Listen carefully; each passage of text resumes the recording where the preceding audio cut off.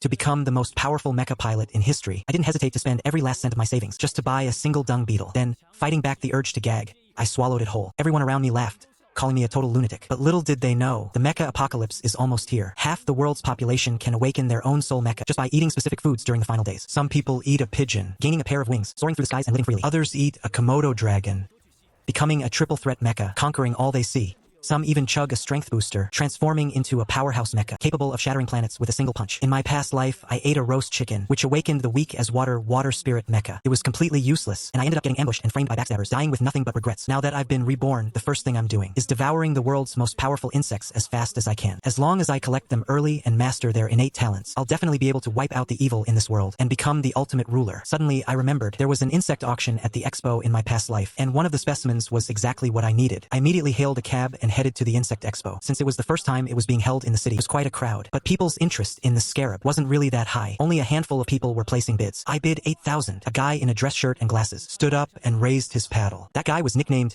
Chongni, pretty well-known figure around here. When they heard Chongni bid 8,000, no one else dared to raise their paddle. That price had already exceeded their limit. Looks like I'm making my move. 8,000 going twice, 8,000 going 3 times, and so on. I bid 10,000. Just as the auctioneer was about to drop the gavel, I walked straight up to the auction stage, ignoring the way everyone was staring at me like I was some kind of idiot. Even though an ant can lift 400 times its own body weight, it still doesn't even come close compared to a gun wolf. A gun wolf can lift 1,141 times its own body weight. If I could absorb the genes of this gun wolf, my combat power would definitely skyrocket. Seeing someone crash the party out of nowhere, the insect enthusiast was incredibly annoyed. When he raised the bid to 10,500, I countered with 15,000 immediately. Hearing such an absurd bid, the enthusiast looked me up and down and asked with clear irritation, "This gold shell beetle isn't even that rare. Why on earth are you buying it?" As soon as those words left his mouth, the entire crowd erupted into an uproar. The enthusiast was stunned for a second, then joined everyone else in laughter. Ha ha ha ha.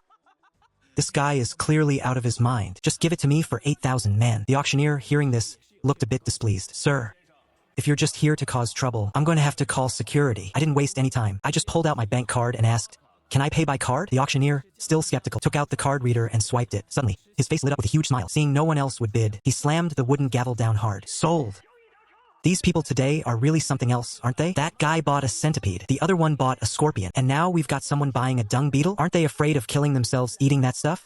Ha ha ha ha. Everyone was looking at me like I was a complete idiot. They had no idea why anyone would throw away something so valuable like that. Quit running your mouth. If you're so tough, let's see you eat it right here in front of everyone. Seeing how calm and unfazed I was, the bug fanatic was getting seriously annoyed. "If you can actually eat that, then I'll admit I lost today. But if you can't, then you hand over the golden shell gallery to me.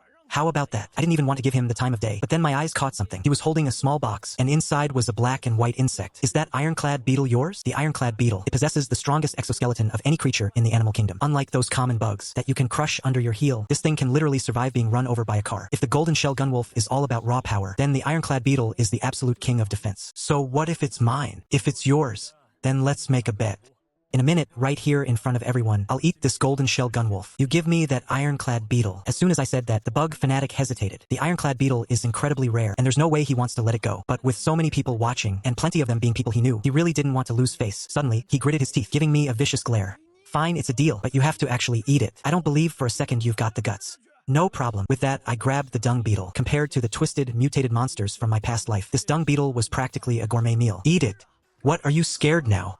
It's just a dung beetle, man. If you're really too chicken to eat it, you don't have to force yourself, you know?" The bug fan kept provoking me. Just let out a cold laugh. Without a second thought, I tossed it straight into my mouth. I started chewing it up with a loud, crunchy sound. Seeing that, everyone around fell silent in an instant. After gulping it down, I held out my open palm, signaling the bug fan to hand over the ironclad beetle. The guy turned pale as a sheet. He reluctantly pulled out that little box, but then, "Hold it. I want this ironclad beetle." Before I could even grab the box, a young guy walked over, flanked by 2 muscle-bound brutes, wearing black tank tops, the red Titan mech, and hung high. It hit me all of a sudden. This young man right in front of me, he's the one who'll go on to become the top powerhouse, ruling over all of Ning City. The red Titan mech is insanely powerful. When it charges, can literally smash through an entire mountain. Back in the previous timeline, I was constantly kept under the thumb of an Honghai's men. If I hadn't seized a chance when I went out looking for food, risked everything to escape, I probably have ended up as nothing but a pile of bones at their hands long ago. Right at that moment, a mechanical voice suddenly rang out in my ear. "Absorption by the wolf gene complete. Advancing the Tier 1 heavy-duty mech to the Titan mech form. Displaying Titan mech stats." My heart soared with joy. Even though the other 3 stats are a bit low, the sheer power alone is already enough to easily crush many Tier 2 level genes. And what's more, I've got an even more insane God tier exclusive module. Not only does it give me a 50% boost to strength, but it can even be upgraded again. Thinking of this, I snatched the ironclad beetle right out of the bug fan's grip. And Honghai watched it all happen. His eyes locked on me. A smirk tugged at the corner of my mouth. "Look, Buddy, hand over that bug. I'll pay you double. That's more than fair, right? Sorry, I'm not hurting for cash. Seeing the massive crowd surging toward us, my heart tightened. I needed to get out of there, fast, with this many people around. If some mutated freak pops out, even with my skills, I'm toast. I said, hand the bug over to me. Are you deaf? Seeing I wasn't backing down, and Huang Hai immediately signaled his bodyguards to block my path. Facing these thugs blocking my way, a surge of power rushed straight to my head. All the killing intent I built up in my past life poured out without restraint. It scared them both so bad they froze in their tracks, trembling. You got guts, you really have guts. You son of a b asterisk asterisk asterisk asterisk. There isn't a single bastard in Ice City who dares to embarrass me like this in public. At least, not one who's still alive. Who the hell do you think you are? He got right in my face, aggressively, and tried to snatch the box by force. I backhanded him, swatting his hand away, and walked off without even looking back. A deathly silence fell over the crowd. Everyone was stunned, speechless. He was really gonna peel and Xiao's pride right off his face, throw it on the ground, and stomp on it. And Hong Hai's face turned beet red with rage. He glared viciously at his two bodyguards. The bodyguards got the message, and they lunged, kicking hard at my back. But the moment their feet were about to make contact, a flash of golden light suddenly erupted behind me. In the next second, a cool, jet black and gold mech, over 3 meters tall, materialized out of thin air. The god armor appeared instantly. From afar, a wave of pressure, almost like a physical tide, blasted outward. The moment the mech appeared, I spun around and smashed a punch into them, snapping both bodyguards' shins. The sight made more than a few people's knees go weak. The aircraft loomed directly over in Hong Hai, looking up at the massive mech, and Hong Hai was panicking on the inside, but he forced a relaxed expression and chuckled. Hehehe, my friend, let's talk this over.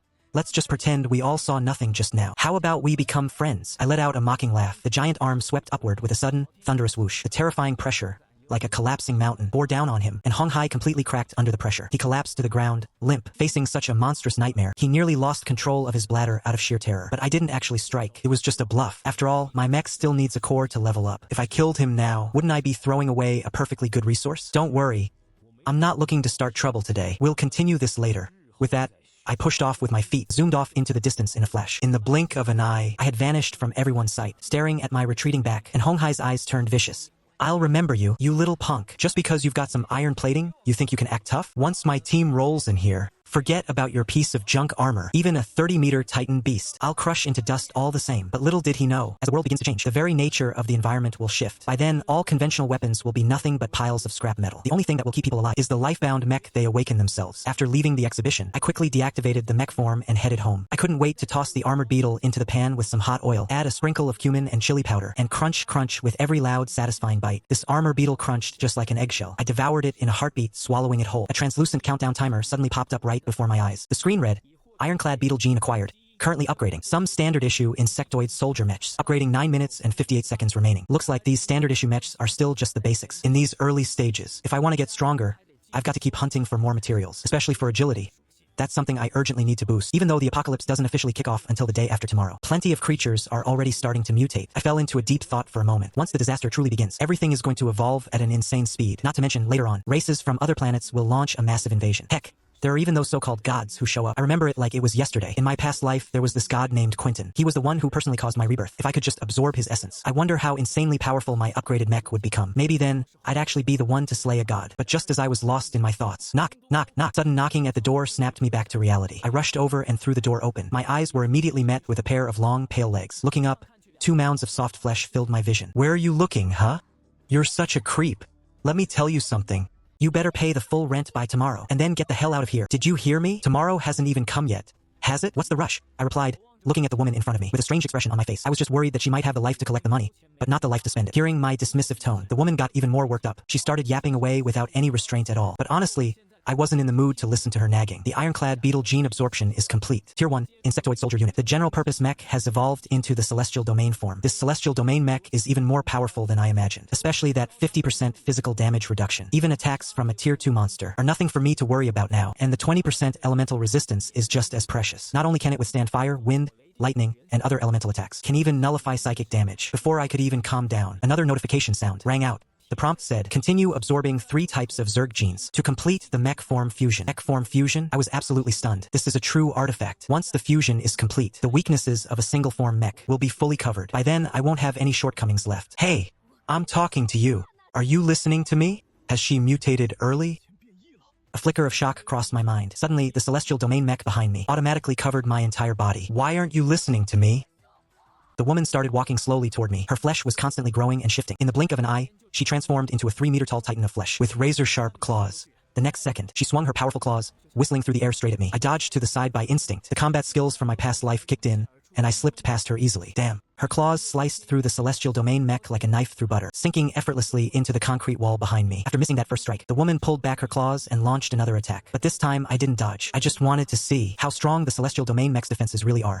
The claws raked across the surface of the mech, creating a piercing screech. After that strike, the woman's hands were shredded to bloody pulp in an instant. Her fingernails shattered upon impact. Yet, the Sky Prison mech didn't have so much as a single scratch on it. From inside the cockpit, I didn't feel a thing. The capabilities of the Sky Prison mech are truly staggering. Alright, my turn now. I let out a low roar and slammed her straight into the wall. Then, I switched to the Titan mech and smashed her skull to pieces with a single punch. Mutant Blood Corpse killed.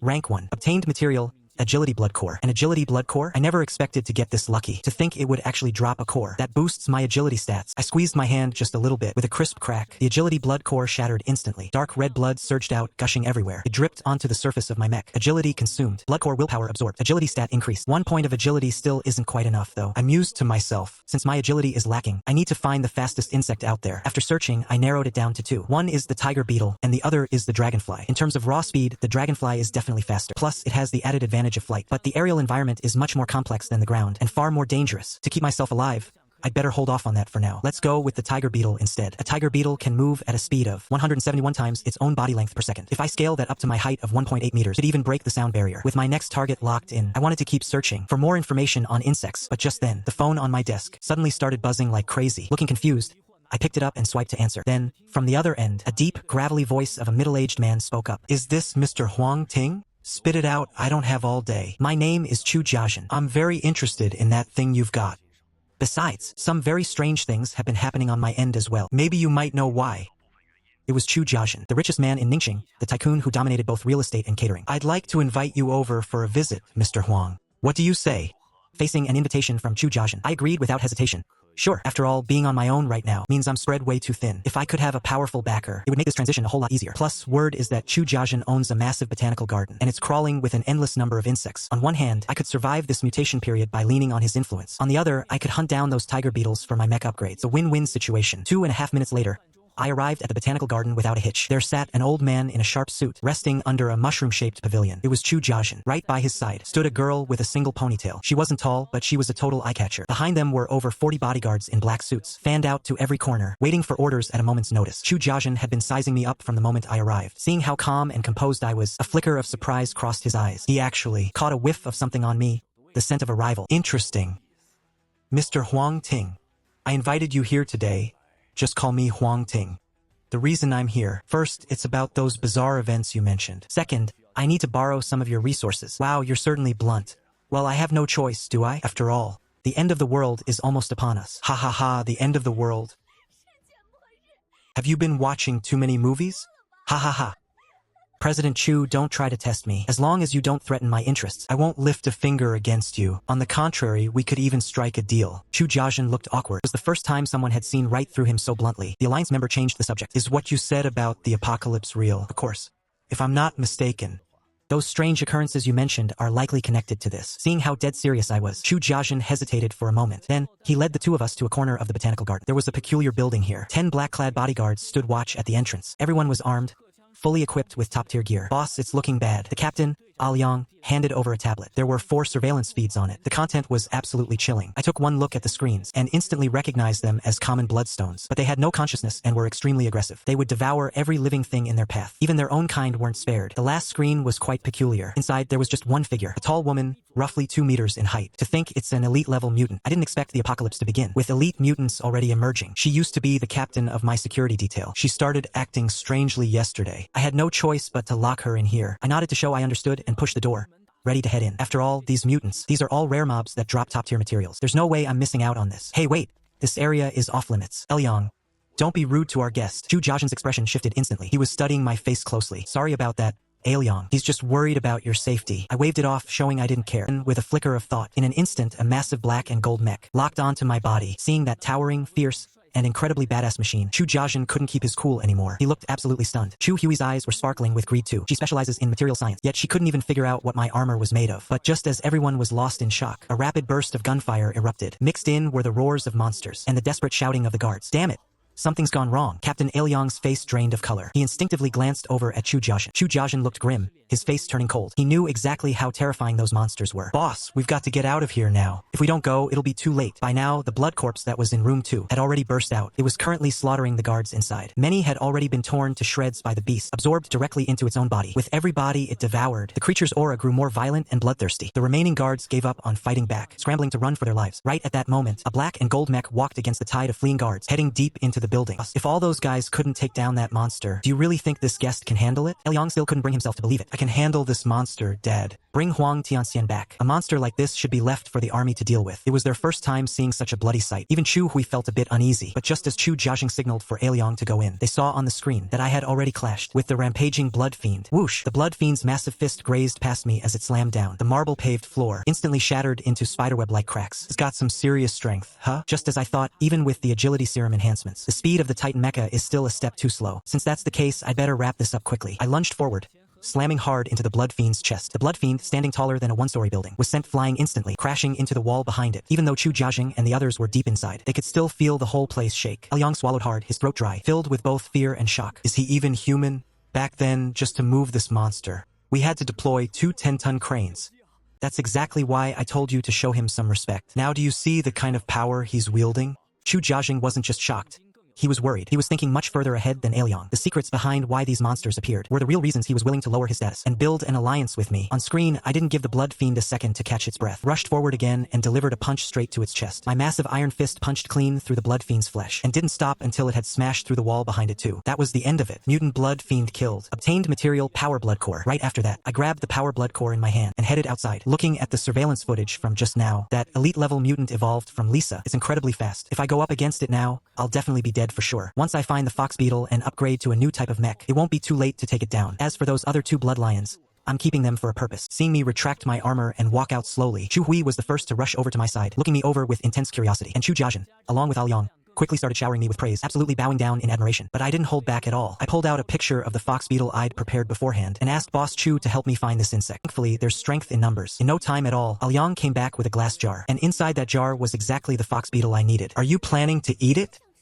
I didn't deny it. I grabbed the fox beetle right as it tried to scramble away and tossed it into my mouth to absorb its genetic traits. I was already working on upgrading some standard issue bug soldier mechs. Huang Ting, what are you planning to do about those remaining monsters? I'll handle that elite mutant myself in a bit. As for the 2 blood lions left, that's going to be up to you, Boss Chu and Chu Hui. As soon as I said that, Chu Jiaxing's brows furrowed tightly. Chu Hui, on the other hand, was so scared her face turned ghost white. You've got to be kidding me. How am I supposed to deal with a monster like that? After a moment of silence, Chu Jiaxing finally spoke up. You want us to take them on? Does this have something to do with that mech armor of yours? You'd expect nothing less from a titan who's dominated the business world. He cut straight to the core of the issue. So, Boss Chu, do you want one? To say he wasn't tempted would be a lie, but he also knew perfectly well, based on his own strength alone, there was absolutely no way he could face a beast like that. There's no rush for your answer, President Chu. Take all the time you need to think about it. I don't have much time to spare. No need to think. I want that technology or that power. If you have any other conditions, just lay them out. Chu Jiaxing agreed without a second thought. As the saying goes, even a pig can fly if it catches the right wave. I pondered for a moment and finally said, in the future, if I ever need a favor, I hope you'll help me out no matter the cost. Deal, I'm in. Even if it costs me my life. But I have one condition, and that is Chu Hui must be exempt from this agreement, Dad. What did you say? Chu Hui's eyes welled up instantly. She threw herself into Chu Jiaxing's arms, tears streaming down her face. Here it is, 2.5 days from now, at 12 noon. By then, most living things will have mutated. Blood wet is just the most common type, and for those who don't mutate, they will awaken their own unique soul mechs. But you'll need to eat something good first. A plant-based soul mech. Chu Jiaxing's body jolted in shock. He wasn't stupid. He immediately grasped the connection between the 2. He waved his hand at once, calling over Liang with a sharp order. Go to the storage room, get those mammoth tusks, grind them into powder with the Argentine cherry fossil, and stew it all together. But just then, sudden noisy clamor erupted from the entrance of the botanical garden. Hey, Chu Hui! Chu Hui! Heh. So you really are here. Why are you back again? I've told you already, I don't like you. Stop pestering me. Chu Hui's expression turned icy, not giving Hong Hai an ounce of respect. And Hong Hai wore a mocking smirk, but the very next second, he spotted me standing right there next to Uncle Chu. His expression shifted from sunny to stormy in a heartbeat. Well, look at you. I haven't even gone after you yet, and you've already walked right into my trap. And Hong Hai, he's my father's guest. Don't you dare cause a scene here. Humph. A guest. Uncle Chu. Don't let this guy fool you. That mech of his is nothing but a cheap parlor trick. At best, it's got a bit of brute strength, but it's completely useless in a real fight. That thought in mind, he immediately turned to the 5 bodyguards behind him. Ever since the exhibition incident, he had beefed up his security detail. All 5 of these guys were armed with top-of-the-line firearms. All right, Hong Hai, That's enough. I have guests today and I'm a bit tied up. So just bear with it. If this were a while ago, and Hong Hai would obviously be the one who mattered more. But now, I'm the one who's truly valuable. Feeling the cold shoulder and the distance, and Hong Hai was absolutely fuming. He was convinced that I was the one behind all of this. Hey kid, if you've got the guts, bring out that piece of junk armor of yours. Let's see if I can't turn you into a human colander. And Hong Hai gave a sharp wave of his hand. His bodyguards immediately pulled handguns from their holsters, aiming straight at me. Click-clack. The black-suited guards standing by my side saw this, and raised their own weapons in a tense standoff. The atmosphere at the scene instantly became suffocating and volatile. Uncle Chu was already showing his displeasure. After all, this was his own territory. He was just about to step in and put an end to it, but I held him back. I glanced at the countdown, 30 seconds left. I gave a brilliant, chilling smile. Sure, let's see what you've got. Fine by me. I was just itching to test out the new form of my mech anyway. Just then, a familiar notification echoed in my ears. Bone armor beetle gene absorption complete. Tier 1 infantry class mech, upgraded to lightning flash form. Oh man, the exclusive module, lightning burst, actually boosts speed by 30%, and agility is up by 20%. Can even keep getting stronger after this upgrade. As long as I switch forms, my strength is absolutely on par with a tier 2 mech. Honestly, I might even be stronger. Thinking of this, I stepped forward. My gaze was sharp and focused. And Hong Hai, I'm bringing out my mech. If you can land even one hit on me, I'll count it as my loss. No way. That's letting you off too easy. If I manage to hit you, you're crawling through my legs. Wait, actually, if I win, you're going to bark like a dog 5 times for me. Since you're such a pathetic simp anyway, consider it returning to your true nature. Who are you calling a simp? My feelings for Chu Hui are genuine. And Hong Hai immediately started making excuses. I couldn't be bothered with him if it weren't for the fact that I still need his mech's core. For future upgrades, I would have wrecked him already. With a flicker of my mind, a mech with purple lightning patterns instantly locked onto my body. Enough talk. Let's go, I shouted, my body coiled and ready to strike. And Hong Hai didn't waste any more time. He waved his hand downward. Bang, bang, bang, bang. A rapid-fire burst of gunfire erupted. As the shots rang out, in that split second, I felt like everything around me had suddenly slowed down. A dozen bullets were flying toward me from every direction, yet they seemed to hang suspended in midair. I could even clearly trace the trajectory of every single bullet. I tilted my body to the side, and all the bullets slammed into the wall behind me in an instant. Seeing this, and Hong Hai's eyes nearly popped out of his head. He actually dodged the bullet. Chu Jiajin was also left completely stunned. That was when he finally realized I had a mech with even greater speed. I just hadn't felt like bringing it out until now. Every single bullet dodged. You lost. The thought of having to bark like a dog in front of so many people. And Hong Hai's face turned beet red. He glared at me fiercely, his eyes filled with threats, but I wasn't about to give him any slack. I spoke up, and Hong Hai, since you lost, time to pay up on our bet. Chu Jiajin wanted to step in and smooth things over, but when he met my gaze, that cold, a motionless stare, he backed off. For the first time, he was genuinely afraid of me. The barking felt like a hot coal in his mouth, and Hong Hai couldn't get it out. Swallowing his pride and seething with rage, he grabbed his men and scrambled away in shame. Watching his back as he fled, spat on the ground in disgust. Then I took the freshly stewed meal and headed to the mushroom gazebo. Even though they weren't hungry, Chu Jiajin and Chu Hui gulped down the soup until not a drop was left. After 2 blood-curdling screams from the old woman, the remaining 2 blood corpses had their limbs shattered by me and half their bodies crushed. Now they lay on the ground, their life force fading fast. Getting the signal, Chu Jiajin walked into the room carrying a sledgehammer that reached his waist. Finish them off, I said, standing to the side with my arms crossed. Chu Jiajin was a tough one, too. Even though the blood corpses looked horrific, he didn't hesitate for a second and brought the hammer down hard. A spray of blood erupted, splattering all over his face. In the end, those 2 blood corpses were finally. Chu Hui and Chu Jiajin unleashed their power in quick succession. A flash of light streaked through the room. 2 imposing mechs materialized out of thin air. Chu Jiajin's mech was decked out in a sleek gray and white finish, but the real eye-catchers, those massive ivory tusks mounted on its shoulders. They shimmered with a cold, metallic sheen, radiating an aura of absolute lethality. Compared to him, Chu Hui's mech was a bit more compact, yet it was equipped with a pair of colossal steel wings, a sight that would strike fear into anyone's heart. Honestly, unless someone literally ate a dinosaur or something, this has to be the pinnacle. Animal gene integration. Right at this moment, Chu Jiajin didn't harbor a single doubt about the apocalypse I had described. In fact, his favorability toward me had already maxed out. If I wanted to make a move on his daughter, it actually felt like it might be on the table. All right, I'm heading out to finish off Captain Lisa now. You 2 get familiar with your mechs. With that, I flickered out of sight. I bolted straight toward the final cell door. The second I cracked the door open, a dark blur lunged at me. Damn,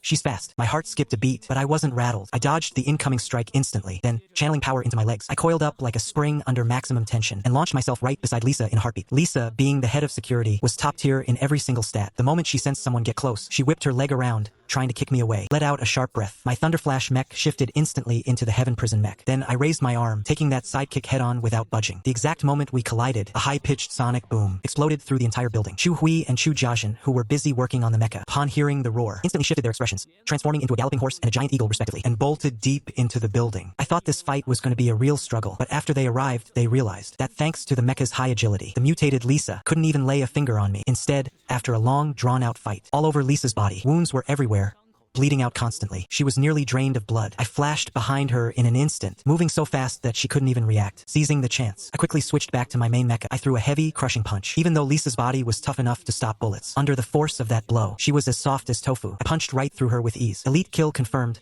Blood essence collected. I looted some agility blood, a bottle of defense blood, and a pile of crimson bones. 2 sharp claws and a pair of crimson bones. The drop rate isn't usually that high. I didn't expect them to drop so quickly. During the early stages of mecha upgrades, these are essential enhancement materials. But what really got me fired up was that metallic claw. With a flash of white light, I placed the metal strip against my right hand. Click.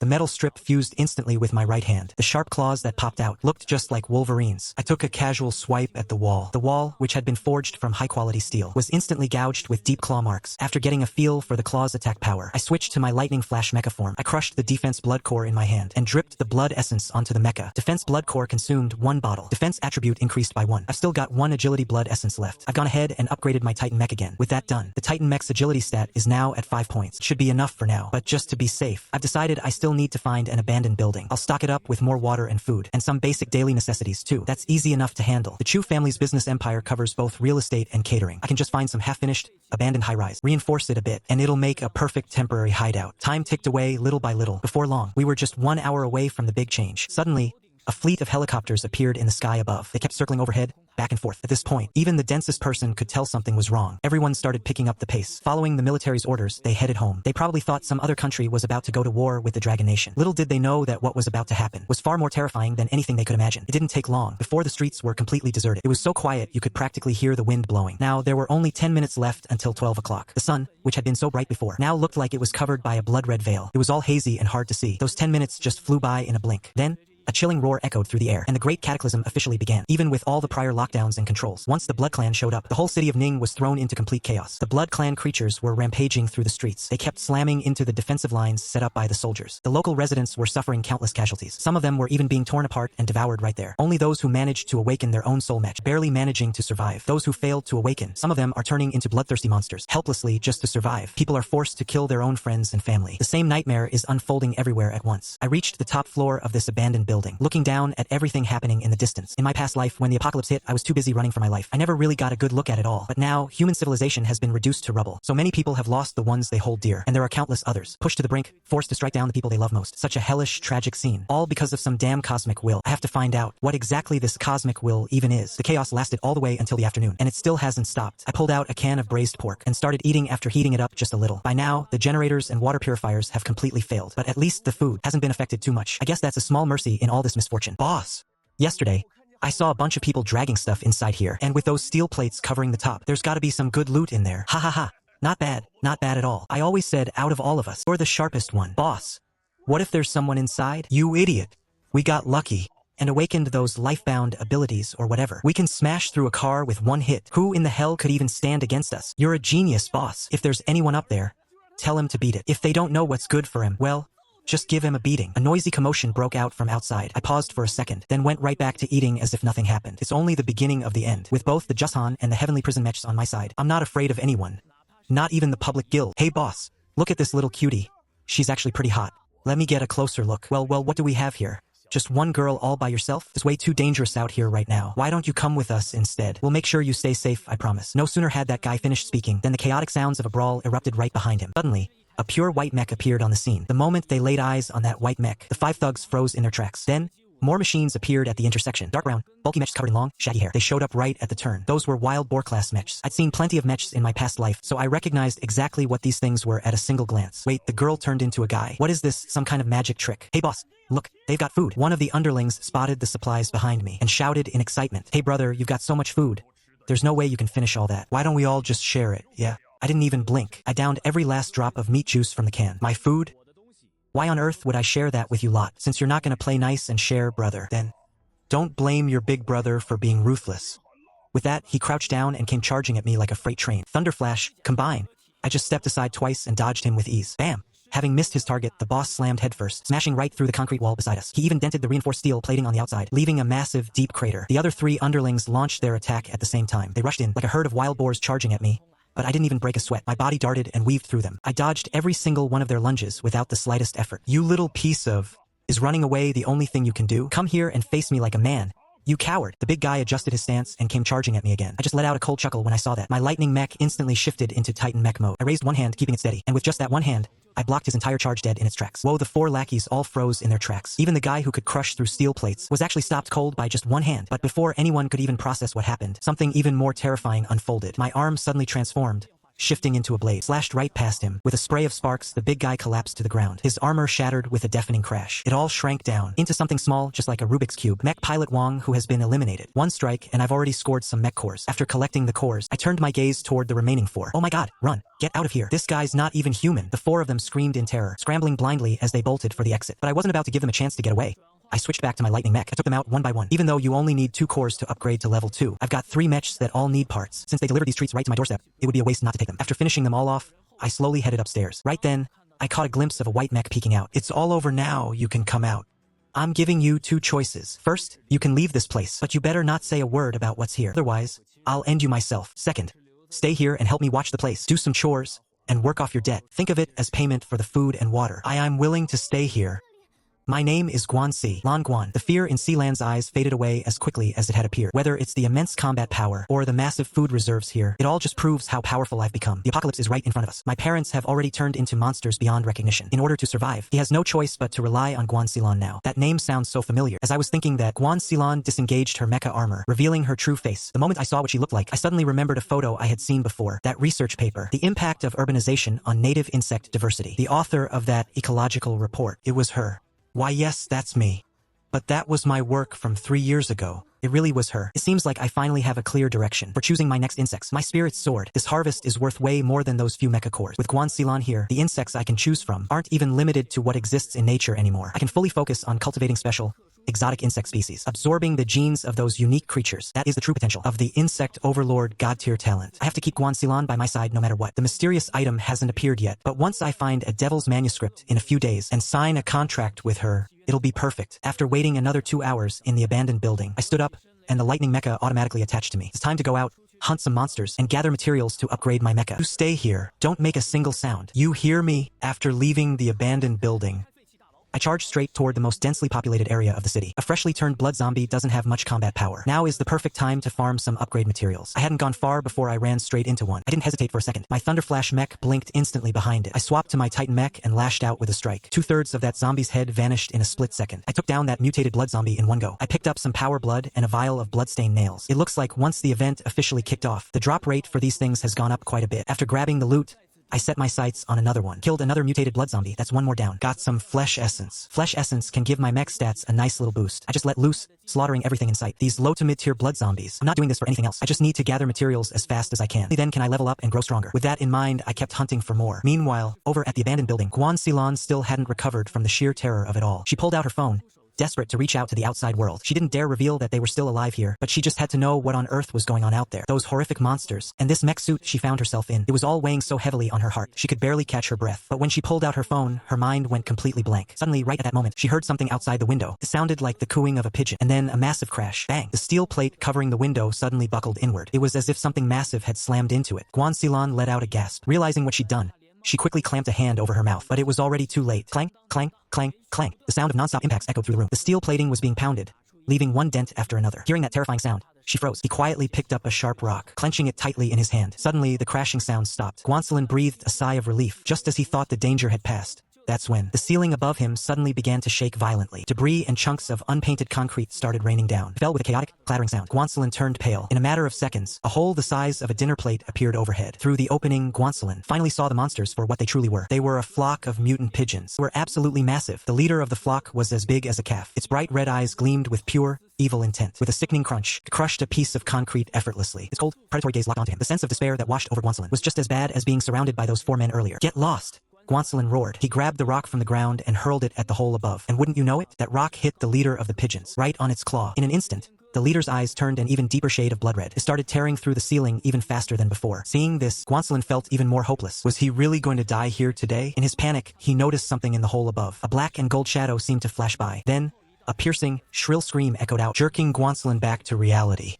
Wait, is that a mech? Guanxilan's face lit up with wild joy. He scrambled to turn his body, desperate to see the fight happening above. And there he saw it, the figure on the roof, reached out and grabbed a mutant pigeon by the neck. With a violent twist, in a split second, the The bird's head was severed from its body. It fell as nothing more than a lifeless heap of flesh. Eliminated the mutated pigeon from the other world. Obtained crafting material, gray feathers, and 1 drop of mutated blood. I quickly collected the loot. Then, I locked my eyes on the leader of the pigeon flock. Another elite-level mutant. I wonder what kind of goodies it'll drop. With a sharp cry, I charged straight at them. That vicious, bloodthirsty flock of birds. They were nothing more than lambs to the slaughter in my hands. They didn't stand a chance. In no time, I wiped them all out. Only the pigeon leader remained. Realizing I wasn't someone to be trifled with, the leader spread its wings and bolted out of the building. Trying to run now? Too little, too late. I snatched a stone slab off the ground and hurled it with all my might. It struck the target dead on, right in the head. With a pained screech, the pigeon leader plummeted to the ground. I dove out of the building right after it and landed a heavy stomp squarely on its body. Between the sheer weight of my mecha and the massive impact force from my descent, I crushed the life out of that leader instantly. Eliminated the elite mutated carrier pigeon. Obtained 5 gray feathers, plus an auxiliary module,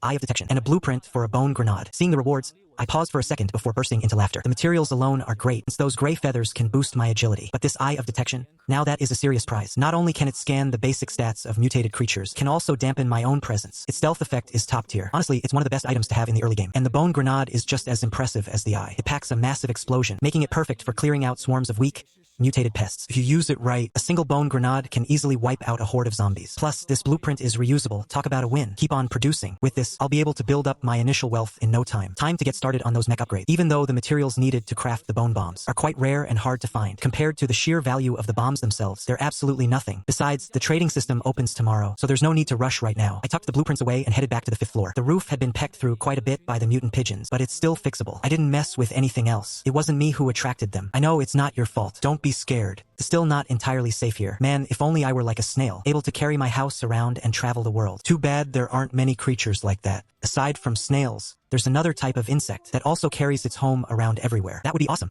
I blurted out, stunned. I lunged forward and grabbed Guan by the arm. Guan expression shifted instantly. Instinctively, he pulled out the rock he'd prepared earlier, swung it hard at my hand. My eyes turned cold. I swatted the rock right out of his grip. I'm not interested in you. I just wanted to know what that insect that carries its house around is called. Seeing that I wasn't going to make another move, Guan finally relaxed and slowly lowered his arm. Then, a wave of intense frustration surged up inside him. To think that, in my eyes, he wasn't even as important as a bug. That insect is called a casebearer. The larvae can spin silk and use leaves or twigs to weave a nest, then carry it around while they walk. Guan explanation was incredibly brief, but I still managed to grasp the key point. He realized there was something unusual about this insect. This kind of bagworm is widely distributed. Quite widespread, actually. You can find them pretty much all over the country. If you ever spot something that looks like a little ribbon on a tree branch, there's a good chance that's a bagworm's home. Hearing this, Huang Ting looked a bit embarrassed. Having grown up in the big city his whole life, how would he have ever seen an insect like that? He had seen plenty of bugs in his past life, though. But those creatures either had a bunch of eyes or dozens of limbs. Just looking at them made your skin crawl. Compared to those monsters, the bugs nowadays are basically as harmless as little kittens. Huang Ting flashed a smile. He really hadn't misremembered. He never expected that just by picking a random person, they'd actually happen to know about the bagworms. Since that's the case, I'll give you the next slot for a mech upgrade, with a goal in mind. Huang Ting didn't hesitate any longer. He shouldered an iron box and set off once again. The only reason he came back early was to find a container to hold all those materials. If this were late into the apocalypse, there would be countless spatial storage devices available. He wouldn't have to go through all this trouble. But right now, he has no choice but to rely on this primitive, old-school way of gathering things. Pulling out the map he had prepared earlier, Huang Ting headed straight toward the shelter built by the Chu family town. He didn't have enough people of his own. The task of searching for the bagworms still had to be left to the Chu family town. He just hoped they still had enough manpower to spare. Otherwise, his next mech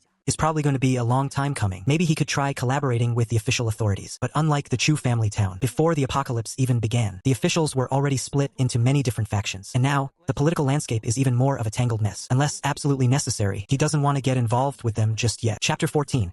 A 600% profit margin.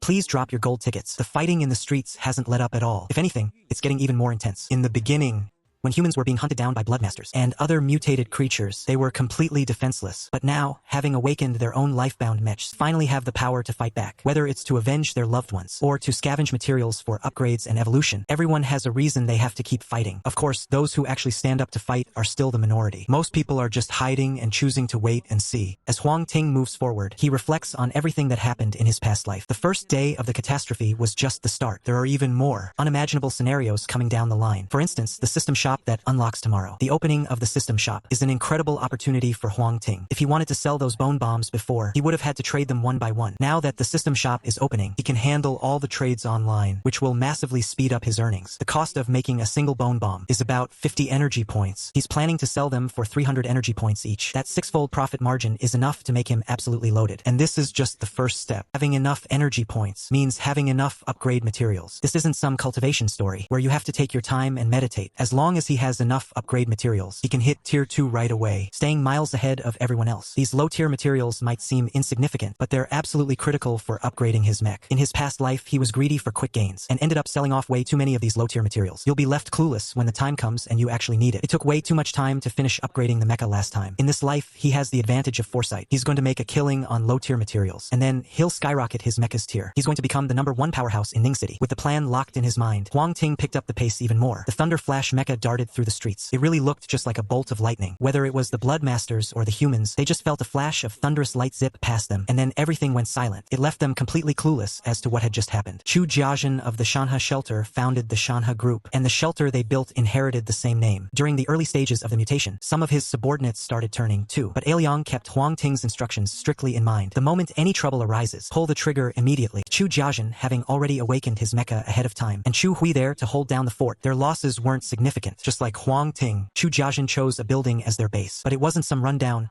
abandoned wreck. It was a brand new, completely finished structure, one that hadn't even been handed over for use yet. The top floor had 8 small watchtowers, making it easy to keep a clear eye on everyone's movements within several hundred meters. Trouble. There's a mecha approaching from 300 meters out. He's moving incredibly fast. Suddenly, a voice rang out from one of the watchtowers. Then, the voice turned panicked and urgent. Oh no! He's charged right up to the entrance. All units, take defensive positions. Wait, hold on. He seems to have stopped. The men up top didn't dare to be careless and immediately passed the word down. At the same time, Chu Jiajin was alerted that an unwelcome guest had just come barging in. He stepped outside to see what was going on. Premium, a familiar violet mecha came into view. Alright, no need to be nervous. It's an old friend. Is that Huang Ting? Chu Hui exclaimed in surprise. Stepping onto a window frame, Jing Ji leaped out. In midair, the massive infant-styled mecha merged with him. He spread his wings and flew straight in front of Huang Ting. Looks like you've got a pretty good handle on your mecha. But remember, never fly too high. The dangers up there are just as bad as they are on the ground. Huang Ting retracted his mecha and let out a chuckle. Yeah, I got it. Chu Hui also took the chance to disengage her mecha, acting quite obedient. In just half a day, he felt as if the sky had fallen. Everyone around him was either mutating, going silent. That's exactly why she was so overjoyed to see a familiar face like Huang Ting. Just then, Chu Jiajin also walked out of the building. Seeing his daughter chatting so happily with Huang Ting, he couldn't help but smile. Huang Ting's mystery and power had left an indelible impression on him. Plus, he was tall and remarkably handsome. If those two could end up together, that wouldn't be half bad. We really owe you one this time. Otherwise, a lot of people in Ning City would have died. Chu Jiajin walked up and patted Huang Ting on the shoulder as he spoke. Witnessing this scene, Liang, standing behind them, was absolutely shocked. It was the first time he had ever seen Chu Jiajin treat a young man with such respect. But if the guy was Huang Ting, then it wasn't strange at all. Huang Ting offered a few polite remarks. Then he stated the reason for his visit. Finding those used to be easy, he remarked. But I'm afraid it's going to be a bit of a hassle now. I'll have my people keep an eye out for you, he replied. Chu Jiajin had already guessed it. The Imperial Court's mechs were linked to insects. The two sides were currently allies. The stronger the Imperial Court was, the more secure his own interests would be. That was why he agreed without a second thought. Once the serious business was settled, Huang Ting opened the iron case he'd brought with him. He took out 3 items from inside. Mr. Chu, I'm not sure if your people have managed to find these 3 types of materials yet. I'd be willing to trade them for a little secret, though. Chu Jiajin took a quick glance at the 3 materials. He chuckled. What a coincidence. I happen to have all 3 of these right here. I'm curious. What kind of secret are you offering in exchange? All you have to do is crush the blood core and let the blood inside drip onto your mech. It'll boost the corresponding attributes immediately. Tell me, how much is this little secret worth to you? Huang Ting didn't hold back on explaining how to use the blood core. Even if he didn't say it now, this secret would inevitably come out sooner or later. Rather than waiting until it was common knowledge, he might as well trade it for some benefits right now. Upon hearing the secret, Chu Jiajin was visibly stunned. He had assumed absorbing the blood core was a complex, tedious process. He never expected it to be this simple. After a brief moment of hesitation, he spoke up. We don't have many bloody bones left. I can give you 8 of them, along with the blood drip stones, and 6 pieces of blood-stained beast hide. Does that work for you? Huang Ting did some quick mental math. With these materials added to what he had already stockpiled, he could craft 10 bone bombs. That should be just about enough. He also understood the situation. It was still the early stage of the mutation. Chu Jiajin really couldn't spare many more materials than that. As for the average person, it's even less likely. Besides, it's just a 5-book deal anyway. I'll take whatever I can get. Furthermore, Chu Jiajin isn't exactly his subordinate. They're just in a business partnership. Once he got the materials, Huang Ting found a room and started crafting the bone bombs. Bone bombs are classified as items, and generally there are two ways to make them. One way is using a blueprint. You just place the materials on the blueprint. Simple and quick. The other way is crafting them by hand. Handcrafting is more of a hassle and much more difficult, but it often yields top-tier results. In his past life, many people were master crafters. Even if their mechs were mediocre, they could still be armed to have incredible combat power. With a flash of white light, a bone bomb, looking like a miniature human skull, was finished. Huang Ting took a deep breath and crafted the remaining 9 bone bombs all at once. He found Chu Jiajin again, and to demonstrate the bomb's destructive power, he even dragged 8 blood lions over. He tossed the bone bomb, and with a massive boom, the 8 blood lions instantly turned into a pile of unrecognizable flesh. Chu Jiajin was immediately fired up. Huang Ting, I want as many of these bone bombs as you can make. As a seasoned businessman, he saw the value of these bombs in a heartbeat. The apocalypse had just begun, and even with mechs, most people were still terrified of fighting blood lions. That alone sent the value of these bone bombs skyrocketing. You don't have to face the blood lions head-on, yet you can still deal massive damage. This thing is an absolute game changer. Sure, plenty of people will snatch some up for self-defense. Even if you don't need it yourself, you can always grab some for your family and friends. Needless to say, these bone bombs won't have any trouble selling out. Don't be in such a rush, President Chu. I've actually got a better idea. Chapter 15. The system shop opens. The next day arrived right on schedule in Honghai's Dali. As expected, on top of the Mecha Stats page, a new system shop tab had finally appeared. A translucent light screen slowly unfolded before Huang Ting. He tapped on the system shop, and a vast array of items instantly popped up. It didn't just have a huge supply of food and daily necessities, but also all sorts of other gadgets, including blueprints and auxiliary modules. Buying stuff is simple enough. You just sell items to the system in exchange for energy points. For instance, 1 serving of clean meat can be sold for 1 energy point, and 1 energy point is enough to buy a small food pack containing enough supplies to last 1 person a full day. If you ration it, making it last 3 days isn't out of the question. And if you don't want to sell your items to the system, this shop lets you set up your very own stall.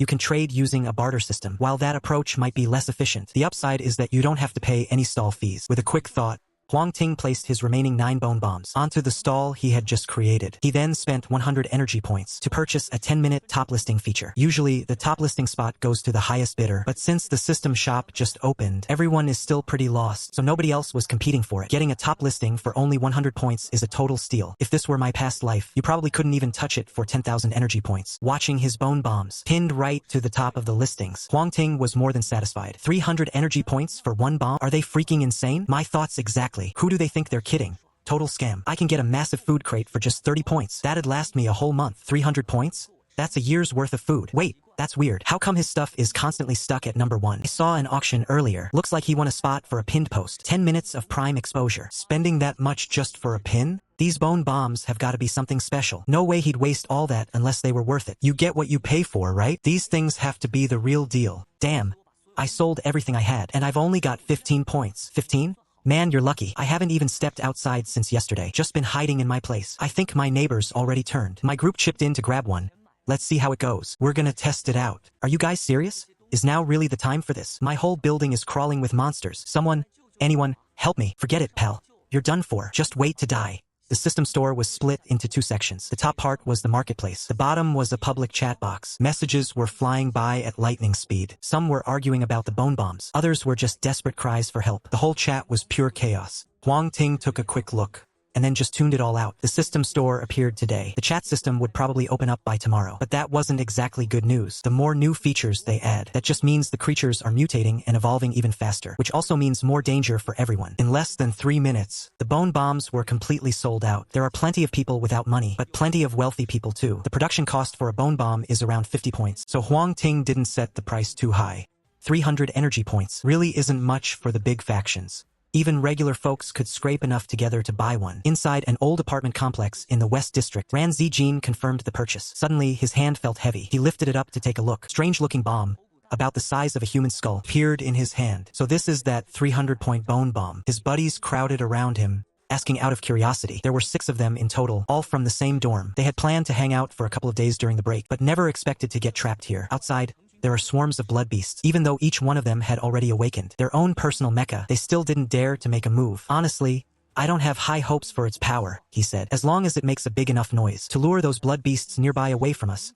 that's all that matters. Ran Zijin took a deep breath. A silvery white mecha automatically materialized over his body. The others quickly summoned their own mechas as well. There weren't many people in this complex, and even fewer who had mutated. The blood beasts throughout the entire building had already been cleared out by them. The only tricky part now was the pack of blood beasts surrounding the building outside. None of them expected the bone bomb to be incredibly powerful. Just like Ran Zijin said, as long as it can lure those monsters away, or at least draw a portion of them off, that'll be enough. The group of 6 reached the rooftop of the residential building. Ran Zijin observed for a moment, then he picked out a rather large pack of blood lions. He tossed a bone bomb into the mix. The bone bomb cut a perfect arc through the air and dropped right into the heart of the blood lion pack. Boom!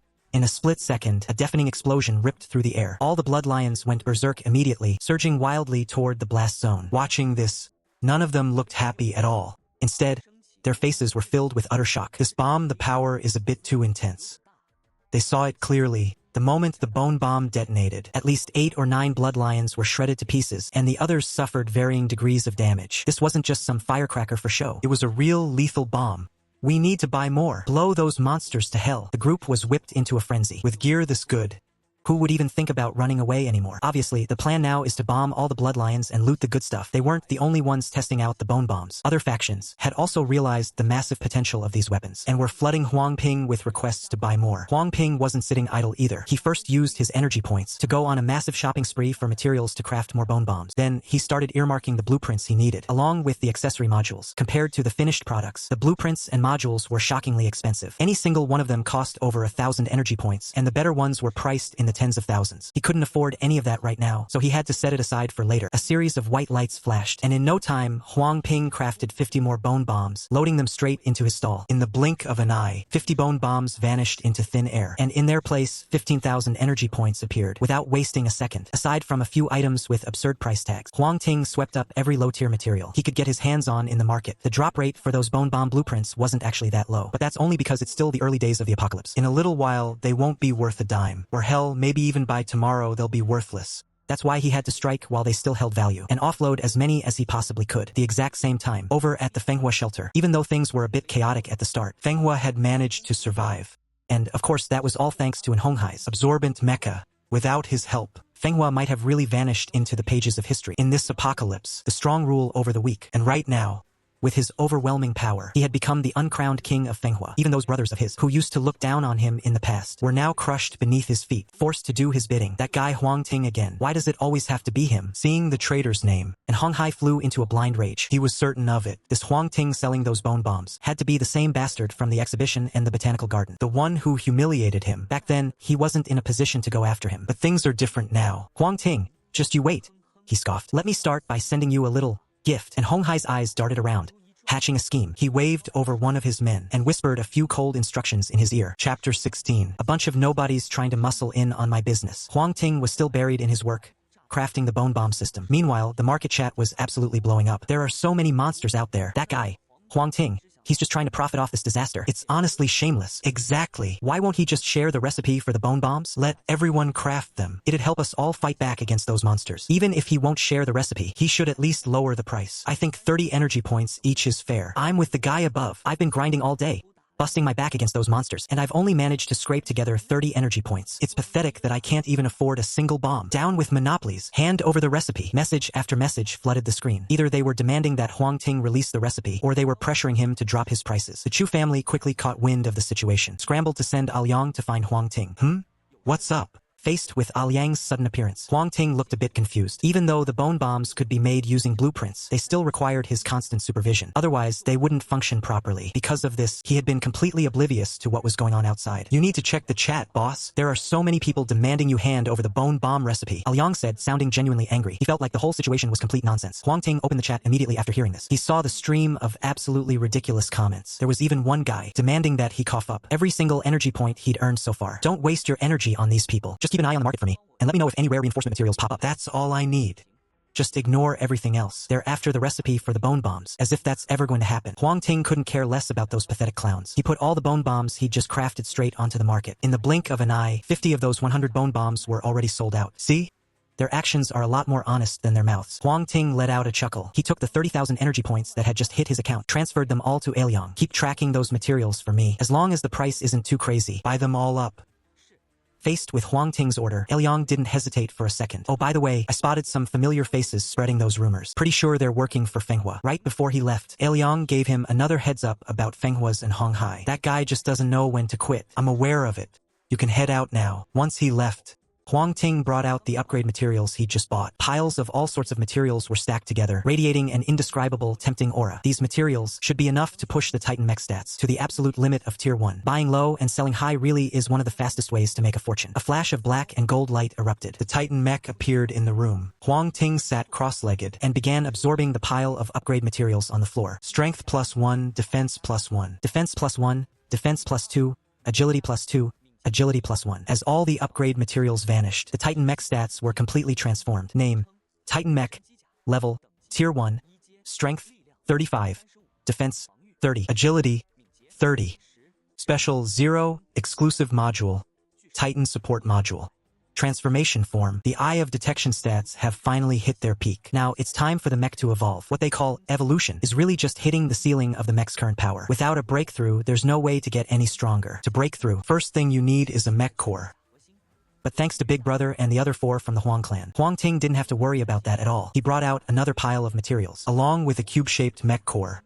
He took a deep breath, steadying his focus, and officially initiated the evolution process. Mech evolution initiated. Estimated time for this evolution: 28 hours. Just as Huang Ting was busy with his mech, and Hong Hai was throwing a massive tantrum inside the shelter. He thought he could find someone to mess with Huang Ting, but he never expected the guy to just completely ignore him. It was like throwing a punch and hitting nothing but thin air. He was so frustrated he felt like he was gonna cough up blood. Boss!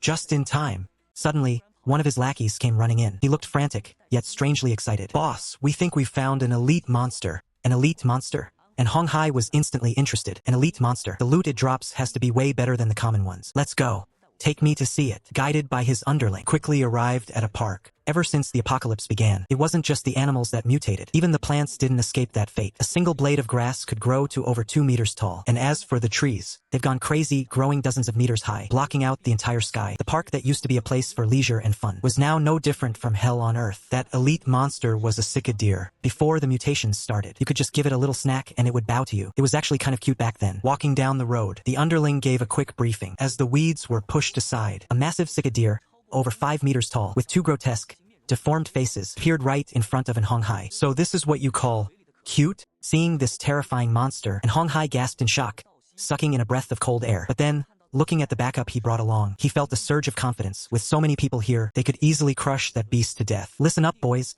Follow me and attack. Hong Hai roared. His mecha let out a thunderous battle cry, and Hong Hai was the first to charge in. Just like a wild boar, the rhino's charge carried an absolutely devastating amount of force. Caught by the sudden, brutal assault, the giant deer was sent flying through the air. The other underlings seized the chance to rush in and join the fray. Even though Hong Hai was arrogant and overbearing, he fought with genuine ferocity. Leveraging his own strengths, he quickly forced the giant cicadere into a desperate retreat. 10 minutes later, the giant monster collapsed to the ground with a massive thud, dropped a pile of loot and materials. Among the loot, something that looked like a blueprint caught in Hong Hai's attention. It's a blueprint for the bone bomb.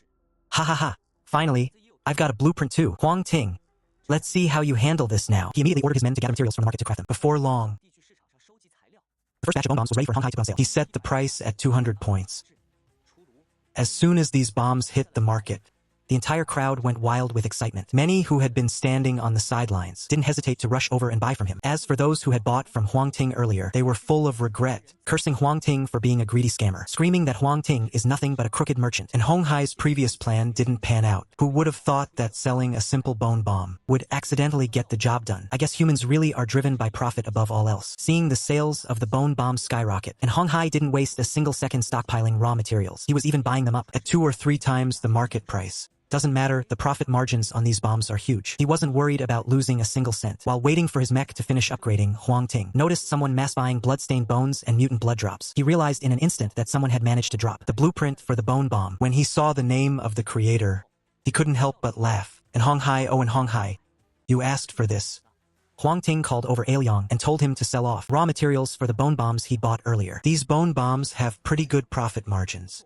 If we just drop the price a little bit, they'll still fly off the shelves. Regarding Huang Ting's decision, Liang was totally confused. Because of these bone bombs, my reputation is already absolute trash. So, I want to do something about it. Huang Ting didn't explain further, just gave him a smirk. Liang shot him a weird look. He didn't buy for a second that Huang Ting was doing this for the sake of the people. A guy like him just doesn't walk away from profits. Huang Ting saw exactly what Liang was thinking and just shook his head helplessly. I'm trying to be the good guy here, you know? He grabbed a piece of paper, scribbled a few lines on it, and handed it to Liang. After reading what was on the note, Liang's eyes went wide with shock. He stared at Huang Ting, completely stunned. Now, surely you'll admit I'm a good guy, right? Yes, you're the best guy, boss. Liang gripped the note tight. It clearly displayed a blueprint for a simplified version of the bone bomb, which required no schematics. Chapter 17, the simplified bone bomb. And Hong Hai is taking a massive loss. Although the simplified bone bomb is a bit weaker, easy to gather the materials, and you don't even need a blueprint. In my past life, anyone who survived for a few years knew how to craft these. From the very beginning, Huang Ting never intended to get rich off of bone bombs. He just wanted to get a head start, farm a bunch of low-level materials, and finish upgrading his mech. Now that his goal is reached, it doesn't matter if he keeps making them or not.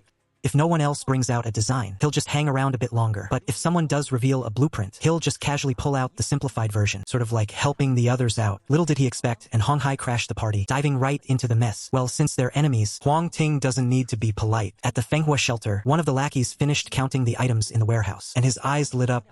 Boss, materials here are enough for us to make 300 bone bombs. If we sell each one for 200 energy points, that's 60,000 energy points. We're gonna be rich. And Hong Hai laughed out loud, already filled with anticipation. This was his entire life savings. Huang Ting is just an ordinary guy. How could he possibly go up against him? Before the apocalypse, he was already better than Huang Ting. The same goes for life after the apocalypse. Someone from the bottom of society will always stay at the bottom. The social hierarchy is set in stone. Even if some outside force tries to shake things up, their influence is still beyond what any ordinary person could imagine. There's just no way for an average person to break through that barrier. In the end, they're all destined to be at the beck and call of the wealthy. So-called wage slaves. Isn't that just a fancy name for slavery? That's the real weight of these power players. Boss, a new batch of raw materials just showed up in the shop. The price is a bit steep. Should we buy them out? The underling asked.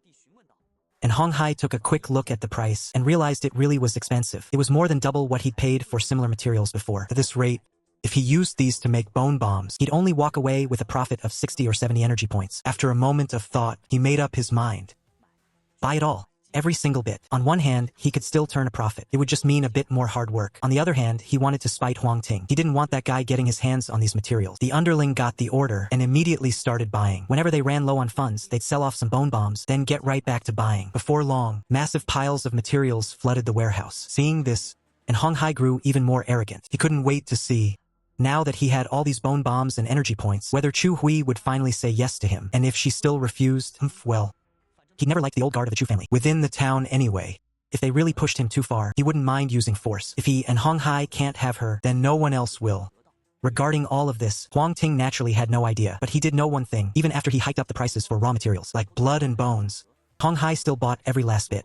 After going back and forth, his energy points had already hit the 30,000 mark. As the very last batch of materials was snatched up by Hong Hai, Huang Ting spent another 100 energy points to pin a top-level announcement. Simplified bone bomb crafting method. Selling for 1 energy point. The moment this message popped up, the chat room went dead silent. For a full 10 seconds or more, nobody sent a single message. Finally, someone couldn't hold back and asked if it was for real. Is this legit? Just buy one and find out. It's dirt cheap anyway. Someone immediately replied underneath. While some were questioning its authenticity, others had already taken action. Holy crap.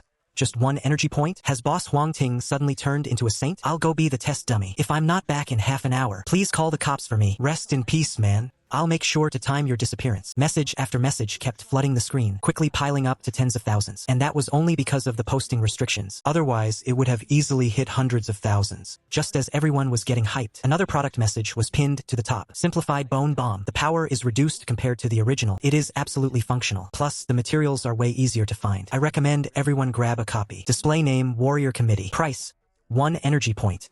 Boom, the chat channel absolutely exploded. It's actually real. Even the officials are backing it up. It's for real. I've always been into DIY projects in my spare time. I just tried making a needle bomb. The power it packs is way crazier than a grenade. Handcrafted. Is it really that powerful? Won't it go off while you're putting it together? Nah, this bomb is pretty unique. It doesn't even contain any gunpowder or stuff like that. It seems to be infused with some kind of mysterious force. If the build fails, then it's just a pile of ordinary raw materials. It's only at the exact moment of success that the energy gets injected inside. Master Huang Ting is an absolute legend. For real, I'm literally sobbing right now. Humph, and to think you guys were calling him a greedy merchant before. Now, he's actually sharing such amazing gear with everyone. I'm sorry, Master Huang Ting. I was wrong. Please, just take my respect. I'm down on my knees for you. Following the release of the simplified bone bomb, Huang Ting's reputation began to turn around completely. Tons of people started backing him up, speaking out in his defense. But of course, there were still some haters, trying to stir up trouble in the shadows. And so what if he did? It's not like he's handing it out for free. If he really wanted people to know, he should have just shared it for free. Is the guy upstairs out of his mind? If you can't even cough up 1 energy point, just go try and make it yourself, alright? The minimum price to list any item is 1 energy point. If it wasn't for that system restriction, Master Huang Ting would have definitely given it away for free. I remember him. Back then, he was the one constantly bad-mouthing Master Huang Ting. Seems like a total troll to me. There were no keyword filters in the chat area. All sorts of warm greetings started flying around, and it didn't take long before the guy got scared and shut up. Back at the Fenghua shelter, and Hong Hai found himself buying it almost as if he were possessed. How to craft a DIY bone bomb. When he saw the materials inside, he felt his head spin with dizziness. He needed someone to test the power of this bomb. Clinging to his last shred of hope, he handed the blueprints to his underling. Following a massive explosion, the underling came sprinting back, all fired up. Boss, this DIY bone bomb really packs a punch. It took out 3 Bloodmasters in 1 blast, and even dropped a strength blood core. When Yenen's eyes turned bloodshot with rage, he raised his hand and slapped the guy hard across the face. If the underling hadn't been chugging turtle soup earlier, which gave him an insane defense stat, that single slap would have kept him down for the rest of the day. You idiot! If this bomb is actually any good, what are we supposed to do with all the raw materials we've been hoarding? The underling paused, finally realizing the gravity of the situation. He hurriedly checked the system market, but those materials that were once sky-high in price had all returned to their original value. There was no way to flip them for profit anymore. They had taken a massive loss on this whole deal. Not only did they fail to save up any money from selling the bone bombs, but they had also completely wiped out their entire warehouse. The only silver lining was that they still had the raw material gatherers, so they could at least produce and use the stuff themselves. Chapter 18. The quota is secured. Nearly wiped out, begging for gold tickets. The next day arrived. A loud chime. The chat system officially went live. At the same time, the growth rate of bloodstones and other monsters accelerated once again. Second-tier monsters had started appearing in certain areas, turning those regions into restricted zones. Huang Ting opened the chat system with ease, having done this many times before. The chat system was divided into 3 sections: private chat, regional chat, and world chat. There's the group chat area and the world chat. The world chat isn't even open yet. No need to worry about that. What Huang Ting really cares about is the group chat function. That's the foundation for building any real power. You need at least 2 people to start a group chat, plus 1,000 energy points. Those energy points are nothing to Huang Ting. The only thing is the people you bring into the group. You've got to choose them carefully. Putting the group chat system aside for now, Huang Ting summoned the Titan Mech again. Name, Titan Mech. Level 2. Strength, 40. Defense, 12. Agility, 11. Mystery, 0. Exclusive module, Titan Support Module. Stance form, Detection Eye. After hitting level 2, the 3 core stats of the Titan Mech all saw a decent boost, especially the strength stat. It's almost hitting the ceiling for a level 2 mech. The limit for a level 1 mech is 12, and the limit for a level 2 mech is 50.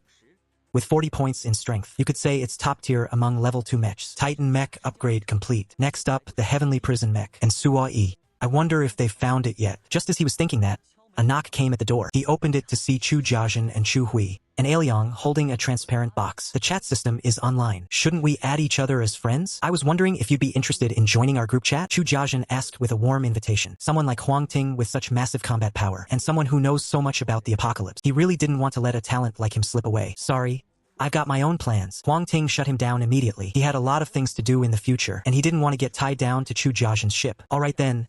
Let's at least add each other as friends. Let's keep in touch. And the Shanha group is history now. Don't call me President Chu anymore. Just call me Uncle Chu. Chu Jiajin didn't force it. He said it smoothly, as if it were natural. Alright, Uncle Chu. I'm about the same age as Chu Hui anyway. It's not embarrassing to just shout, Uncle.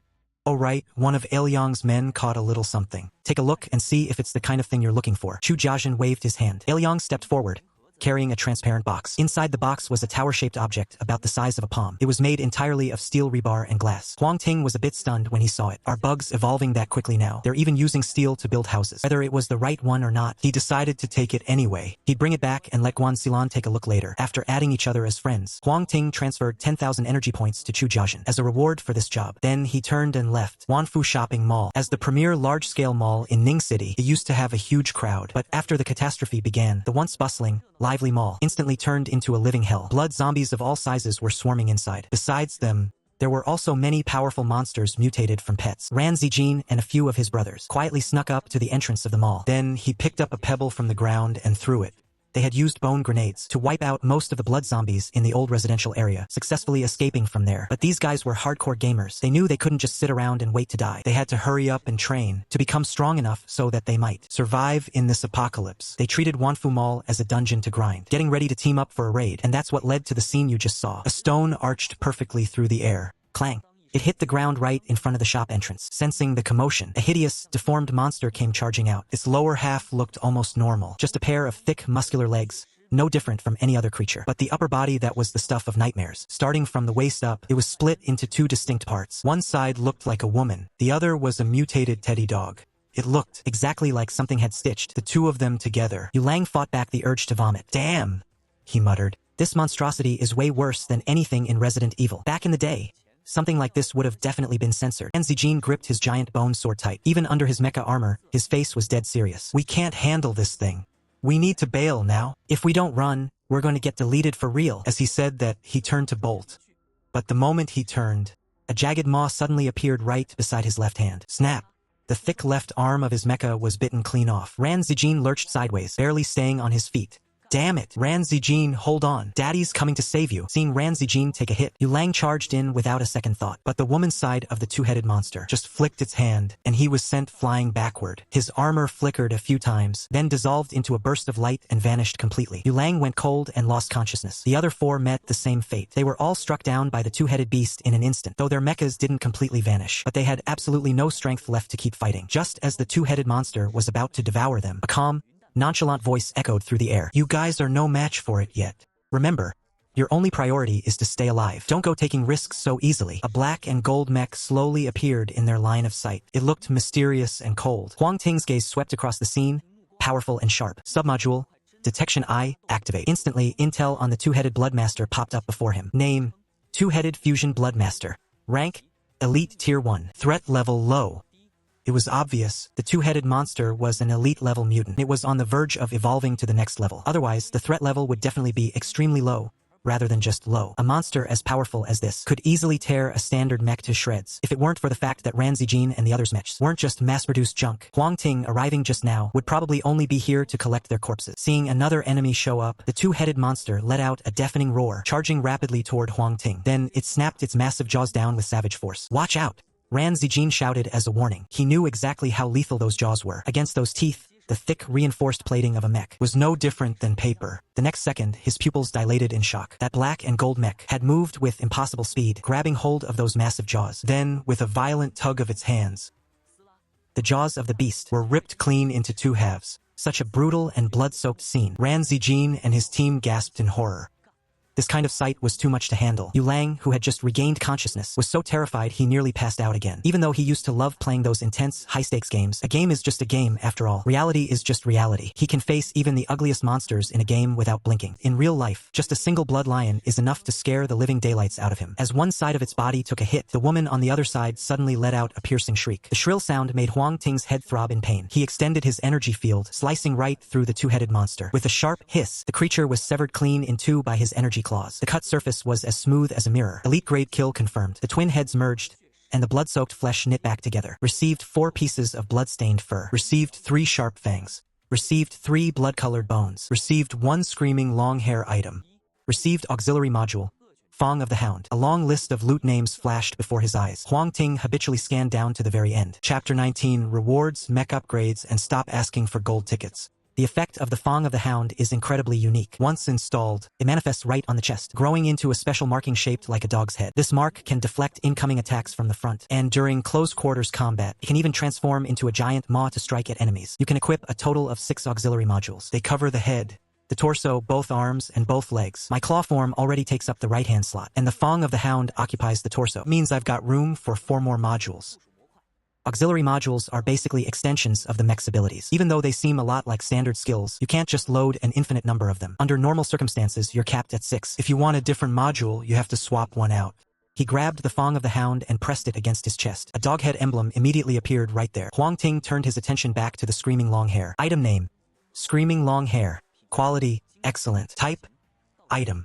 Effect: it lets out a piercing shriek when it takes damage. It wreaks havoc on other creatures. Interesting, just in the nick of time.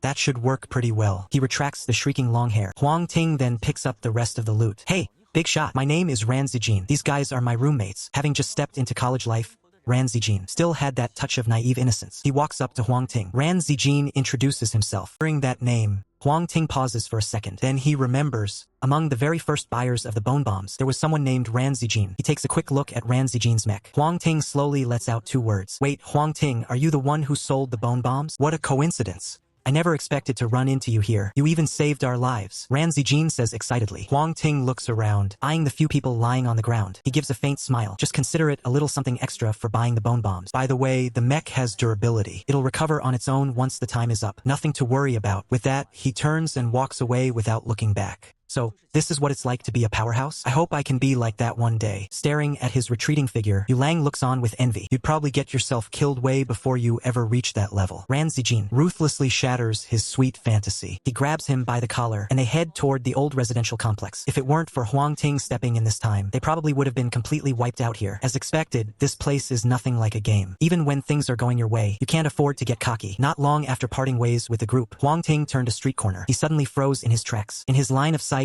a spider the size of a car was standing over a blood lion, feasting away, devouring it with gusto. Sensing another creature approaching, it snapped its crimson eyes up and charged forward with a deafening screech. Just as Huang Ting prepared to dodge, he felt a sharp tug at his feet, nearly sending him crashing to the ground. He looked down and realized it was a pool of white liquid pinning his legs down. Spider silk. The thought barely crossed his mind when, in the next second, the rushing spider slammed into him, knocking him flat. Immediately, his limbs were pinned down by the spider's 8 massive legs. Huang Ting tried to struggle, but found his limbs glued by that same white slime. For a moment, he couldn't muster any strength at all. Seeing its prey fully restrained, and with nowhere left to run, the giant spider let out a triumphant screech. It opened its massive maw, revealing fangs sharp as shears, and lunged viciously toward Huang Ting's gut. Knew exactly that the flesh there was the most tender of all. Hound's Fong. Huang Ting let out a roar. In an instant, his abdomen bulged outward, and a ferocious dog's head burst forth. The beast strained to open its jaws, flashing rows of jagged, interlocking teeth. Crunch! The giant spider's head was suddenly bitten right off, nearly half of it gone. Wailing in pain, the spider scrambled backward. Taking the opening, Huang Ting broke free from the restraints. A razor-sharp claw slashed right across his stomach. A massive spray of some unknown fluid gushed out, splattering all over him. The giant spider was dead for good. Good thing I looted that hellhound tooth earlier, otherwise I'd be in some serious trouble right now. As Huang Ting let out a sigh of relief, he tried wiping that strange slime off his body, but the stuff seemed incredibly sticky. No matter how hard he tried, it just wouldn't come off. I need to get back and change these clothes fast, and this shrinkcore I picked up is definitely weird. I'll need Guan Silan to take a look at it. He muttered to himself, gathered up the loot, and kept moving forward. Once he made it back to the abandoned building, after a full day and night of resting, Guan Silan was looking much better. Her signature mech had also fully recovered. To Huang Ting's surprise, Guan Silan's mech was actually plant-based. I'm a vegetarian, she explained. I only ate a few mushrooms that whole day. That's right.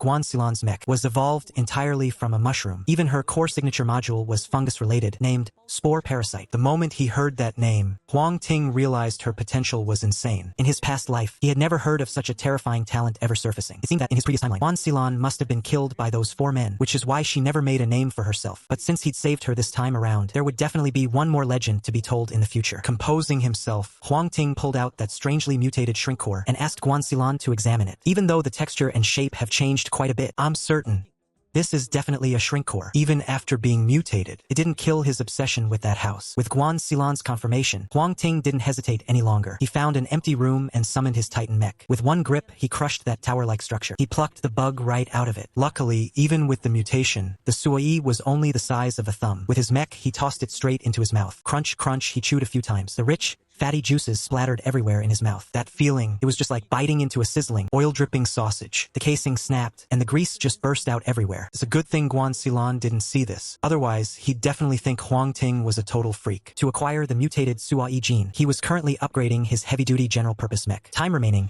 7 hours, 59 minutes, and 58 seconds. Insufficient reinforcement materials. Upgrade paused. Missing materials are as follows: flesh essence, soul-eating flower, blood-red fruit, lunar-eating flower, blood spirit root, and an epic grade reinforcement material. A prompt sounded again. However, this particular prompt caught Huang Ting off guard. It seems the Suayes genes really are special. Who would have thought it would require extra reinforcement materials? Flesh essence can be synthesized from flesh-eating fish crystals. That should be available in the system store. But the remaining 4 materials only drop from mutated beasts or mutated plants. None of them are easy to get, not to mention the need for an epic grade material. Seeing this list of items, Huang Ting started to worry. Chapter 20. Ningqing Zoo, asking for golden tickets. After mulling it over, a familiar location popped into Huang Ting's mind. Ningqing Zoo. The area was already teeming with flora and fauna, but after the mutation, both in terms of quality and level, everything there far surpasses what's found outside. Heading there to gather resources might actually be a solid move. The night passed without incident. The next morning, Huang Ting grabbed a quick bite, then got ready to head for Ningqing Zoo. The zoo was about 40 kilometers away from the abandoned building. It was a bit of a trek, but with the chat system at his disposal, he didn't have to worry too much about the road ahead or running into any unexpected danger. Blood corpses still wandered the streets from time to time, though their numbers had dropped significantly compared to before. Tier 1 blood corpses aren't contagious on their own. It's only when they reach Tier 4 and form a swarm that they start turning people and animals into more of them. Once that happens, those mutated monstrosities will be a real nightmare. Thinking about that, Huang Ting glanced at the Fang tattoo on the back of his hand. While he was constantly getting stronger, that boss-level monster definitely wasn't just sitting around either. He really hoped to track that thing down soon. Being watched like this all the time was starting to get under his skin. Lightning Mech. Activate. Huang Ting kicked his speed into high gear, with 30 points of agility pushing him to the limit. There really wasn't anyone who could catch him now. To most people, it was just a faint, blurry shadow that zipped right past them, vanishing before they could even blink. Half an hour later, Huang Ting arrived at Ningqing Zoo without a hitch. To his surprise, the place wasn't empty at all. On the contrary, a pretty capable-looking squad had already claimed it. Looks like they were just like Ranzijin and the others, treating this whole zoo like some kind of grinding dungeon. The only difference is that they're way more cautious than Ranzijin and her crew. Even with over a dozen people, they're just pacing back and forth outside the zoo entrance. They haven't dared to go in yet. Huang Ting circled the perimeter of the zoo and saw high walls blocking the way on all sides. Trying to jump over them would definitely cause a massive scene. The best bet is still the main gate. After a moment of hesitation, he switched into his Titan Mecha and slowly walked toward the group at the gate. Get lost. This place belongs to the Illuminati now. Before he could even get close, a red mecha blocked his path. The Illuminati? You've got to be kidding me. It's only been a few days since the apocalypse started, and we've already got edgelord groups popping up like this? Huang Ting let out a chuckle. The zoo is huge. You guys can't possibly claim the whole thing, right? I'm just going in to grab a few things. I'll be out as soon as I find them. Not happening. Like I said, this is Illuminati territory. The red mecha still wouldn't budge. That's enough, Shaoli. We're all human beings here. No need to be so uptight. Just as Huang Ting was about to force his way through, a voice spoke up. Then a white mecha stepped forward. When Huang Ting saw the white mecha, a look of nostalgia flickered in his eyes. That white mecha. It was the exact same model he had awakened in his past life. He used to call it the duck mecha. The duck mecha had mediocre combat power. Without some decent talents to back it up, it was basically just cannon fodder. Since the guy in front of him managed to become the leader of such a large group, his mecha talent surely couldn't be as trashy as his own used to be. It's Brother Gene. The red mecha stepped aside. The white mecha walked right up to him. Hey brother, look, I'm a reasonable guy, but the danger's inside this zoo. We've already cleared out most of it. If you think you can just waltz in there, you've got another thing coming. Cleared out most of it? What a load of crap. Huang Ting didn't give a damn about what the guy in the white mech had to say. A zoo this massive. It's destined to become a forbidden death zone. If you really want to clear it out, you'd need every single elite fighter in Ning City to team up, thinking they could pull it off with just that guy's duck-looking mech. And this bunch of ragtag losers. It's pathetic. For starters, Ranzijin and his 5 roommates could team up and wipe the floor with these guys without breaking a sweat. And the danger level inside that zoo, it's definitely no less deadly than facing those double-headed, blood-threaded abominations. In that case, how am I supposed to get in? Huang Ting wasn't in any rush to fight. In this apocalypse, every resource is precious, and that includes people. That's easy. Let's hold a small arena match. Best of 3. If you can win, you've got yourself a ticket inside. What do you say, white mech? He replied instantly, no problem. Bring it on. Huang Ting didn't expect their leader to come up with a stunt like this. He knew better than to think this was an act of mercy. If it were just some average guy, by the time 3 rounds were over, even if his mech wasn't torn to pieces, his stamina would be completely drained. Once the whole crowd swarmed him, there would be 0 chance of survival. So while these 3 matches might seem simple, they were actually a death trap. For the first round, it was Huang Ting against that red mech from before. Hey! Do you guys think Brother Lee can actually pull this off? Well, obviously. Brother Lee is a master of Sanda, after all. He's ranked in the top 5 in Ning City. Taking down some regular guy should be a piece of cake for him. But I've been looking at that suit he's wearing. It actually looks better than ours. You don't think it's some kind of high-grade mecha, do you? So what if it's high-grade? It all comes down to the pilot skill. Give it to a kid, and it wouldn't matter how advanced the suit is. It'd be useless. True. Hey, look.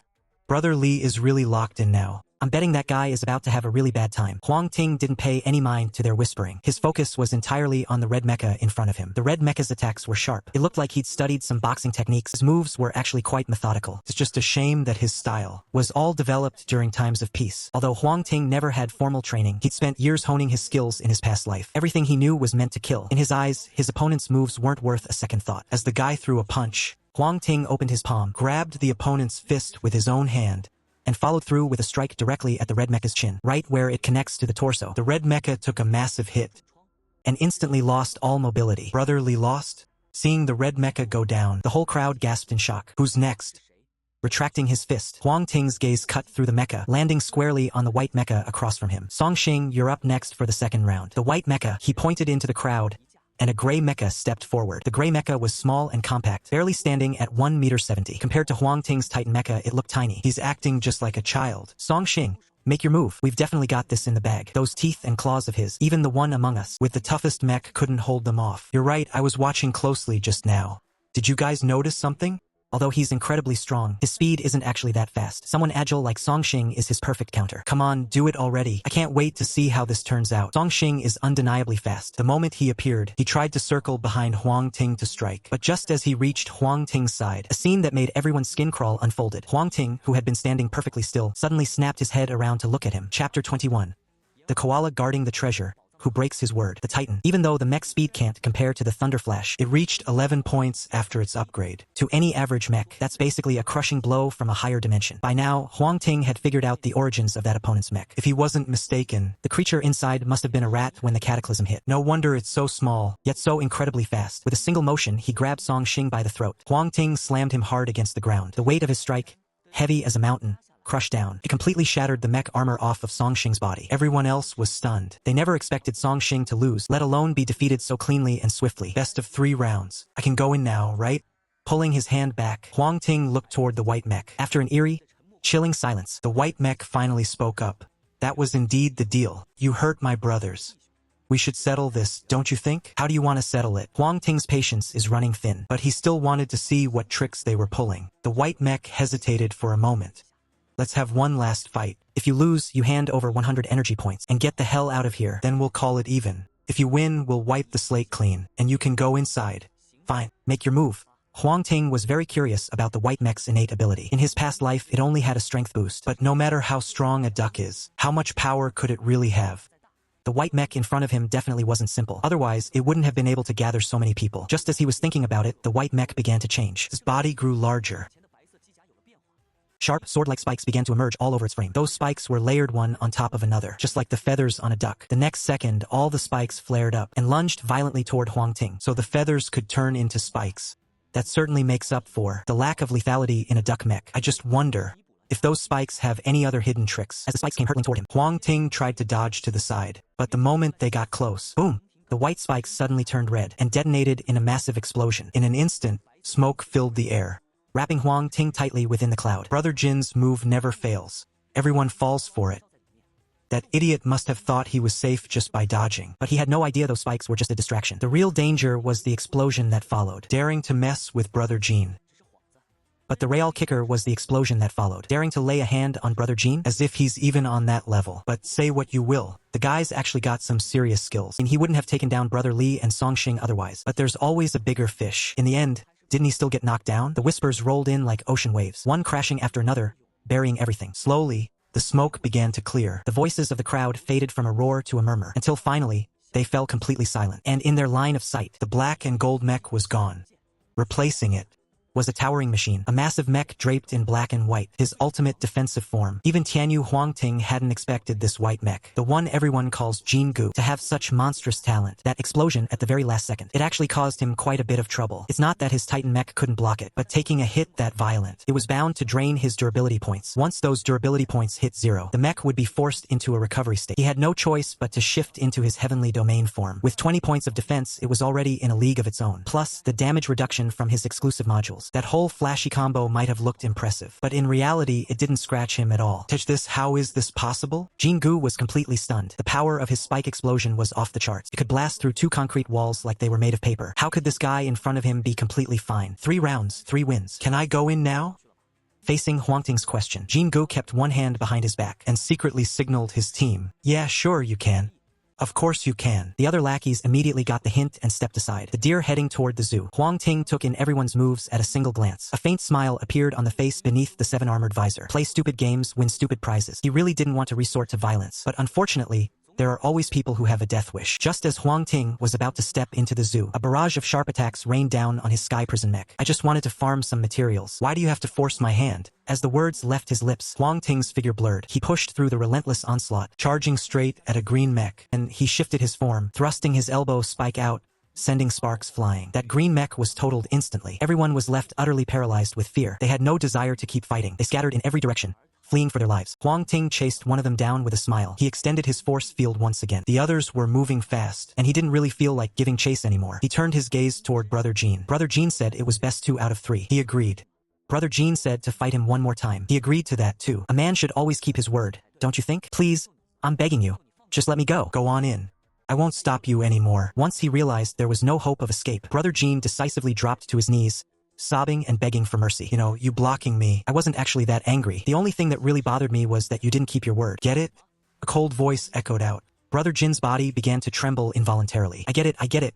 From now on, I'll definitely be a man of my word. I'll be an honest person. He pleaded once more.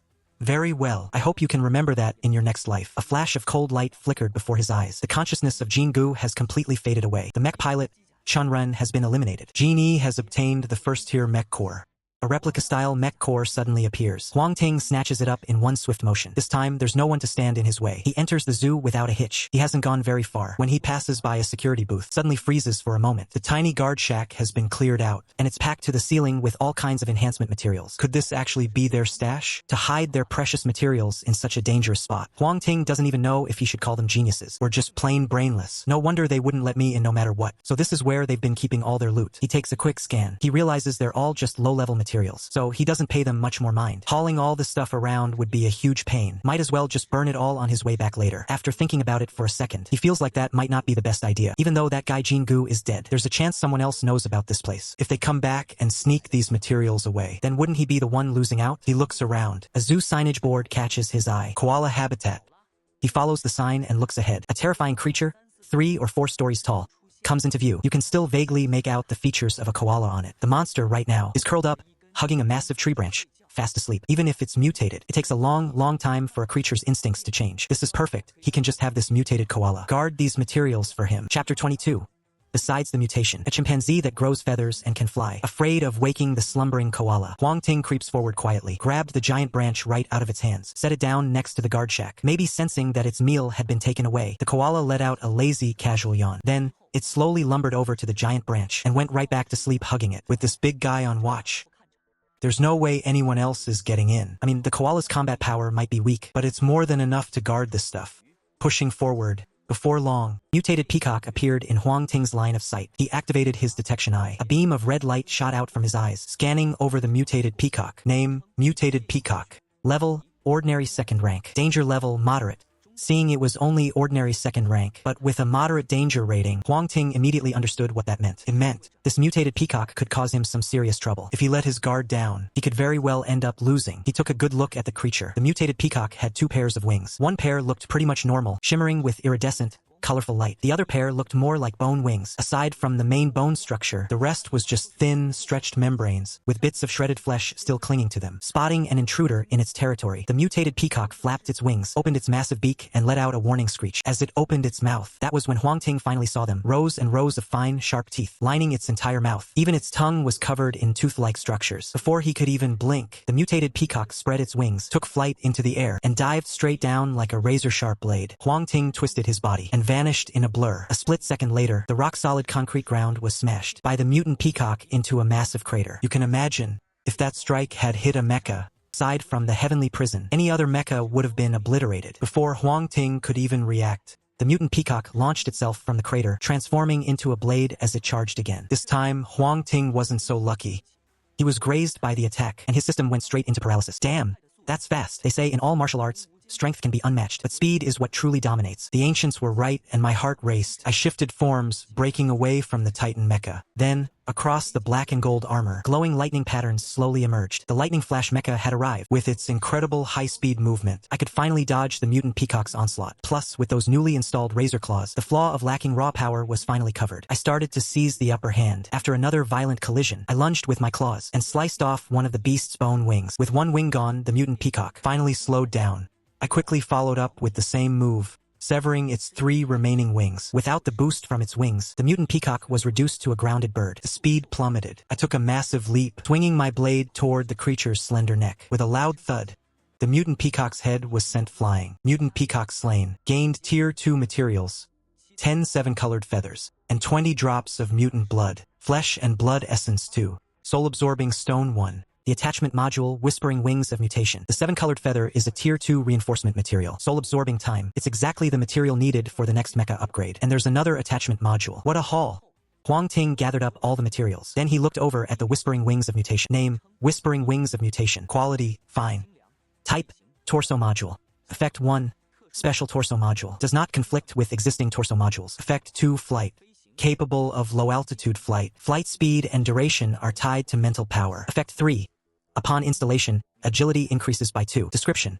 This is the final gift from the Bird of Good Fortune. All 3 effects are incredibly useful, especially the first one. To think the Whispering Wings of Mutation is actually a special torso module. It won't take up the original slot, which means he can have 2 torso modules installed at the same time. Huang Ting, brimming with excitement, rushed to stick that black feather onto his back. In an instant, a feeling of being connected by flesh and blood surged through him. Then, with a thought, a pair of fleshy wings sprouted from his back. These wings were somewhere between feathered wings and insect wings. They looked a bit like bat wings, but much heavier and more solid. He tried flapping the wings. The next second, he was wobbling through the air, taking flight. In his past life, he had plenty of flying gear and various flight-type attachment modules. But in this lifetime, this was his first time taking to the skies. Within a few minutes, he had already gotten the hang of his new wings. He continued pushing deeper into the zoo, taking out a few along the way. Mutated creatures that you couldn't even recognize anymore. Huang Ting picked up 2 more flesh and blood essences, plus 2 soul-absorbing stones and 1 blood-red stone, so hadn't gone very far.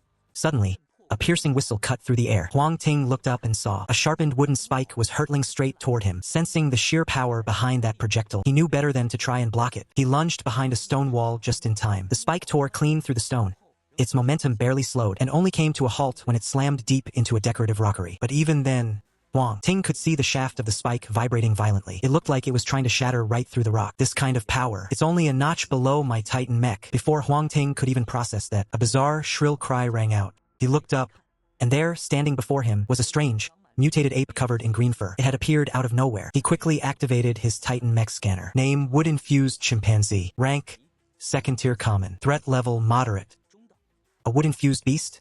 Huang Ting's expression shifted. Only mutated plants can grant such wooden abilities. It seems there must be an incredibly powerful mutated plant somewhere in the zoo. Otherwise, a chimpanzee this strong wouldn't have been corrupted like this. Huang Ting stared up at the creature. The chimpanzee wasn't particularly huge, but its body was wrapped in thick, coiling vines. Even worse, from its nostrils, its ears, and even the hollows of its eyes, clusters of green buds were sprouting out. Those vines and buds were all intertwined, looking disturbingly vibrant and alive. The sight sent a cold shiver down Huang Ting's spine. Fights between mutated animals are just bloody, but mutated plants? They're different. Creepy doesn't even begin to cover it. Just then, another wooden spike came flying his way. Huang Ting dodged it once again. Good thing that even though the force behind those wooden spikes was immense, he was fast enough to duck just before the wooden spikes hit him. Before he could even catch his breath, more wooden spikes came raining down on him. Under this relentless assault, Huang Ting could only scramble away in a panic. What the hell? Just how many of these wooden spikes does this gorilla have? Is this ever going to end? Suddenly, the black gorilla stopped its rampage. It leaped onto a massive tree not far away. Huang Ting froze. He had assumed those wooden spikes were something the gorilla had crafted. After all, these apes are smart to begin with. It wouldn't be surprising if a mutated one could make simple tools. It made perfect sense. But it wasn't until this moment that he realized. The spikes weren't made by the gorilla at all. They were growing naturally from the forest itself. A short distance away stood a colossal tree. It was covered from top to bottom in things just like those wooden spikes. The gorilla was pulling its ammo directly from there. That's how it was able to keep up such a non-stop barrage. Chapter 23. The leader and the wooden puppet monster find their target. Huang Ting didn't hesitate anymore. His wings of mutation unfurled from his back. He bolted straight toward the wooden gorilla. Seeing Huang Ting take to the sky, the wooden gorilla looked clearly stunned for a second. Surprised, huh? You're not the only one who can fly. he shouted as his wings beat rapidly. With his mutation, Huang Ting's speed was insane. In the blink of an eye, he was right in front of the wooden gorilla. Seeing him close in like that, the wooden gorilla yanked out an even bigger spike. It bared its teeth and snarled, trying to intimidate him. But Huang Ting wasn't about to be scared off by that. He reached out and grabbed onto one, trying to yank one of those spikes out for himself. Crack! The wooden spike snapped right off, shattered into pieces. The wooden chimpanzee lunges, chest exposed, attacking with one hand. Felt like a cold-blooded mockery, staring at the broken wooden fiber. Huang Ting laughed as well. It's the same type of wooden fiber. There's no reason the ape could just rip it off like that, while I can't. This proves one thing. The wooden ape and the owner of this wooden fiber are one and the same. Is it this tree? He extended his claws and sliced through a branch as thick as a bucket. Ooh, ooh, ooh. The wooden ape's cries became frantic. Soon after, 2 more wooden apes, slightly smaller in size, appeared. Apes are social creatures, and they have an alpha. The alpha is bound to be a boss-level monster. Good thing they've all been turned into wood by the plants underfoot. Otherwise, this would be a real headache. Huang Ting kept his eyes locked on the 2 wooden apes that had just arrived, thinking to himself, lucky break. The appearance of a boss-level monster is never a coincidence. Generally speaking, the king of a monkey troop, the lion of a pride, or the queen of a beehive, or an ant colony, all have a high chance of becoming boss-level monsters. For the former, their combat power surges, allowing them to easily crush their own kind. For the latter, certain traits get amplified infinitely. For instance, their reproductive function. Normally, a queen bee lays 500 to 1,000 eggs a day. Even for termites, the daily egg count is only in the tens of thousands. But if they become a boss-level monster, their egg production skyrockets. As long as there's enough food, laying hundreds of thousands of eggs in a single day is a breeze. If not for the other mutations that happened on Blue Star later on, just these swarms of ants alone, just this army of ants alone, could wipe out the entire blue planet. At that moment, a smaller chimpanzee, wielding a wooden thorn, charged at him. Huang Ting didn't bother to engage. He quickly zipped over to another branch. Looking closely, it's easy to see that this branch, compared to the one he stood on before, was much thinner. If he hadn't used the falling rain to boost himself in midair, he definitely would have plummeted due to his own weight. That chimpanzee didn't think twice. Seeing Huang Ting run away, it immediately grabbed the branch with one hand and swung over. Ooh! The moment it arrived, the branch snapped under the weight. The little chimp realized the branch was breaking beneath its feet and started panicking and screaming. But then, something unexpected happened. The tree beneath Huang Ting seemed to come alive, shooting out a branch to catch the falling little chimp. Name: Blood-Sucking Locust Tree. Level: Boss Rank 1. Danger level: High.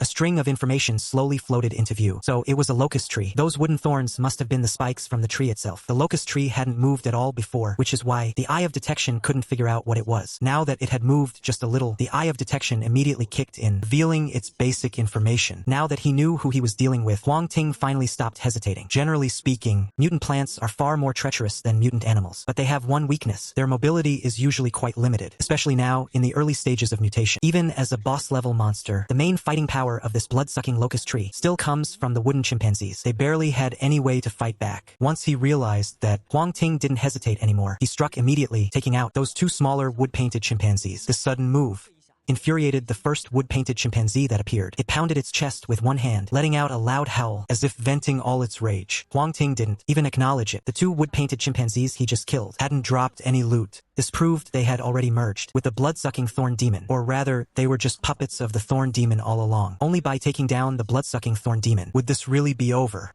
Otherwise, it probably wouldn't take long for them to be reborn through the thorn demon's body. If he hadn't changed or leveled up, Huang Ting would have run as far away as he could from this blood-sucking thorn demon. But now, even though that wood-painted chimpanzee keeps swinging around, still can't catch the winged Huang Ting. The advantage of air-to-ground combat was being shown to its fullest. Huang Ting wielded his blade, dodging the wood-painted chimpanzee's thorny hair attacks, while tearing away the bark of the blood-sucking thorn demon. As the dark brown bark was ripped open, it didn't reveal a white, woody core inside, but rather a deep, blood-red mess. At the same time, streams of something that looked just like blood shot out, splattering all over Huang Ting. Sizzle, sizzle, sizzle. His lightning mecha immediately started smoking. Damn, I didn't expect this stuff to be corrosive. Huang Ting gripped the trunk with both hands, quickly switched to his Skyfeather mecha, and then switched back.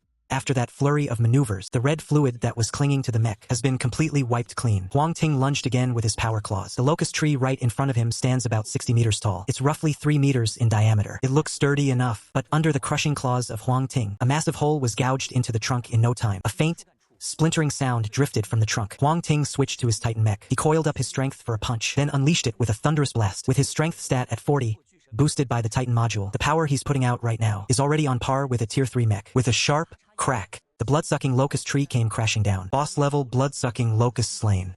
Tier 1 reward. Counter-Strike Tree Heart 1. Flesh Essence 3. Blood Spirit Roots 5. Blood-sucking Wood Needles 5. Item Wood-type puppet. Item.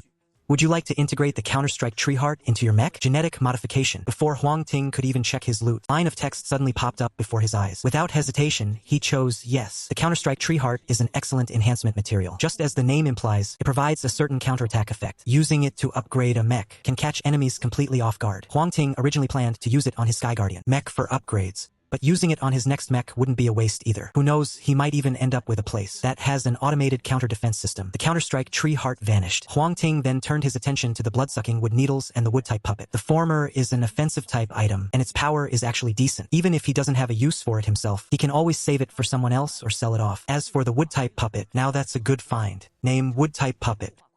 Quality, excellent. Type, item effect, use on a tier 1 creature.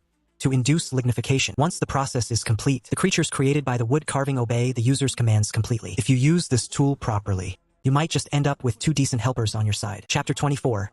The Jade Ghost Kangaroo. The brutal elephant packs away the wood-carved puppet. Huang Ting continues moving forward. The mutant creatures in this zoo, generally a level above those in the outside world. But when you really think about it, it makes sense. Most of the ones outside are just desk-bound office workers in terrible physical shape, or pampered, coddled pets. Not many of them have any real ferocity in them, but the creatures in here, no matter how tame they've been raised, there's still that wild instinct buried deep inside. You don't see it on a normal day. They're all just waving their paws and acting cute. But once the apocalypse hits, they'll be the first wave of the most dangerous killers. Bypassing the chimpanzee enclosure, another zone comes into view. Suddenly, Huang Ting stops in his tracks. He stares at the mutant creature in front of him. Is that a kangaroo? Name Ghost Kangaroo.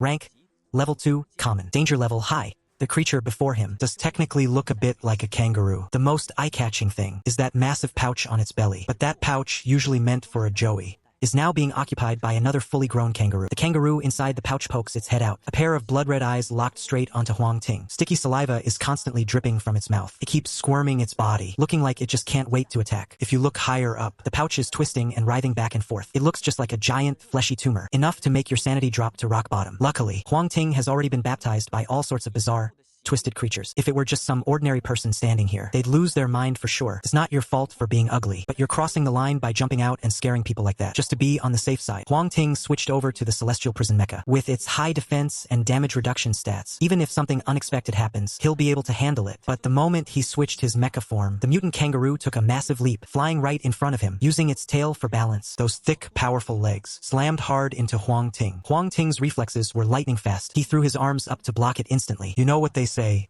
an arm can't twist a thigh, and that goes double for the leg of a mutant kangaroo. He stumbled back, nearly knocked flat onto the ground. Good thing I blocked that. Huang Ting barely had time to breathe a sigh of relief when he felt a sudden, sharp pain in his gut. He looked down and realized the giant kangaroo hiding in its pouch had just sucker punched him. Normally, a kangaroo's legs are its strongest weapon, and they almost always rely on kicks when they attack. But you shouldn't underestimate the power in their fists either. Some kangaroos are so skilled with their punches, they could even go toe-to-toe with a professional boxer. If it were just that, it wouldn't be so bad. But maybe it's because it was hiding in that pouch, because that kangaroo's arms were abnormally thick, nearly as huge as its legs. Even for someone like Huang Ting, that heavy punch was almost too much to take.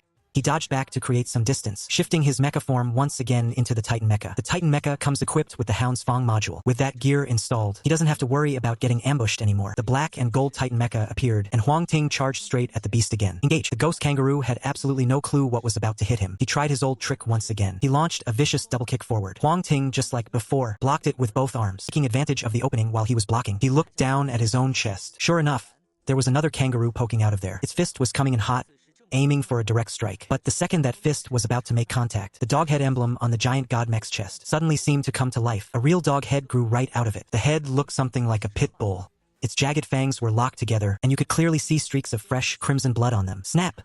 The dog head opened its massive jaws wide and clamped down on the kangaroo's arm. With just a little bit of force, the sickening sound of crunching bone echoed through the air. Man, that hellhound Fang is no joke. That one bite actually managed to snap it clean off. It tore the arm right off the kangaroo hiding inside the pouch. While the beast was reeling from the pain, Huang Ting grabbed that head, the one with the severed arm and the rest of the kangaroo, and yanked it outward with all his might. With its thick, muscular upper body and scrawny legs, he dragged the kangaroo out by force. This act seemed to touch a raw nerve. The ghost kangaroo let out a frantic, blood-curdling shriek. Huang Ting didn't even blink. He smashed the kangaroo's head to pieces with a single punch. Then, he switched to the lightning flash mech, and with one swipe, he sliced off the ghost kangaroo's head. Ghost kangaroo neutralized. Obtained tier 2 materials.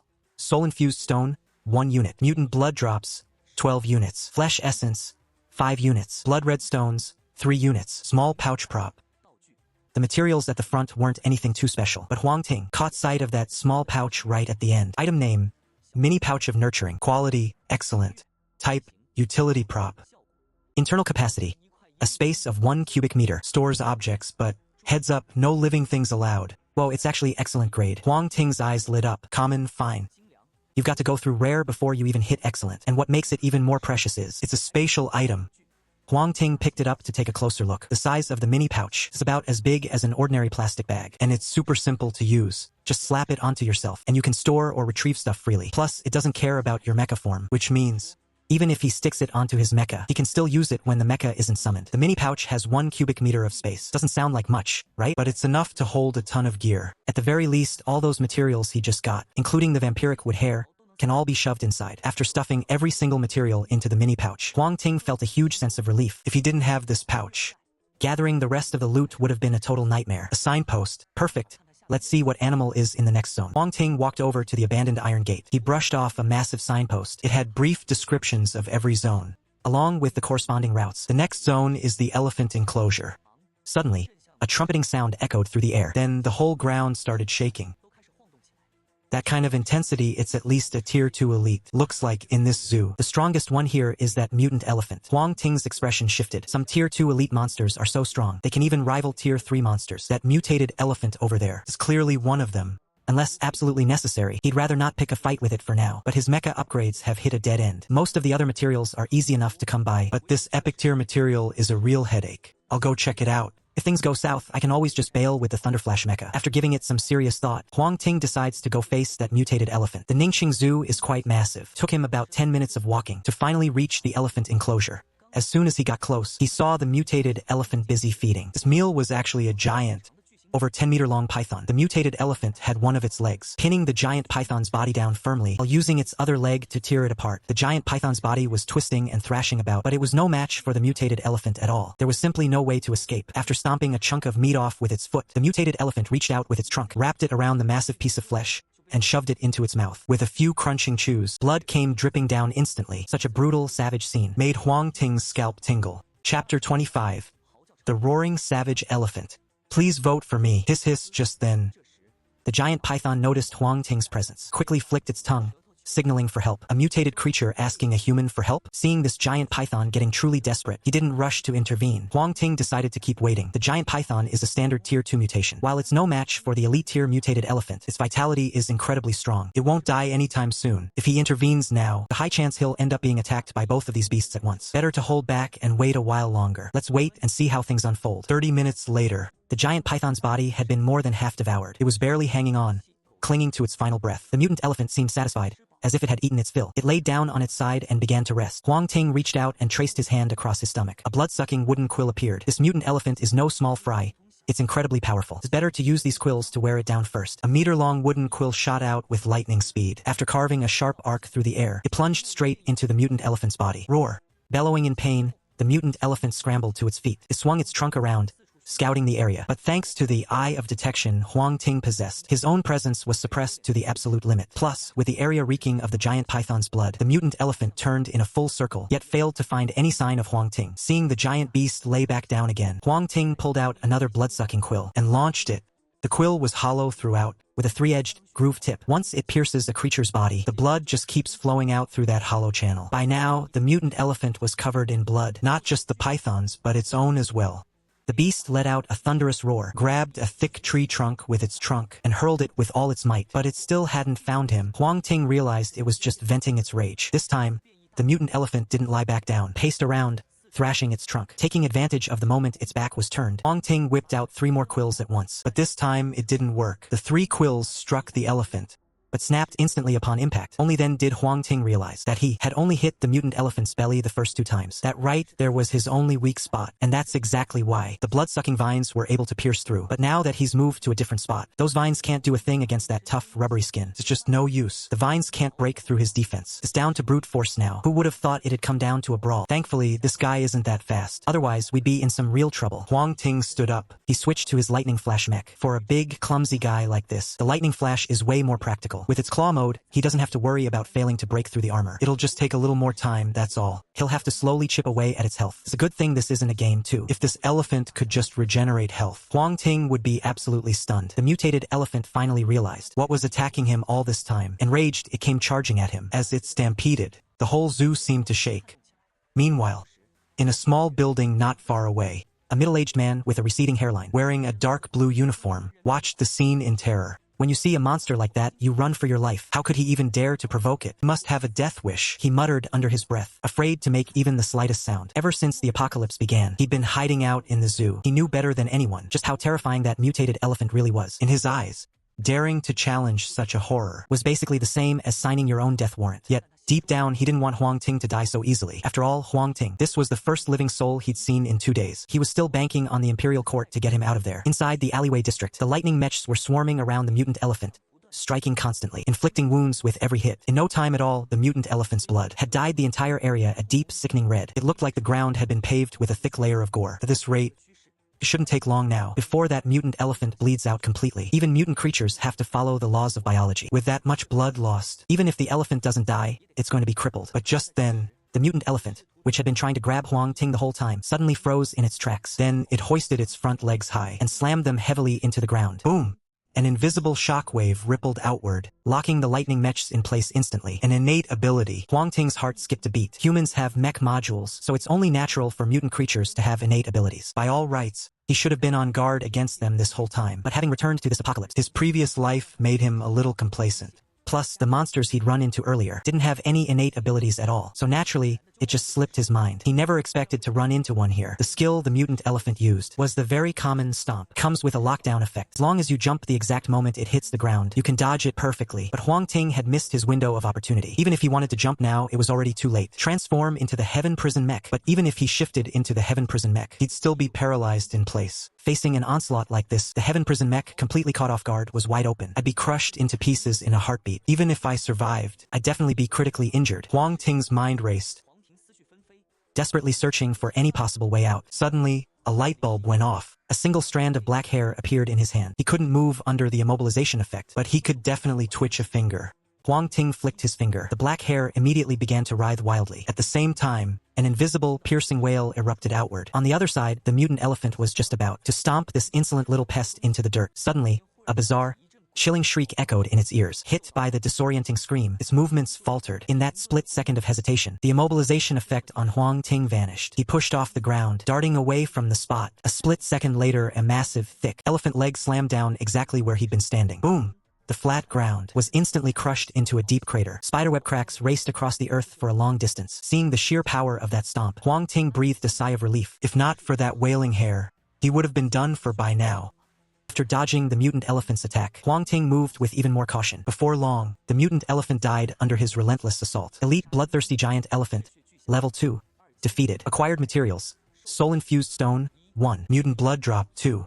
Flesh essence, 6. Blood red stone, 2. Savage elephant armor, 1. Item name: Savage elephant armor. Rarity: epic.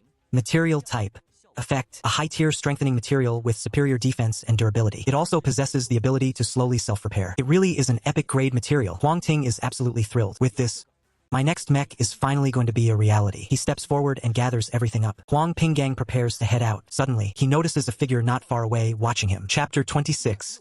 Su Dahai. Dawn of Humanity.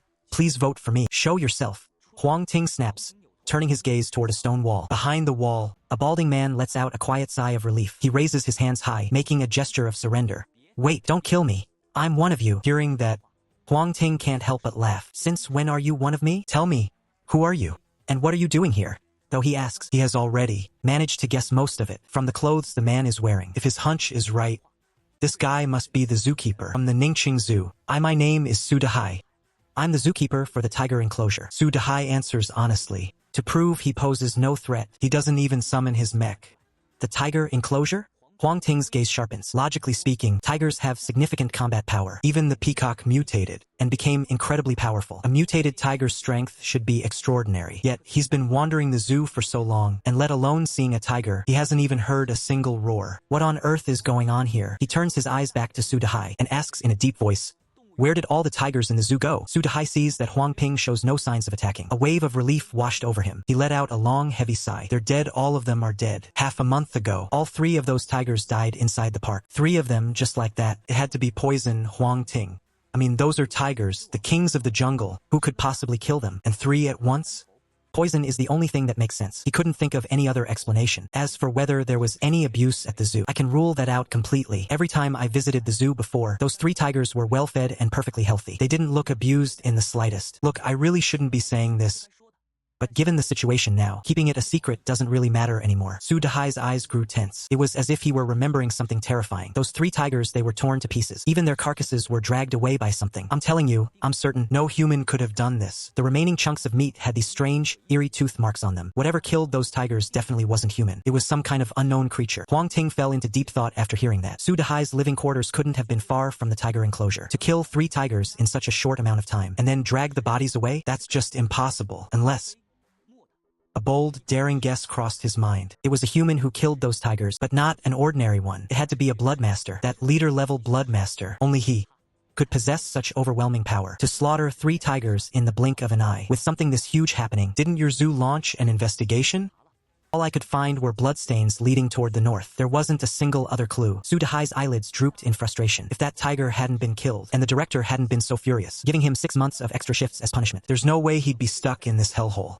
Huang Ting didn't press him any further. He turned the conversation to something else. So, you want me to get you out of here? Think? I'm dreaming about it. Su Dehai nodded frantically. Getting you out isn't impossible. Like you said a moment ago, we're on the same side. So, from now on, you answer to me. Deal? Yeah. Deal, deal, deal. I'm ready to face anything for you. Walk through fire. Go anywhere. I'll do whatever you ask. No questions asked. Actually, there's no need for all that. I'm not that demanding. Anyway, bring out your mech. Let's see what kind of abilities you've got. Show me what it can do. Bring this. Su Dehai hesitated for a second, but he obediently summoned his mech. In the blink of an eye, an earth yellow mech materialized. Then, with a simple wave of his hand, a clump of dirt flew into his palm. It began to twist and reshape itself constantly. Wait! Huang Ting paused, taken aback. He quickly asked, on the day of the Great Cataclysm, what did you eat? Su Dehai was a bit confused by the question, but he answered honestly, I just had a little bit of some local specialty a friend brought over. I think it was called roasted earth cakes? Roasted earth cakes? Huang Ting gave him a weird look. That actually worked? Compared to that, the roast duck he ate in his past life was weak as hell. It seems Su Dehai's mech must have been born from a bit of soil residue left on those cakes. And from that, he evolved the ability to manipulate Earth. A power like that, capable of both offense and defense, is destined to shine bright in the future. Alright, you've earned your spot as one of us. Stick with me, I've still got some materials to farm. Once I'm done, I'll take you out of here. You got it, boss. You got it. Su Dehai's tone lightened up quite a bit. Oh, by the way, do we have some kind of organization? What's it called? The name of the group? Huang Ting swept his eyes across the dilapidated zoo. Then he looked off into the distance. This apocalypse is going to last a long time. Every one of us is living in the darkness, just waiting for a glimmer of light. So, since that's the case, we shall be called the Dawn. The Dawn? That's a great name. From now on, I'm officially part of the Dawn. Su Dehai quickly got into character, saying that with a proud and boastful voice. Ignoring the overly excited Su Dehai, Huang Ting continued searching for signs of mutant creatures. By evening, Huang Ting redeemed some food from the system store. It wasn't the basic 1 energy point meal, but a luxury feast costing 100 energy points per serving. Even though energy points are incredibly precious, no point in making life harder than it already is. Besides, with tens of thousands in his pocket, Huang Ting didn't feel a hint of regret spending it. The delicious smell of the food instantly had Su Dehai drooling. Huang Ting casually tossed him a portion. In an apocalypse, being a lone wolf isn't exactly the best strategy. Su Dehai has decent talent. He's definitely worth recruiting. While taking a break, Huang Ting set up a chat group. He named it the Dawn. Then, he sent an invite over to Guan Xilan. A second later, Guan Xilan accepted. She successfully joined the group. Just like that, there were now 3 people in the chat, including Guan Xilan and the newly joined Su Dehai. Hey, what's up? Su Dehai sent a message first. Huang Ting ignored the clown. Hey, Guan Xilan. Is everything okay over at the building? Yeah, it's totally quiet here. Knowing the abandoned building was safe, Huang Ting finally breathed a sigh of relief. The supplies inside didn't really matter. What mattered was that Guan Xilan was a genius, and absolutely nothing could happen to her. Otherwise, it would be nearly impossible to find another insect expert like her. You two should get to know each other. After sending that, Huang Ting closed his eyes to get some rest. 3 days later, Huang Ting finally gathered all the materials and started his journey back. Holy crap! Why is this thing here? Arriving at the security booth, Su Dehai was terrified by the koala sleeping there. After 2 days of evolution, the creature looked even more terrifying than before. You know it. Huang Ting clenched his fists, and 3 sharp blades popped out from between his fingers. Know it? A while back, a group of guys tried to use their awakened mechs to rob people here. This thing slapped them one by one and turned them straight into meat patties. Look, they're still over there. As he spoke, Sudahai pointed a trembling finger toward a black, messy pile in the distance. Wait, you aren't actually planning to kill this monster, are you? Sudahai suddenly realized what was happening and looked at Huang Ting with a face full of horror. Chapter 27. Hunting Alone. Huang Ting was excited out of his mind. Exactly. Back off a bit. Don't get in my way. Just as he was about to step forward, he was blocked by Sudahai. The koala has a mild temperament. As long as we don't mess with it, it won't attack us. Let's just sneak out of here. Okay? Huang Ting sighed in frustration. Once these things evolve, their nature changes completely. Even the most docile animals can turn into bloodthirsty monsters. If we don't kill him now, he might come after us later. Besides, those materials are still sitting in the guard shack. We can't just give up on them. Don't you worry. He's the one who's dangerous. Think he's tougher than that mutant elephant? Sudahai was taken aback by this. I mean, an adult male koala only weighs about 14 kilograms at most. To put it bluntly, it's not even as big as an elephant's dropping. Huang Ting had already reached the koala. Whoosh! Just as he raised his elbow, a cold gust of wind suddenly whipped over his head. Huang Ting didn't have time to think. He rolled aside and dodged it easily. But the stone slab under his feet wasn't so lucky. It was shattered by a single swipe from the koala. Such incredible speed. It really is a powerful mutation. Taking a breath to steady himself, Huang Ting flashed across the room, appearing right behind the koala. Sensing someone behind it, the koala spun around instantly. But before it could even turn its head, a sharp, slender blade sliced right across its neck. With a sickening squelch, a fountain of blood sprayed out. The koala's limbs twitched a few times, and then it went completely still. You killed it? Just like that? Sudahai's jaw dropped wide enough to fit a duck egg. He lunged forward and rushed to Huang Ting's side, grabbing his leg and shouting, "Boss, you're a legend. From now on, I'm sticking with you. If you want to attract every other mutant monster in the area, then keep on screaming." Sudahai shut his mouth instantly. However, the look of pure adoration in his eyes didn't fade in the slightest. The supplies in the security booth were still completely untouched. Either those people never showed up, or they took one look at that terrifying koala and decided to bolt. But either way, those supplies now belonged to Huang Ting. He shoved all the materials into his small pouch. That space, which was a bit empty before, was suddenly packed to the brim. Still a bit too small, huh? Need at least 100 cubic meters to really be set. Huang Ting muttered to himself, then shook his head. Before he got this little pouch, he hadn't even expected to get his hands on any storage gear this soon. Now that he's lucky enough to have one, he's already dreaming of something bigger. Man, human greed really has no limits. The two of them quickly made their way back to the abandoned building. Just as they were about to head inside, they heard the sounds of a scuffle. They hurried over to get a closer look. It was Guanxilan, locked in a fight with a mutant rat. Rats aren't exactly pretty to look at to begin with, and after mutating, this thing was just flat-out hideous. What surprised Huang Ting was, even though Guanxilan's fighting style was still a bit clumsy, you could clearly see how much he'd improved. It was obvious that while he was gone, Guanxilan hadn't been slacking off. He'd been training hard the whole time. Sudahai, from now on, Guanxilan is your benchmark. You better learn a thing or two from him, Huang Ting advised. Even though he could have taken out that mutant rat in a single move, this was Guanxilan's fight, so he chose not to step in. 5 minutes later, as a trail of eerie white silk poured out from the mutant rat's mouth, the battle finally came to an end. Watching a rat that was a head taller than him get taken down by Guanxilan, even Sudahai was filled with admiration. Not bad at all. It seems you're finally getting the hang of this world. Huang Ting stepped forward and offered a word of praise. Guanxilan powered down her mecha. A faint flush crept across her cheeks. Hearing Huang Ting's compliment, her face turned even redder. Honestly, I just wanted to survive. No need to be so tense. In this world, everyone just wants to survive. I just hope that while you're chasing your goals, you don't forget what it means to be human. As the apocalypse drags on, many people start to lose their way. Some don't even deserve to be called human anymore. Huang Ting said this to give them a heads up early on. Oh, and for the days ahead, I won't be shielding you like this forever. You'll need to head out and hunt monsters yourselves, and you'll need to hand over a set amount of enhancement materials to the Dawn faction. Any objections? None. Guanxilan and Sudahai replied in unison. They understood Huang Ting's potential better than anyone else, so naturally they wouldn't dream of letting go of such a powerful lifeline. After grabbing a quick bite to eat, Guanxilan and Sudahai headed out together to hunt down mutant creatures. Huang Ting, on the other hand, took out the materials he'd worked so hard to scavenge, ready to upgrade his mecha. He placed one hand on the savage elephant mecha, and with a flash of white light, the mecha vanished. At the same time, a progress bar appeared before his eyes. As he fed in a beast soul, the bar ticked up a little. He tossed in another one, and it crept up just a bit more. Once all the materials were consumed, the countdown, which had been frozen, finally started ticking again. 8 hours later, the new mecha would be born. For the time being, Huang Ting didn't head out. Instead, he grabbed a sheet of paper and jotted down everything he needed to take care of next. Without a doubt, gathering resources to grow stronger was the top priority. And next, there was that leader-level Bloodmaster, whose exact location was still a mystery. He absolutely had to take it down.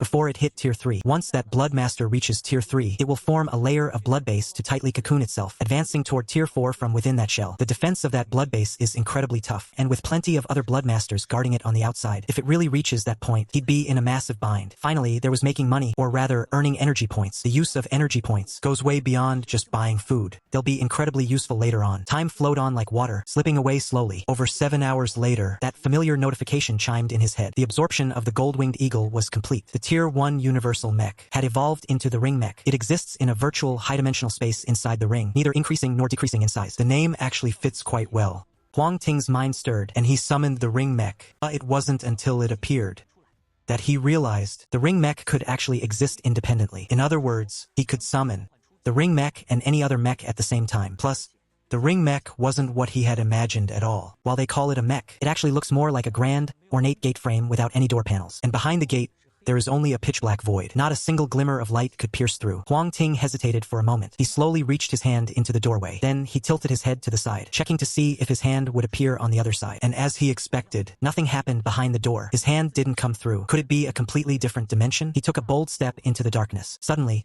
the scene before his eyes opened up wide. Lush trees were everywhere. Towering rock formations stood tall. This ring mecha, it actually contained an entire world inside. Only then did he think to check the stats of the ring mecha. Name, Titan Mecha. Level Tier 1. Exclusive module. Subspace pocket. Subspace pocket. A space measuring 100 meters long, 100 meters wide, and 50 meters high, capable of housing living organisms. Upgrade the mecha to expand the dimensions of the space. There were no strength or stat displays. All it had was the description of the exclusive module. But just that short description was enough to drive Huang Ting absolutely wild with excitement. Chapter 28. Emergence of the prototype. The Chu family extends another invitation. Internal space of the ring mecha is incredibly vast. It's more than enough to get through the early stages. And as it upgrades, the space will only get bigger.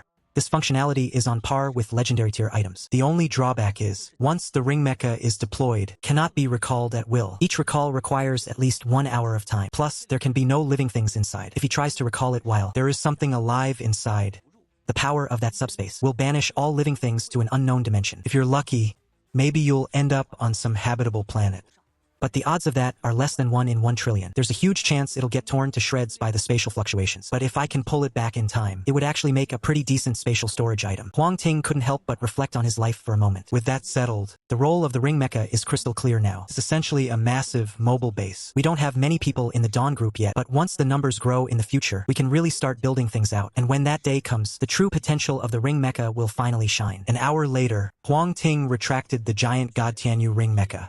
The lightning flash ring. That's the only one missing now. Once I get that, I'll have all 5 mechas, and I can complete the ultimate mecha fusion. Man, I am seriously hyped to see what that fused form is actually capable of. But sticking to the idea of quality over quantity, I'm not just going to shove any random insect in there. After all, the more I fuse, the more resources that life force of the mecha is going to burn through. In these early days of the apocalypse, practicality has to come first. Boss. Hey boss, everything's changing out there. Su Dehai's voice echoed from not far away. Even though Huang Ting was significantly younger than him, there was something about the way Su Dehai called him boss that felt completely natural. According to him, even though Huang Ting's just a kid, he was just born with the aura of a natural-born leader. As for that, well, Huang Ting couldn't really argue. I mean, no matter how badly things went in my past life, I was still the leader of a group. 2,000 people strong. Respect is earned by those who carry the weight of command. Maybe that's exactly why Su Dehai calls me boss. Hasn't the world already changed enough? Huang Ting replied calmly. Other survivors are starting to group up, officially forming their own factions. It's time to start recruiting and building up our forces. Compared to that unreliable guy, Su Dehai, Guan Xilan is much more serious and professional. There are 5 major factions in total. The entire Ning City is basically carved up into 5 zones. First, there's the East Ning City base and the University Alliance. The former was established by the government. The latter is made up of 5 universities gathered in the east, joining forces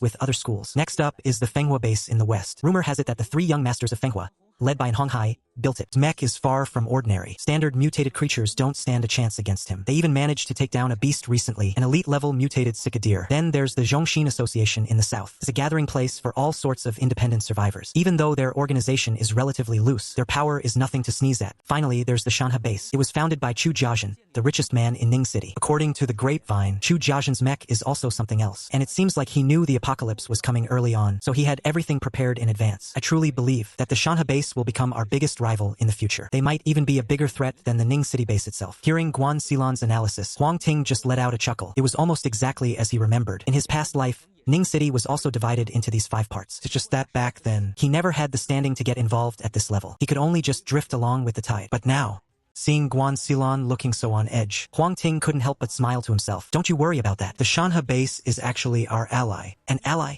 Guan Xilan hesitated for a moment and didn't say anything more. Sudahai, on the other hand, looked completely stunned. That's the founder of the Shanha group, the richest man in Ning City. I had no idea you actually knew the guy. Boss, I heard he's got a pretty daughter, too. Give it a rest, you're practically going bald already. And you're still thinking about his daughter? You're old enough to be the guy's uncle.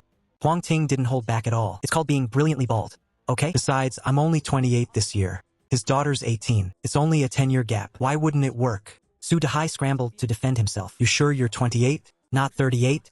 It was Guan Xilan's turn to look shocked. With the way Sudahai looked so worn out and weathered, she'd assumed he was at least 35 or older. That's why she'd always been on guard against his shady moves. She just figured he looked old and was just playing games. I never imagined he was only 28. He's only 2 years older than me. After getting grilled by both of them, Sudahai was too depressed to even say a word. Huang Ting felt something shift. He glanced outside and said, "They're here. Aren't you going to go up and say hello?" As he spoke, Aoyang's voice rang out.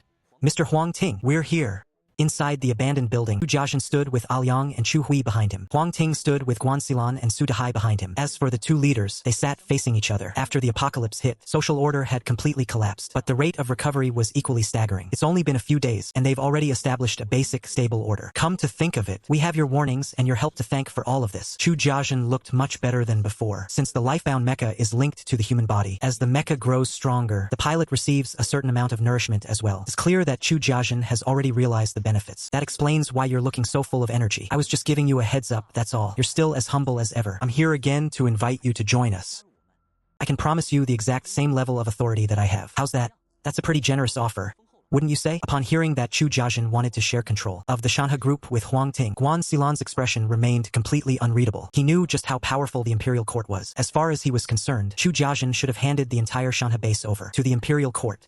Acting like this, he had absolutely no sincerity at all. Information missing. Sudahai, whose mindset was still stuck in the days before the apocalypse, didn't see it that way. Who is Chu Jiazhen? He's the wealthiest man in Ningxing, the real deal. A big shot with connections everywhere. Since he's extended a personal invitation, and even offered such immense power, what are you waiting for? Why not just say yes? Huang Ting, just accept it. Okay? Seeing that Huang Ting was still hesitating, Chu Hui stepped forward, grabbed his hand, and pleaded flirtatiously. Chu Jiazhen watched the scene with a faint smile, then turned his gaze around the room. Aoyang was busy staring up at the ceiling, as if he could spot something fascinating in the concrete. Although Guan Xilan kept a straight face, there was a flicker of jealousy in his eyes. As for Sudahai, he could practically hear his own heart shattering. "I'm sorry," Huang Ting said, still choosing to refuse, and proceeded to introduce Guan Xilan and Sudahai to the 3 of them. Upon learning that Huang Ting had already established his own faction, and had begun recruiting talent, Chu Jiazhen stopped pushing the issue. He turned and asked, "Since you've already started an organization, why haven't you made it public to recruit more people?" Chapter 29. Nanshan Prison. Yu Lang's mental breakdown. I'm planning on focusing on quality over quantity for now. Too many people just lead to too much trouble. Huang Ting answered nonchalantly. That's one of the reasons. The other reason is, in the future, the scale of Lanshin will expand infinitely. This will cause the terrain to shift. It's entirely possible that 2 people sleeping side by side in bed today could be several meters apart by tomorrow. For an average person, that just means a slightly longer walk. A minor inconvenience. Nothing more. But for major factions, even the slightest shift can change the entire landscape. That's why now is not the time to expand aggressively. I have the Ring Mecha, so I don't have to worry about being affected, but I'd rather have quality over quantity. Anyone who wants to join Dawn must at least have some real skill. I'm looking for an elite force, not a disorganized mob. After seeing the 3 of them off, Huang Ting suddenly remembered something. In his past life, the reason in Honghai could become the top dog in Ningxing, driving out the Chu family and overpowering the authorities, aside from the raw power of the Hongxi Mecha, was that he had obtained a crucial item, the material synthesis device. The function of this item is very simple, yet incredibly overpowered. It can convert low-tier materials into high-tier ones. Rare, high-tier materials are often priceless and impossible to find, so using low-tier scraps to synthesize them is obviously a deal you can't lose on. Back in his past life, it was exactly because of this material synthesis device that An Honghai was able to quickly secure his foothold in Ningxing and become the ultimate overlord. If I hadn't remembered it, fine, but now that it's come to mind, I've got to get my hands on it. But before that, I need to boost my own strength first. I've accumulated enough upgrade materials, so it's time to start the mecha advancement. Last time, from selling the bone bombs, lopals, and hypals, he had hoarded quite a stash of upgrade materials. Plus, with what he'd gathered from that trip to the zoo, he finally had enough materials to push Sky Domain and Thunder Flash to Tier 2. After submitting the materials once again, he was in for another long 18-hour wait. During those 18 hours, those two mechs were completely out of commission. Only the Titan and Ring mechs remained unaffected. Bored out of his mind, Huang Ting opened up the regional chat. By now, the regional chat looked exactly like a standard game chat channel. People were everywhere buying or selling materials or trying to hunt down mutated creatures and looking for squads. The most eye-catching ones were the players with clan prefixes in their names. Ning City University Alliance, Mountains and Rivers Elite Guild. It was clear these were all tentacles of the 5 major powers. Huang Ting skimmed through the messages, waiting for his mech upgrades to finish. Meanwhile, at the Ning City Nanshan prison, Ran Zijin and her group of 6 were carefully avoiding the prison entrance, making their way toward the main road nearby. They had been wandering around aimlessly for the past 2 days, hunting mutated creatures. If they hadn't seen the news about the University Alliance forming in the regional chat today, the 6 of them might still be fast asleep in some hotel. We finally found a group to join. It wasn't easy, man, Yu Lang said, his voice brimming with excitement, unable to hold it back. Shoo! Keep it down. Let's get past this prison first. To reach the territory held by the University Alliance, they had to pass by this Nanshan prison right in front of them. Even the blood zombies that used to be ordinary people were already giving them a massive headache. Don't even think about it. Blood fiends mutated from criminals are way more vicious. Plus, Nanshan prison is packed with hardcore convicts. Everyone in there is either a killer, an arsonist, or tied to organized crime. If these people turn into blood fiends, just thinking about it gives me a massive headache. That's exactly why the 6 of them were being so incredibly cautious. Luckily, they've got tons of experience. They covered half the distance in no time. As soon as they clear the rest of the way, they'll be in the clear. But right at that moment, a bunch of mechs came charging in from the distance. The second he saw those mechs, Yu Lang's face drained of color. What kind of idiots are those? Are they trying to get themselves killed? The mechs were moving fast. In the blink of an eye, they reached the prison gates. Boss, this is it. Nanshan prison. There's gotta be tons of elite monsters in there. His lackey, Ho Renjong, smirked as he pointed at the main gate. Not bad. I appreciate you finding this place. Hong Hai gave a cold, dismissive compliment. Then, unable to contain his excitement, he charged forward. Just like Ho Renjong said, there had to be a ton of elite monsters inside this prison. As long as he took them down, it'd be enough to level up his own mech. With that thought, he pulled 1 foot back, crouched down slightly. A creepy red glow started pulsating across his mech's armor. Crap! Those idiots are trying to bust open the prison gate. We gotta move. Now! Ran Zijing's expression shifted instantly. He frantically signaled for the others to get out of there. But before he could even finish his sentence, they watched the red mech bolt ahead of everyone else. And the next second, the red mech slammed fearlessly straight into the iron gate. Dust and debris filled the air. The iron gate was blown to pieces in an instant. The boss is unstoppable. Ho Renjong clapped his hands vigorously. But a second later, he choked up, as if someone had grabbed him by the throat. Not a single word could escape his lips. Behind the iron gates of Nanshan prison, hordes of blood masters heard the commotion. They all turned their heads in unison, their faces twisted in rage as they glared at the group. Before anyone could even react, they erupted into a frenzy, surging toward the crowd like a tidal wave of blood. Even Ran Zijing and his people in the distance couldn't escape. They were swept right into the crimson current. This time this really isn't just me being reckless. What do we do now? Yu Lang yelled as he ran. Even Ran Zijing was caught completely off guard by this turn of events. If it weren't for these people, he could have definitely avoided this massive mess completely unscathed. He scanned his surroundings quickly, and suddenly an idea struck him. Move! We're heading inside the prison. The prison is swarming with blood masters right now. Going in there is just walking straight into a trap. Besides, even if he had been a little reckless, he didn't need to end up in prison. Most of the blood masters have probably already rushed out, and besides, the structures in there are much sturdier than the ones outside. We can hold our ground and figure out a plan. If we try to run in a situation like this, we're as good as dead. Ran Zijing analyzed the situation calmly. With this many blood masters charging out at once, they'll tear apart anything living they lay eyes on. Their own running speed simply can't compare to the speed of the blood masters' charge. If they want to survive, they have no choice but to head against the current and use the prison cells as a fortress to defend themselves. What do you guys think? Everyone agreed immediately. Just like playing a game, Ran Zijing is the strategist of the team. His analysis isn't always spot on, but honestly, we've got no better options right now. The 6 of them pushed hard, charging straight toward the prison. Meanwhile, Ho Renjong noticed Ran Zijing and his crew making their move. Watching his own numbers dwindle, he finally caught on to what Ran Zijing was planning. He shouted out at the top of his lungs, "Boss, the prison. Everyone, head to the prison." And Hong Hai caught on too. Even though the prison looked like a death trap, it was definitely safer than staying out here. They scrambled to retreat toward the prison. Since Ran Zijing's group of 6 had a smaller footprint, they managed to slip back into the prison without much trouble. But for Hong Hai, it was a different story. With over 30 people bunched together, even a blind man could see something was up. Their retreat immediately drew a massive swarm of blood beasts. Yu Lang, who had already pulled back inside the prison, saw this unfold and couldn't help but curse. Damn it, those idiots just brought the whole swarm right to us. Yu Lang was absolutely livid at Hong Hai's move, his composure completely shattering. Ran Zijing's heart sank. This outcome was completely beyond his expectations. With so many blood beasts swarming in, they seemed to be trapped like fish in a barrel. What do we do? Tell me, what are we supposed to do now? Chapter 30, Material Synthesis and Emergency Rescue. Just like that, 2 days flew by. The number of blood beasts outside had dropped significantly, but that wasn't exactly good news. After all this time, the energy inside the blood beasts had been long since drained. With no food left, they started turning on each other. The weak ones were slaughtered, and what remained were nothing to sneeze at. For Ran Zijing, the situation had taken a turn for the worst. With this many blood beasts out there, it looks like we're going to die here. Inside the room, a chubby guy in glasses is looking completely hopeless. The others are even more dead silent. If nothing goes wrong with the blood offerings, it's pretty much game over for all of us. It's all those bastards' fault. If it weren't for them, we wouldn't have ended up in this mess. Yu Lang curses under his breath. Ran Zijing hears Yu Lang's cursing and gives a helpless smile. Suddenly, a light bulb goes off in his head. He quickly pulls up the trade interface. After scrolling through for a bit, the very first trade message pops up. Would you like to add Huang Ting as a friend? Seeing that little line of text flash on the screen, Ran Zijing's heart starts racing. It says, the other party has enabled friend verification. Please provide a reason for adding them as a friend. A light blue text box appears. Master Huang Ting.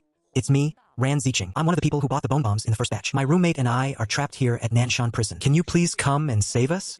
We're willing to give you everything we've earned over these past few days as a trade. And if that's not enough, we're happy to work for you. As the message sends, Ran Zijing finally lets out a sigh of relief. You actually have a plan? Yu Lang sees him and asks out of curiosity. I'm just trying my luck. Ran Zijing isn't entirely sure. He has no idea what Huang Ting is actually planning. At the abandoned building, Huang Ting has already finished upgrading his Heavenly Jade Mecha. Name Heavenly Jade Mecha. Level Tier 2. Strength 11. Defense 35. Agility 11. Mystery 0. Exclusive module. Heavenly Jade. Heavenly Jade boosts physical resistance by 55% and elemental resistance by 25%, including resistance to mental damage. Once the mecha reaches the next rank, you can continue to upgrade. The defense stats. Its defensive stats increased by 35 points. That's 15 more than before. Both physical and elemental resistance increased by 5. For an ordinary mech, this kind of upgrade would be absolutely mind-blowing. But after experiencing the upgrade of the Titan mech, Huang Ting couldn't help but feel it wasn't that impressive. Just as he was about to head out to hunt mutated creatures, a message suddenly flashed across his eyes. Seeing what the message said, Huang Ting froze. Nanshan Prison. Right. How could I have forgotten about that? In his past life, and Hong Hai was trapped in Nanshan Prison. He had to pay a massive price before he could bring in reinforcements and escape. Afterward, a furious and Hong Hai completely razed Nanshan Prison to the ground. That event triggered Ning City's very first battle against a leader-level monster. Ever since that fight, and Hong Hai's growth speed accelerated rapidly, eventually becoming the true overlord who united all of Ning City. Perhaps the blueprint for Synthesis 1 is hidden right there in Nanshan Prison. Thinking of this, he accepted Ran Zijin's friend request. Although the 6 of them were young, they had a strong bond. Plus, they were smart and had the guts to take risks. If they manage to survive, they're bound to achieve great things in the future. Such a promising group. I can't let them be wiped out here. Big Boss Huang Ting. We're currently in the North District of Nanshan Prison. This place has 4 zones, north, south, east, and west, each guarded by a powerful monster. You have to be careful. We're safe for the moment, but our mental energy is pretty much drained. I'm afraid we won't be able to help you. Ran Zijin didn't waste any time, stating their situation clearly right away. Even though they've set up a defensive base, the Blood Masters aren't giving them a second to breathe. Wave after wave of attacks. The assault hasn't let up for a single second. The 6 of them have to take turns holding the line, and even then, they're barely hanging on. Food and water supplies aren't really an issue, since they can just buy supply packs from the system shop. But it's their stamina and mental state that are impossible to recover. After 2 full days, everyone is exhausted and barely conscious. They're struggling just to summon their mechs to fight. If this keeps up for a little longer, I'm afraid they won't even be able to manifest their core mechs anymore. And once that happens, it's game over for them. I hear you. Just hold out a little longer. I'm on my way.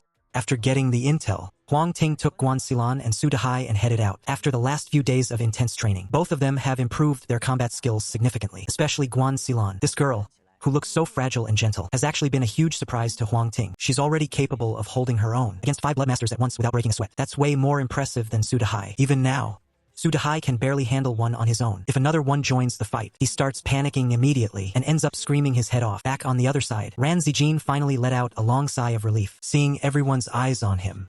He scratched his head and said, Huang Ting is coming. He promised to come help us out. Let's just hold on a little longer. When they heard it was Huang Ting, Yu Lang looked absolutely thrilled. The impression Huang Ting left on him before is still burned into his memory. So, getting to see his idol in action again. Of course he's fired up. The other four weren't as worked up as he was. If it were just one or two monsters, they'd trust Huang Ting's strength to handle it. But with this many blood masters outside, afraid even 10 Huang Tings wouldn't be enough. Every second ticked by 1.1 minutes at a time. Soon, the sun began to set.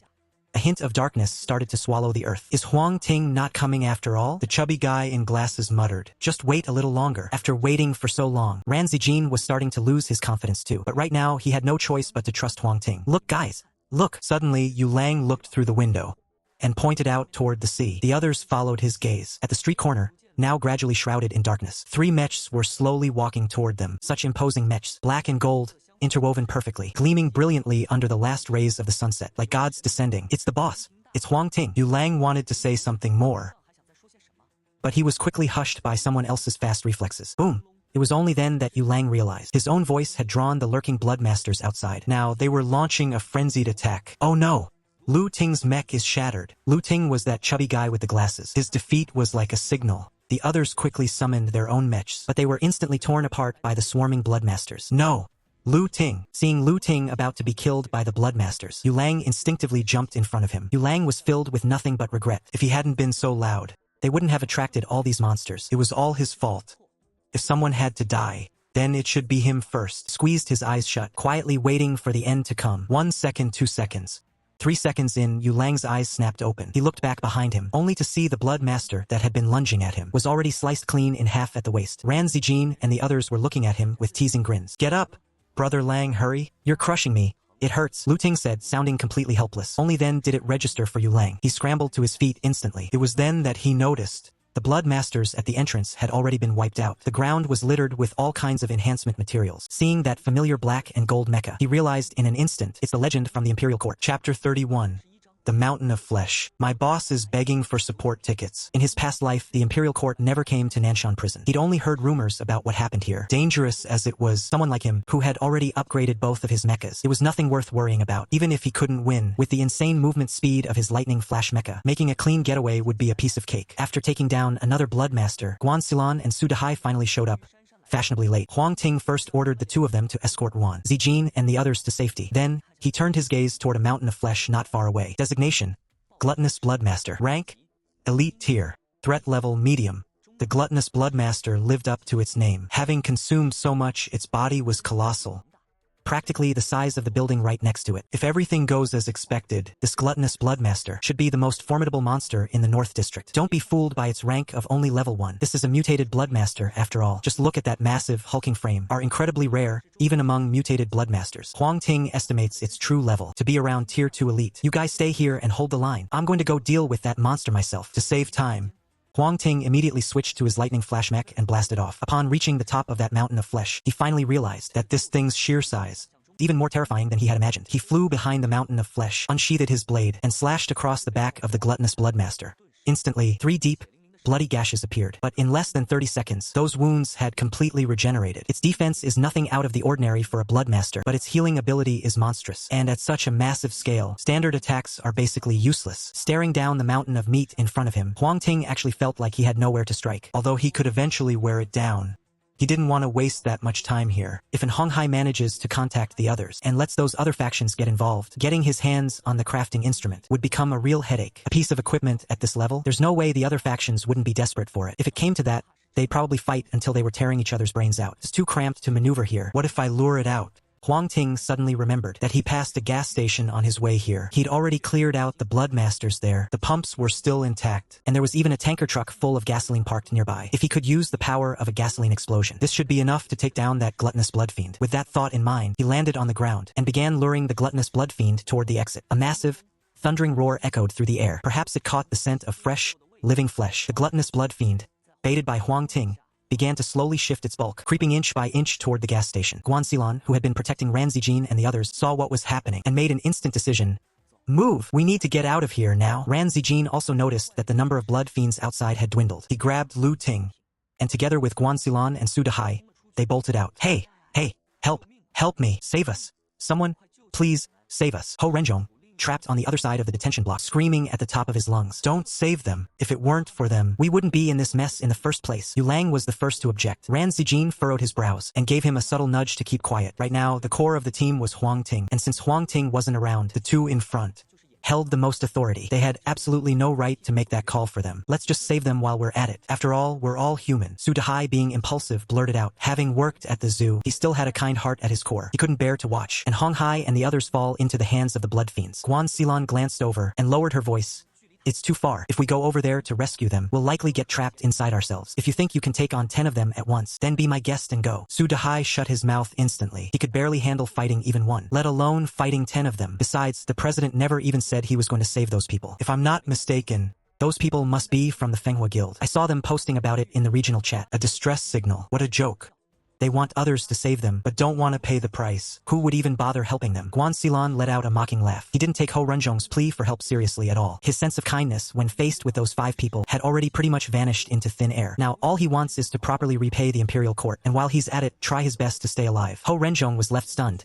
Watching them walk away, he turned his head and was met with a flying kick from an Hong Hai. You're going to die no matter what. Why won't they come over here? This moment, and Hong Hai had spiraled into a state of total madness. The others instinctively kept their distance. Everyone knows, when the young master starts having an episode, you absolutely must not get close to him. After a massive outburst of rage, and Hong Hai finally calmed down and started looking for help, he knows that his very existence must annoy a lot of people. But with the Red Hope Mecha on his side, those people have no choice but to swallow their pride and beg him for help. After all, every extra bit of combat power means one more shred of hope for survival. To get reinforcements, and Hong Hai really bled his resources dry this time. Seeing that the other major factions had agreed to help, his expression turned ruthless. Nanshan Prison. I am going to wipe this place off the face of the earth. And as for those people, they'd better pray I never run into them. Otherwise, they're all dead. While Hong Hai was busy losing his mind, Huang Ting had already led the gluttonous bloodmaster of the Flesh Mountain clan right up to the gas station. But at that exact moment, he suddenly realized something. It looks like I don't have anything to light this gasoline with. Ever since the world ended, even the most basic lighters stopped working. And electronic ignition? Forget about it.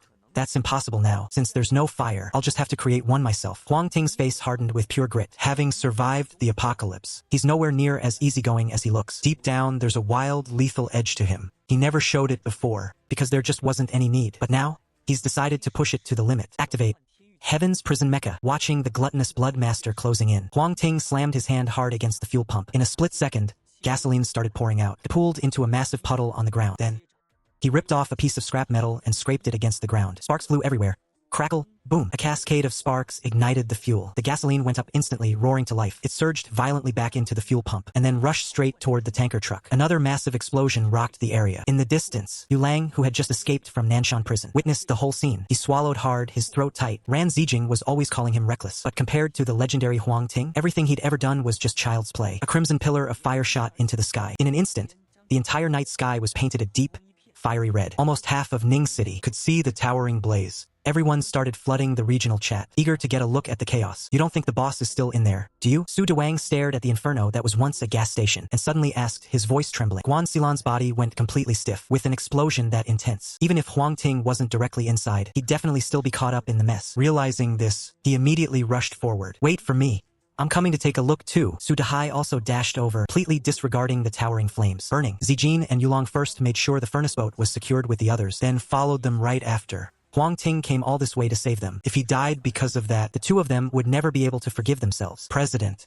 Guan Xilon was acting like a madman, screaming for Huang Ting at the top of his lungs. He wasn't like Su Dehai, who could easily just call him boss. So he had chosen to address Huang Ting as president instead. Right now, that single word, president, completely dominated his mind. Aside from those 2 words, he couldn't think of anything else at all. Boss. Oh, boss. Where are you? Boss. How could you just leave us behind like this? My poor, sweet boss. Su Dehai was also wailing like a banshee. Before he could even finish his cry, he suddenly felt a massive force hit his waist. Immediately after, he face planted right into the dirt, kneeling hard on the ground. Stop your blubbering. I'm not dead yet. Huang Ting opened his small nursery bag and stuffed his recent loot inside. Just as he had thought, those flames might look terrifying, but to his heavenly prison mecha, they didn't do a single bit of damage. It's just a bit too much smoke, that's all. The fumes turned the entire mech pitch black. Chapter 32. The Southern District leaders, the 5 major factions on the move. Although the Flesh Mountain has been dealt with, the only real shame is the gluttonous bloodmaster. No blueprints for the synthesis material drop. There are still 3 major monsters left in Nanshan Prison. If everything goes as planned, the blueprint should be on one of them. After causing such a huge ruckus, other factions will likely come to check things out soon. I'm running out of time. Huang Ting quickly swapped his mech. In an instant, his armor was as good as new. You guys find a place to hide for now. I've still got some business to take care of. You got it, boss. Just be careful out there. Understood? Guild Master. Su Dehai and Guan Xilon knew exactly what Huang Ting meant. They took Ran Zijin and the others and cleared the area. Once their figures vanished from sight, Huang Ting took a deep breath. He headed straight back into Nanshan Prison. This time, his target was the South District. Nanshan Prison, South District. Huang Ting meticulously searched every single room. The rooms were completely empty, but he couldn't shake the feeling that someone or something was watching him from the shadows. I really don't have enough intel. I barely paid any attention to this area in my past life. Suddenly, he stopped dead in his tracks. A strange, faint rustling sound started echoing from deep within the walls. Huang Ting's eyes narrowed sharply. He threw a punch right at the wall. Since the Sky Prison mech evolved, his strength stats had gotten a massive boost too, even if it doesn't quite match the Titan mech. Smashing through a wall is a piece of cake. His massive iron fist shattered half the wall in one blow. Seeing what was hidden inside the wall, he couldn't help but gasp in shock. All sorts of skeletons were stuffed in there, covered in gnaw marks from some kind of twisted beast. No wonder I couldn't find a single blood zombie after searching for so long. Turns out they were all eaten alive and then shoved inside the walls. Not many can make it this far. Fortunately, Huang Ting's memory holds records of this. Rat! He hissed the word under his breath. It was like tripping a silent alarm. A swarm of rats surged madly from the dark corners. In a split second, a sea of black and gray colors intertwined. It looked like pure hell. Seeing this, Huang Ting took a cautious step back. These weren't your average rats. Every single one of them was as big as a golden retriever, and some were even the size of a young calf. Their destructive power was insane. Their sharp incisors would gnaw through absolutely anything they touched. Huang Ting felt a chill run down his spine, but he had no choice. He had to steel himself and fight. He could tell. These rats weren't attacking blindly, which meant something had to be controlling them from the shadows. It was highly likely a boss-level monster, and since it's a boss-level monster, there's a good chance it'll drop the crafting blueprint he needs. For the sake of that legendary gear, Huang Ting had to roll the dice one more time. He thought for a second, then switched to Thunderflash. He pulled the standing claws from his mecha's inventory and equipped them onto the Sky Prison mecha. Then he loaded up the Hound's Fangs and the Detection Eye as well. With this many rats, neither the Giant God nor the Thunderflash would be of much use in such a cramped space. Only the Sky Prison mecha could tank the hits and hold the line. With a quick swipe of the claws, he tore open a rat's belly. Thick, dark red blood splattered everywhere. Inside the Sky Prison mecha, Huang Ting grinned. Come on then. Perfect. I'll slaughter the whole lot of you. The pillar of fire shooting into the sky definitely caught everyone's attention. If this had happened in the daytime, probably wouldn't have caused such a massive stir. But it's nighttime now. The raging inferno is lighting up half the sky, you could say.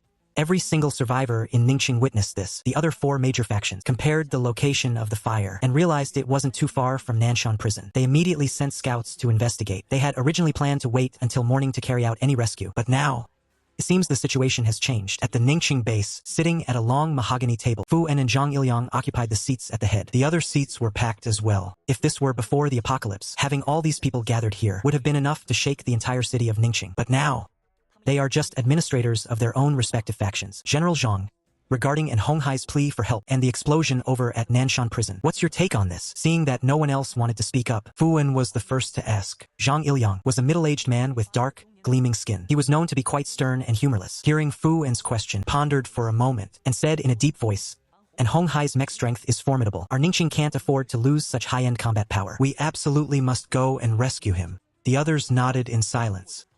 It was exactly what they were thinking. Even though Hong Hai is arrogant and domineering, and his character is truly wretched, they have no choice but to pick the best of a bad bunch right now. They'll have to just put up with the guy for the time being. As for the explosion over there, Zhang Ilyang paused, his eyes suddenly flashing with a cold, sharp glint. Nanshan Prison sits in a very strategic location. We absolutely cannot let those monsters take control of that place. Reports just came in from the front lines. That massive mountain of flesh that was holed up there, it's gone.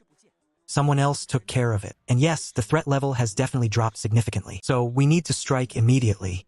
We have to retake Nanshan Prison. We'll use it as one of our own outposts. Working from the outside in, we'll gradually take full control of Ningxing. Hearing this, Fu En nodded in agreement. Ningxing belongs to the people, to the nation. It's not the private playground of a chosen few. They truly need to ensure that the situation across all of Ningxing is firmly in their hands. But that mysterious phone call back when the apocalypse first hit. Have you found them yet? As soon as that question was asked, a heavy silence fell over the room.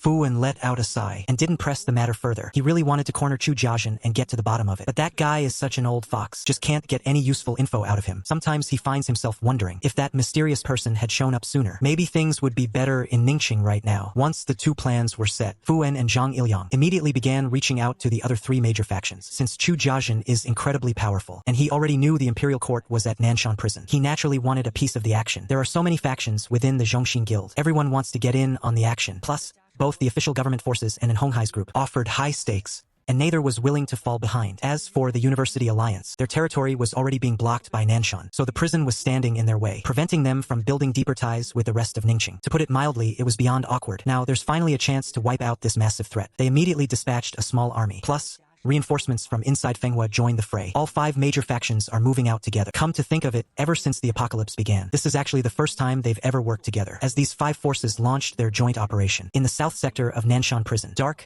crimson blood covered the entire floor. Every step you took felt thick and sticky. In some spots, the blood was so coagulated it was practically stringy. Huang Ting reached out and ripped down a curtain. He wiped away the blood that had splattered onto him. Standing right in front of him was a deformed monster with a human face and a rat's body. So, I guess you're the leader, huh? Target: mutated man-eating rat. Rank: Tier 1 leader. Threat level: high, middle. Chapter 33. Sneak attack. Semi-mutated body. Asking for gold tickets. As for why the threat level dropped from high to medium, Huang Ting figured it out. It must be because the other mutated rats had already been completely wiped out by him. Once a leader loses the protection of its minions, naturally, the threat level drops significantly. The mutated man-eating rat let out a shrill screech and bolted away. Huang Ting paused for a second, then took off in pursuit. Even mutated creatures have brains, after all. The higher the level, the higher their intelligence. Perhaps the death of all those other mutated rats really spooked this thing. That must be why it was so terrified, running for its life without a second thought. The mutated man-eating rat was incredibly fast. Huang Ting had no choice but to switch to his lightning dash mecha, just to barely keep up with it. He had a hunch that this mutated man-eating rat was the very monster that would drop the crafting blueprint he was looking for. He pushed his speed even further. Finally, as they reached a turn in the road, he kicked the mutant man-eating rat right in the back. The mutant rat went flying, slamming hard into an iron gate. It let out a sharp, piercing screech. The mutant man-eating rat behind him fixed its glowing, crimson eyes on Huang Ting, letting out low, guttural growls. Huang Ting gave a light, cold chuckle, his figure blurring as he moved, reappearing right behind the creature. He brought his foot down heavily, stomping on its tail. The force snapped the tail instantly. The mutant rat shrieked in agony, struggling for a moment before its claws swiped as it spun around to bite. Thankfully, Huang Ting had already predicted its move. The moment it turned, he had already darted 5 or 6 meters away. This mutant man-eating rat's greatest strength lies in its pack of underlings. On its own, its power isn't all that impressive. The only advantage it has is speed. No matter how fast it is, it can't escape the pursuit of the lightning flash mech. From the moment Huang Ting arrived in the southern district, his doomsday was already sealed. With a single punch, he shattered the mutant rat's skull. A notification rang out. Target eliminated. You have killed a boss-level mutant man-eating rat. You have obtained soul-devouring mutant blood. You have obtained Flesh Essence 1 unit. You have obtained Filthy Rat Fangs 4 units. You have obtained Filthy Rat Pelts 2 units. Plague Blade. Blueprint. Item name: Plague Blade. Quality: fine. Type: Blueprint. Effect: infused with toxins, capable of inflicting massive damage on living beings. Even mechs will suffer from its corrosion. Required materials: Filthy Rat Pelts 10 units and Filthy Rat Fangs 20 units. 5 blood-drenched roots. That unknown toxin killed off so many mutated rats.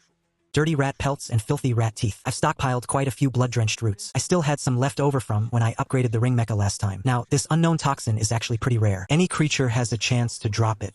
It's just the odds are incredibly slim. It really all comes down to luck. Huang Ting gathered them all up. Once he gets back, he'll check if the system shop has any in stock. The Plague Blade's effect is decent enough, but compared to the materials for synthesis, it's still lagging behind quite a bit. Nothing in the South District either, so I'll head over to the West District and check it out. The only reason I didn't head to the West District first was simply because of the unique layout of Nanshan Prison. To reach the West District, you're forced to go through the South District first. Moving through the layers of iron security gates within the South District, Huang Ting officially stepped into the West District of Nanshan Prison. As an iron door slowly creaked open, he felt an immediate, sharp sense of danger. He instantly switched into his Sky Prison mecha form. Bang! The very next second, Huang Ting was sent flying backward, smashing straight through several high-strength concrete walls before finally stopping. Before he could even get back on his feet, a massive iron dining table came crashing toward him. Huang Ting raised his arms to block his chest, but the force of the table pushed him skidding backward, not stopping until he slammed into the wall behind him. Then, a giant industrial freezer came flying his way. Is this ever going to end? Ordinary monsters wouldn't have the brains to use these objects as weapons. Huang Ting is certain there must be a whole crowd behind that iron door. This is the cell block area. There are way more inmates here than prison guards. Behind that door, it's highly likely there are criminals who escaped from their cells. They're the only ones who would launch an attack the moment they see someone. Huang Ting shoved the table aside and dashed out to the side. Sure enough,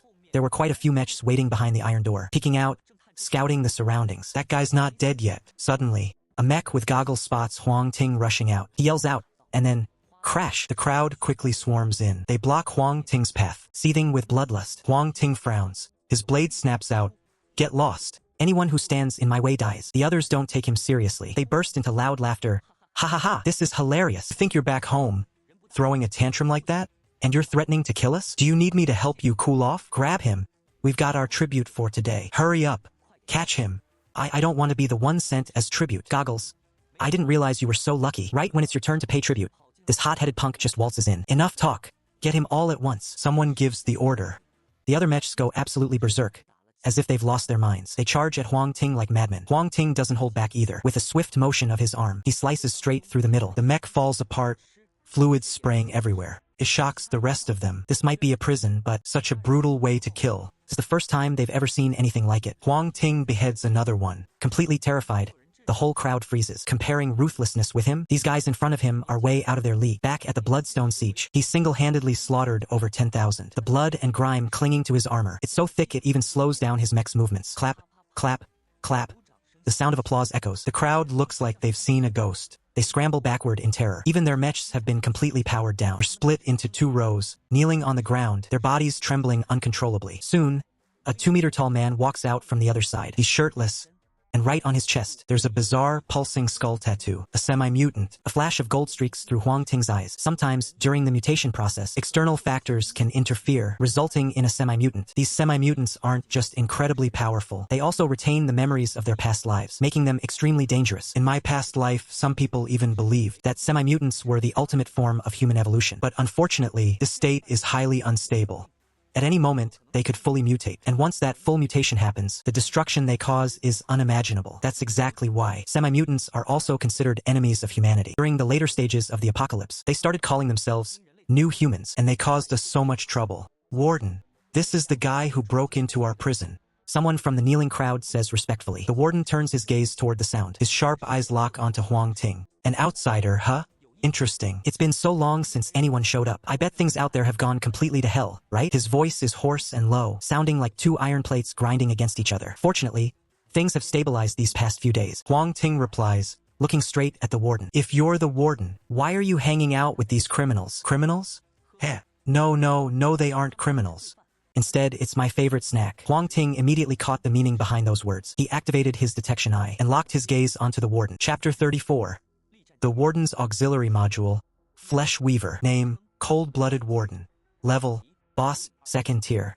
Threat level, extremely high. Boss tier, 2nd tier. Huang Ting braced himself internally. This was his first time running into a mutant this powerful.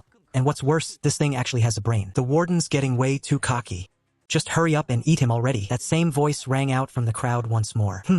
The warden let out a low grunt. Suddenly, countless tentacles burst out from his body. The tentacles twisted and coiled together, forming a massive, gaping maw of blood and gore. It lunged from above, swallowing one of the prisoners whole. Surrounding inmates witnessed the scene, terrified into complete, shivering silence. Some were so scared they lost control of their bladders. Yet they didn't dare let the mess show. Terrified that it might displease the warden, they scrambled to wipe it up with their clothes. What a blabbermouth. That's enough snacks for today. Kid, you're lucky. Stay put and behave yourself. I'll come back tomorrow to savor your flavor. After saying that, the warden dragged his tentacle-like right arm and turned to leave. Ridiculous. You're more of a criminal than anyone else in this hellhole. I'd even say you're neither man nor ghost. A calm voice echoed throughout the prison. The atmosphere became suffocatingly tense in an instant. Everyone looked at Huang Ting with sheer terror. They were convinced Huang Ting had finally lost his mind, or he never would have dared to say something like that. Many were already figuring out how to make a run for it. They could only imagine. Once the warden snapped, none of them would make it out alive. Interesting. It seems life on the outside. So you're pretty confident in your power, huh? The warden turns around. Red, ethereal tentacles start bursting out from his body. Those spectral tendrils cover every inch of his skin. In the blink of an eye, the warden's body transforms into that of a hulking, muscle-bound monster. Looks like the easy life in this prison has made you forget the basic respect one should have for the strong. Huang Ting's gaze sharpens. The massive, razor-sharp black and gold mecha armor materializes. In such a tight space, it's all about raw, brute strength. He intends to use absolute power to smash this inhuman monster into pieces. Whoosh! The two of them are moving at blinding speeds. In a split second, they collide. The warden's body recoils, stumbling backwards several steps. But looking at Huang Ting, he's still standing rock solid in his original spot. He hasn't budged an inch. What? How is this even possible? Your strength. Why on earth is your strength so immense? The warden can't wrap his head around it. To be able to rule over the west wing of Nanshan prison, he didn't rely on just his title as warden. It was all about his raw, genuine power. If he hadn't beaten these people into submission and fear, he never would have reached his current status. But that strength he's always been so proud of has finally hit a wall for the very first time. This is something he just can't accept. The other inmates stare at the scene in shock. The invincible warden actually got pushed back? This has never happened before. Does this mean that the warden isn't impossible to defeat after all? Beyond their shock, they're now even more curious about Huang Ting's power. Just who is this guy who could take on the warden head-on and force him back? Is it really true, like he said, that the outside world has already turned into absolute chaos? The warden struggles, pushing his red tentacles forward, still trying to restrict Huang Ting's every move. Tentacles made of void energy surged into the air, filling the sky. Nightmare-like terror once again gripped the hearts of everyone present. They all scrambled backward in a panic, pressing their bodies tightly against the walls. They might be ruthless and cold-blooded, but that doesn't mean they aren't afraid of dying.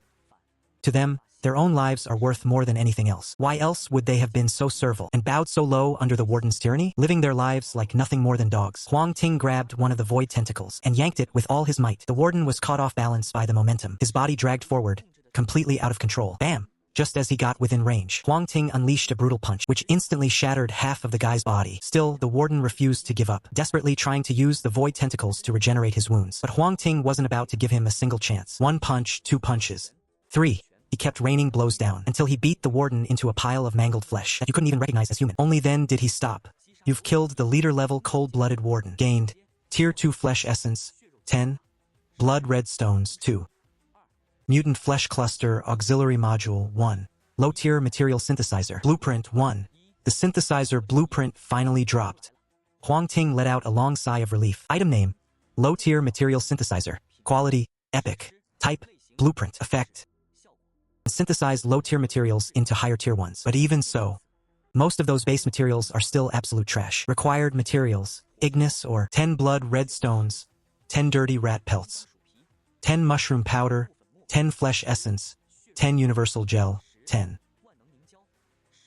gathering star. The moment he saw the list of required materials, he couldn't help but furrow his brow. Ignis or comes from Tier 2. Ordinary mutated creatures, though they are quite rare. But it wouldn't be hard to just throw in some extra cash to get those 10 points. As for the monster powder, that's a different story. It's quite rare. Only those mutated creatures that thrive in the shadows are likely to drop it, like mutated cockroaches or mutated rats. Right now, he's got 6 in his inventory. Just 4 more to go. Honestly, it's a piece of cake to finish. The rest of the items? Not worth mentioning. They're just basic, everyday materials. But that last one, the Gathering Star, that one's got him a bit stumped. He never even heard of such a thing in his past life. After thinking it over, he tucked away the blueprint. Then, he opened up the system shop. He spent some credits to pin a message at the top of the feed. Buying Gathering Star. Price negotiable via private message. The bounty system hasn't been released yet, but this clunky, old-school method is his only option. Putting away the low-tier materials and synthesis sludge, Huang Ting turned her attention to the attachment called the Adaptive Flesh Cluster. Module name: Adaptive Flesh Cluster. Quality: Fine.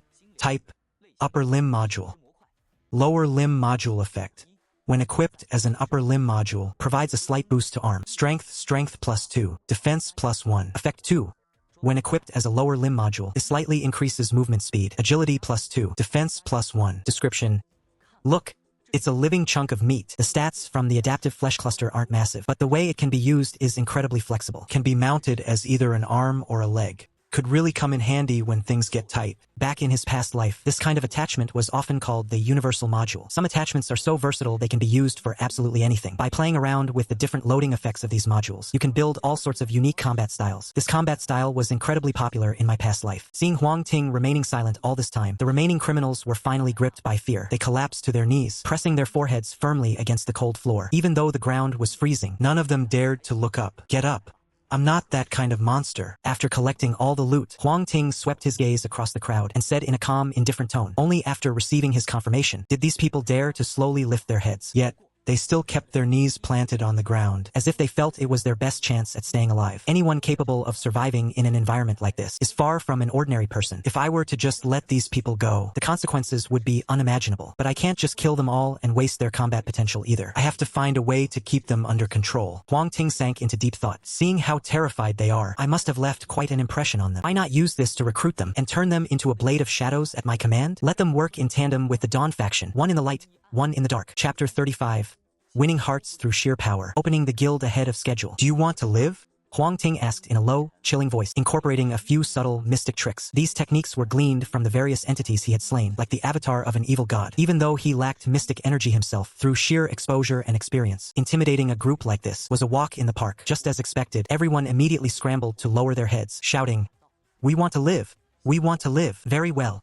Huang Ting carefully scanned the circle, his gaze finally settling on a man with a fierce, menacing face. Even with everyone huddled together, yet there's still a huge empty space around the guy, which means everyone else wants nothing to do with him. But he doesn't look physically strong, and his combat skills are probably just average. The only reasons people would be avoiding him like that are either because he's someone of high status, or because he's even more vicious than the rest of them. Is that the scent of a pervert? Perfect, just enough to use for an experiment. After the apocalypse hit, a lot of people had mental breakdowns. They started doing all sorts of insane things, and of course, among them, there was no shortage of total psychos who got off on torturing others. He caught that exact scent coming off that man. Seeing Huang Ting staring right at him, the man gave a humble smile. However, the madness in his eyes was still clearly caught by Huang Ting. Huang Ting let out a soft chuckle. He pulled out a small wooden ball. The wooden ball came from the Ningxing Zoo. Its other name is the wood-turning puppet. He walked up to the man and pressed the wood-turning puppet right against the center of his forehead. In an instant, a bunch of thin vines sprouted from within the wooden ball. Those vines were just like blood vessels, spreading densely all over the man's entire body. Shortly after, the originally emerald green vines began to slowly turn red. In the end, they really looked like veins, sinking deep into the man's body. Get up and spin around twice. Huang Ting shifted his focus. The man immediately stood up and spun around twice. Whoosh! Everyone else scrambled away at lightning speed. The area around them cleared out in a flash. At this moment, the level of creepiness Huang Ting exuded had far surpassed the warden. Not bad at all. From now on, your name is Mui. Remember your name. Yes, Mui understands. Mui nodded, with a respectful tone. The control of the wood-style puppets isn't rigid at all. In fact, he manipulates their bodies using tiny vines, relaying various commands through an internal core. That's why the wood puppets don't exactly have high intelligence. For the early stages, they'll do just fine.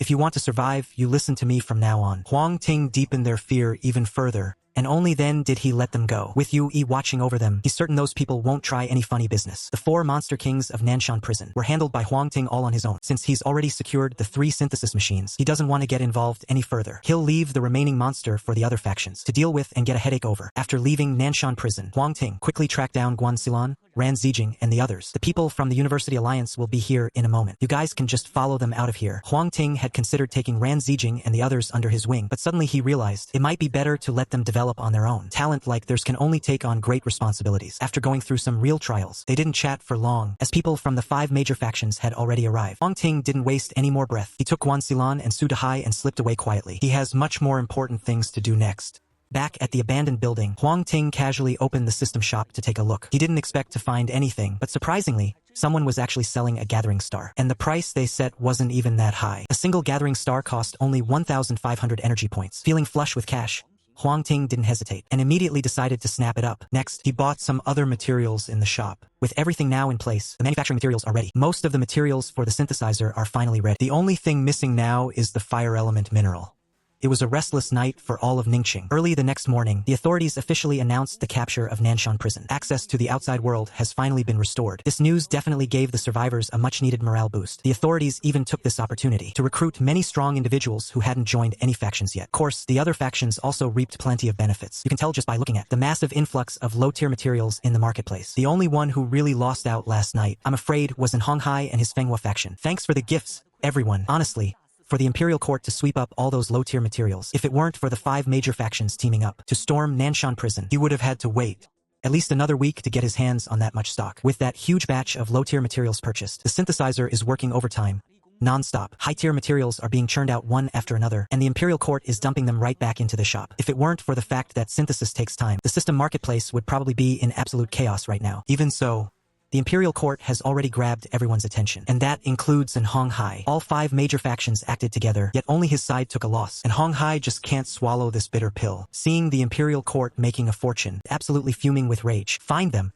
Track down the Imperial Court's location. I'm going to make sure they don't see another day. His subordinates scrambled and left at once, heading out to hunt for the Imperial Court's trail. 2 days later, nearly 60% of the low-tier materials in the market have flowed into the Imperial Court's hands. At the same time, his energy point reserves have reached 200,000. If it weren't for the massive pile of low-tier materials still waiting to be synthesized, his energy points would have easily multiplied several times over. The second wave of mutations is about to kick off. It's time to help them power up. But before that, I need to unlock the faction feature. Huang Ting, Open the menu. The interface currently showed 3 main sections, namely, Mecha Stats, Chat Channels, and the System Shop. With a flick of his mind, the screen shimmered and shifted. A brand new section materialized. Faction Creation. Level 1 Guild. Name Dawn. Activating Guild Warehouse. As he commanded it with his thoughts, a strange page adorned with dark purple patterns appeared, with the word Dawn displayed prominently. Beneath the name Dawn, Huang Ting was listed as the guildmaster, while Guanxilan and Su Dehai were just regular members. It wasn't that he didn't want to give them any authority, it's just that there are only 3 people in the whole guild, so titles really don't make a difference. The faction section is split into 3 submenus: Guild Announcements, Guild Members, and the Guild Warehouse. Huang Ting opened the Guild Warehouse. The next second, in his mind's eye, a massive circular space emerged. This was the Guild Warehouse. Every time the guild levels up, the storage space doubles in size. You can store an unlimited number of items in the warehouse, but they must be inanimate objects. Plus, there are restrictions on withdrawals. Otherwise, it would be the perfect portable storage tool. Forming the faction cost him 100,000 energy points, and unlocking the warehouse cost another 100,000. In the blink of an eye, Huang Ting's energy points were reduced to a pathetic few thousand. He didn't dwell on it too much. Energy points come and go, he could always earn more. The top priority right now is to boost their strength. He stuffed some reinforcement materials into the guild warehouse. Huang Ting reached out to Guanxilan and Su Dehai once again. The 2 of them had been performing quite well lately. Even Su Dehai seemed a lot braver than he used to be. You 2 have just about maxed out your mech upgrades, right? Pretty much. Just need a few final materials. Guanxilan nodded. After days of constant hunting, he had developed an underlying aura of ferocity. Well, I'm at about 70%. I figure it'll take another 2 weeks to hit the limit. Su Dehai's voice lacked confidence as he answered. He sounded a bit sheepish. Chapter 36. Tide of Blood Beasts, History and Fate. Huang Ting didn't really care about the lack of progress. Generally speaking, reaching Tier 2 within a month of the apocalypse starting already put you in the top tier of survivors. Guanxilan and Su Dehai's upgrade speed wasn't slow at all. While they couldn't compare to him, they were still way ahead of at least 90% of everyone else. I've started a guild. You 2 should have gotten the notification by now, right? Yeah, we actually just got a message about that. I can't believe there's a guild system. Is this just like those games I used to play? Su Dehai's eyes went a little vacant. He must have been checking the guild interface. It really is a game.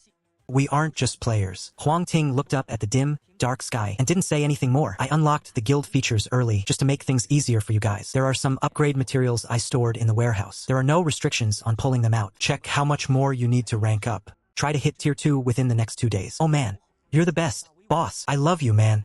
Su Dehai laughed out loud, and his eyes went blank again, likely busy searching for the materials. Guanxilan, however, wasn't as optimistic as he was. Her tone was laced with worry. Is something else about to change? If I'm not mistaken, the second round of the mutation is about to begin. Huang Ting didn't hold anything back. The second mutation isn't nearly as dangerous as the first one was. In fact, you could even call it a small blessing. Of course, you need real power to seize those perks. It's exactly why he's been so pushy, rushing the 2 of them to finish the mech, to bring it to life. Got it. I'll go get ready then. Su Dehai seemed to have finished making his picks by then. He scratched the back of his head and gave a goofy grin, walking away with a satisfied smile on his face. The next few days were surprisingly calm. The 4 major factions were busy processing everything they gained from the Nanshan prison run. Meanwhile, the freelancers grouped up into small teams, working together to take down monsters. The only ones causing a ruckus were Fenghua. They were like rabid dogs, scouring everywhere to track down Huang Ting. But Huang Ting had kept a very low profile, and with the Chu family town shielding him, a few days had passed, and the Fenghua people hadn't found a single lead. They even got chewed out by an Honghai for being completely useless. A week flew by in the blink of an eye. Huang Ting crushed a mutant rat skull with a single punch. Suddenly, a message popped up before his eyes. We're being swarmed by a blood corpse tide. Situation is critical. There might be a Tier 2 boss-level monster behind it. Is there any way you could lend a hand? The message was from Chu family town. For them to be this desperate, this blood corpse tide must be massive. That's strange. With so many people out hunting, the number of blood corpses hasn't gone up. How could there be a tide out there? Suddenly, a thought struck Huang Ting. Back at the zoo, Su Dehai once said that the blood trail led toward the north, and the Shanha base built by the Chu family happens to be located right north of Ningxing. Could it be that alpha-level blood corpse? Well, talk about looking for someone in a crowd, only to turn around and find him right there in the middle of a horde of blood corpses. I'll be there in no time. Hand, the blood-red mark on my back has been haunting me for way too long. Finally, I can put an end to it this time. Picking up the loot drops, Huang Ting switched into his thunder flash mech. With his flight thrusters roaring, he bolted straight toward the Shanha base in the north. Meanwhile, at the Shanha base used to be a massive planned commercial district. The Chu family had originally intended to turn this place into a supersized shopping hub. Who would have guessed it would end up being turned into a survival bunker instead? Dad, will Huang Ting actually show up? Chu Hui asked, pacing back and forth, her voice heavy with worry. You don't trust him? He will come. I know he will. But Chu Hui looked down from above, casting a glance outside at the tide of blood corpses surging like the ocean waves. She still felt a bit uncertain. Even if he does come, what can he possibly do against this many monsters? No, he is an incredible person. He can definitely pull off a miracle, Chu Jiajin said, his voice firm and resolute. Right now, he has no other choice but to put his faith in Huang Ting. The fact that Shanha base is under siege is no secret. Other factions caught wind of it a long time ago. Hey, old man, looks like your judgment was clouded. All that praise you heaped on that guy Huang Ting. Seems like you're in for some real trouble now. Huh? Over at the Fenghua base. And Hong Hai burst into loud, mocking laughter. Ever since he awakened his Hongshi mech, it was the first time he'd felt this exhilarated. After giving it some thought, he sent a message over to Chu Jiajin. He told them he could send troops to support the Shanha base, but they would have to pay a steep price in return. On top of that, he demanded to marry Chu Hui. Chu Jiajin had no choice but to agree. It didn't take long. A reply came back from Chu Jiajin. As he read the contents, his expression turned cold and murderous in an instant. Fine, fine, fine. You've brought this upon yourselves. Don't blame me for what happens next. I'd really like to see if that so-called imperial court is actually going to step in and help you people. If they do show up, thinking about the high probability of the imperial court revealing their position, Hong Hai reached out to someone else, Zhua Yilong. Vice President Zhua, I've got a massive deal on my hands. Wondering if you might be interested? Inside the Zhongxin Association, Zhua Yilong saw the message and Hong Hai had sent over. He was definitely tempted. He knew exactly who the imperial court was, of course, and he was well aware of the incredible wealth they possessed. Just as Hong Hai had said, this was a huge payday. Count me in.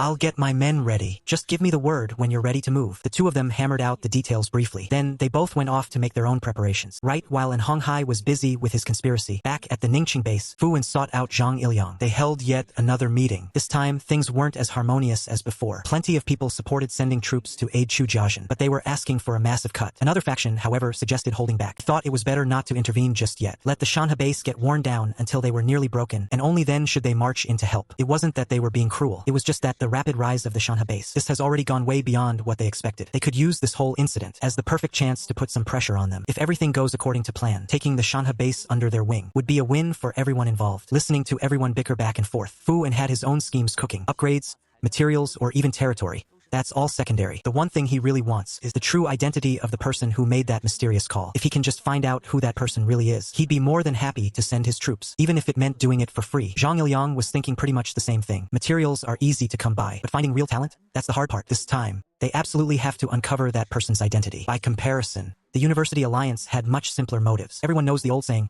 if the lips are gone, the teeth feel the cold. Plus, this is an incredible opportunity for some real-world training. The Alliance leadership decided to let the students give it a shot. But even with good intentions, they were stopped right at the first hurdle. Ever since Nanshan Prison was reclaimed, it's been crawling with soldiers. They've made the prison their central hub and set up checkpoints every few miles. If you want to get through, you absolutely need clearance from the base headquarters. And we all know how inefficient the bureaucracy is. And now, they're using the apocalypse as an excuse. Delay the paperwork indefinitely. That move really started rubbing people the wrong way. It almost led to a full-blown clash with the guards. The Alliance leaders were anxious, but their hands were tied. All they could do was sit and wait. With all these factors piling up, Chujia Town suddenly realized that they were now completely on their own. Inside the Shanha base, Chu Jiajin silently lit a cigar. Wisps of ethereal smoke curled around him. He couldn't help but think, maybe this is what they mean by when fate smiles, the world lends you its strength. And when it turns against you, even a hero loses his freedom. Just as he was lost in thought, a familiar mecha appeared.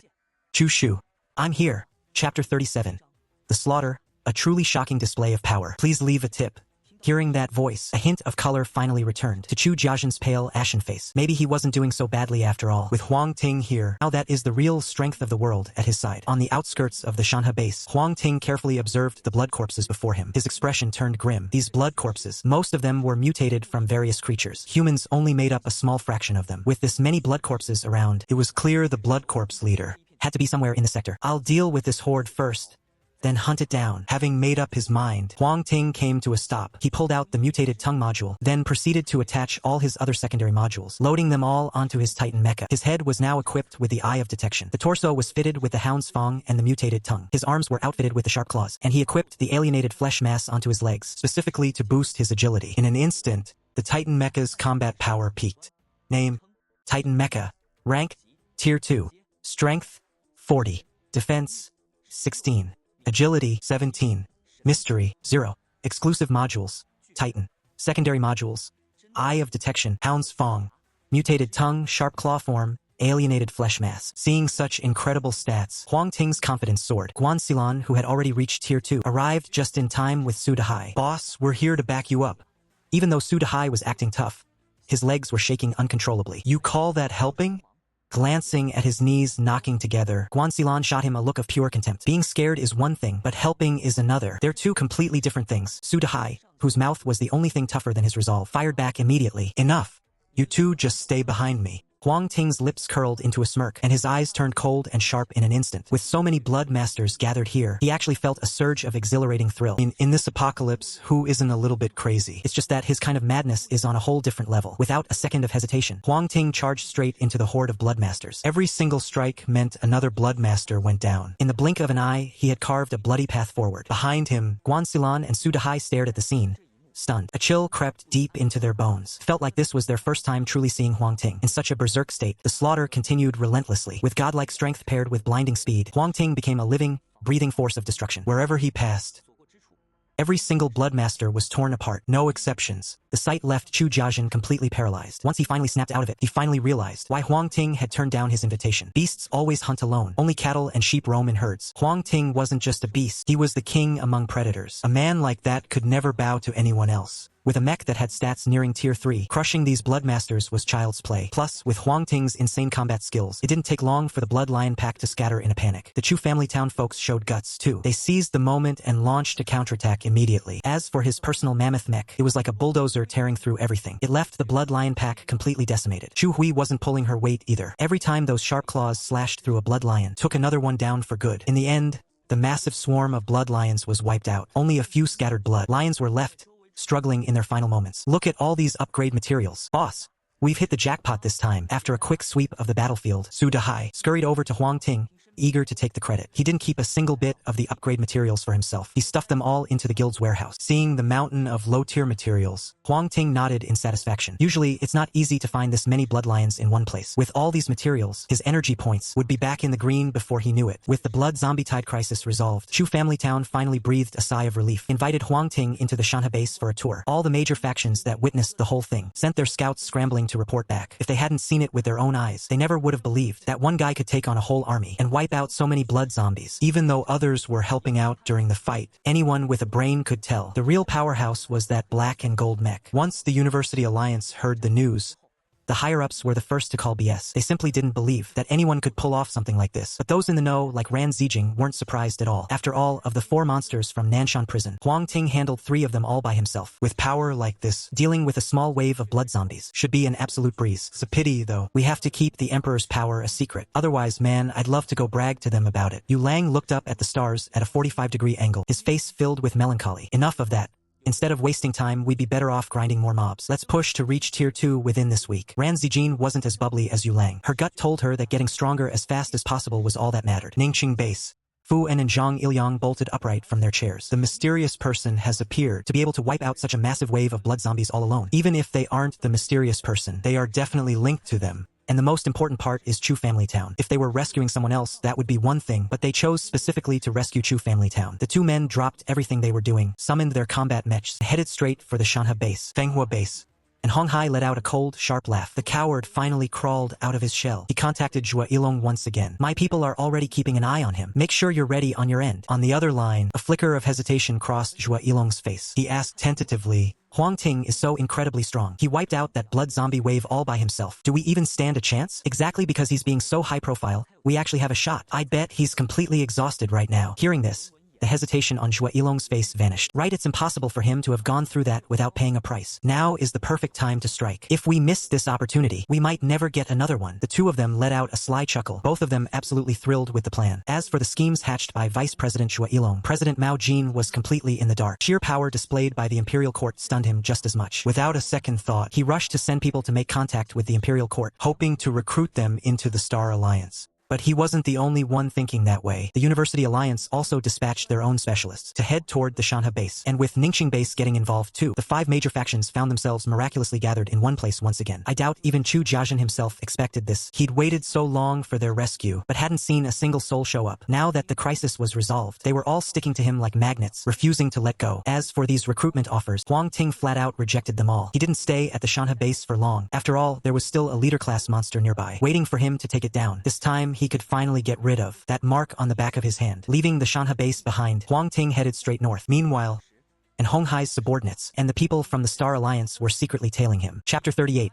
The Tier 3 blood test. It terrified Zhuo Yilong. Huang Ting's pace slowed down. His survival instincts, honed over years, told him that something definitely wasn't right. Before he could even stop to look closer, a yellow, spiky sphere rolled right to his feet. A durian bomb. His expression shifted instantly, and he scrambled backward. In these early stages, before mysterious energy fully manifests, attacks like the durian bomb are simply unstoppable. Blast radius of the durian bomb isn't actually that big, but the real damage comes from the foul, nauseating stench trapped inside. And it just so happened that Huang Ting is the kind of guy who absolutely despises durian. He scrambled back dozens of meters, but that foul stench was unavoidable. Huang Ting turned his head to look. In his line of sight, a bizarre, entirely yellow mech appeared, covered in sharp, jagged spikes. The traits of a life-bound mech are linked to whatever food you ate on the day of the mutation. Without a doubt, this guy must have been eating durian that day. And he even awakened the durian bomb talent. The intense, putrid smell slammed into his nostrils, making Huang Ting's head spin. In that split second of distraction, something white came flying at him. Huang Ting instinctively raised his arm to block. Once the white object got closer, he realized it was actually a glob of high-tensile, sticky white spiderweb. Looks like life's been a bit too easy lately. I've gotten sloppy. He shifted slightly to dodge the web attack. Huang Ting let out a long sigh. If this were the past, these guys wouldn't even have a chance to attack. They would have been spotted the second they started trailing him. Look, we've got no past grudges, no present feuds. Do we really have to try and kill each other the moment we meet? Seeing the group surrounding him, Huang Ting said helplessly, it's only because there are so many humans around now that everyone doesn't care. But once the alien races invade in the later stages, it'll be hard enough just to find a pure-blooded human. And that's exactly why Huang Ting keeps trying to spare these people's lives. If it were an alien, he would have chopped them up for a snack with his drinks long ago. Cut the crap. Hand over your energy points, or you're dead. A sharp shout rang out from the crowd. Oh, so it's Wei Kai, huh? Too bad I can't give you 200,000 energy points. I've already spent every last one of them. The Imperial Court only has a few thousand in reserve. We've got absolutely nothing to spare. Well, then there's nothing left to say. Everyone, attack. They didn't waste any more breath. They swarmed him all at once. I'm afraid your goal isn't just money. Let me guess who you guys are. Huang Ting dodged their attacks, while keeping his mind sharp, to mobilize this many people at once, and with such clear coordination between the different mechs. Unless you're backed by a major power, it's basically impossible to pull something like this off. So, you must be from some major organization. But even though you're working together well, it's clear you're actually two separate groups. You don't look like the government. If it were the officials, they'd try to talk before they strike. They wouldn't be this reckless, and they wouldn't be out to kill me. I can rule out the University Alliance too. I don't have any conflicts of interest with them. Besides, with Nanshan Prison in the way, they wouldn't be able to just strut right in. That only leaves the Fenghua and Zhongxin guilds. Come to think of it, how's that kid and Hong Hai doing? The attackers didn't say a word. Huang Ting's analysis was sharp. Every word hit the mark. He went straight for the truth. But so what if he guessed right? As long as they kill him, no one will ever know that Fenghua and the Zhongxin guild joined forces. Alright, I've got things to do. I don't have time to keep playing games with you guys. Let's end this quick. Huang Ting flashed behind one of them and threw a heavy punch. Boom! The guy's mech instantly disintegrated. He plummeted from mid-air, hitting the ground and grimacing in pain. Right after that, he took down 4 more mechs in quick succession. I'm just saying I don't want to kill anyone, he said, his voice ice-cold. That doesn't mean I won't. Now, get lost all of you. Without another look at them, he turned away. Huang Ting moved away rapidly, leaving the others behind, staring at each other in silence. They just looked at one another, stunned. Not a single soul dared to bring up the idea of chasing him. It was as if they had reached a silent, unspoken agreement. With no one left to stand in his way, Huang Ting moved at breakneck speed. In no time at all, he arrived at an abandoned factory on the north side of the city. As he spotted the swarm of blood zombies circling the perimeter, Huang Ting's heart sank. The quality of the blood zombies here, they were on a completely different level than the ones that besieged the Shanhua base. He scanned them with his eye of detection. Most of them were Tier 2 mutants, and a handful of them had even reached Tier 3. The aura radiating from them was absolutely terrifying. Tier 3. If just one of these monsters escaped, it would cause absolute chaos back in Ning City. But here they were gathering together, as if they were guarding something. Wait, no. The only thing that could make blood zombies act like this is a leader. That boss-level monster must have already hit Tier 3. Right now, it's forming a blood cocoon, evolving toward Tier 4. The moment that evolution finishes, we're finished. Everything is over. Panic surged through Huang Ting, but he felt helpless. With so many of them bunched up together, there was no way he could force his way in. Even if he managed to break through, without enough raw destructive power, wouldn't be able to shatter that blood cocoon. He needed to reach Tier 3. He had to. Having made up his mind, Huang Ting took note of the surroundings and prepared to pull back. Suddenly, a thought struck him. He looked back at the horde of blood zombies, and a bold, dangerous plan began to form. Several hours later, the vanguard force of the Fenghua base found themselves surrounded by the blood zombies. Although there weren't many casualties yet, the situation was dire. But the amount of gear and materials lost is no small figure. The Zhongxin guild. Zhuo Yilong was so furious his eyes were practically spitting fire. And Hong Hai, what the hell is your game? Didn't you say the Imperial Court was stretched too thin, that they couldn't possibly fight back? Take a look at this. Does this look like a group that can't fight back to you? If he hadn't held back his killing intent, I'm afraid not a single one of my brothers would have made it back alive. Facing Zhua Yilong's interrogation, and Hong Hai was feeling incredibly frustrated himself. Who the hell could have guessed the Imperial Court had that kind of stamina? Forget it, you owe me an explanation for this. Zhua Yilong kept pushing him aggressively. And another thing, my Zhongxin Guild is done with this. We aren't lifting a finger against the Imperial Court again. Go find someone else to do your dirty work. An explanation? What kind of explanation do you want? Humph. If your people weren't such cowards, we would have taken down the Imperial Court ages ago. You've got some nerve demanding an explanation from me. I'm being generous by not holding you accountable myself. Hong Hai didn't think much of Zhua Yilong at all. Just a guy who used to sell salted fish. If it weren't for the apocalypse, a person like that wouldn't even be fit to talk to him. The two of them had a complete falling out. Neither mentioned teaming up against the Imperial Court ever again. Meanwhile, a gap opened up in the eastern defensive line of Ningqing. Team 3. Get in there and fill that gap. Now, sir. The defense line has been breached. We can't hold them back. I don't care if you can't. You will hold them. If even one of those things gets through, I'll make you all pay. Mechs were darting back and forth, frantically reinforcing the defensive line. Standing before them was a massive herd of giant wild boars, their razor-sharp tusks gleaming.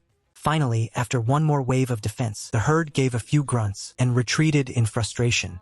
The boars are finally gone. If they had kept attacking for any longer, I don't think we could have held them off, man. That was close. You're telling me we're getting jerked around by a bunch of hogs like circus monkeys every single day. We don't even get a second to catch our breath. Stop your whining. Command has already confirmed they're going to take care of them. They're probably drafting the battle plan right now. Well, that's music to my ears. I've been sick of these pests for a long time. Hey, have you guys noticed something? These boars are getting more and more vicious. That's exactly why. Command is moving to wipe them out before things get worse. If we let them evolve a few more times, it'll be too late. A few soldiers powered down their mechs and lay on the ground whispering to each other. Chapter 39. Mutant Boars. Plea for help from Fuin. The battle plan was drafted quickly, since they weren't dealing with humans, but a pack of brainless beasts. Still, for a professional military force to go through such caution, just to deal with some boars, is honestly pretty embarrassing, even if those things are mutants.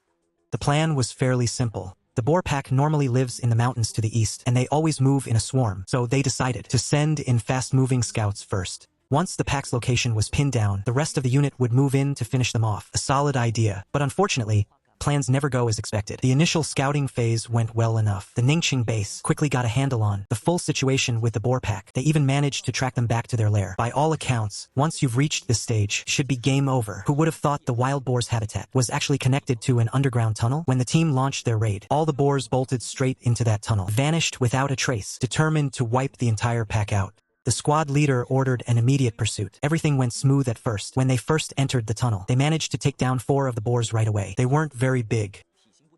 Probably just the runts of the pack. The team kept pushing deeper into the tunnel. And that's when things took a crazy, dramatic turn. Somehow, that whole pack of boars ended up behind them, blocking their only way out. The soldiers who planned to trap the boars suddenly found themselves trapped like fish in a barrel. Their situation became incredibly dangerous. With a disaster of this scale, the Ningqing base definitely needed to send reinforcements. But after looking around, they realized something. Everyone at the base with real power was tied up with urgent, critical work. They just couldn't get away. Sure, the regular soldiers were free, but against mutant beasts of this level, sending them in would just be a suicide mission. With no other choice, Fuin teamed up with Zhang Yiliang to send out a desperate plea for help to all the major factions. But the Xing Fenghua and the Zhongxin Association flat out refused. And Hong Hai never really thought much of the official forces anyway, so they wouldn't even grant a meeting. Now, the Xue Shihui faction actually had people itching to help. They had just finished purging their own internal blood masters. Different cliques were busy fighting for power over that whole mess. And with things so unstable right now, there was no way they were sending troops to help anyone else. Even the official Chu family town didn't agree to it. Back when they were surrounded by the blood masters, the Ningqing base didn't lift a finger to help them. So why should they lift a finger now?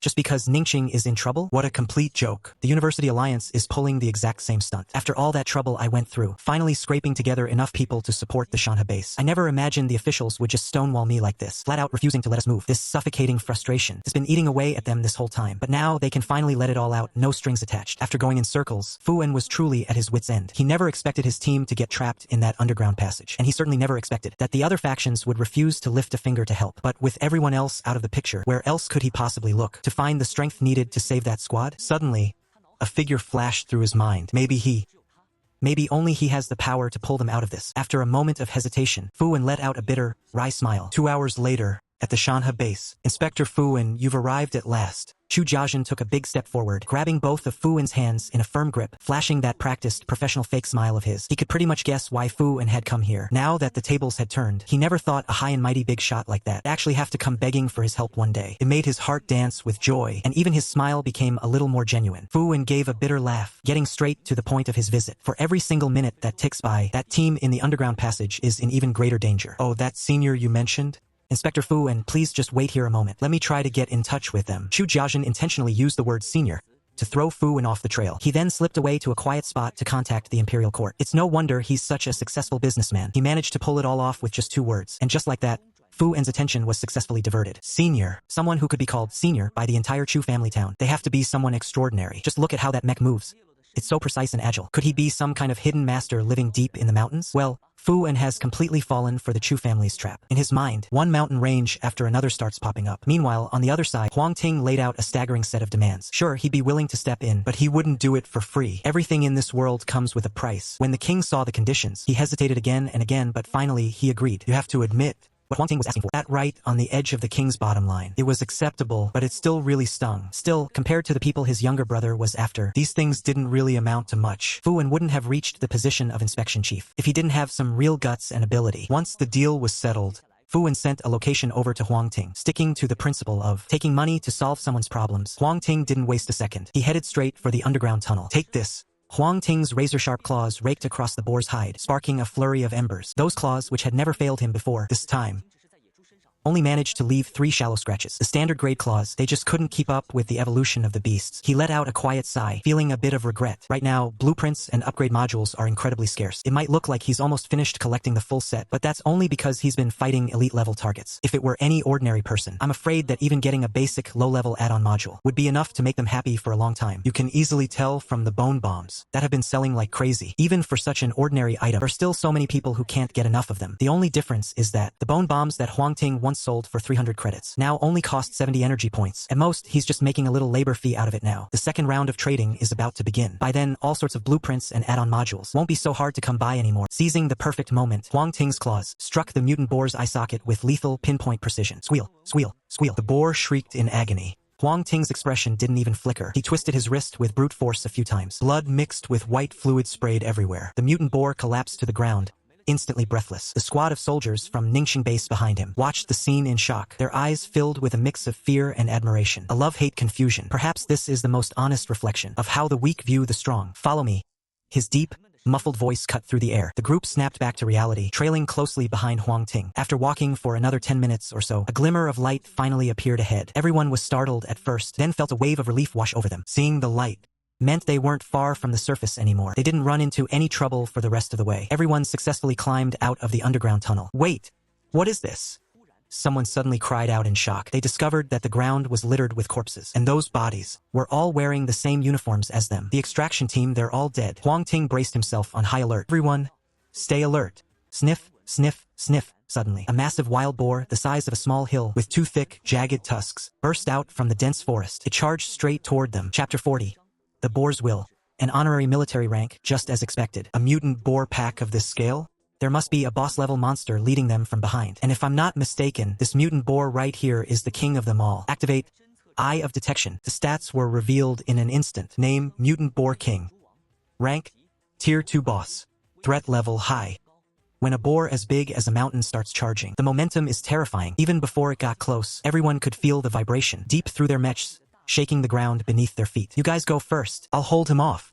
Huang Ting Sheng shouted. He wasn't being kind, of course. He was just worried they'd get in his way and become dead weight. Senior, if we're going, we go together. The squad leader cried out in grief. A boar this massive. It was clearly nothing to mess with. If not for his reckless decision to push deeper, they never would have ended up in this crisis. And now, with Huang Ting telling them to leave first, he felt absolutely terrible about it. Get the hell out of here. Huang Ting didn't have time to waste on small talk. He reached out both hands, bracing hard against the boar's tusks.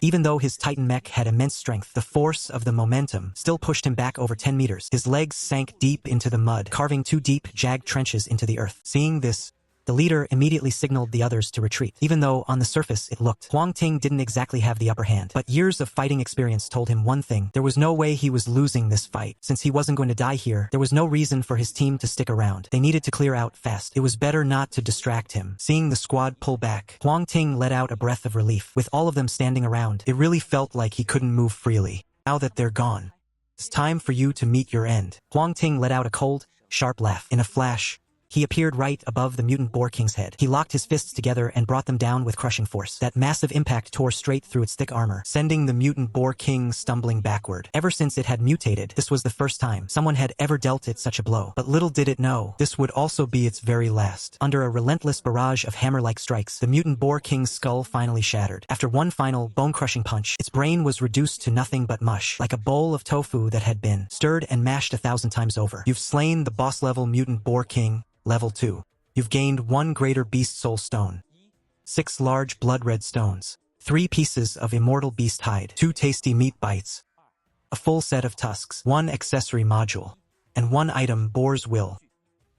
The greater beast soul stones and large blood-red stones are essential materials for evolution. There are even higher grades like superior and epic beyond these. The tasty meat bites are considered a common material, but they're an edible one. If you consume them over time, they'll slowly boost your physical stats. Huang Ting's gaze was instantly hooked by the final 2 items. The first one caught his eye, the Fong Knuckle set. I can't believe it. An excellent great attachment module. And the best part? Can be used on both hands at once. Name: Fong Knuckles. Quality: excellent.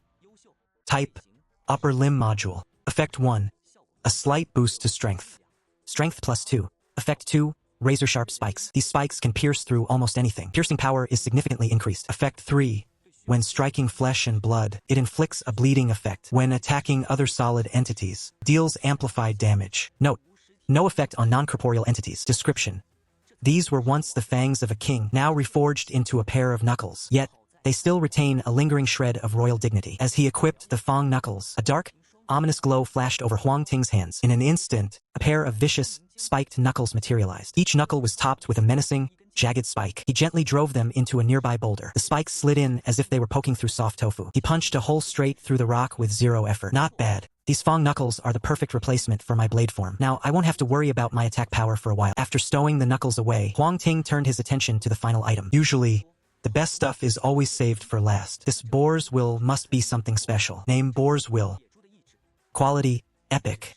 Type: consumable item. Effect: you get 2 chances every day. Each time you can summon a tier 2 elite grade mutant boar. The summoned boar vanishes once it's killed or after 1 hour has passed. A mysterious item indeed. Huang Ting's eyes lit up. Items or modules with such unique effects are rare. It could all be classified as some kind of mystery. Basically, it's just something belonging to the mystical category. He had assumed that, at this current stage, there was no way anything related to the mystical would show up. It shouldn't have appeared until at least after the 2nd round of mutations. Never in a million years did he think he'd pull one out himself. Just looking at it, the will of the wild boar actually looks like a badge carved with the image of a wild boar. He picked up the badge, and Huang Ting focused his mental energy. A surge of invisible energy seeped out from inside the badge, forming the body of a wild boar in the blink of an eye. The next second, the boar opened its eyes and let out a roar. This mutated boar wasn't particularly huge, just about the size of an ordinary water buffalo, but the fierce, savage aura it radiated was definitely top tier, an elite 2nd tier strength. As of right now, I doubt anyone with a level of 9,999 could be a match for it. Plus, he can summon it twice a day. Jackpot. Feeling that solid connection between himself and the mutated boar, Huang Ting smiled slightly. If a treasure like this hit the market, it would absolutely have the 5 major factions fighting tooth and nail for it. But now isn't the right time to let it go. Huang Ting tucked away the will of the wild boar badge, his mind made up. It didn't take much effort. He caught up with the squad that had headed out ahead of him. Seeing Huang Ting return safely, the captain was shocked by his strength, but also felt a wave of genuine goodwill toward him. Given the situation back there, the fact that Huang Ting let them leave first speaks volumes about his true character. The other soldiers felt the exact same way as their captain. They were all truly impressed by what Huang Ting had done. Under Huang Ting's escort, the squad made it back to the Ningxing base in one piece. Fuin didn't give him any trouble. He paid the reward right away, no strings attached. 2 days passed by in a flash. Suddenly, a small box arrived from the Chu family town. There was only one thing inside the box. It was a medal of honor, representing the rank of colonel. The military ranking system on Lonsar is pretty much the same as the one from my past life. It's broadly divided into soldiers, enlisted officers, and commissioned officers across 4 major tiers. Among the field officers, there are majors, lieutenant colonels, and colonels. From that, it's easy to see how valuable this medal really is. As for Fu En's gesture of goodwill, Huang Ting didn't stand on ceremony either. He just took it straight away. Rescuing a single squad clearly doesn't warrant such a high-level reward. What Fu En is really after is most likely tied to the arrival of the apocalypse. On the other side, after suffering one blow after another, and Hong Hai finally realized that his own strength just isn't enough to take down Huang Ting head-on. Through a mix of desperation and pain, he pulled out some hidden cards. With some strings pulled by his family connections, he was incredibly lucky to pass the Ningxing base assessment and became a lieutenant. Since the current situation is so unusual, he belongs to a special unit. Don't look down on him just because the rank is low. He can report directly to Fu En and Zhang Yiliang. Huang Ting, oh Huang Ting, now that I've got this status, let's see if you still have the guts to lay a hand on me. After putting on a black uniform, and Hong Hai used the power of the authorities, quickly pinpointed the exact location where Huang Ting was hiding. Chapter 41.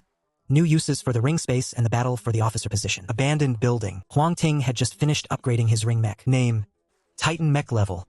2nd tier. Exclusive module: Ring space.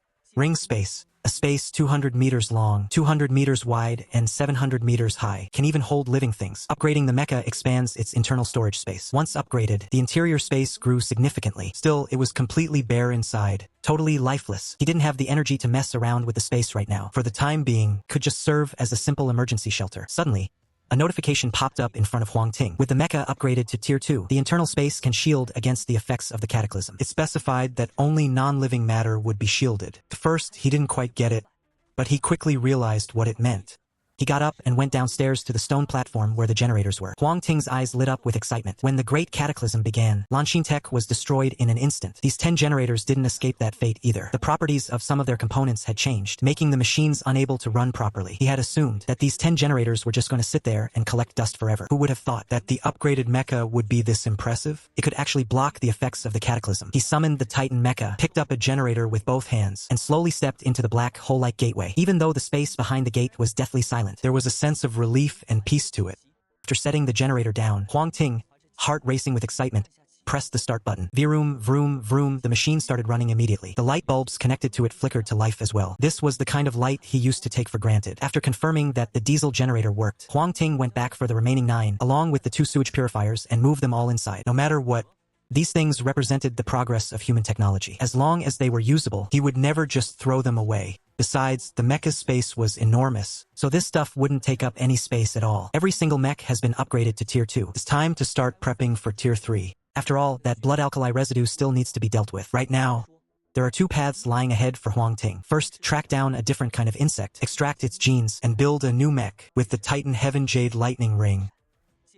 Plus 1 final mech. He'd have a full set of 5. Then, he could finally complete the mech fusion. The problem is the Overlord talent for recomposition doesn't exactly tell him what happens after the fusion. To prepare for the upcoming 2nd round of mutations, he had to let that idea go. If he can't get a new mech, he'll just have to upgrade the old ones. Do you want to upgrade the Titan mech to Tier 3? The materials required for Tier 3: Great Life Soul Stones, 100 Great Blood Red Stones, 100 Large Blood-Colored Bones, 100 Fresh Tough Beast Hides, 100 Strange Tree Roots, 100. The total list of materials was endless. Some were easy enough to get. The Great Life Soul Stones were those strange tree roots, but others were a nightmare to track down. Finding them was purely a matter of luck. Even though it's just a Tier 3 upgrade, each mech has its own unique requirements. If it weren't for Huang Ting striking gold early on with those bone bombs, he probably wouldn't even be able to gather enough materials to upgrade a single mech. Boss, there's a group of people outside. They say they're old friends of Fenghua. You want to see them? Su Dehai walked in from outside, his eyes darting around suspiciously, his face full of gossip. Fenghua? Could it be those guys from the Hong Hai group? What kind of trouble is he cooking up now? Huang Ting was speechless. He didn't even go looking for trouble with that guy. But him? He shows up every other day just to make his life miserable. If it wasn't for that mech core he's carrying, there's no way he'd still be alive right now. As he stepped out of the abandoned building, what met his eyes was, of course, Hong Hai's punchable face. Zze, this dump of yours isn't much, is it? Why not just tag along with me? I'll set you up with a decent place to live. And Hong Hai didn't even spare Huang Ting a glance. Instead, he took a quick look around the abandoned building, sneering. Tag along with you? Forget it. There's no future in that. Besides, I'd just be treated like your dog, getting ordered around all day. I assume these are all your loyal little pups? Not bad. They're all looking pretty well fed, huh? Noticing the uniform Hong Hai was wearing, Huang Ting let out a dry laugh. He was starting to get a bit interested. Surely the guy wouldn't try to pull rank on him, right? If he actually did that, things would get really interesting. I'm not wasting any more breath on you. I am now officially notifying you, in my capacity as a lieutenant of the Ningxing base garrison, that for the sake of protecting Ningxing, we are now seizing all the enhancement materials in your possession without any compensation. I suggest you cooperate. And Hong Hai raised a hand, flicking a speck of dust off his collar, sounding incredibly arrogant. When those words came out, forget about Huang Ting. Even Sudahai, who was usually the least serious of the bunch, couldn't help but twitch his mouth. Seizing our stuff and without a damn cent? Did he get kicked in the head by a donkey or something? Seeing their dismissive looks, and Hong Hai pulled out his officer's ID and waved it right in front of Huang Ting's face. What? Are you trying to go up against the Ningxing base? Do you think the apocalypse is finally here? Are you planning to start a rebellion? Oh, I wouldn't dare do something like that. But tell me, do you even have what it takes? Huang Ting wasn't about to put up with his attitude either. He pulled out the honorary medal he'd just received and pinned it to his chest. Doing this would reveal his true identity way ahead of schedule. But things are different now compared to when he first started. He finally has the confidence and the strength to face the dangers that could strike at any moment. So whether he continues to hide his identity or not, it doesn't really matter anymore. See, Colonel. And Hong Hai's lackey stuttered in complete shock. A colonel is a rank higher than a major, you know. That status is miles ahead of a mere guard officer. They say one rank higher is enough to crush someone. And this guy is way above him. It looks like we're going to leave empty-handed again this time. How is this possible? How on earth do you have a field officer's medal? And Hong Hai gasped in disbelief. He thought Huang Ting was just some nobody and had flaunted his guard officer ID, only for Huang Ting to slap him in the face by revealing a colonel's medal. It was a total resounding smackdown. Right now, he didn't even care if the medal was fake or not. All he wanted to know was how on earth Huang Ting got his hands on it. Why don't you go ask Fuwen about that? If there's nothing else, then please, get out of here. Huang Ting flatly kicked them out. Boss, we really need to go. We can't mess with a colonel, the lackey whispered, tugging desperately at Hong Hai's arm. Just you wait. We aren't finished yet. And Hong Hai's face flushed red with humiliation. He couldn't help but throw out one last empty threat as he scrambled away. The little scene passed quickly. Huang Ting didn't give it a second thought. He had much more important matters to attend to. The next day, the sun in the sky turned blood red once again. This phenomenon triggered panic among countless people. Everyone was terrified that even more powerful monsters would emerge. Fortunately, the red sun lasted for only 2 hours. During that time, no exceptionally dangerous monsters appeared. Chairman, do you know what this red sun signifies? Inside an abandoned building, Guan Silan asked curiously. You know about dungeons, right? After this red sun fades, dungeons will start appearing all over the globe. Those dungeons are teeming with monsters. They drop even more items and auxiliary modules, and the quality will be even better. Isn't that actually better for us? Su Dahai chimed in. Chapter 42. Speedrunning the Plague Support Dungeon. Asking for votes. Huang Ting was just about to explain but realized that the same dread he felt last time had returned. He stayed silent. His thoughts drifted back to the past. When dungeons first appeared, everyone truly believed they were humanity's only hope for salvation. But as time slowly passed, everyone finally realized the dungeons didn't exist to save humanity. They were actually just another layer of deep, suffocating despair. They weren't just dungeons, but small fragments of an alien world. It's like two bubbles pressed against each other. The place where they touch is the dungeon. As those contact points grew more numerous, disaster descended upon us. The creatures inside the dungeons were actually able to break their limits, coming directly into our world. When tens of thousands of monsters poured out from the various dungeons, it terrified everyone to the core. For now, it is indeed to our advantage. Let's go. I'll take you all to clear a 4-person dungeon first. Following his memories, Huang Ting led the two of them to the base of a bizarre-looking ancient tree. The tree had no leaves at all. Its branches were twisted and tangled together, looking exactly like human skeletal hands stripped of flesh, all locked in a grotesque embrace. Gave anyone who looked at it an unsettling, surreal feeling. Everyone gets one free entry into a dungeon every single day, no matter the size or the type. But if you want to enter again, you absolutely have to use an Otherworld pass. Now that the dungeons have started appearing, it won't be long before someone finds one of those passes. If you guys ever come across one, make sure you buy it. Guan Silan and Su Dahai both nodded in agreement. Then, with a sudden flash of light, the three of them vanished on the spot. The dungeon is about to begin. Welcome to the Otherworld. A brief, light sensation of weightlessness washed over them. By the time the three of them regained their senses, they realized they had arrived in a completely different dimension. It looked like some kind of ancient battlefield here, with piles upon piles of corpses scattered all around. Current location: the outer perimeter of the plague battlefield. Perimeter difficulty: simple. Across this corpse-ridden wasteland, something known as the source of the plague has suddenly appeared. It seems that it has disturbed things that were supposed to stay in eternal slumber. Dungeon areas are divided into the outer perimeter, the inner core, and the incredibly rare inner world. Every layer you descend into, the danger level cranks up another notch, and naturally, the difficulty of the dungeon increases along with it. The reason the plague battlefield is only rated as simple is because they are still currently in the outer perimeter. If they were to venture any deeper, the difficulty would definitely skyrocket. The difficulty levels are broken down into simple, normal, hard, nightmare, hell, and abyss, starting from the hard level. For every single tier, the difficulty increases. Earnings increased by 100. Know what they say, the rougher the seas, the higher the rewards. Boss, what are we supposed to do now? Su Dahai looked a bit clueless. Don't rush, it'll pop up in a second. Just as Huang Ting finished speaking, a holographic screen suddenly flickered into view right in front of the three of them. Mission details 1. Hunt down 30 plague soldiers. Difficulty easy. Mission 2. Hunt down 50 plague soldiers and eliminate 5 plague bringers. Difficulty medium. Just 2 missions? Boss, with your level of power, we're definitely going for the second one, right? Sudahai was practically itching to jump into the action, but Huang Ting just shook his head. Sometimes, the mission objectives don't tell the whole story. Take a good look at the dungeon description. That right there is our real target. Could it be the source of the plague? Guanxilan, who had been calm and collected the whole time, was completely stunned as well. Man, talk about a pro-gamer move. Who knew you could play a dungeon like this? Played plenty of games before, but he always just followed the game's instructions like a good boy. Who would have ever thought to look at it from this angle? Seeing the shock on their faces, Huang Ting flashed a faint smile. This is only the beginning. Next, he was going to speedrun this entire dungeon. Follow me. Relying on his memories from his past life, Huang Ting led the two of them through the battlefield. Aside from all the corpses scattered around, there were quite a few plague soldiers wandering about, but for some reason, they didn't seem to notice the three of them at all, just aimlessly drifting around as usual. After sneaking past a large group of plague soldiers, a somewhat dilapidated tent appeared before them. Standing in front of the tent were 2 intimidating plague soldiers, looking like elite monsters at a glance. Other than them, there was only one left, a skinny horse so frail you could count its ribs. Is that the tent where the Supreme Commander is staying? It seems the source of the plague must be possessing one of the high-ranking officials. Sudahai rested his chin in one hand, his voice drawn out into a long, thoughtful drag. Exactly.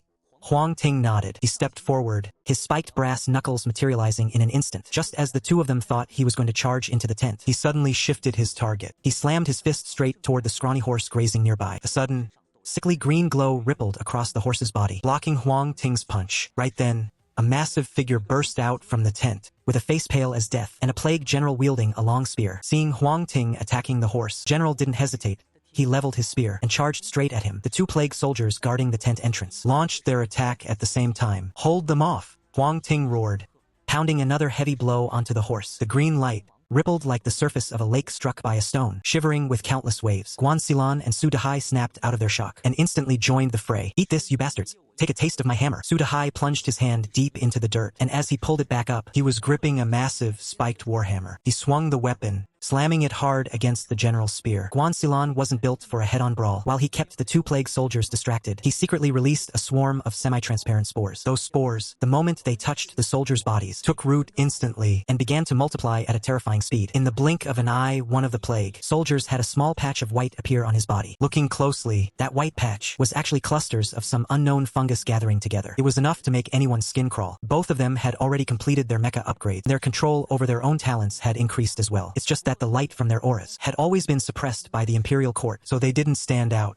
Otherwise, given their abilities, they could go to any faction, and they would be treated as honored guests. The 2 of them successfully pinned down the plague general and the plague soldiers, allowing Huang Ting to focus entirely on dealing with the source of the plague before him. That's right, the source of the plague wasn't possessing that high-ranking general. It was actually attached to a scrawny, unremarkable-looking horse. The reason they didn't finish off the plague general and the plague soldiers first was because the source of the plague could jump back and forth between any objects revived by the plague infection. It was extremely cowardly. The moment it realized their strength was too great, it would immediately try to escape, fearing that it might run off. Huang Ting had held back at first, playing along with Sudahai's words, before launching a strike without hesitation. Even if the source of the plague wanted to transfer, it still needed a certain amount of time. That split-second window was its greatest weakness. Huang Ting felt a surge of certainty. His fierce attacks poured out relentlessly like a violent storm. Finally, green glow on the source of the plague faded away. The thin horse let out a final neigh and collapsed to the ground, transforming into a green orb. Plague source defeated. Obtained guaranteed drop.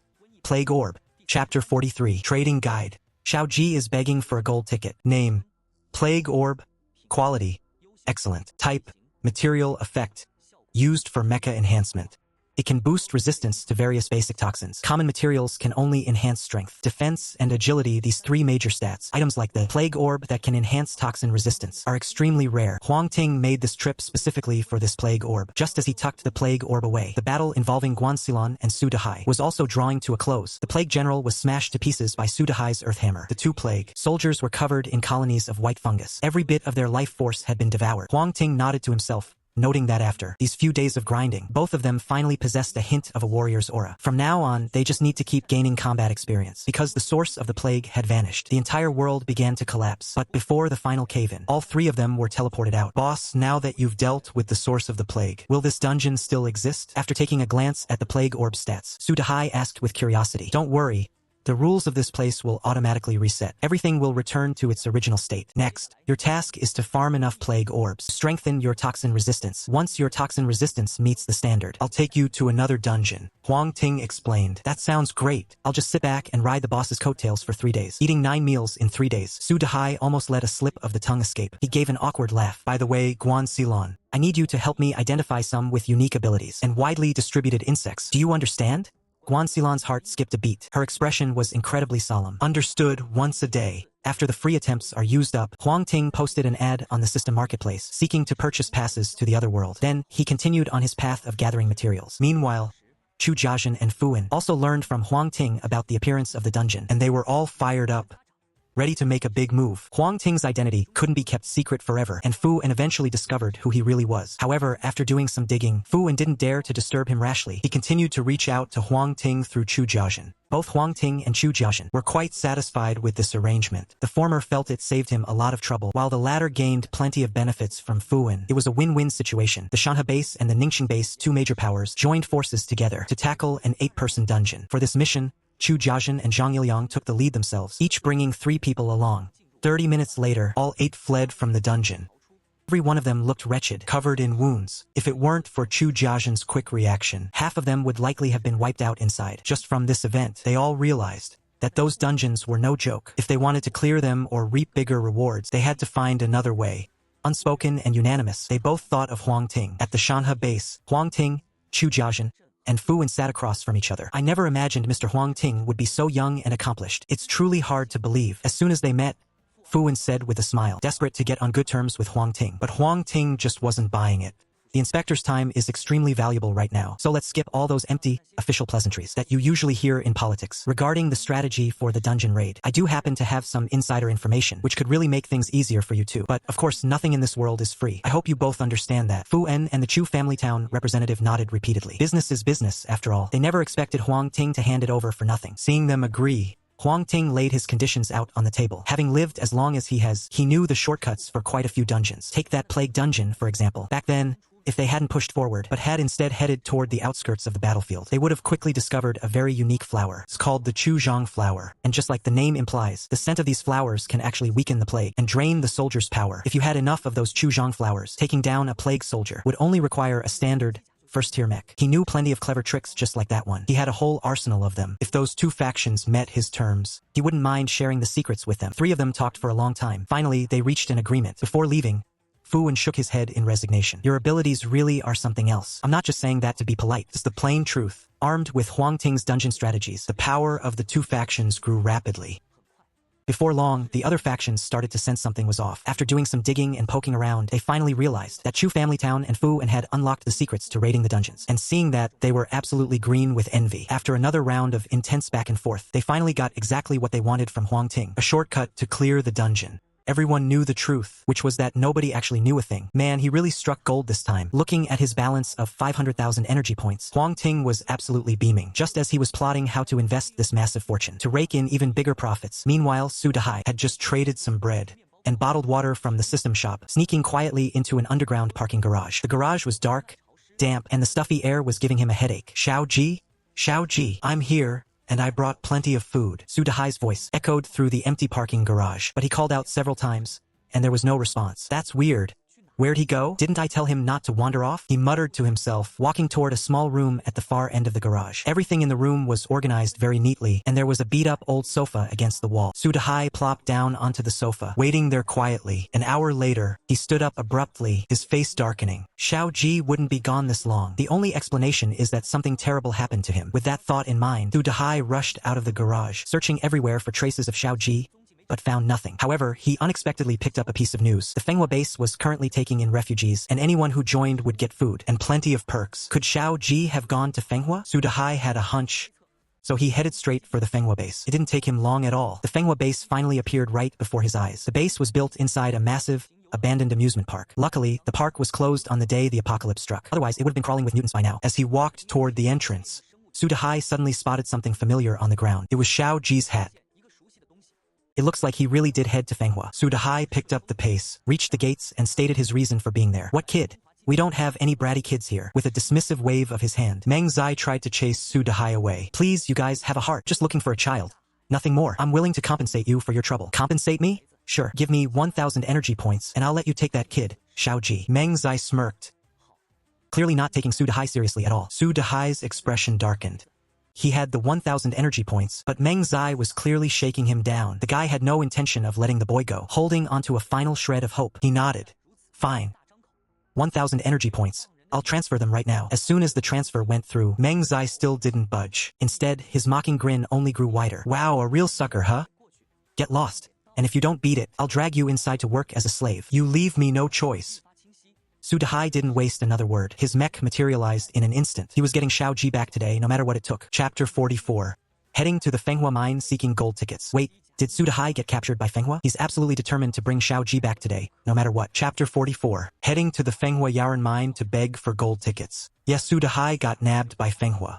Upon hearing the news, Huang Ting's face was filled with utter shock. Given Su Dehai's strength, if it were a one-on-one fight, even if he couldn't win, he should have been able to escape easily. How on earth did he get captured? He went to the Fenghua base to demand someone back. They refused to hand them over, and when he tried to force his way in, he was taken down by the people inside. Guan Xilon hesitated for a moment, but in the end, she decided to tell the truth. After hearing her explanation, far from blaming Su Dehai, Huang Ting was pleasantly surprised as another idea crossed his mind. In this post-apocalyptic world, what is the most valuable thing? Resources, of course. Children are one of those resources, and a remarkably precious one at that. As everyone knows, one's lifebound mecha originates from the food consumed on the day of the cataclysm. The rarer and more potent the food itself is, the more powerful the awakened mecha will be. But no matter how strong the creatures on Blue Heart are, they can't compare to mutated creatures. If that child, Xiaoji, could be fed a steady diet of edible mutated meat, the mecha he eventually awakens would see an incredible boost in performance. While mutated creatures are rapidly evolving, humanity is also adapting at high speed to the strange new world. Whether this is a blessing or a curse is hard to say, but one thing is for certain. Huang Ting had taken a keen interest in this boy named Xiaoji, and it wasn't just Xiaoji. He planned to raise an entire group of orphans. They would be trained day and night, and these orphans would surely become the backbone of the Dawn faction, loyal and incredibly powerful. Let's head to Fenghua. My people aren't so easy to snatch, especially not when I'm being blackmailed. If Su Dehai had just been reckless and charged in, that would be one thing. Even though he'd still go to get his people back, definitely have to face some consequences. But things are different now. Fenghua broke the agreement first, so my actions are completely justified. No one can find a single fault with that. Arriving at Fenghua, the place was already in total chaos. Su Dehai's strength was still way beyond what they had imagined. After a fierce battle, they barely managed to hold him down. Telling Hong Hai to get his ass out here and face me. The moment they met, Huang Ting didn't hold back at all. Who the hell are you? Trying to demand a meeting with our leader? You really don't know when to quit. Seeing how arrogant Huang Ting was acting, some of the Fenghua guys got pissed off instantly. Tell him, my name is Huang Ting, and you better hand over Su Dehai right now. Otherwise, you won't be able to handle the consequences. Huang Ting summoned his Colossus Mecha, and the aura exclusive to a Tier 2 unleashed instantly. It scared everyone around him, so much that they reflexively summoned their own mechas to defend themselves. The Colossus Mecha is already about halfway through its upgrades. If you were to break down each tier like in a fantasy novel, divided into early, middle, late, and peak stages, then he would be at the mid-tier 2 stage right now. These people in front of him are, at most, mid-tier 1. That one tier gap in power, they're definitely terrified. You wait. I'm gonna go get the leader right now. That guy who spoke earlier was so scared he turned tail and ran. While Huang Ting was heading to the Fenghua base, Chu Jiazhen and Fu Wen on the other side got word of the situation too. They both led their own squads and headed straight for Fenghua. For one, Huang Ting is the future hope for all of us, so we absolutely cannot afford to lose him. And for another, we're worried that if things escalate too far, Hong Hai won't be able to clean up the mess. After all, the Imperial Court is no joke. Why, even a Tier 2 leader-class monster died by his hand. If a man like that were to lose his temper, wiping out a tiny place like Fenghua would be a walk in the park. Thankfully, and Hong Hai is a bit smarter than they gave him credit for. Upon seeing Huang Ting, and Hong Hai didn't jump straight to calling for a fight. Huang Ting, what are you doing in our Fenghua territory? And Hong Hai was a bit stunned.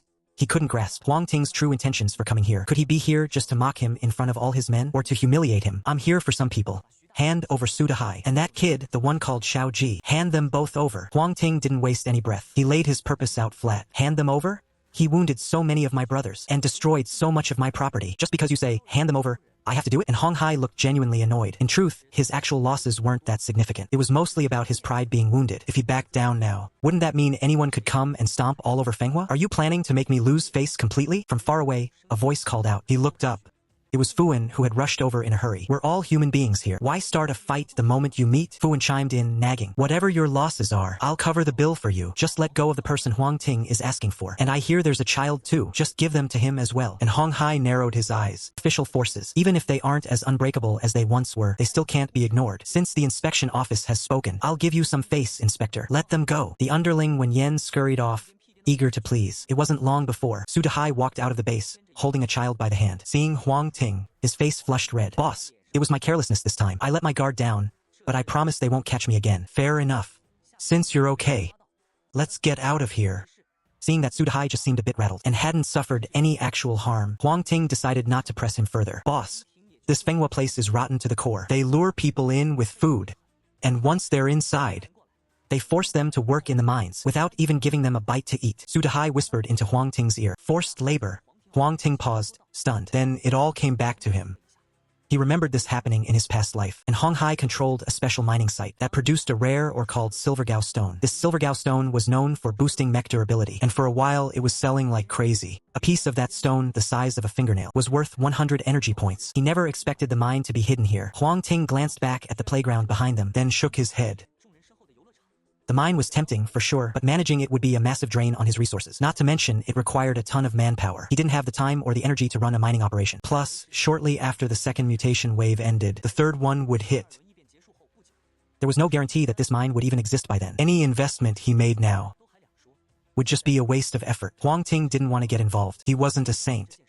He could only look after the people right in front of him. Anything beyond that was out of his reach. Being a miner at Fenghua might be exhausting, but being a miner at Fenghua might be a bit tiring. But at least it's a way to survive. Seeming to sense that Huang Ting didn't want to get involved, Su Dehai anxiously turned to his boss. "It's not that I'm being overly soft-hearted, but so many of them are just kids. Some are about the same age as my younger brother." He couldn't bring himself to finish the sentence. "You have a younger brother?" This time, it was Huang Ting's turn to be surprised. "Yeah, I had a brother. By the time I made it back, he had already turned into a bloodmaster. I was the one who had to put him down with my own hands." Su Dehai replied, his eyes looking off into the distance. "In this apocalypse, there are just too many things we can't control." Huang Ting patted him on the shoulder. "Don't worry, I'll take care of this." Chapter 45, The Shameless Old Fox, and Hong Hai. "If you hand over the kids you've snatched, I might just let this slide." Huang Ting stepped forward. His tone was hard and unyielding. "Damn it, does he really think he's some big shot? What a piece of trash." And Hong Hai didn't say a word. Instead, one of his men standing to his right, wearing a black shirt and a tattoo on his neck, spoke up first.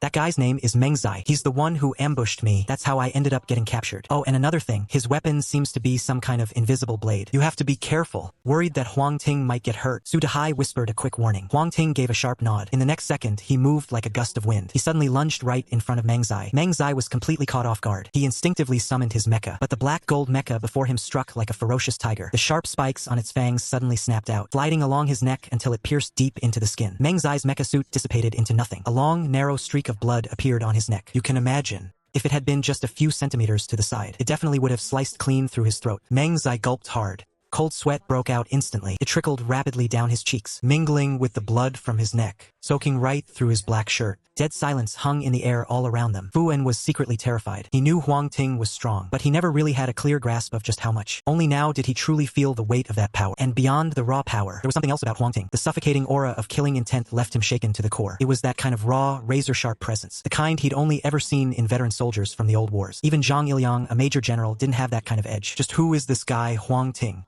Why so quiet? I guess I arrived a bit late. Chu Jiazhen's voice rang out, finally breaking the deadlock. Huang Ting, Hong Hai, you're both young men. Is there really anything you can't sit down and talk through? He stepped right between the two of them and gave a light chuckle. Exactly. Let's all sit down and talk this out, yeah? Fu En stepped in at that moment to help smooth things over. With both big bosses stepping out, the tension finally began to lift. Huang Ting didn't actually want to fight to the death. In other words, now wasn't exactly the best time to make his move. And Hong Hai, hand over those kids. Consider it the price for your life. What do you say?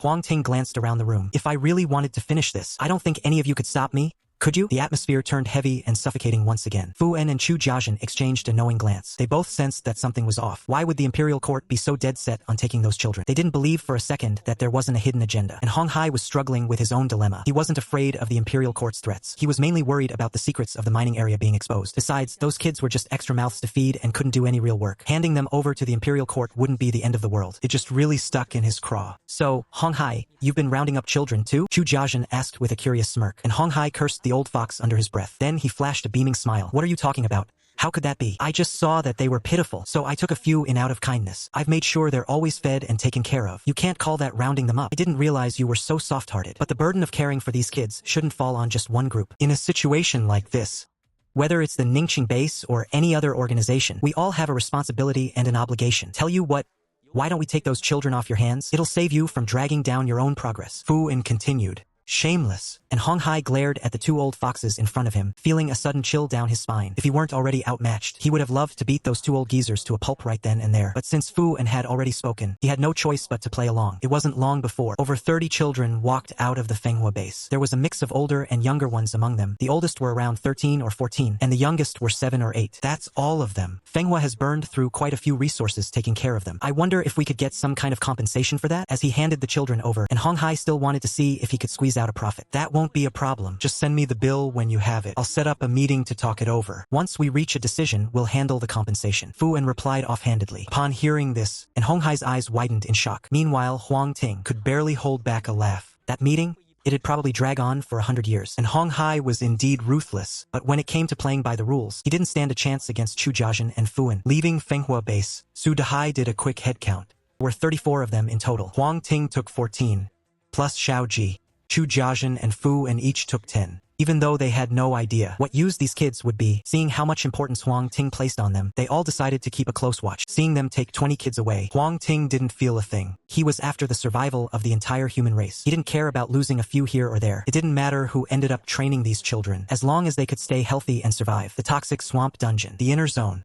This place was crawling with all kinds of poisonous vermin. The toxins they carried could eat right through a mech with ease. It was dangerous, sure, but the rewards were way better than your average dungeon. As long as your mech had enough poison resistance, it was hands down the best place to grind for loot. Huang Ting had previously sent Guan Silan and Su Dehai to farm for the plague orb, just to boost their mech's resistance to all sorts of poisons. Everything they did was to prep for grinding here. The drop rate in the inner zone might be slightly lower than the outskirts, but everything that dropped was top tier. They could easily camp here for a good while. Huang Ting raised his hand, blocking a glob of venom shot his way. Ibian Yu stretches out from behind. He lunges toward a massive, multi-meter-long centipede. With a single punch, he shatters it right in the middle. You've slain a rank 2 poisonous centipede. You've obtained 1 large beast soul stone. You've obtained 1 large blood red stone. You've obtained a hardened carapace. You've obtained 2 5 poison fangs. You've obtained 1 poison sac. Gathering materials complete. Just as he was about to leave, he suddenly noticed someone in the distance. They were running straight in his direction. Huang Ting found it strange. This is the inner region. Even he is struggling to handle things here. How could anyone else possibly have gotten in? After observing for a moment, he turned to leave. The person in front must be running away from those chasing them. In an attempt to shake off the pursuers, they ended up straying into the inner region. Who would have thought the pursuers would be just as reckless? They just followed them right in without a word. They're asking for death. Just as Huang Ting was about to walk away, his pupils suddenly dilated. He was stunned, looking at the person being chased in complete disbelief. That's the aura of a Zhongyan tablet. There are 13 Zhongyan tablets in existence across the world. If you can collect all 13 of them, you will gain supreme godlike power and uncover the secrets hidden in the deepest corners of the universe. He had only acquired one, which gave him his mecha talent, and he already underwent a mutation. He became a god-level existence at this very moment, sensing the aura of another Zhongyan tablet. How could he not be shocked? Seeing that the pursuers were about to catch up, Huang Ting flashed forward, appearing right in front of the attackers. With a few quick strikes, he sent all of those pursuers flying. After dealing with them, Huang Ting picked up the person who had been running for their life. They reached a hidden spot on the outskirts. Tell me, who are you? And why were they hunting you down? Chapter 46. Li Qinxing joins. The tide came in, he said. My name is Li Qinxing. I'm from the Gravity Society. The people chasing me, they're part of the society too. I originally joined them, hoping for the freedom they promised. But once I got inside, I realized it was a total mess. A complete den of corruption.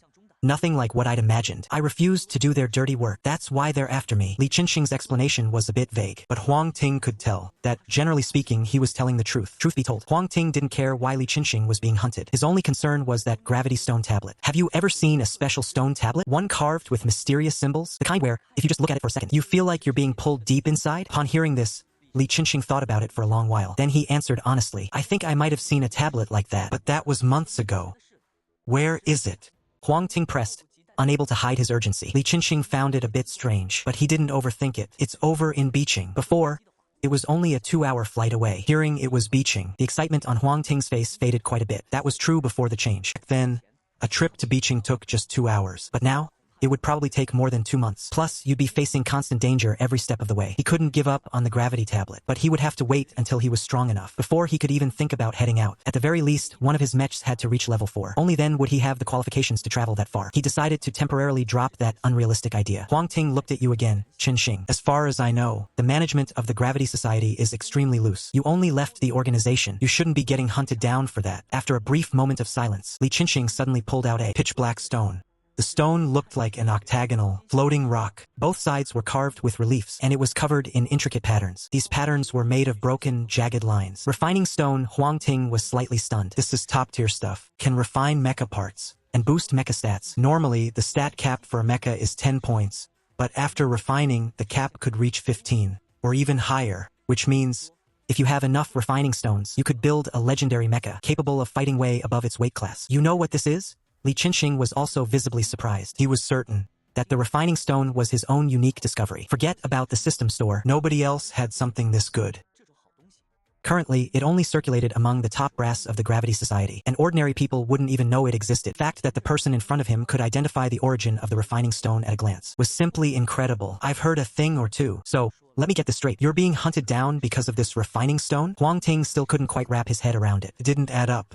The refining stone is valuable, sure, but is it really worth going to such lengths? Li Qinxing gave a bitter smile. The value of the refining stone certainly doesn't justify such a massive mobilization, but the person who crafts these refining stones? That's a different story. He then began to tell his story.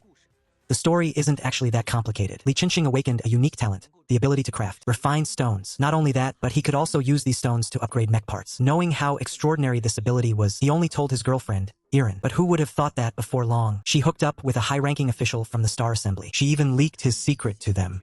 And that changed everything. The Star Assembly immediately imprisoned Li Qinxing, keeping him under tight surveillance and forcing him to mass-produce those stones. But Li Qinxing would rather die than lose his freedom. So, while he kept crafting the stones, he was also looking for any chance to escape. Unfortunately, luck wasn't on his side. Even though he managed to break out of the Star Assembly, the guards caught on, and they chased him all the way here. If Huang Ting hadn't stepped in halfway to save him, he would have already been dragged back by now. So, you're all on your own now, huh? Huang Ting was visibly moved, already planning to bring Li Qinxing under his wing. First, Li Qinxing knew the location of the other central tablet. Second, those refined stones were incredibly valuable to him and to his entire organization. If this were a game, he'd be the ultimate support class legend, someone you absolutely cannot afford to miss. Yeah.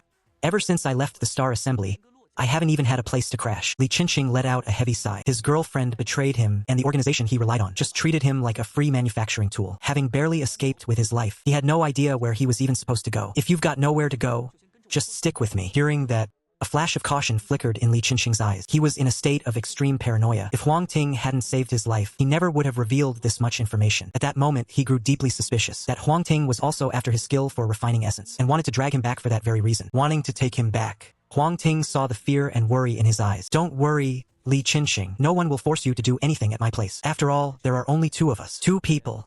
Li Qinxing was stunned. Even though he had been staying in the Zhongxin Guild and didn't know much about what was happening outside, he still knew that most people grouped up to survive. Even the smallest factions usually had at least a dozen people. A three-man team? He had seen such people before. They were either geniuses or complete idiots, and it was clear that Huang Ting was definitely not an idiot. Yeah. My name is Huang Ting. You should know who I am, right? Seeing him still hesitating, Huang Ting continued. Li Qinxing was stunned once again. So this was that Huang Ting, the one who sold bone bombs and had been buying up materials on a massive scale? Rumor had it that Huang Ting was incredibly powerful. Even the officials had to ask him for favors. Who would have thought that even now, he hadn't even built a decent-sized faction? After a moment of hesitation, Li Qinxing finally made up his mind. I can join you, but we have to get this straight first. You can't force me to do things I don't want to do. To put it bluntly, I'm a bit of a stubborn mule. Deal. First, accept my friend request, and then join the guild. Huang Ting sent over 2 requests. Li Qinxing accepted the friend request first, but when he saw the guild invitation, he was completely frozen in shock. Wait, can we already unlock the guild feature at this stage? It costs 100,000 energy points to unlock it early. Seeing this, Li Qinxing couldn't help but gasp. 100,000 energy points. How long would that take to save up? I mean, up until now, I've only managed to scrape together a little over 2,000 points. And that was all from crafting refined stones. Wait a minute. Don't tell me this guild warehouse costs money to unlock too? Seeing the massive, expansive space of the guild warehouse, Li Qinxing asked again.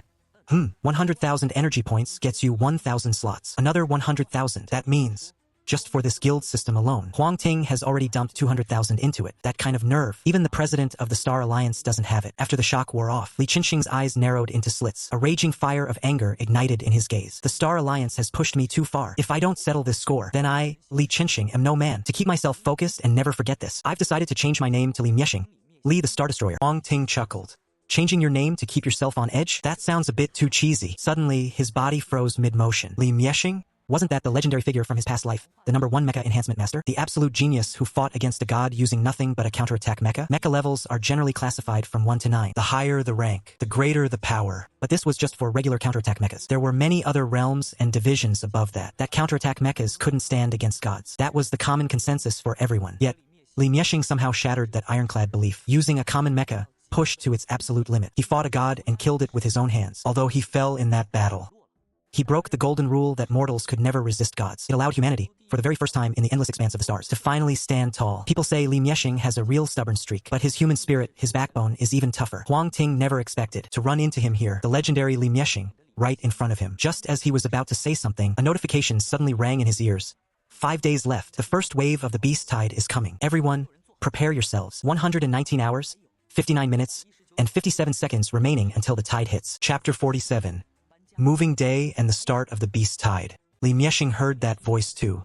He looked at Huang Ting with a confused expression. He actually thought Huang Ting was pulling some kind of trick. Check the regional chat. Huang Ting didn't waste time explaining. He contacted Guan Xilan directly. If everything goes according to plan, the location of the beast tide invasion should be confirmed by now. 3 kilometers away from the guild's abandoned building, a pitch-black portal has appeared. Nothing in this world can affect its existence. That must be what you called the beast gate, right? The beast gate, as the name implies. Whenever the beast tide begins, endless waves of mutated creatures will pour out from within. Only then can you actually deal any damage to the gate itself. Apart from that, not even a tier 9 mecha can do a thing to it. Realizing this, Huang Ting cursed under his breath. He grabbed Li Miexing and rushed toward the beast gate. Honestly, if you do the math, it was just about time for the first invasion to happen. He'd been so busy grinding dungeons that he completely forgot about it. Seeing Huang Ting arrive with someone else at the beast gate, Guan Xilan and Su Dehai were curious but didn't press for answers. Boss, is this beast gate really that tough? Su Dehai scratched the back of his head, looking puzzled. The gate itself isn't what's scary. What's trouble is the endless swarm of mutated beasts pouring out. Their strength is just... Even the major factions would have a real headache over this. Huang Ting took a quick look at the 3 of them. He lowered his voice. Don't you dare think you can get lucky. This is the apocalypse. It's the same for everyone. More so than for Li Miexing. He was first betrayed by his own girlfriend. Then he was treated like a slave, constantly forced to do manual labor. Later, he barely managed to escape his pursuers. His understanding of this apocalypse is incredibly deep. Guan Xilan and Su Dehai felt a jolt in their hearts. That's true. They've been living way too comfortably lately. They almost forgot that this place is a doomsday world crawling with danger. Come to think of it, if it weren't for Huang Ting's help, they would have been dead long ago. After giving them a reality check, Huang Ting didn't dwell on the subject anymore. He isn't afraid of his subordinates being weak. No matter how weak they are, he has the confidence to make them stronger. What he fears is subordinates who are clueless, not grasping the reality of the apocalypse. That is the most terrifying thing of all. Let me introduce you to. This is Li Miexing. From now on, he's a member of the Dawn. Huang Ting gestured toward Li Miexing. Another newcomer has arrived. Hey there. I'm Su Dehai. Just call me Dehai from now on. Su Dehai gripped Li Miexing's hands tightly. His attitude was incredibly warm. Guan Xilan. Nice to meet you. Guan Xilan also took the opportunity to introduce herself. Li Miexing had already seen their names in the guild and quickly got comfortable with them. After chatting for a while, Guan Xilan suddenly spoke up. Since that beast gate is so close to us, doesn't that make it super dangerous? A distance of 3 kilometers. For some mechs, that's nothing more than a few quick dashes. Once the tide breaks out, these abandoned buildings are definitely going to be the first targets. It's only natural for him to be worried. Huang Ting let out a chuckle. That's why we're moving out. I've been controlling this ring mech for so long, and now it's finally going to come in handy. The 3 of them exchanged glances, unsure of what Huang Ting was planning. Back at the abandoned building, Huang Ting summoned the ring mech. Is this some kind of mech too? Su Dehai stepped forward and touched it, sounding uncertain. But this thing looks so bizarre. Li Miexing didn't touch it. He just kept circling around the ring mech. Alright, let's all head inside and see. Huang Ting took the lead and slipped into the ring mech. Seeing him suddenly vanish, the 3 of them were shocked. Holy crap, boss. Su Dehai reflexively rushed in, and his figure disappeared just like that. Looks a bit like a portal from those novels. I wonder what's on the other side. Guan Xilan muttered to herself while keeping a close eye on Li Miexing. She had no complaints about anyone Huang Ting chose, but you never know what people are thinking. Until she knew Li Miexing better, it was best to stay cautious. Li Miexing nodded, then stepped inside as well. Seeing him disappear too, Guan Xilan waved over Xiaoji. Sis Xilan, you need something? Xiaoji, whose name was Zhang Xiaoji, was just a high schooler with big, mischievous eyes. Those big eyes of hers were sparkling with cunning. What a little smarty pants. Keep a close eye on the place. If anything seems off, come in here and find us immediately. Do you hear me? Don't worry. I'll definitely keep the house safe. After getting the chicken's assurance, Guan Xilan finally stepped into the ring mech. In a flash, the figures of Huang Ting and the others appeared right before him. He was just about to say hello, but when he saw the massive space in front of him, he stood there completely stunned. Ha ha.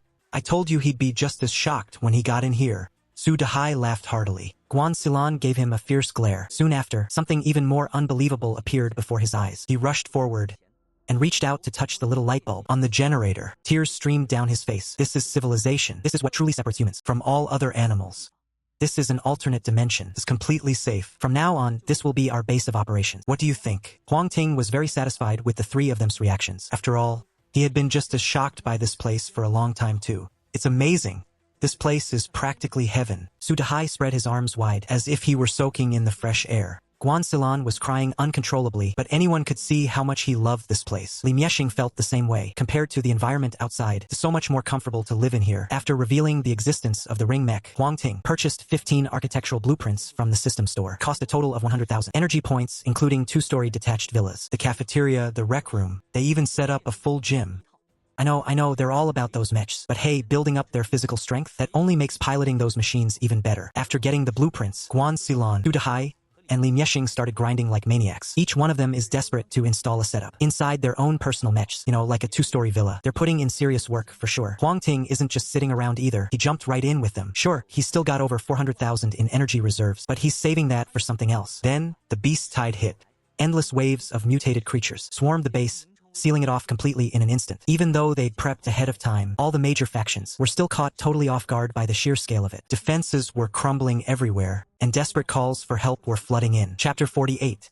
The distress call. Destroying the beast gate, asking for support. Everyone was pushed to the brink by this insane tide. But Huang Ting, he's got his ring mech, so even though their abandoned building was surrounded, it really didn't change much for him. With all their worries out of the way, the four of them started carving a path through the monsters, slowly pushing forward in the direction of the beast gate. The gate won't stay open forever, so they have to destroy it before it's too late. After 2 days of non-stop fighting, they finally reached the gate itself. Huang Ting hoisted a massive boulder weighing several tons and slammed it straight into the beast gate. With a couple of loud cracks, the gate couldn't take the pressure anymore. It just shattered into a pile of rubble, especially after all that beating they took just a few days ago. I can't believe it was that easy to deal with. Su Dehai picked up a shard and took a quick look. Realizing it was pretty useless, he just tossed it aside. Huang Ting muttered to himself, shaking his head. To think it could be resolved this easily. The only ones being threatened by these beast gates are them. To say nothing else, the 5 major factions can't even step out of their bases now. You guys keep pushing forward. I'm going to fly up and scout for the locations of the other beast gates. Gave those instructions. With his intent unleashed, Huang Ting darted through the city nonstop. He soon caught sight of another beast gate. This one was closest to Fenghua. Let them suffer a bit first. I'll decide what to do later. After gauging the location, he continued his search. It didn't take long. Another beast gate appeared in his field of vision. Right then, a massive horde of mutant monsters was pouring out. Like a tidal wave, they swarmed toward the distant Ningxing base. Huang Ting opened his chat system and saw that Fu Wen had sent him a plea for help a long time ago, offering a handsome reward. Seeing that he hadn't replied, Fu Wen probably thought he wasn't interested, so he kept bumping up the reward. The price being offered now was already double the original amount. Looks like Fu Wen is really desperate. Huang Ting chuckled to himself and headed toward Ningxing base. The initial reward was indeed a bit low, but now it's just about right. Though profiting from a disaster is seen as shameful, making money on my own merit is nothing to be ashamed of. Ningxing base was already tightly surrounded by mutant creatures. Even in the air, there were mutant sparrows and other birds circling above. It was all the soldiers inside Ningxing base could do to hold them off. Their willpower is ironclad, and their combat skills are nothing to sneeze at either. That's the only reason they've managed to hold the line. If it were any other faction, they would have been wiped out by now. Since there's no path forward, then I'll just have to carve one out myself. Huang Ting centered his focus. A pair of fanged gauntlets materialized on his hands. In a split second, he lunged straight into the swarm of monsters. He unleashed a relentless barrage of punches. The spikes on those gauntlets were razor sharp. They sliced through the mutant's tough hide. A hot knife through butter. Combined with Huang Ting's unmatched raw power, he was basically a human meat grinder. In the blink of an eye, he had already carved a blood-soaked path through the monster horde. But he wasn't heading toward the Ningxing base. He was gunning for the beast gate. As long as that gate stands, there will be an endless stream of mutated creatures pouring out. Even if he managed to wipe out every single mutant surrounding the Ningxing base right now, it wouldn't take more than 2 days. Before, it was exactly the same mess as before. Wait, what is he trying to do? Inside the Ningxing base, someone spotted Huang Ting charging straight toward the beast gate. They couldn't help but gasp in shock. There are plenty of sharp minds in the base. They all guessed that this endless tide of beasts had everything to do with that bizarre, otherworldly gate. But knowing it and doing something about it are two different things. They had no way of even getting close. With this many mutated creatures, a tier 1 mecha wouldn't last a second. You'd need at least a tier 2 mecha to even stand a fighting chance. But the dungeon just opened not long ago. Tier 2 mechas are incredibly rare. Just holding the line is a struggle as it is. They have absolutely no spare strength to go destroy that gate. They've got no choice but to leave it alone for now. Man, that's reckless. Look at all those mutated monsters rushing in headfirst like that. Isn't he just asking for a death sentence? Stop with the doom and gloom. If he's crazy enough to charge in, he's gotta have a plan, right? Careful now, don't jinx it. You and your big mouth, just look at him, how is he even stronger than our tier 2 mechs? He's taking them down with a single punch. You're right, he actually is. Those monsters can't even take one hit from him. Maybe, just maybe, he really does have a shot at reaching that creepy portal. I don't know who you are, or what you look like, but you've gotta pull this off. In an instant, everyone at the base had their eyes locked on Huang Ting. Luckily, even though the portal was vomiting out waves of monsters, they were all just bottom-tier fodder. Huang Ting was clearing them out with one punch each, not even breaking a sweat. Mutated hair defeated. Obtained 1 beast soul stone. 2 soft pelts. Mad Dog defeated. Obtained 1 beast soul stone. 5 mutated canine fangs. He was racking up loot like crazy. Before long, his inventory was completely packed. Seeing the portal right in front of him, Huang Ting coiled his legs, coiled his power, and vaulted over the horde of mutated beasts. He landed right on the frame of the portal. Humph! He hunched down and slammed his fist right into the gate frame. That move completely triggered the monsters swarming around him. They stopped attacking the base and instead went absolutely berserk, flooding toward Huang Ting. This is it. It's all over. Don't count your chickens yet. Huang Ting let out a barrage of punches. Bang, bang, bang, straight into the supposedly indestructible portal gate. Suddenly, cracks began to spread everywhere. Though his efforts were remarkably effective, he found himself completely swallowed by the surging tide of monsters. The Fang set is incredibly powerful, no doubt, but let's be honest, it's not exactly built for crowd control. In fact, he doesn't have a single move for handling large groups. With a quick shift of his focus, Huang Ting swapped his gear to the Thunderflash Mecha. Between the lightning-fast movement of the Mecha and the raw, piercing edge of the Fang set, in just a few short seconds, he carved out a massive empty zone around him. He spun around and threw a punch. With a deafening, thunderous boom, the Beast Gate was completely obliterated. Beast Gate destroyed. Count 2. You've earned a bonus reward. This extra reward can be claimed at any time. As you destroy more Beast Gates, bonus rewards will increase accordingly. Warning. This reward scaling only applies to the current wave. Ha! Huang Ting paused for a second. He hadn't expected such a nice surprise. No wonder so many people in his past life were obsessed with destroying these gates. So that's why. If he remembers correctly, during the first wave of the surge in Ning City in his past life, there were a total of 7 Beast Gates. He's already taken down 2. That leaves 5 more. If he could manage to take down the remaining 5, he wondered just how insane the rewards would be. Huang Ting's heart started racing. Just as he was about to leave, a message came in from Chu Family Town. The entire message consisted of only one word, and that word was danger. Looking at that word, clicked instantly. There must be a Beast Gate somewhere near the Shanha base. That's the only reason Chu Family Town would be in such a desperate state. Talk about finding exactly what you need without even looking. It literally fell right into his lap. He was just stressing out over how on earth he was going to find the next gate. I didn't expect them to just walk right into my trap. He didn't even have a second to say hi to Fuin. He headed straight for the Shanha base. Before he even reached the base, he could see it from way off. A gate standing 20 meters high and about 10 meters wide. The bigger the Beast Gate, the more terrifying the monsters pouring out of it. That's just a known fact. With a gate this massive, no wonder the Chu family couldn't hold them off. Chapter 49. The Gift. Heading to the University Alliance, Huang Ting arrived at the Shanha base. Saw Chu Jiajin, his eyes bloodshot, looking completely worn out. Forget about him, even Chu Hui looked half dead herself. Even with Huang Ting's heads up, they still underestimated how brutal this wave would be. If they hadn't built those defenses in advance, the whole place might have collapsed by now. Actually, the Shanha base had the upper hand early on, and they aren't exactly weak. It's just a shame their luck was so rotten. They burned through all their resources fighting off that blood tide, which really killed their momentum, and now they're stuck dealing with a Beast Gate this big. If they weren't tough, they'd probably be ancient history by now. Looks like the last couple of days have been rough. Chu, mutated beasts are swarming in from every single direction. I don't have many people I can rely on, so I've had to go out there and handle it myself. It honestly feels just like when I was starting out. Back then, I was still young, with plenty of energy and drive. But now, I just don't have it in me anymore. Chu Jiajin's mouth twitched, and he let out a bitter, tired smile. He looked over at Huang Ting, like he had something to say. His lips parted slightly, but in the end, he just swallowed his words. Huang Ting didn't press him. Whatever it is, it can wait until I've dealt with the Beast Gate. First, he took all the supplies from the small-scale child-rearing agency, and shoved everything into the guild warehouse. Then, he set off toward the Beast Gate. This time, he was moving much slower. The monsters that rushed out of the previous Beast Gate were mostly just common Tier 1 mutated creatures. But this gate right here, not only are there elite-level creatures coming out, there's quite a few Tier 2 ones as well. While they're no threat to Huang Ting, they're still fast enough to slow him down. Watching him move through the monster horde like he owned the place, Chu Jiajin looked shaken. Huang Ting is so incredibly powerful, and he knows so many secrets. He's helped us out so much too. Maybe it's for the best if we hand over Shanha to him. Standing nearby, Chu Hui saw the look on his face and tried to persuade him once more. He had urged Chu Jiazhen to give Shanha to Huang Ting before, but Chu Jiazhen was deeply attached to the business and had refused every time. After all, Chu Jiazhen was getting old. Even though he still had his sharp instincts and savvy, his perspective wasn't keeping up with this rapidly changing world anymore. You could tell just by looking at that. The way Shanha had been steadily declining. Hearing his daughter speak up, Chu Jiazhen gritted his teeth. As if he'd finally made up his mind, he said, "Fine, we'll hand over Shanha to Huang Ting. With this connection between us, he shouldn't just stand by and watch you suffer. I'm already old, anyway. It's better if someone else takes care of you, dear." "Dad, what are you talking about? I'm perfectly capable of taking care of myself.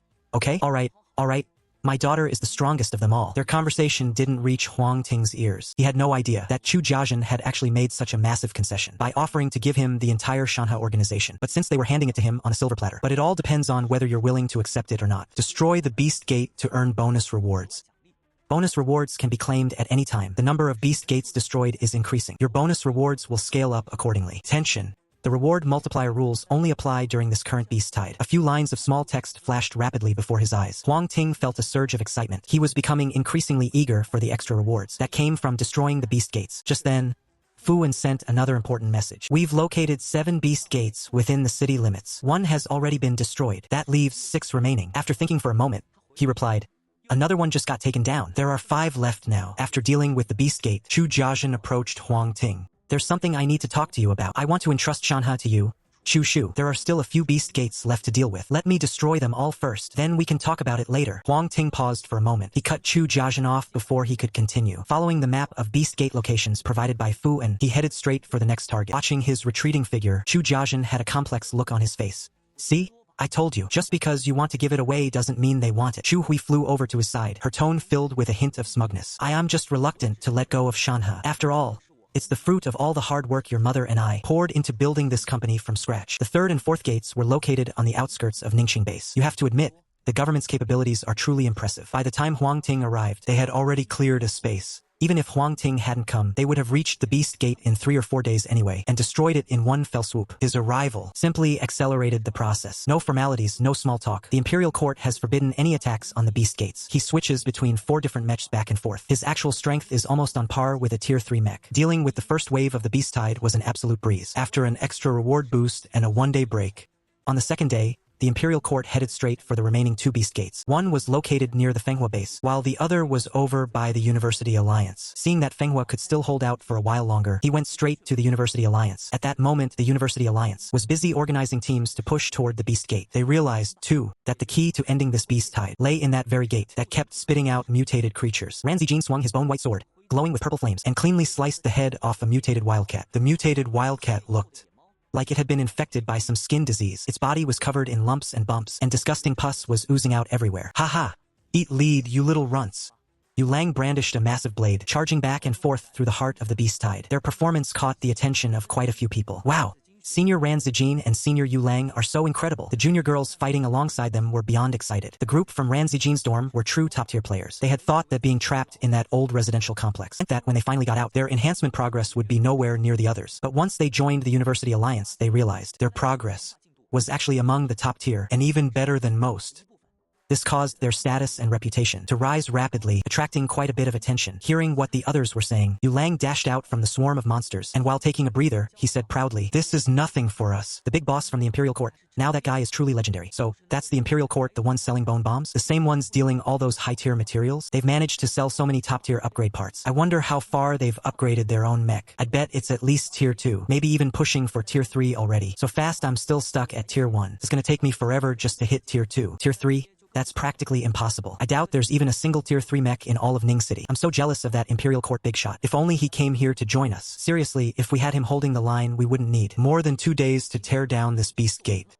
Everyone was whispering and buzzing with excitement. Just then, a flash of black and gold appeared on the horizon. "Ha ha ha! The Imperial Court guy is here. Look everyone, that's his mech." Yu Lang had sharp eyes. He immediately shouted out to the crowd. Hearing that the Imperial Court had arrived, the whole group went wild with excitement. 50 of his materials. "No, those aren't my materials." The sun was setting, leaving nothing but the very last streak of golden sunlight on the horizon. It caught the black and gold mech, making it look even more mysterious and powerful. "Big shot. Imperial Court. Look at me, look over here. It's me, Yu Lang." Yu Lang waved his arms frantically, shouting. Ran Zijin slashed through a mutant beast lunging at him and kicked him hard. She scolded. Have you forgotten where we are? Acting like that in the middle of a monster horde? Heh. I just got a little hyped seeing the legend himself. Yu Lang let out a sheepish laugh. He immediately turned and took down another monster attacking Ran Zijin. You're talking about me? Keep your eyes on the fight. Will you? As they spoke, the Imperial Court's mech had already touched down. You guys did a great job. That wave of beasts was controlled perfectly. He didn't hold back on the praise at all. Ran Zijin and Yu Lang's eyes both lit up. They looked absolutely thrilled, especially Yu Lang. If it weren't for the fact that Huang Ting's status was so prestigious, he would have run up and given him a huge hug. Alright, enough chit-chat. I'm gonna take care of that beast gate first. Huang Ting took a step and charged straight into the beast horde. Humph.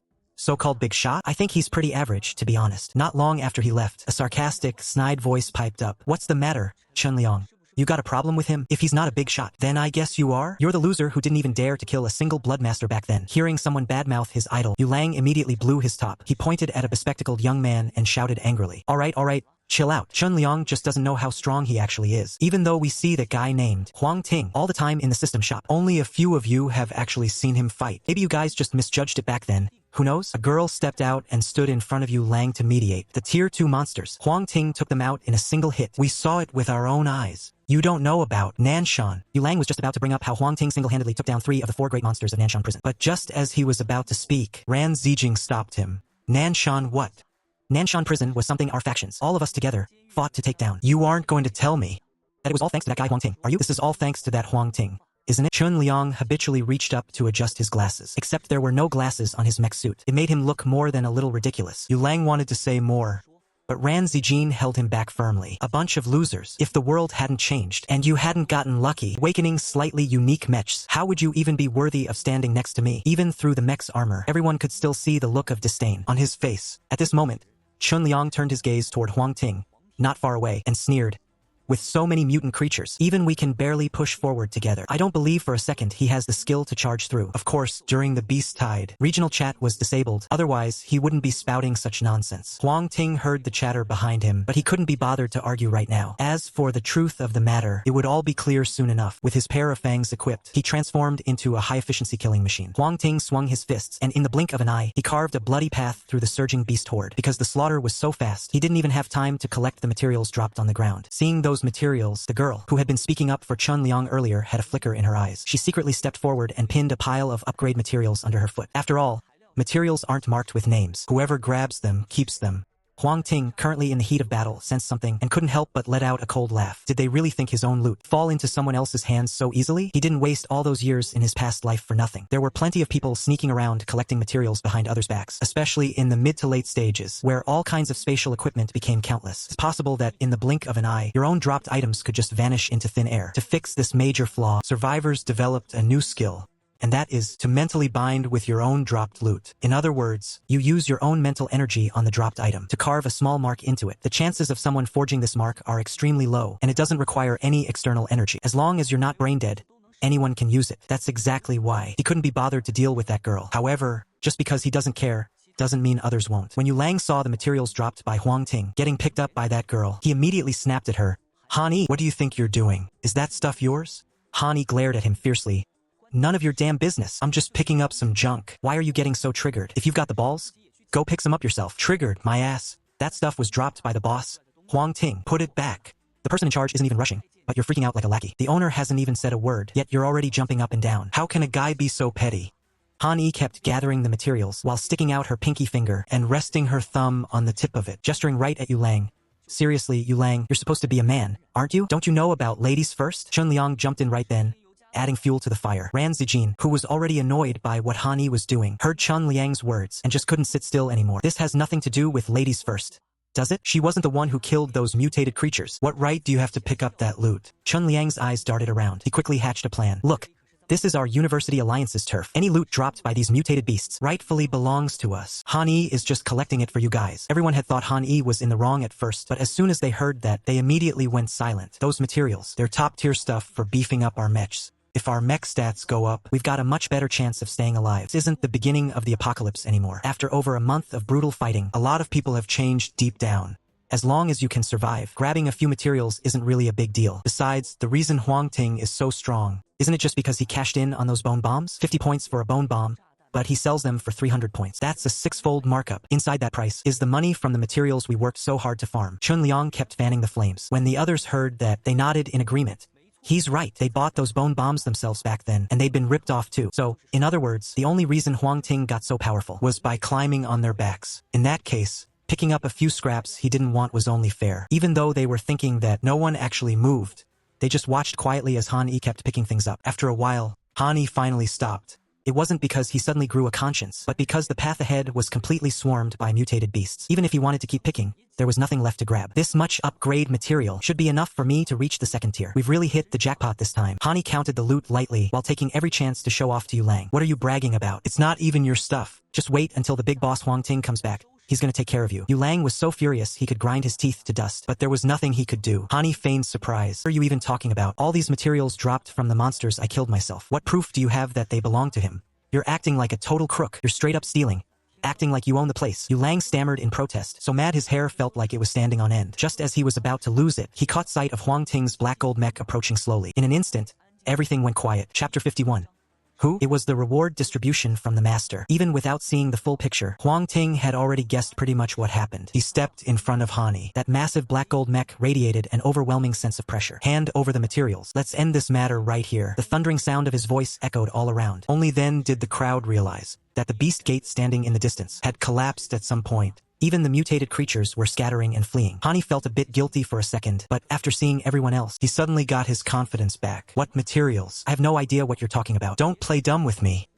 You picked up a whole pile of materials just a moment ago. You dared deny it? Yu Lang was agitated, and the others were getting even more heated. Pointing at Han Yi, they shouted in rage, "That's enough. Since the beast gate has already been destroyed, let's just get out of here. And one more thing, Mr. Huang Ting, this is the territory of our university alliance. They don't want an outsider crashing their party." Chun Liang stepped in front of Han Yi. His expression was calm as he stared them down. He wasn't doing it to protect Han Yi. He just wanted to make Huang Ting, Ran, Zijing, and the others look like fools. Let's skip all the useless chatter. I don't feel like wasting any more time on this. Huang Ting turned his gaze back to Han Yi. I've given you enough chances already. This is my final warning. Hand over those materials I just dropped, and maybe I'll pretend this whole thing never happened. Humph, kid.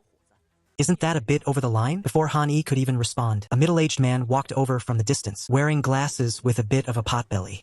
Dad, this guy, he's trying to steal the upgrade materials I earned. He's even claiming they're his. As soon as she saw the man, Han Yi immediately deactivated her mech and ran over to him, sobbing and complaining. Huang Ting chuckled coldly.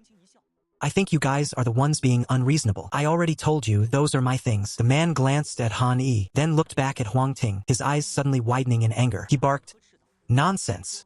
What kind of proof do you have that those materials were dropped by you?" Huang Ting sighed helplessly. If this were later in the apocalypse, let alone picking up one's own dropped loot, there were people who would have to get on their knees just to show him respect the moment they saw him. Idiots like these wouldn't even survive that long, but there's no helping it for now. There are still plenty of fools around. Since you want proof, then I'll show you.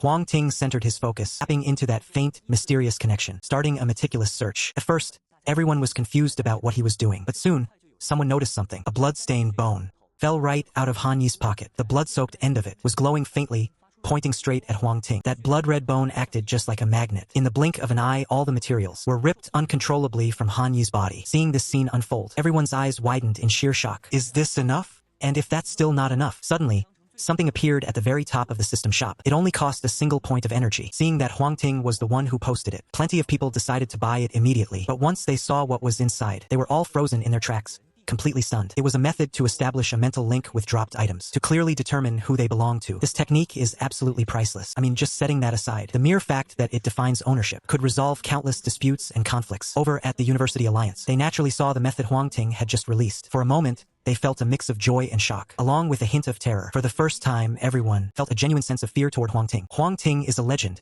That's exactly how you do it. Finally, he's slapping that little princess right across the face. Let's see if she dares to be arrogant ever again. Yu Lang clapped her hands in excitement. She couldn't contain her absolute delight. Can't we just talk this out like civilized people? Why on earth do you have to drag my daughter's reputation through the mud? Apologize to Han Yi right now, and we'll consider this matter closed. This man is clearly refusing to repent. Instead, he's just doubling down and getting even worse. To think he actually expects Huang Ting to apologize. Han. Nicole sobbed and threw herself into another girl's arms, crying her eyes out. Are you out of your mind?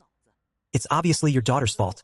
Can't you see that? You're a grown adult. Stop acting like such a pampered man-child. Yu Lang was so furious he was practically stunned. This is completely turning the world upside down. How are you talking to Director Han? Apologize right now. Students these days, completely lacking any sense of propriety. They don't have a shred of respect for their teachers. Director Han is the head of the school, in charge of maintaining discipline and morale. This student really has no sense of how to read the room. Hurry up and apologize to Director Han. If you do, maybe he'll be the bigger man and let it slide. Huang Ting wasn't part of the University Alliance, and his strength was extraordinary, so no one else dared to criticize him much. But Yu Lang was different. Not only was he a student at the man's school, but he was also an orphan, raised by his grandmother since he was small. His family had absolutely no background or power. He could barely even scrape together his tuition through student loans. Criticizing a student like that put absolutely no pressure on them at all. Seeing Yu Lang looking a bit lost and helpless, Huang Ting stepped forward and patted him on the shoulder. He had been through something similar himself, so he felt deeply for Yu Lang's situation. Since you called me boss, then let me teach you a lesson. Huang Ting's voice rang out, instantly grabbing the attention of everyone around. The lesson is simple. It's the apocalypse now. In the apocalypse, there aren't so many rules to follow. As long as you hold onto your own moral bottom line, whether it's people or monsters, if they tick you off, just fight them first and talk later. He turned his head to look at the man, who felt a sudden jolt of fear. Mech suit activate. My first instinct was to run for my life, but the very next second, Iron Fist, covered in jagged, twisted spikes, punched clean through his chest. The mecha armor on the man flickered like a glitch, and then it just vanished. As the armor faded away, the man's face turned deathly pale, white as a sheet. He finally caught his breath only after spitting out a mouthful of blood. The area around them went deathly silent. No one expected Huang Ting to strike without a second thought, and he didn't even seem to have a shred of hesitation. Someone tried to step up to stop him, but one look from him sent them all scrambling back. With a cold scoff, Huang Ting turned to leave. There was only one beast gate left now. Once that was taken care of, the final reward would be his. Big boss Huang Ting, you haven't taken your materials yet. Seeing Huang Ting about to head out, Yu Lang shouted out in a desperate panic. Keep them, all 6 of you. Consider it a bonus for hunting down those mutant beasts. Huang Ting waved his hand dismissively, and his figure vanished into the complex of buildings. He'd already pocketed anything with real value. The materials left behind, honestly, they weren't worth much to him. Leaving them for Ranzijin, Yu Lang, and the others, it would at least help them get stronger. Hearing that Huang Ting was giving away all the loot, everyone else looked at Yu Lang, Ranzijin, and their group with pure envy. The latter stood tall with pride, their eyes glowing with excitement. Clearing the beast gate near Fenghua base hadn't taken much time at all. It was only a small-scale gate after all. If it had been any bigger, Fenghua wouldn't have been able to hold out this long. Back inside the ring's mech interface, Huang Ting submitted the mission. Beast gate destroyed. 7. Bonus reward unlocked. Obtained a mini portal. Item number 52. The Dawn base is going to provoke the mini portal. Huang Ting was taken aback. I can't believe this thing is showing up already. In his past life, he remembered that the cataclysm had been going on for a year, before these mini portals even started appearing. And now, it's only been 1 month, coming out way ahead of schedule. Maybe it's because of all those consecutive destructions, and the stacking rewards from the beast gates. That must be why I scored such a treasure. Not sure if the ring mecha's interior is compatible with the portal. Huang Ting decided to just head outside to test it. With a quick thought, a sphere about the size of a basketball appeared in his hand. The sphere could split right down the middle. He tossed one half onto the ground and it automatically expanded into a portal standing nearly 4 meters tall. Huang Ting then placed the other hemisphere 100 meters away, just like the first one. As soon as he set it down, another portal manifested. Huang Ting took a deep breath. He stepped through. The next second, he was already 100 meters away. The time it took was basically nothing, instant. Now that's what I call a portal. The current range is only 50 kilometers. It's not a lot, but it'll do for now. And later on, as long as I can find spacetime more, the range can keep on growing. Just as he tucked the portal away, a message came in from Chu Family Town. When he read it, Huang Ting was caught off guard. After finding Guan Xilan to settle a few things, he headed straight for the Shanha base, even without the threat of the beast gates. The base still looked gloomy and hopeless. Most of the people he passed on the road looked completely numb, their eyes completely hollow. It's like walking through a scene straight out of The Walking Dead. In my past life, I'd seen so many shelters just like this one. In short, there's no spark of life left here. Everyone is just filled with despair for the future. The times have changed, and people have to change along with them. No wonder Chu Jiajin wanted to hand over the Shanha base to me. A thought crossed his mind. Led by Ailiang, Huang Ping finally met with Chu Jiajin. Because he had been busy dealing with the beast sect earlier, he hadn't had a chance to say hello. Now that things had finally calmed down, he realized just how much Chu Jiajin had aged. His eyes were cloudy and dull. His hair had lost all its luster. It was even matted into thin, oily strands, clinging to his scalp from all the sweat. By all accounts, the power of a mech suit should have provided a physical boost to its pilot. Chu Jiajin's condition should have been getting better, not worse. To look like this now is clear proof of the immense pressure he's been under lately. Since you've made it here, it seems you've already made up your mind. In that case, I am officially handing the Shanha base over to you. Chu Jiajin spoke in a flat, monotone voice. It was as if he were talking about something that had absolutely nothing to do with him. I can take over the Shanha base, but I can't be in two places at once. I'll still need your help, Chu, to manage things. Huang Ting had no intention of becoming a manager. For one thing, he had zero interest in that kind of work, and for another, he simply didn't have the time. His true role was meant to be that of a sharpened blade. In this apocalypse, overrun by monsters, he would carve out a path to survival for humanity. But that didn't mean he would just wash his hands of the Shanha base. Take the knowledge I've gathered, for example. If I just shared a fraction of what I know, it would be more than enough to get the Shanha base back on its feet. Well, damn. If you have faith in me, I've still got some fight left in me. Once they confirmed the Imperial Court had agreed, Chu Jiazhen summoned the top brass of the Shanha base for a meeting. During the meeting, he officially handed over leadership to the Imperial Court. The entire process went off without a hitch. There wasn't even a hint of opposition. Being in the positions they held, their understanding of the apocalypse was deeper than anyone else's. To put it bluntly, they were actually dying for the Imperial Court to take over Shanha. That way, they could ride the coattails of that success. Oh, by the way, Imperial Court, since you've officially taken over Shanha, keeping the old name doesn't really seem appropriate anymore. Do you have any ideas? Chu Jiazhen seemed to remember something and suddenly asked, Dawn. We truly do need the Dawn. Shanha base was renamed to Dawn. The shockwave this caused was no less than an 8-point magnitude earthquake. When they found out Dawn was established by the Imperial Court, everyone immediately went wild. In Ningqing, the name Imperial Court was already a household name. Even someone as prestigious as the inspector, Fuwen, couldn't compare to him. In an instant, many lone survivors who were still on the fence chose to join, all because of that name. The population of the Dawn base surged from the original 30,000 straight up to 120,000. The entire city of Ningqing only had 3 million people to begin with. After the disaster, there were probably only a little over 1 million left. After a month of weeding out the weak, there were only a few 100,000 left at this point. From this, it's not hard to see the massive potential of the Dawn base. Of course, the Dawn base, restructured from the old Shanha base, wasn't the true Dawn. The core? The Dawn organized by the Imperial Court still only consisted of Guan Xilin, Su Dahai, Li Miexing, and the kids like Xiao Ji. Right now, they are the true backbone of Dawn, taking over the mountain river base. The available manpower increased in an instant. With these people now on board, the Imperial Court speed in gathering materials accelerated once again. Longevity stones, blood red stones, tough beast hides, and weird tree roots, it was all happening so fast. Another month passed by in a flash. Finally collected enough materials to upgrade the Colossus Mecha to Tier 3. At Tier 3, I should be able to shake that blood monster, right? Huang Ting pondered while deep in thought as he began the mecha upgrade process. In his previous life, he had certainly seen plenty of blood monsters, but back then, they were nothing more than a balloon to him.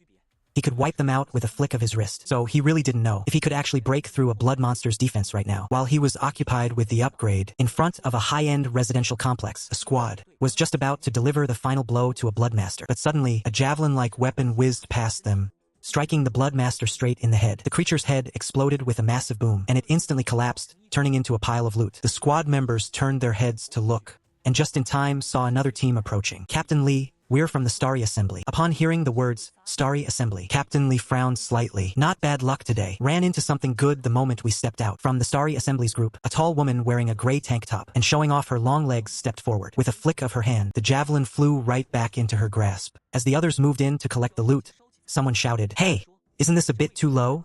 Even for you. We were the ones who beat it until it was almost dead, and then you guys just swoop in to scavenge? Captain Li stepped in front of his team, refusing to budge an inch. Scavenge? You call this scavenging? You were about to be shredded by those blood corpses. We saved your lives back there. You should be thanking us, if anything. Another member from the Star Alliance squad chimed in. The others glared at Captain Li, their faces twisted in total contempt. Captain Li, what do we do? A teammate realized the Star Alliance guys were looking for trouble and whispered urgently in his ear. Captain Li weighed the strength of both sides, and with a frustrated sigh, signaled for his team to pull back. The same thing was happening all over the place. It was like the Star Alliance had completely lost their minds, relentlessly targeting the abandoned buildings of the Dawn base. Huang Ting had just finished upgrading his mecha and was currently listening to the intel Guan Xilin had brought him. The Star Alliance is targeting us? Do you know why? Although he didn't know the full story, Huang Ting already had a hunch. Is it because of Li Miexing? Exactly. Guan Xilin's answer didn't surprise him at all. Chapter 53, Warning the Chu Family. Getting scolded. Huang Ting wasn't baffled by this. Anyone with half a brain would know just how important Li Miexing was. The Star Alliance had lost such a massive treasure. They were bound to be desperate. Before this, Li Miexing's identity had been kept under wraps, so it was normal for the Star Alliance to be in the dark. But ever since he established the Dawn base, Miexing's identity couldn't be hidden any longer. The Star Alliance followed the clues, and they definitely would have figured out that it was him who saved Li Miexing in the first place. Still, this method of provocation was just pathetic. After thinking it over for a second, he decided to send Chu Jiazhen over to give the Star Alliance a serious warning. Regardless of what happens, Li Miexing is part of the Dawn organization now. There is absolutely no way I'm handing him over. The Starry Assembly wants to use this to pressure me, to force my hand? That's never going to happen. I'm going to protect him. And the Starry Assembly, they need a reality check. Just as Chu Jiajin left the room, Chairman Shi Rong's face darkened, cold as ice. He looked absolutely livid. Sure, his strength isn't bad, he muttered, but he has no right to look down on me like this. Not only did he take my man, but now he's even sending someone to threaten me? He clearly doesn't respect me at all. Beside him, his right-hand man, Shui Yilong, sat there. His eyes were darting around, flickering with uncertainty. It looked like he was plotting something. Ever since the failed siege on the imperial court, he hadn't just lost a few of his best men. He'd been completely humiliated. He had nearly lost his position as vice chairman. Honestly, he had no intention of going after the imperial court again. After all, there were several vice chairmen in the Starry Assembly. His own influence was pretty average. The real power was firmly held by Shi Rong, but he hadn't expected the imperial court to snatch Li Chunxing away. Now that Li Miexing is involved, that changes everything. Chairman, about the imperial court, they must know the secret behind Li Chunxing. I'm afraid it's going to be impossible to get him back. His mind raced. Shui Yilong suddenly had an idea. No kidding, you think I don't know that? If they didn't know his secret, would they really risk a falling out with me over some ordinary nobody? Shi Rong snapped,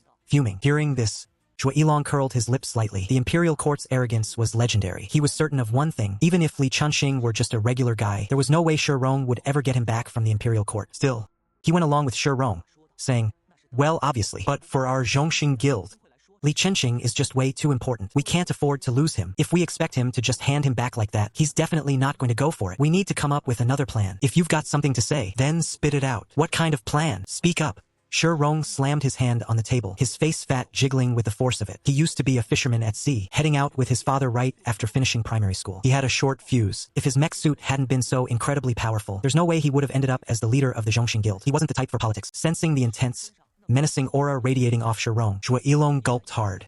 He knew Shi Rong hadn't just been in fights. He had probably killed people before, too. After all, out on the open sea, people go missing all the time. Even before the apocalypse hit, Shi Rong had the nerve to kill, let alone now. Gathered his thoughts, and muttered under his breath, I heard that guy from Chu Family Town has a daughter named Chu Hui. Chu Hui and Huang Ting are pretty close. How about we grab Chu Hui and force him to hand over Li Chunxing? Shi Rong pondered for a moment, then asked, what if Huang Ting doesn't give a damn whether she lives or dies? That's impossible. Even if he doesn't care. You think Chu Family Town is just gonna sit by and do nothing? Shanha Base just renamed itself to Dawn Base, and morale is shaky right now. Reasonably and logically, Huang Ting has to hand over Li Chunxing. If he doesn't, Dawn Base will definitely collapse. After hearing Shui Yilong's analysis, that really catches the eye. Now that's a brilliant idea. You're the one with the brains, alright? I'm leaving this task in your hands.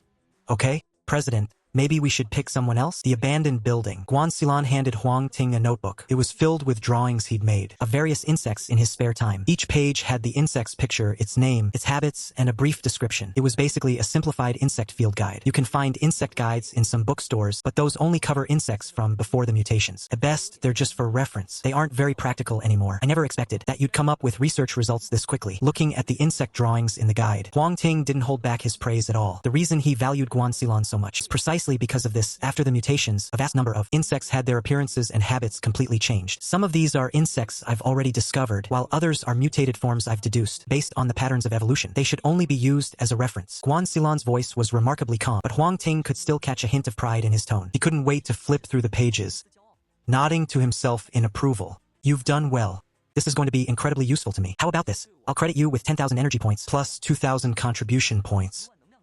Does that work for you? It does. Thank you, President. Guanxilan hadn't expected that a tiny little insect guide would be worth so much. He was suddenly overwhelmed with excitement. Not far away, Sudahai heard about such a generous reward, and he couldn't help but feel incredibly envious. He'd only managed to save up 3,000 energy points this entire time. As for the contribution points, they're barely even in the double digits. There's no helping it.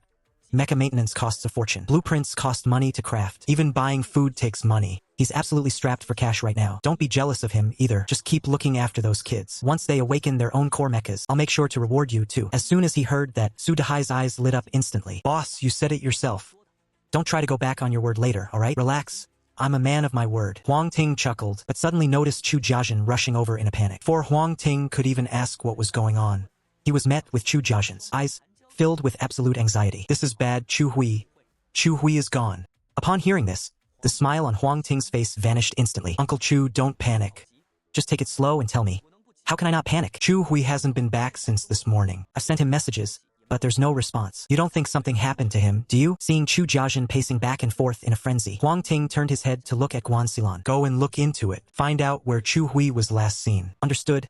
Guanxilan nodded, but just as she was about to leave, she paused in her tracks. President, Chu Hui was taken by people from the Gravity Society. The Gravity Society? Huang Ting was taken aback. Why on earth would the Gravity Society target Chu Hui? Suddenly, a thought flashed through his mind.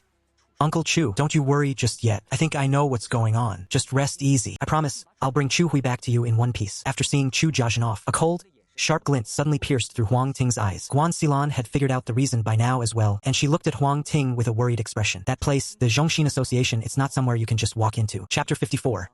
The Hidden Master, Yi Chong, heads to the Botanical Garden. I heard someone got snatched by the Zhongxin Association because of me. Before Huang Ting could even make a move, Li Miexing came rushing in, frantic and fired up. Their target is definitely me. If there's no way to rescue them, then just hand me over to them. Even though Li Miexing could be cold and detached, and never really bothered with small talk, deep down he was a good guy.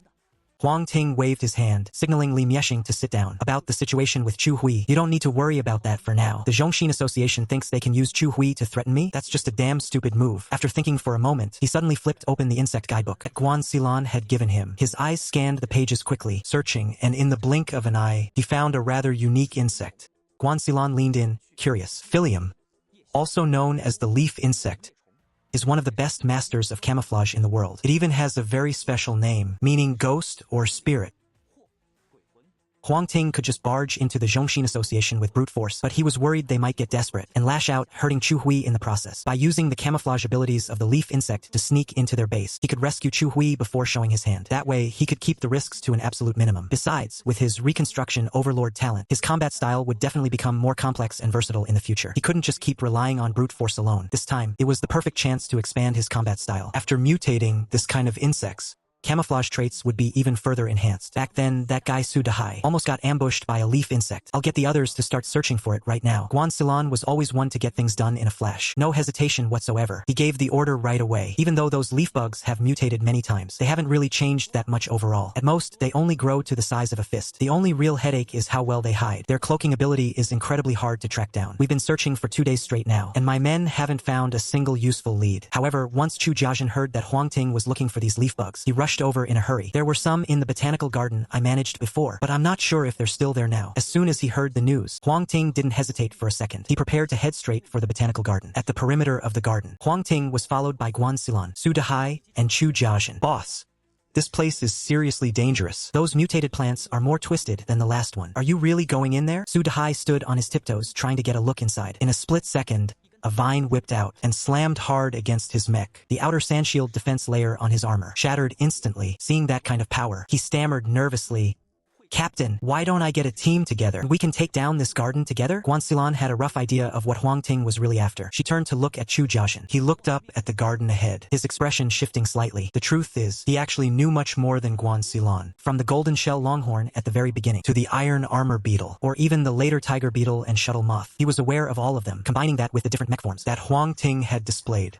He realized that Huang Ting's quest to capture the leaf bug was actually all for the sake of his daughter, Chu Hui. The Botanical Garden is legitimately packed with danger. I can head in first to scout the path. I'll suss out the threats. That'll give us a little extra insurance. All Chu Jiazhen cares about is his daughter. He just wants her back safe and sound. As for his own skin, that doesn't even cross his mind. The three of them were all trying to stop Huang Ting from going in, but Huang Ting just flashed a faint smile. His Titan mech took a step forward. A massive wave of pressure exploded outward. "Don't worry. Just wait for me to get back." With that, Huang Ting charged straight into the garden. Holy crap, he's a beast. Don't tell me the boss already hit Tier 3? Su Dahai gasped in shock. Tier 3, it's gotta be Tier 3. A Tier 2 mech could never make me feel like I'm losing my footing. Guan Xilan nodded instinctively. She was backing up Su Dahai's theory. If it really is a Tier 3 mech, then charging into the Botanical Garden might actually be a walk in the park. Chu Jiazhen didn't say a word. He just silently clenched his fists, praying for Huang Ting to make it back in one piece. Deep inside the garden, a pitch-black vine blocked his way. Inside the black gold mech, Huang Ting grinned. He lunged forward and grabbed it with his bare hands. And the craziest thing was that black vine was acting like it was alive. It started writhing and twisting in his grip, just like a massive python trying to escape. Huang Ting raised his other hand. He put a little strength into his grip. That supposedly indestructible vine was ripped clean in two, spraying out a glob of thick green slime. Mutated plant? Definitely some twisted stuff. This isn't the main body though. That's why I didn't get a kill notification. Huang Ting didn't care at all. He activated his detection vision, carefully scouting the area inch by inch. Along the way, he was ambushed by even more black vines. Fortunately, his Titan mech was already at Tier 3, so even its weakest stat, agility, was still way ahead of any standard mech. As fast as those vines were, they couldn't escape his grasp. Suddenly, Huang Ting stopped in his tracks. He felt like he'd stepped on something beneath his feet. He looked down, and a pitch-black object appeared right before his eyes. A split second later, that dark thing exploded with a massive boom. The blast sent Huang Ting stumbling forward, almost knocking him to the ground. What the hell is that? Before he could even catch his breath, a sharp whistling sound cut through the air. He looked up and saw a sky full of those black objects flying straight at him. This time, he saw exactly what they were. Hand grenades. Huang Ting's eyes widened in shock. He immediately switched to the Thunderflash mech, desperate to escape the blast zone. These grenades might look small, but they packed a serious punch, significantly more terrifying than standard explosives. Just as he prepared to bolt, dozens of vines surged forward, binding him firmly in place. No way they can actually coordinate attacks? Huang Ting's expression shifted. Realizing he couldn't break free, he decided to just switch to the Skyrealm mech and tank the damage head-on. The black and white mech had barely manifested before it was completely swallowed by the barrage of grenades. Boom! The thunderous explosions tore through the dense tree cover, echoing all the way outside the botanical garden. Whoa! That's intense. Is the boss going to be okay in there? Sudahai strained on his tiptoes, trying to get a glimpse of the action. Thinking back on what just happened, he immediately shrank back. Don't jinx it. Nothing's going to happen to the president.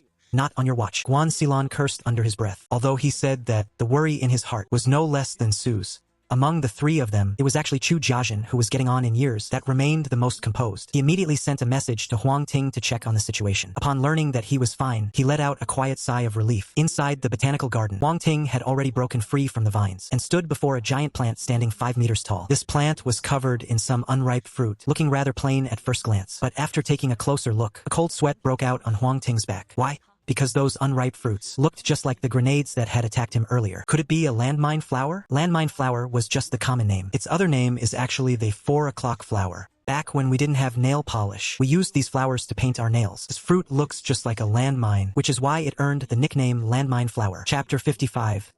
Seed Grenade and Ghost Mecha Fusion. Now that he knew the culprit behind the attack, Huang Ting didn't hesitate. He launched an immediate assault on the mutant landmine flower before him. Even though mutant plants are eerie, their main bodies are actually quite fragile, especially after that last wave of attacks. The landmines on the flower were completely depleted, and the new ones hadn't grown in yet. Was at its weakest point. Huang Ting threw just a few light punches, and he saw the notification of a successful kill. Elite kill. Defeated Tier 2 Rouge Flower. Obtained Reinforced Root 2. Seed Grenade. 5. Material name.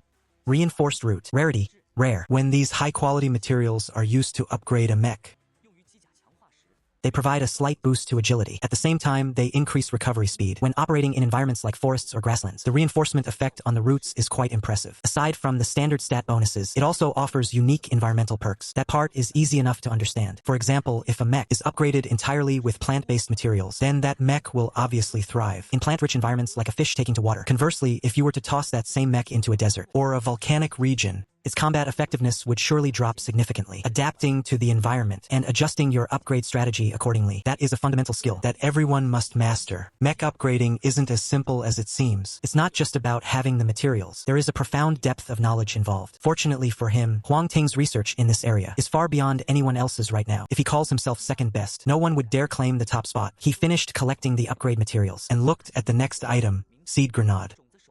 Rarity, rare. Type, item. Effect.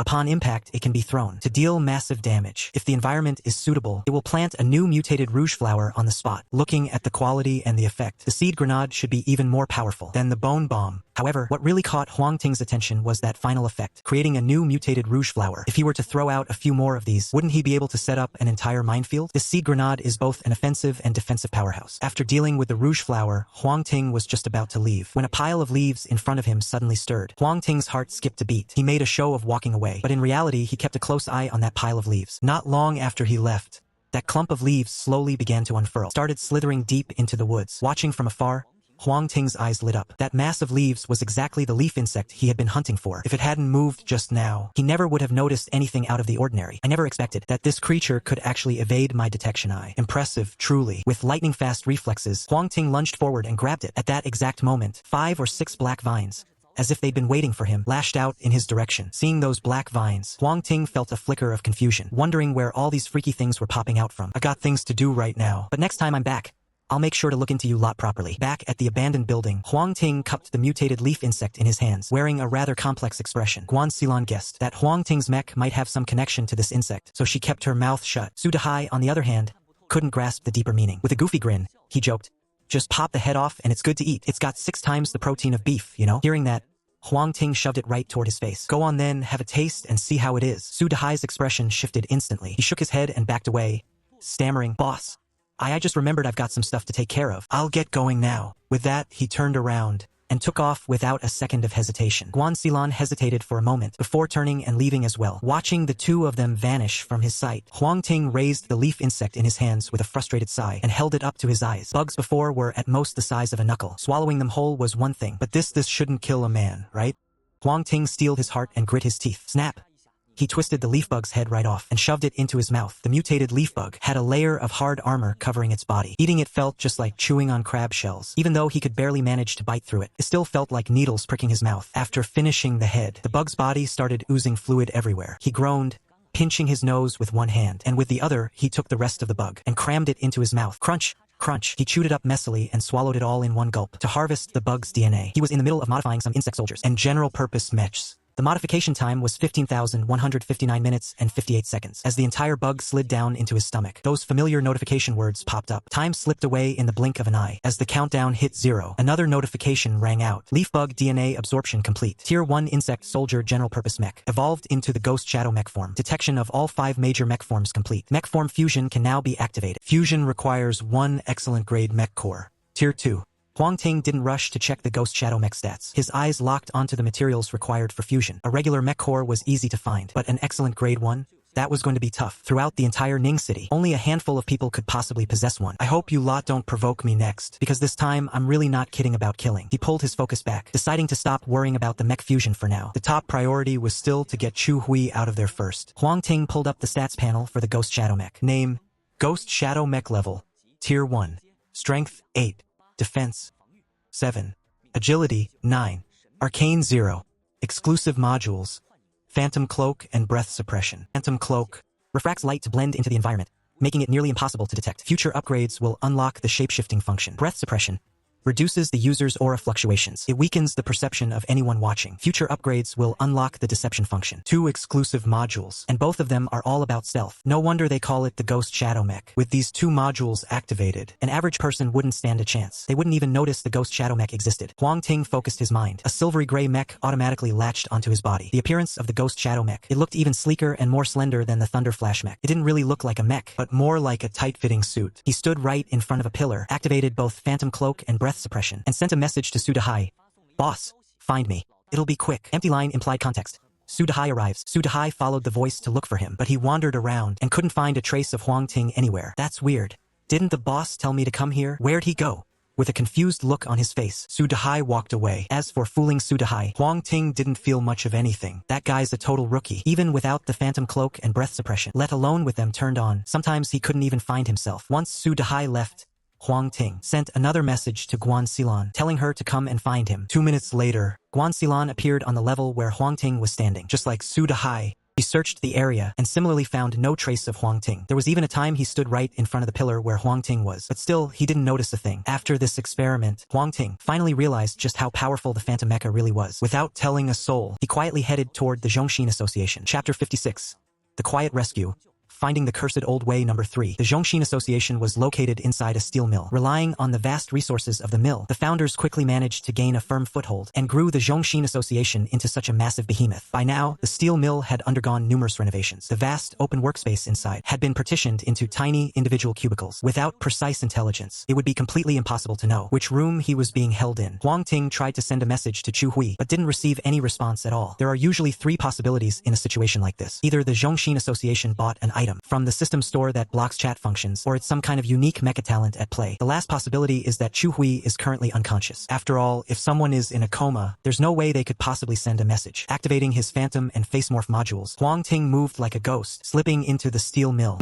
One of the guards at the entrance suddenly froze. He looked over at his partner. Did someone just go in just now? His partner turned his head and peered into the factory. He laughed.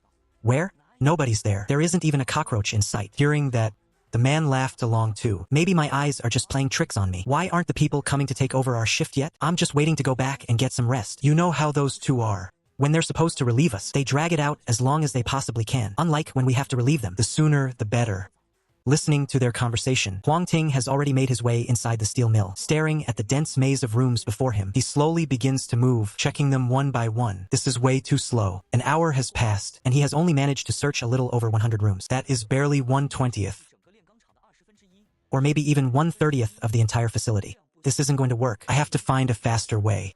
Huang Ting scans his surroundings and quickly spots someone who looks like they might be a higher-up in the organization. Finding a quiet, secluded spot and making sure no one is around, he swiftly shifts back into his Titan mecha. He grabs the guy instantly. Whoa, let's talk about this. Please, big brother, have mercy. Seeing those sharp, lethal spikes hovering right above his head, the man doesn't even dare to struggle. He drops to his knees immediately. I'm not asking you questions. Where are you keeping that girl you kidnapped? A girl. The man freezes for a second, gulps hard, and stammers. I know where she is. Please spare me. I'll take you there right now. Well, aren't you cooperative? Huang Ting's mind stirs, and he switches back to his ghost mecha. Take me there. Don't even think about pulling any stunts, or you'll end up wishing you were never born. Yes. The man nods frantically and begins walking forward. Huang Ting suppresses his presence, following closely right behind him. They hadn't even taken 2 steps when the guy suddenly bolts forward, screaming at the top of his lungs.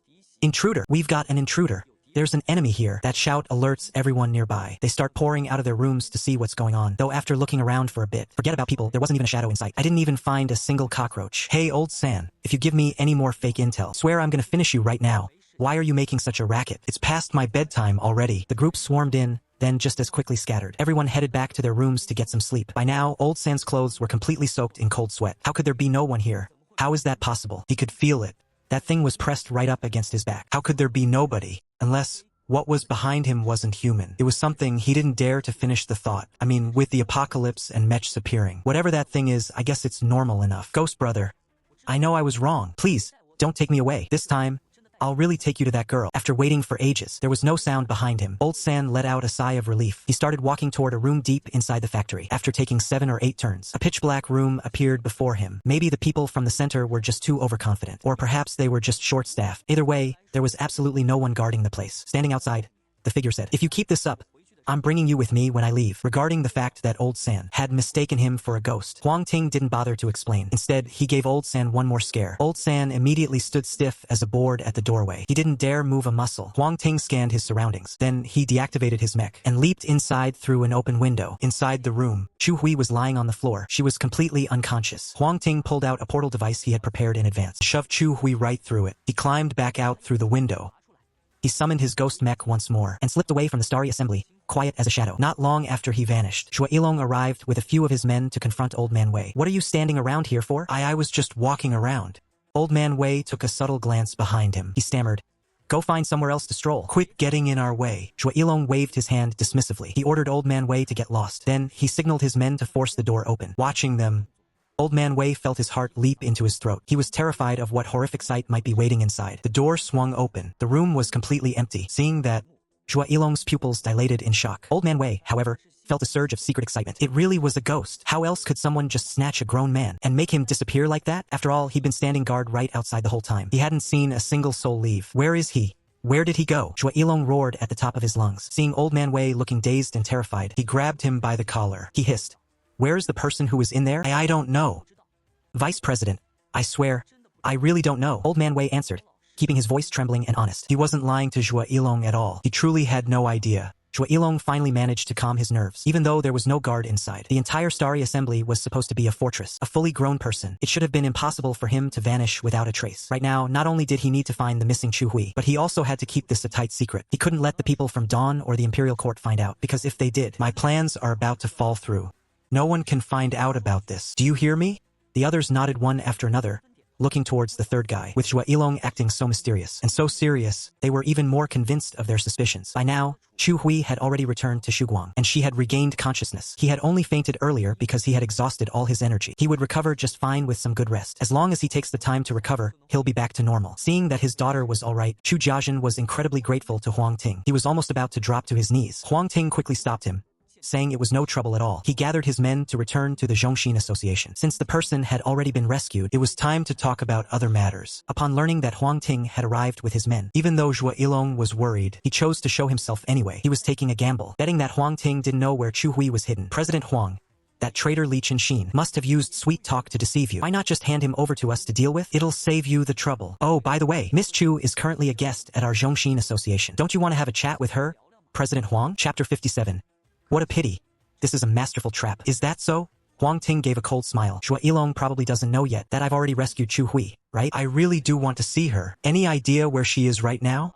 Well, she's obviously staying as a guest at our Zhongshin Association. As long as President Huang hands over Li Qinshin, you'll be able to see her. Shuo Yilong cursed under his breath. If it weren't for Chu Hui disappearing, he wouldn't be in such an awkward position right now. Chu Hui is one of my people from Shuguang, and so is Li Qinshin. You aren't taking either one of them.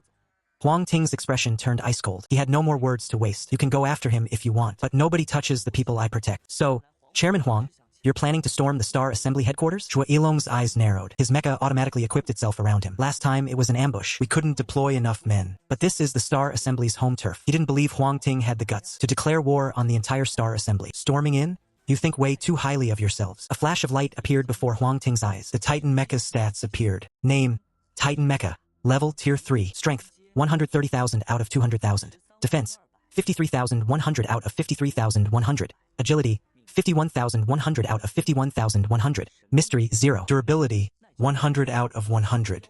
Exclusive modules: Titan support modules. Detection Eye. Feather of Metamorphosis. Sounds Fong. Full Fong set. Assimilated flesh. After evolving to Tier 3, the Titan Mecha stats were displayed with much greater clarity. The number in front represents the current stat. The number in back represents the absolute limit. Beyond the stat boost, the Titan module's effects were also significantly upgraded. Titan Strength boost: 60%. This can be further improved after the next mecha advancement, of course.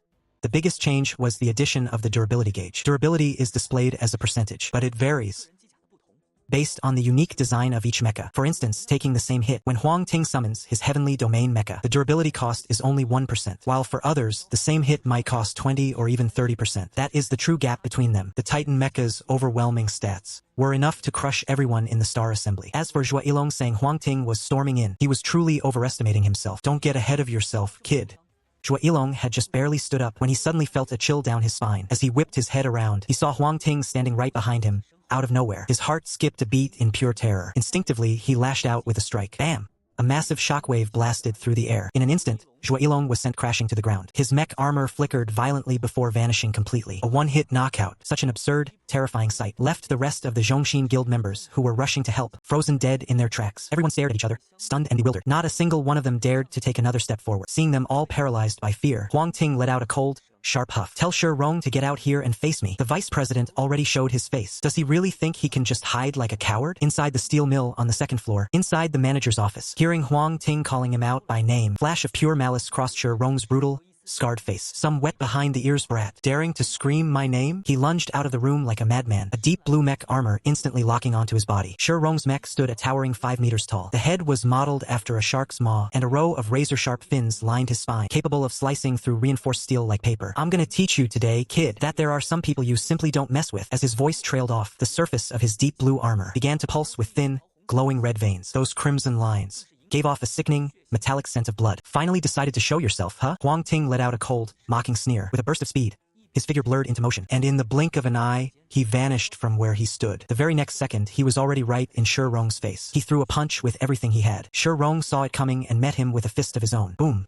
The result? Well, you already know. With 130 points in raw power, plus that 60% boost from the Titan template, the fact that he didn't shatter Shi Rong's mech in one hit only proves just how insanely tough Shi Rong really is. I mean, he is the leader of the Stellar Society for a reason. If he didn't have the skills to back it up, there's no way he could have climbed to the top. A quick flash of respect crossed his mind. Huang Ting surged forward again without missing a beat. He didn't even give Shi Rong a second to get back on his feet. He slammed his spiked gauntlets down hard. The sheer, overwhelming pressure pinned Shi Rong to the ground, leaving him no room to breathe. But hey, Shi Rong wasn't just some pushover either. He pressed his palms together and managed to lock Huang Ting's heavy fist in a death grip. Right at that moment, the fins on his back suddenly popped out. They transformed into a razor-sharp blade, aimed straight for Huang Ting's throat. Huang Ting jerked his head to the side, narrowly dodging the blow. Taking advantage of the opening, Shi Rong broke free from the lock. He scrambled back onto his feet. The red filaments all over his body began to glow with a creepy light. The air around him grew thick with a lethal, dangerous vibe. Now take this. Shi Rong launched a lightning-fast uppercut. Huang Ting raised his arm to block, but suddenly Becky, who had already been knocked back, came tearing back into the fight. It slammed into Huang Ting's back with a deafening thud. Turns out, Shi Rong's real ace wasn't that punch. It was the sneaky, returning attack from Becky. Clang. The Titan mech's durability dropped by 1%. Ha ha ha. Eat that. Even if that didn't kill you, you're gonna be hurting. Rong sounded completely sure his move had done the trick. He let out a booming, arrogant laugh, watching his durability indicator climb back up to 100. Huang Ting just gave a calm nod. Huang Ting gave a slight nod. Anyway, regardless of how it went, Rong finally managed to break through the defense, though he did take a bit of damage himself in the process. Just looking at that feat alone, he's honestly pretty impressive. President is a beast. And the rest of the Star Club members saw that. They all started clapping and cheering. But before the applause even faded, they watched as Huang Ting, acting like a total monster, smashed Rong's mech to pieces with a single punch. And with another punch, he crushed Rong to death. A cube-shaped mech core appeared in the wreckage. What a waste, total bummer. It's only a rare-grade core? Seeing the quality of the mech core, Huang Ting felt speechless. He thought that since Rong was so tough, his mech would definitely be at least epic grade. Who would have guessed it was just rare? If he'd known that, he would have just kept him alive. Even though it was a bit of a letdown, he pocketed it anyway. Then, he turned to the rest of the Star Club members. This is what happens when you mess with Dawn. After dropping that cold threat, he walked away without even looking back. Besides the president, the Star Club still had a few vice presidents. Rong's death would certainly cause some ripples, but it shouldn't be anything major. After leaving the Star Club, Huang Ting originally planned to head back to the abandoned building, but after a quick thought, he decided to head north instead. Back when he was tier 2, he couldn't even scratch that blood tumor. Now that he's reached tier 3, the perfect time to go back and test his strength. The blood tumor in the northern part of Ning City was growing even bigger. Looking at it from a distance, it looked just like a residential apartment building. A massive swarm of blood zombies were wandering around it. Even though they didn't have much intelligence, they were all extremely alert. The slightest disturbance in the surroundings, and they're instantly rushing over to check it out. Huang Ting activated his eye of detection, and dense waves of data immediately flooded his vision. Everywhere he looked, the lowest level was tier 2, with a significant portion being tier 3 blood masters. With so many blood masters, they could probably wipe the entire city of Ning off the map. After a moment's thought, Huang Ting didn't rashly barge in. Although the blood base itself won't attack, these blood masters certainly aren't going to just sit back and watch. To breach the blood base, he has to clear them all out first. Chapter 58. The Strange Instance, Slaying Brothers in a Sword Duel. Upon returning to the city center, he happened to run into Fu En and his group. They were looking around everywhere, as if they were searching for something. Seeing Huang Ting appear, Fu En hurried over to meet him. What a coincidence, he said. I was just about to look for you. Is something the matter? Huang Ting thought the timing was quite perfect as well. He happened to be looking for Fu En to discuss the situation with the blood base in the north of the city. So much time has passed already, and the blood base could collapse at any moment. Once it breaks, the consequences would be unimaginable. Here's the situation. Someone has discovered a rather strange instance. Unlike other instances, the rewards for this one have already been announced in advance, and it would be of great benefit to Ning City. I was wondering if you might have time to clear this instance. The rewards you earn, we will compensate you for in energy points. Hearing this, Huang Ting was taken aback. A strange instance? He vaguely recalled such an instance from his past life. The reward inside was a black box. The black box, you could call it a production line, packed with some seriously advanced, game-breaking tech. Its power is absolutely insane. All you have to do is toss something inside, and it churns out whatever preset enhancement materials you need. And it doesn't matter what the item is. The higher the value of what you put in, the more materials you get out. Even though it's not that useful later on, in the early stages, it's nothing short of a god-tier artifact. It's no wonder Fu En is so tempted, itching to hunt me down for it. But Huang Ting racked his brain, trying to recall. This dungeon. In the beginning, it was discovered by a small squad of just over a dozen people. In their attempt to clear it, the entire team was wiped out. Later, several major factions tried to investigate, and they suffered heavy losses too. The only one who actually cleared the dungeon was in Hong Hai. It was only because he threw lives away without hesitation that he barely managed to beat it, and walked away with that black box. Who was it that found this dungeon? After a brief silence, Huang Ting suddenly asked. I won't lie to you, the one who found it was in Hong Hai. There's bad blood between Huang Ting and in Hong Hai, which explains why Fu En was so hesitant to answer. So it was him after all. Looks like he really wants me dead. Huang Ting knew exactly what was going on. This dungeon is different from the standard ones. If you want to describe it in terms that are easy to understand, it's basically a rule-based nightmare. It's crawling with all sorts of mysterious supernatural forces. Break a single rule and you're looking at a brutal price to pay. Forget about where he stands at tier 3. Even tier 7 or tier 8 mechs would take one look at this dungeon and steer clear. And Hong Hai must have sacrificed a mountain of people to get through this. Turns out that clearing this dungeon is incredibly difficult. That's why they planned to use the authorities to get rid of me. After all, the temptation of that black box for the authorities is impossible to resist. Once the authorities fail after multiple attempts, they will definitely come begging for my help. This is a classic move, using someone else's blade to commit murder. Using the rules of the Strange Tales dungeon as one blade, and the authorities as the other. Thinking about this, Huang Ting flashed a smile, as the only rules of the Strange Tales dungeon in Ningxing, every single secret it holds, has long been laid bare and made public. Even though I didn't pay it any special attention, the method to clear it is already deeply etched in my mind, and Hong Hai thought he could use this dungeon to finish me off. Little did he know, he's just handing me a massive gift on a silver platter. No problem. Leave this dungeon to me. However, there is one thing I need the commissioner's help with. Speak, Fu En said, his voice brightening the moment he heard Huang Ting agree. Self-correction. addressing the speaker shift. There's a blood cyst in the north of the city. Inside it is a tier 3 blood fiend. Once that cyst ruptures naturally, it will evolve into a tier 4, and it will have the power to spawn even more blood fiends. I need the commissioner to gather a team as soon as possible to clear out the blood fiend guards on the perimeter. As for the cyst itself, I'll handle that personally. Fu An immediately realized the extreme danger of this situation. His brow, which had finally relaxed, tightened once again. A shadow of deep concern crossed his face. Whether it's a tier 4 monster or its ability to create more blood fiends, both are a massive headache for Ningxing right now. If one thing goes wrong, Ningxing could be wiped off the map. He didn't dare to waste a second. After bidding farewell to Huang Ting, he quickly started contacting the others. This is where the dungeon is located. Following the map that Fu An provided, Huang Ting arrived at an old, dilapidated kindergarten. The landscape around him began to merge with the memories in his mind. There's no doubt about it. This is that very same rule-based horror dungeon from my past life. As these familiar sights came into view, his memories started to sharpen with crystal clarity. After a quick mental reset, he pushed open the kindergarten gates and stepped inside without a hint of hesitation. In a nearby abandoned apartment building, and Hong Hai, having received the intel, had been waiting there for quite some time. Seeing Huang Ting actually show up at the kindergarten entrance and walk right through the gates, he was absolutely thrilled. This dungeon is no walk in the park. It's lethal. I sent 30 people in there myself, and not a single message ever made it back out. Even the Ningxing base ended up failing and suffering heavy losses. There is no way you're coming out of this one in one piece. But even if you do, so what? I've already set a trap for you that's impossible to escape. Huang Ting, you're a dead man this time.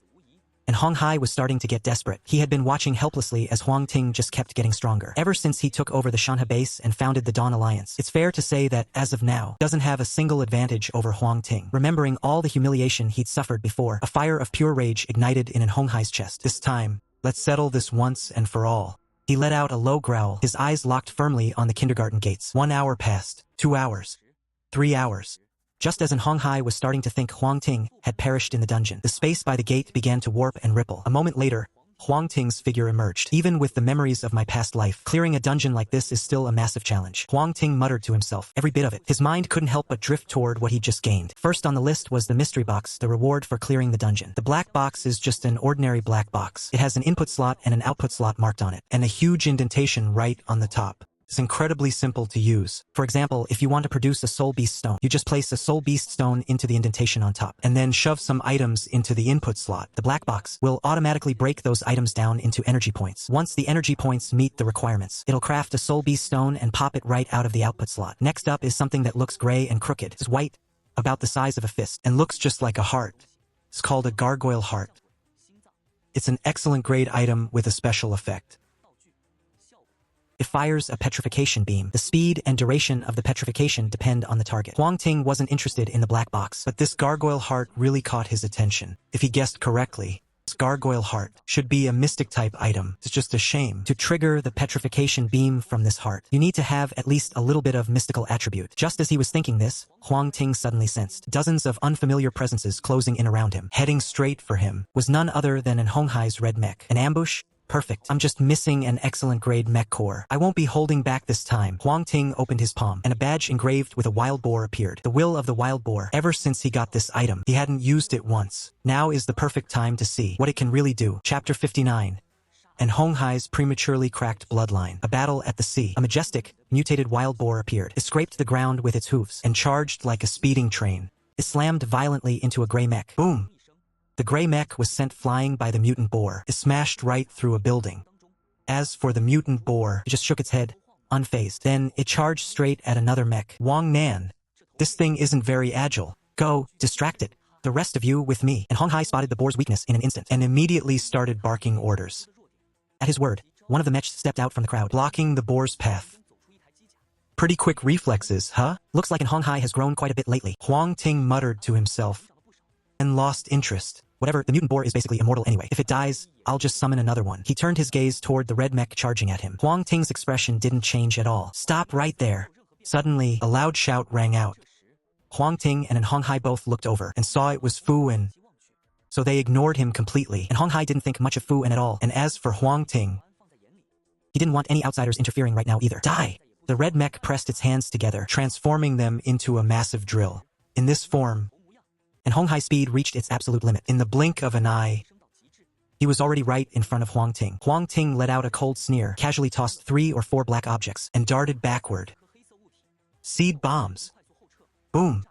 A massive explosion rocked the area, making Fu and hold his breath in shock. Even though he couldn't stand in Honghai, he didn't want the city to lose one of its top fighters just like that. Still, he didn't want Mingqing to lose a top-tier combatant. The smoke cleared in an instant. The badly damaged Hongxi Mecha reappeared. Seeing this, Fu and let out a sigh of relief, but in the next second, a sharp spike pierced straight through in Honghai's chest. As the spike burst out from the back of the mecha, the Hongxi Mecha began to fade away. In the end, it turned into a cube-shaped mecha core, and Honghai died a quick death. But he never understood until his final breath. Huang Ting attacked without a moment's hesitation. After all, he had survived the last few times. Huang Ting should have been afraid of him, right? Stowing away the mecha core, a hint of joy appeared on Huang Ting's face. An excellent-grade mecha core was now in his hands. He would be able to unlock the mecha fusion form soon. Huang Ting, you sigh? That was a bit reckless. If it had been anyone else, Fu and would definitely have cursed them out mercilessly. But facing Huang Ting, he really didn't have the guts. He could only let out a long, heavy sigh. It was just a Tier 2 mecha. The value I can create is surely far greater than that. Fu and tried to talk him around for the sake of Ningqing. Do you need an Honghai, or do you need my help?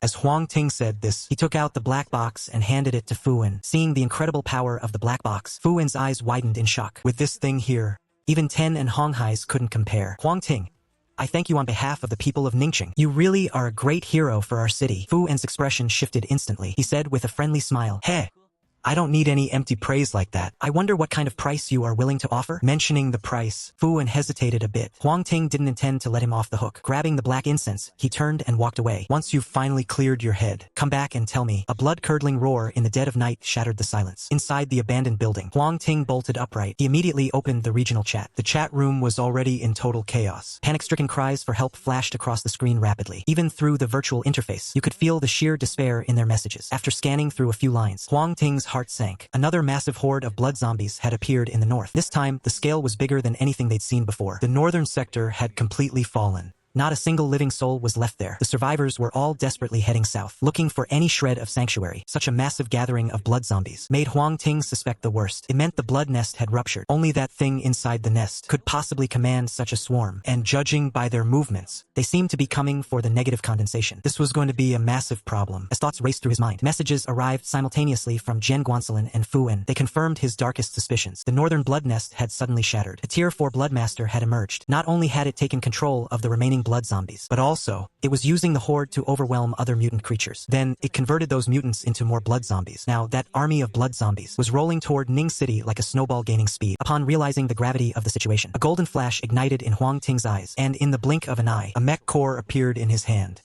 Initiate mech form fusion? Estimated time, 8 hours. Confirm. Huang Ting chose without a second of hesitation. The third-tier Titan Mecha, absolutely no match for that fourth-tier Bloodmaster. It's not that the Titan isn't powerful, mind you. It's just that, in an onslaught like this, it can't deliver a fatal blow. It's like a master assassin trying to take out an emperor. The emperor himself might be weak, but he's surrounded by endless guards. Even if the assassin is stronger than the guards, there's no guarantee they'll pull off the hit. It's easy to figure out that fourth-tier Bloodmaster must be surrounded by other Bloodmaster guards. If the Titan Mecha goes too deep, it's highly likely to get swarmed and pinned down. And if I switch to the Thunder Flash Mecha, I'd probably end up dead even faster. 8 hours.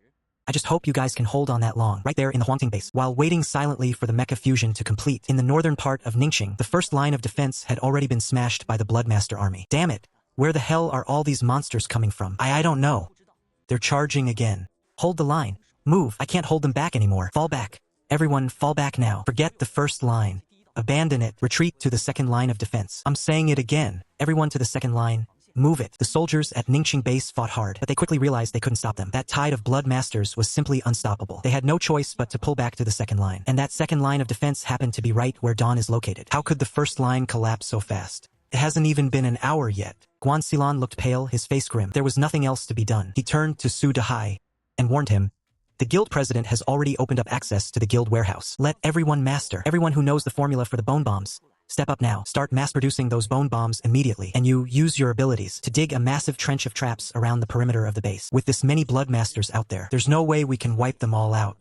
The guild leader still needs at least 7 more hours. During this time, we have to hold the line at all costs. The playful smirk on Su Dehai's face vanished instantly. His entire demeanor turned deadly serious and grim. He pounded his chest and said in a deep, steady voice, "Don't worry, leave this to me." Watching Su Dehai rush off to carry out his orders, Guanxilan turned her gaze toward you, Liaxin. I know the guild leader has always been lenient with you. He never forces you to do anything you don't want to. But right now, the entire city of Ning is in grave danger. No one can afford to just look out for themselves anymore. I need you to lead a team and find any way possible to take down those blood masters. Can you do that? Li Miexin nodded. No problem, I'll make it happen. After the two were dismissed, a sharp glint flashed in Guan Xilan's eyes. She summoned her mech suit. As her hands moved back and forth, a cloud of white powder began to fall. It then drifted away toward the distance. Chapter 60, Holding the Line. Everyone shows their true power. Behind the army of Bloodmasters, a Tier 4 Bloodmaster who had just broken through the blood barrier was currently sitting on a throne, piled high with gore and flesh. Their appearance was somewhat like that of a young girl. Only her head was wrapped in thick layers of bandages, making it impossible to see her true face. Heck, kill them all. The girl's speech was a bit clumsy at first, but she quickly caught on to the cadence of the words. A low, chilling voice spat out those two words. It was clear that she intended to turn the city of Ning and everyone inside it into nothing but corpses. The blood masters surrounding her trembled as they heard the girl speak. They were all screaming with excitement. Whoosh! Whoosh! Whoosh! The bird-mutated blood zombies were the first to launch their attack. Ignoring the defense forces on the ground, they headed straight for Dawn Base. Inside Ningxing Base, Chu Hui spread her wings wide, transforming into a giant eagle as she soared into the sky. Right behind her, other special mechs with flight capabilities took to the air, glaring at the approaching bird-like blood zombies. Chu Hui's voice was filled with pure rage. You monsters! All of you, go to hell! Before the words had even left her lips, the feathers on her wings bristled up, instantly morphing into sharp blades that fired outward. These blades were incredibly fast and packed a serious punch. If one hit a vital spot, it could take down a bird-like blood zombie in a single shot. Behind her, others unleashed their own unique abilities, focused entirely on taking down the monsters before them. In just a few moments, the group had wiped out the first wave of incoming bird-like blood zombies. But they didn't let their guard down. On the contrary, everyone's heart was pounding in their throat. In the distance, a massive swarm of bird-like blood zombies descended like a dark cloud, casting a giant, ominous shadow over the ground. As they looked down, they realized the ground was already engulfed in flames. All kinds of mechs were locked in a brutal slaughter with the blood zombies. The entire battlefield had become a meat grinder, mercilessly devouring every life in its path, whether human or blood zombie. There are so many of them. We can't win this. Shouldn't we just get out of here? Someone stammered, trembling with fear. It's clear the poor guy is absolutely terrified by what's happening. Chu Hui clenched his fists tightly. He was scared too, but his father was down there, and all his friends were standing their ground right here. How could he possibly run away? Running now would just be a death sentence. If he wanted to live, he had to hold on until the very end. Just hold on, keep holding on. There has to be a glimmer of hope somewhere. He quickly pulled himself together. I strongly advise you all not to move, he said coldly. The Imperial Court warned us. The skies are even more dangerous. Even they don't dare to fly recklessly up there. Once you drift into those hazard zones, the situation might end up even worse than it is now. Hearing this, the others hesitated. Any thought of running away vanished instantly. If these words had come from Chu Hui, they probably wouldn't have believed it. But coming from the Imperial Court, that was a different story. After all, people had started regarding the Imperial Court as the #1 force in Ningxing. Information coming from them was considered highly credible. Seeing everyone beginning to calm down, Chu Hui let out a sigh of relief. Just then, a massive swarm of avian bloodmasters arrived. He didn't have time to think anymore. Flapping his wings rapidly, he unleashed his palms, sweeping through them with lethal force. Even though everyone was fighting with everything they had, they quickly started to lose ground. There was no helping it. The number of monsters in the air was just too overwhelming. They simply couldn't keep up the defense. Suddenly, a bloodmaster that had transformed from a bird spotted an opening in Chu Hui's defense. It dove straight toward his waist with razor-sharp claws. If that hit connected, Chu Hui would definitely be out of the fight. Watch out! The people around him cried out. It was all they could do to shout a warning. There was no time to actually save him. Just as everyone braced for Chu Hui to take a devastating hit, a missile streaks through the air. It slams head-on into the eagle-type blood beast. The blast wave from the explosion knocks Chu Hui flying back. But luckily, not only is Chu Hui completely unharmed, she's actually managed to put some distance between herself and the beast. The danger has passed. Chu Hui spots Li Miexing down below. He flashes her an okay sign, then dives straight back into the fight. The battle in the sky is incredibly intense. As for the fight on the ground, brutal doesn't even begin to cover it. Piles of corpses are stacking up everywhere. At first, people had time to scavenge for materials, but now everyone is just like a mindless killing machine. They're so focused on attacking. They couldn't care less about the loot on the ground. Eat this. Let's see how you like my power. Check out my earth-crushing star. Su Dehai slams both hands deep into the earth. The next second, a massive boulder, about half the size of a basketball court, is hoisted high above his head. With a violent heave, he hurls the giant stone sphere toward the pack of blood beasts. Bam! The massive rock crushes a whole swarm of them instantly. Then, carried by its own momentum, it keeps rolling forward, flattening countless more in its path. Seeing this, everyone nearby can't help but be struck with awe. Beyond the shock, their minds start racing. If Su Dehai is this powerful, just how terrifying must the Imperial Court be? Fuan watches the scene unfold, and his own gears start turning. If the Imperial Court is too tough to recruit, then he'll just go after the others. This guy, Su Dehai, looks like a solid choice. He's definitely going to try and persuade him later. Hey look! What is that? Suddenly, someone points at a creature covered in white. The fungal threads on the blood strands. A scream rang out, and everyone looked toward the source. They saw that many of the blood strands were covered in fungal growths. Those fungal threads started as tiny clumps, but it was as if they had absorbed the very essence of the blood strands. In an instant, they spread across their entire bodies. The blood strands covered in these fungi would crumble at the slightest touch, collapsing into a pile of worthless junk. Completely useless. Don't worry. That's Sister Lan's ability. It won't hurt any of you. Sudahai shouted an explanation between breaths. Only then did the group realize what was happening, and they continued their assault on the blood strands before them. 1 hour. 2 hours. 3 hours. For hours, half the time has already passed. Everyone was utterly exhausted, yet the army of blood strands remained massive. Many could no longer fight, their hearts filled with pure terror. After repelling another wave of attacks, Sudahai braced his hands on his knees. Gasping for air, he felt so tired.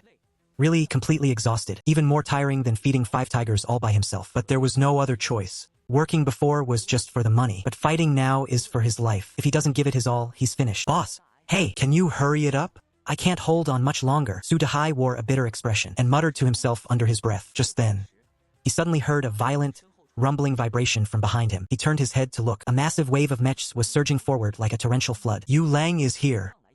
Monsters, surrender and meet your end. Yu Lang opened his palm, and a burst of flames erupted from his hand, guiding his mech to fly at low speed between the buildings. Stay steady, don't get cocky. Sai, never mind.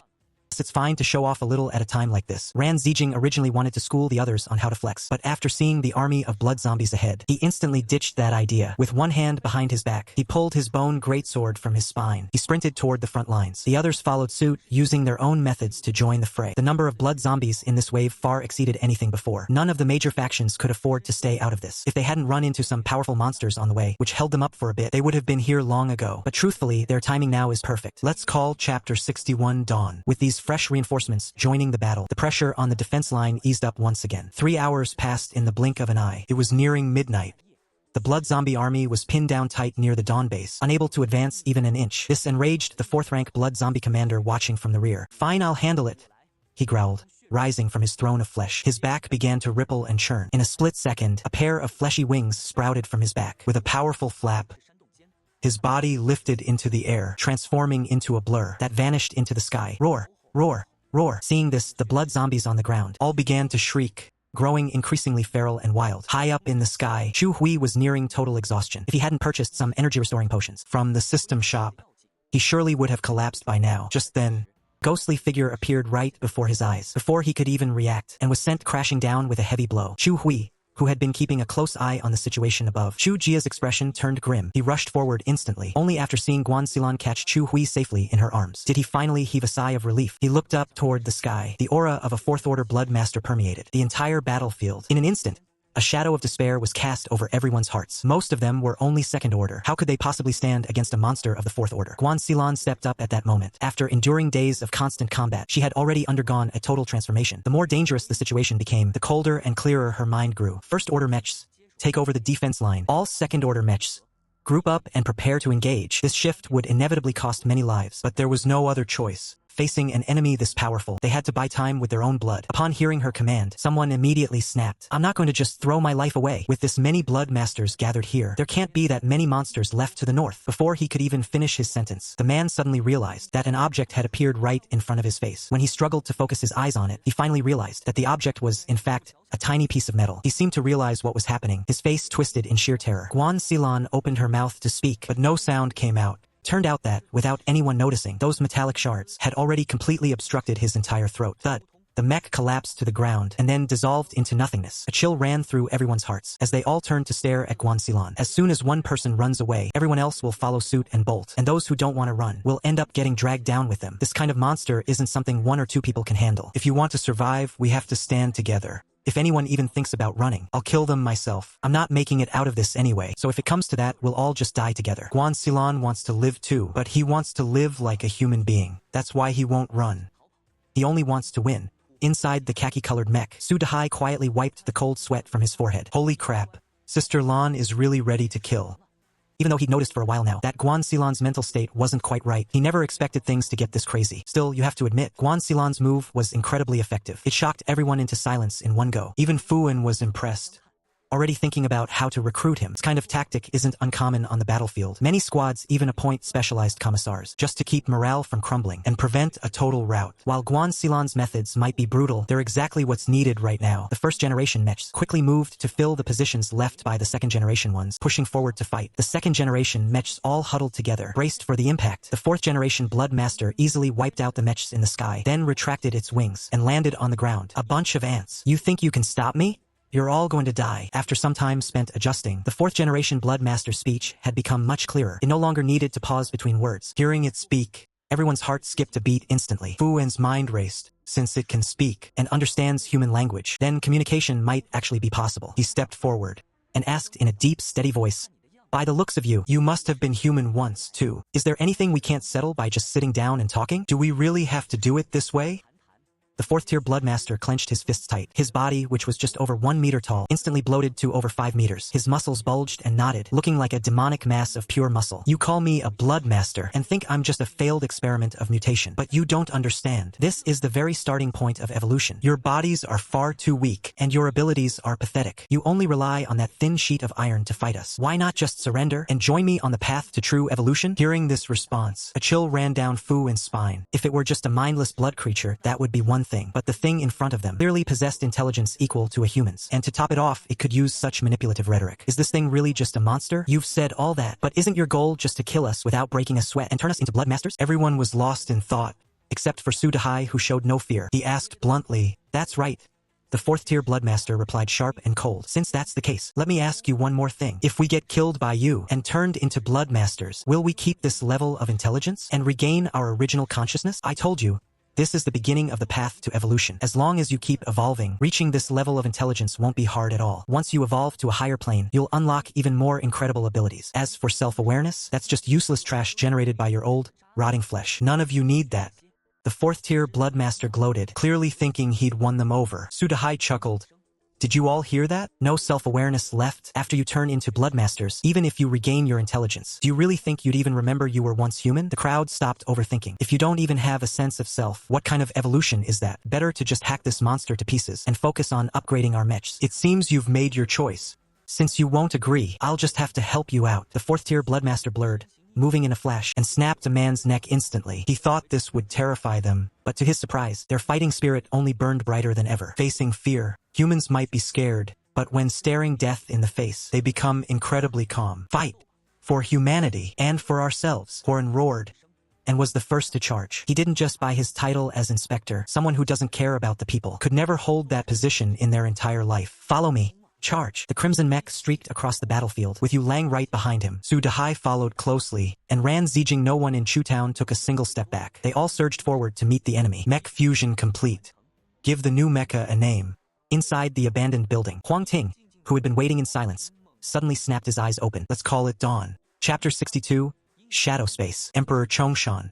Name Dawn. Mecha Tier. Tier 2. Strength, 98,150. Defense, 94,150. Agility, 93,150. Mystery, 2,150. Exclusive modules. Ultimate State, Void Stealth. Once Ultimate State is activated, all main stats increase by 50%. After completing the mecha upgrade, you can increase the duration and the boost intensity. Once Void Stealth is activated, you enter a shadow space. You become completely undetectable to the physical world. After completing the mecha upgrade, you can extend the time spent in the shadow space. Tier 2 mecha stats typically range from 10 to 50. Anything over 50 can be considered a Tier 3 mecha. Dawn's 3 base stats are all above 90, yet it's still only Tier 2. That is absolutely terrifying. And what's even more frightening is, these stats haven't even reached their limit yet. There is still massive room for improvement. If pushed to the absolute limit, this Tier 2 Dawn mecha could even rival a Tier 4 mecha. The stat range for a Tier 4 mecha is only between 100 and 500. Huang Ting's eyes lit up. He turned his gaze to the description of the exclusive modules. First up, Ultimate State. Right now, he can keep it active for 10 minutes. In other words, for those 10 minutes, all his stats get a 50% boost. And after upgrading, the duration will increase, and the stat boost will scale accordingly as well. This is basically like using a cheat code, and as his base stats keep climbing, the effectiveness of this module will only get stronger. It's no exaggeration to call this game-breaking. After getting a handle on Ultimate State, he looked over to Void Stealth. With a shift of his focus, Huang Ting's figure vanished from where he stood. This was a true disappearance. Not like that ghost mecha which just uses light refraction to achieve invisibility. Inside the shadow dimension, things didn't look all that different to Huang Ting. It's just that the world, which used to be so colorful, now looked like a desaturated, grayscale photograph. He tried moving forward, and realized he was moving nearly twice as fast as he did in the real world. Plus, he couldn't tell if he was the one who had become intangible, or if everything in front of him had become spectral. He could actually pass through things effortlessly like a ghost. Could I use the shadow dimension to travel? Huang Ting started to form a theory about this void invisibility module. With that thought in mind, he picked up the pace, heading straight for the Dawn base to the north. His buildings flashed past him one after another. The Dawn base was soon right before his eyes. Just then, Huang Ting suddenly felt that the surrounding space was actually starting to push back against him. After a brief moment of disorientation, he was forced out of the shadow dimension, back into the real world. Entering the shadow dimension consumes mysterious energy. My Dawn Mecha only has 2 points in the mysterious attribute. Making it this far is already pretty impressive. He let out a sigh of amazement. Huang Ting looked around him. He realized the Dawn base was truly right before his eyes. The shadow dimension really is perfect for travel. And honestly, it's even faster than moving through the real world. After all, travel speed is just superior here. Plus, there are no mutated creatures or buildings to get in the way. He can just move in a straight line. It makes getting around multiple times more efficient. And it's not just for travel either. Using this for assassinations or snatching treasures is an absolute game changer. Huang Ting's mind began to wander. He quickly realized the incredible potential of his void stealth. A distant rumble echoed. The sound of an explosion shattered his train of thought. He looked up, just in time to see a cloud of yellow smoke burst into the sky. There was no time to think. He jumped up by pure instinct. A pair of black and red wings sprouted instantly from his back. After the 5 mech forms merged, the auxiliary modules mounted on them all gathered together. It seemed the fusion had an effect, because their forms had shifted slightly too. Huang Ting didn't have a second to dwell on that. He flew rapidly toward the yellow smoke. My boss. When are you finally gonna show up? Sudahai couldn't help but cough up a mouthful of blood, splattering it all over the inside of his mech. It was a good thing the mech didn't need cleaning. He could just resummon it and it would be brand new. Otherwise, he'd have a massive headache on his hands. That tier 4 Bloodmaster was insanely, ridiculously strong. The earthen shield he'd poured everything into could only withstand a single hit from the guy. If it weren't for the others keeping him occupied, he'd probably be dead by now. But the others weren't made of steel either. Everyone was seriously injured. Even Fu and had almost died in that last attack. They really couldn't stop the tier 4 Bloodmaster from pushing forward. 8 hours are up. The president should be reaching us any second now. Let's hold out just a little longer. Even though the heavy impact had left his vision completely blurred, with everything appearing as double images, Guan Salon's voice remained calm. Just as he prepared to stand up, a pair of strong hands pressed down on his shoulders. No need to hold out anymore. I'm here. Upon hearing that voice, Guan Silon's footing gave way, and he nearly collapsed to the ground. Luckily, at the last critical second, Huang Ting held him steady. Boss, kill that guy. Finish him off. Avenge me. Sudahai screamed at the top of his lungs. Then, he blacked out from lack of oxygen. This sight panicked Huang Ting, who rushed over to check on him. Realizing Sudahai had just passed out, he finally breathed a sigh of relief. When the others saw Huang Ting had arrived, they could no longer hold on. One by one, they fell back. This piqued the interest of the Tier 4 Bloodmaster. So, it looks like you're the strongest in this area. The name's Chongshan. You've earned the right to know who I am. A Tier 4 Bloodmaster. Chongshan announced in a booming voice. Chongshan the Great. Huang Ting froze. His memories from his past life began to merge with the present. Power rankings across all races were practically identical. They were divided into Tier 1 through Tier 9. After that, they would fight for the throne. To reach the King tier, only one person per race could achieve it. The King tier represented the entire aura of that race. And above that was the Emperor tier. In his past life, Chongshan the Great was an Emperor tier, and also the strongest of the Blood Clan. Peerless and unstoppable. I never imagined Chongshan the Great would come from Ning City. If that's the case, then the destruction of Ning City in my past life must have been his doing. The name's Huang Ting. You'd better get your final words in now. You won't have another chance soon. Huang Ting steadied his nerves and stared at the Chongshan before him. No matter how glorious he was in the past, right now he's nothing more than a Tier 4, and I have the Dawn Mecha. With those insane stats of mine, I'm gonna make sure Chongshan falls today, just like before. Arrogant fool. You haven't even stepped onto the path of evolution, so how could you possibly comprehend my true power? Chongshan whispered. His body began to swell up once more. Every muscle on him looked like it was cast out of solid steel. They were packed with explosive power. In the blink of an eye, Chongshan vanished from where he stood. He instantly reappeared right above Huang Ting. He stomped down with everything he had. He thought for sure that this would crush Huang Ting deep into the dirt. But to his shock, the moment his foot landed, he realized he had only stepped on an afterimage. Oh no! Feeling a sudden violent gust of wind by his ear, Chongshan's expression shifted instantly. Bam! A powerful kick landed square in his gut. Chongshan's body was sent flying like a discarded sandbag. He smashed hard into an abandoned building. When the others saw that, they all gasped in terror. Even the rampaging Bloodmasters suddenly went silent after seeing that move. Chongshan was their king after all. Even if they didn't have his level of intelligence, they were still smart enough to feel fear. If a human could suppress someone as terrifying as Chongshan, then wiping them out would be a piece of cake. Yulang looked up in awe. No way, so this is the power of a legend like Huang Ting? Man, he's absolutely insane. Chapter 63. Limit break. Another conspiracy. Before the dust from the impact had even settled, Chongshan's silhouette blurred. He tore through the thick, swirling clouds of debris and shot out from the ruined building. He didn't say a word, but in his eyes, there was a look of caution he had never shown before. The human in front of him was strong, so strong that even the slightest lapse in concentration could mean his end. For the sake of his evolution, he had to throw everything he had into dealing with Huang Ting. Seeing Chongshan stay silent, he raised his arm, exposed the back of his hand where he left that mark. That brand has been worrying me for far too long. Today, I'm finally going to end this once and for all. Upon seeing that mark, Chongshan was consumed by bitter hatred. If the royal court hadn't killed Lisa early, which forced his evolution to slow down, he would have reached the 4th tier by now and claimed the entire Ning city for his own. Now, with old grudges and new hatred burning together, he was pushed to the brink of insanity. With a wave of his hand, the blood mages on the ground suddenly began to twitch. Blood from their bodies started rising and gathering toward the sky, like countless tiny snakes coiling from the ground up. They filled the air.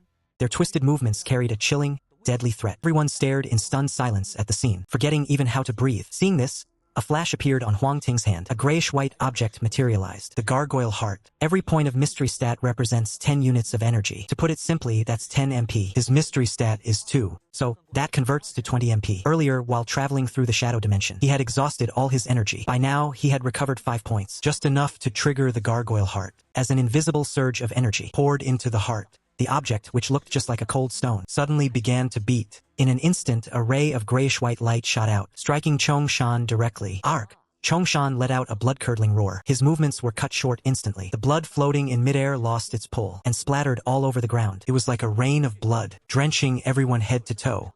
He thought it was just a standard attack, but to his horror, Chongshan realized his own body was slowly turning into stone. What the hell is this? Realizing he couldn't stop the petrification from spreading, he ripped off his own petrified flesh without hesitation. Seeming to feel that wasn't enough to be safe, he tore off an even larger chunk. Seeing him missing such a huge piece of flesh made him look pathetic. But Huang Ting knew better. Blood masters are naturally overflowing with vitality, and on top of that, Chongshan is a king among blood masters. A wound like this wouldn't even slow him down. And sure enough, in just a few short breaths, all the flesh Chongshan had torn off completely grew back. After suffering such a massive setback, Chongshan didn't dare to underestimate him anymore. With a blood-curdling roar, Huang Ting ordered the remaining blood masters to attack. On one hand, he wanted to see Ning City completely wiped out, but on the other hand, he was using the lives of the others to disrupt Huang Ting's rhythm. Huang Ting watched the scene unfolding at his feet, his eyes turning cold. They really are all the same, no matter what race, no matter how pretty they make their words sound. In the end, they only care about themselves. Limit break activated. He was holding nothing back now. With the limit state fully unleashed, every single one of his stats received a massive boost. In that instant, Chongshan felt as if the enemy before him had completely transformed into a different person. The aura radiating from him was so overwhelming, so unspeakable, that it actually struck fear deep into his heart. How is this even possible? Suddenly, his vision blurred, and Huang Ting vanished from his sight, expecting another cheap sneak attack. Chongshan braced himself, ready to defend against an ambush at any second. The next moment, a blade appeared right in front of his face, thrusting straight towards his right eye.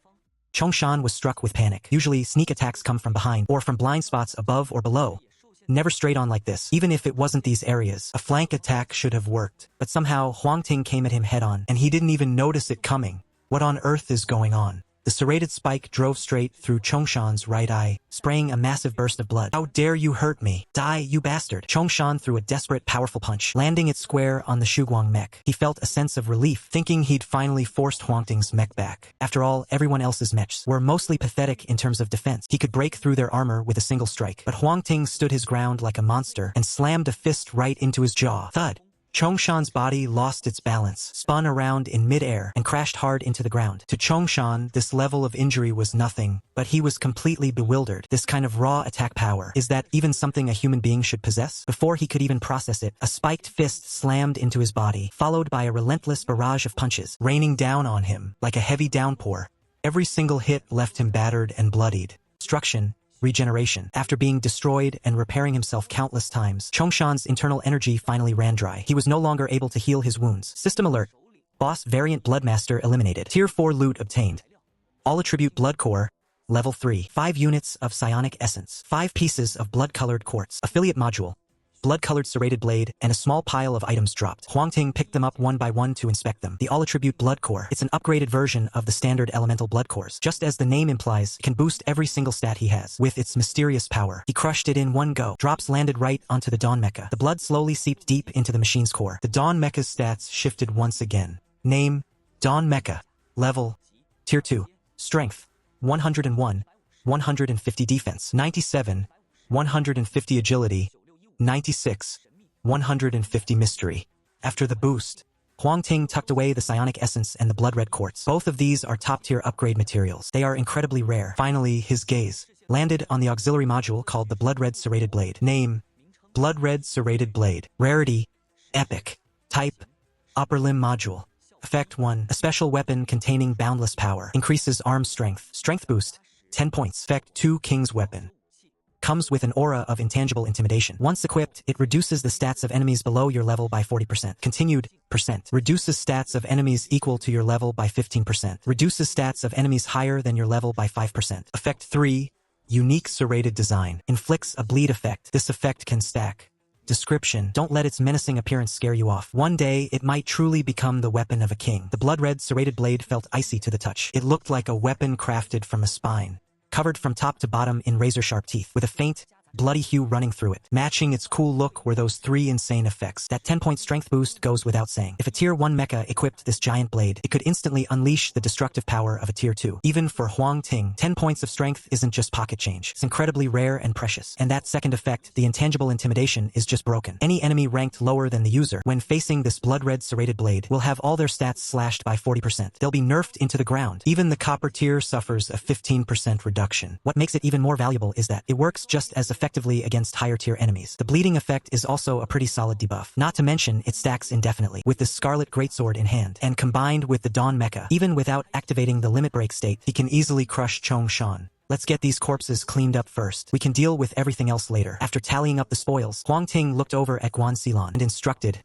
"Ever since the cataclysm, a strange, mysterious power has appeared in the world. If we don't clear these bodies away quickly, given enough time, they might just transform into some kind of taboo entity. That kind of thing. Even I, in my past life, didn't dare to provoke." Just then, the horizon began to pale with the first light of dawn, dispelling the darkness and ushering in a new day. But little did they know, from the shadows of a nearby building, a thin, slender figure wearing black-rimmed glasses was watching the scene with a cold, detached gaze. My theory was right all along.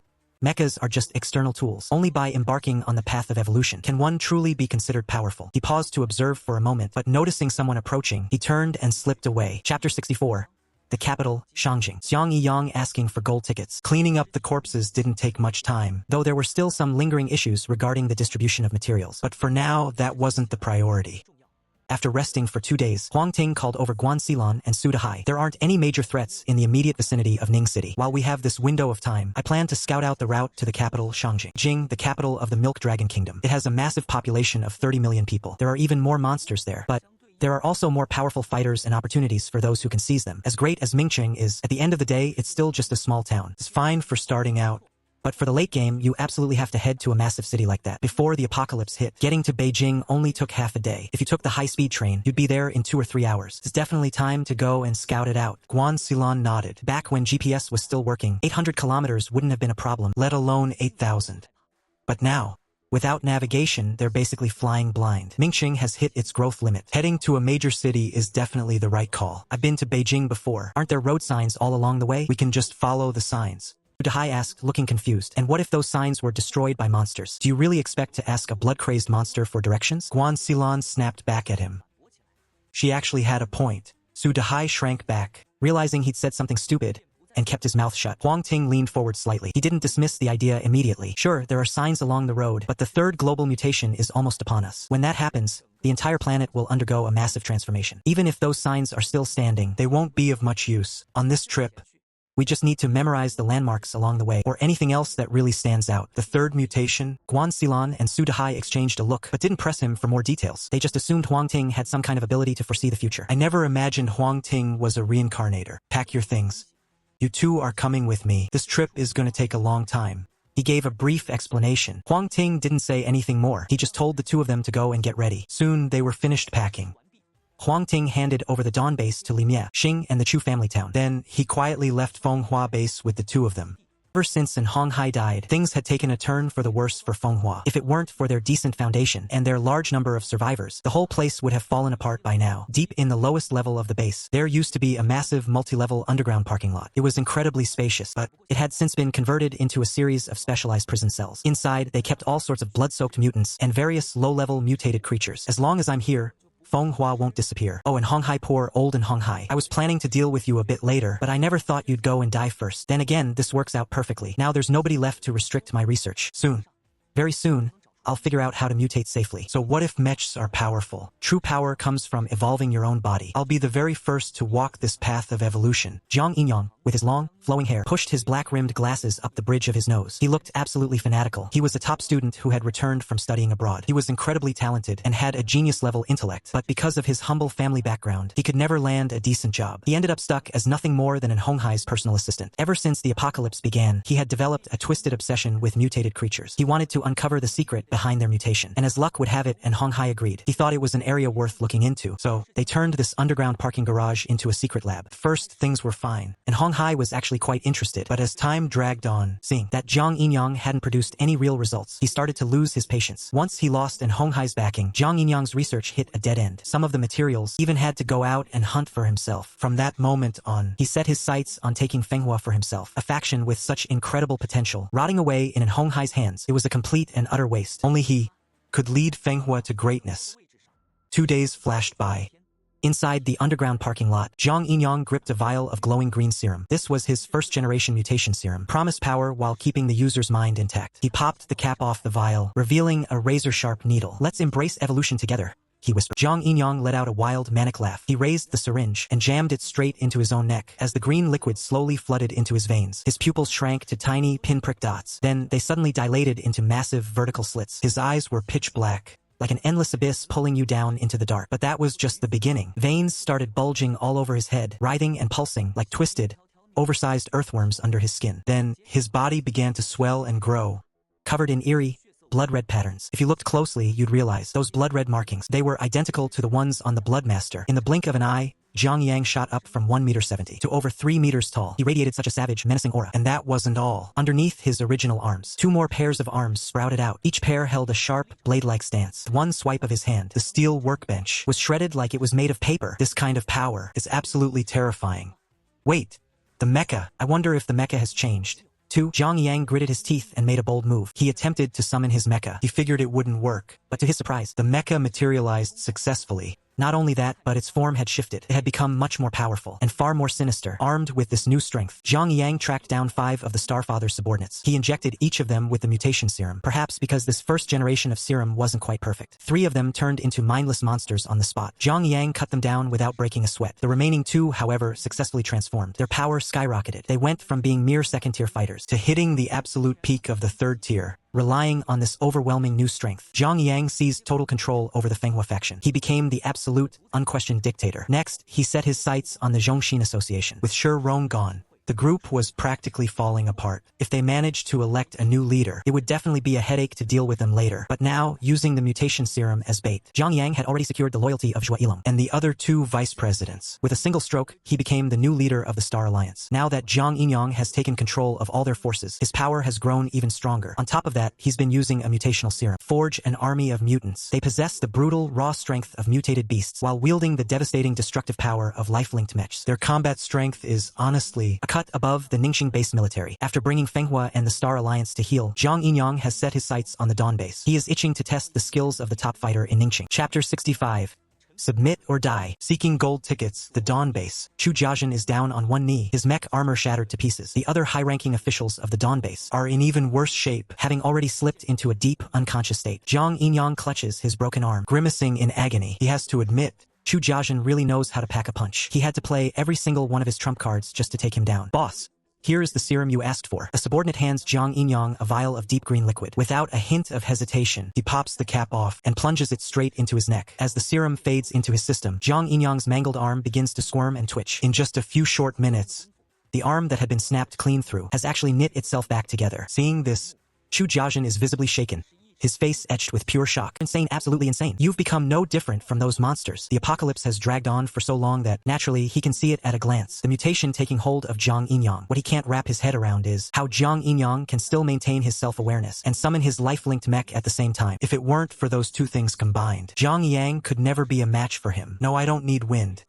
I've simply grown much stronger. That Bloodmaster Chongshan was right after all. Those of you who haven't walked the path of evolution, how could you ever comprehend my true power? Zhang Yang let out a cold, mocking laugh. He didn't take Chu Jiazhen's challenge seriously at all. Just then, the drug kicked in. He threw his head back with a violent jolt. His muscles began to spasm uncontrollably. Suddenly, from the base of Zhang Yang's spine, a terrifying, jagged bone tail sprouted out. The tail lashed out repeatedly, and in an instant, fresh flesh and muscle began to knit over it. Within the blink of an eye, a thick, muscular tail had fully formed. Testing his new strength, Zhang Yang whipped his tail toward a nearby parked cable car. The massive car was snapped in half by the sheer force. Then it was crushed flat into scrap metal. Everyone in the Dawn base felt a chill run down their spines. This kind of horrific, destructive power. While some of them could pull it off, none of them could do it as effortlessly as Zhang Yang. And what's more, Zhang Yang was relying purely on raw physical strength. He hadn't even called upon his Soul Mecha yet. Now submit or die.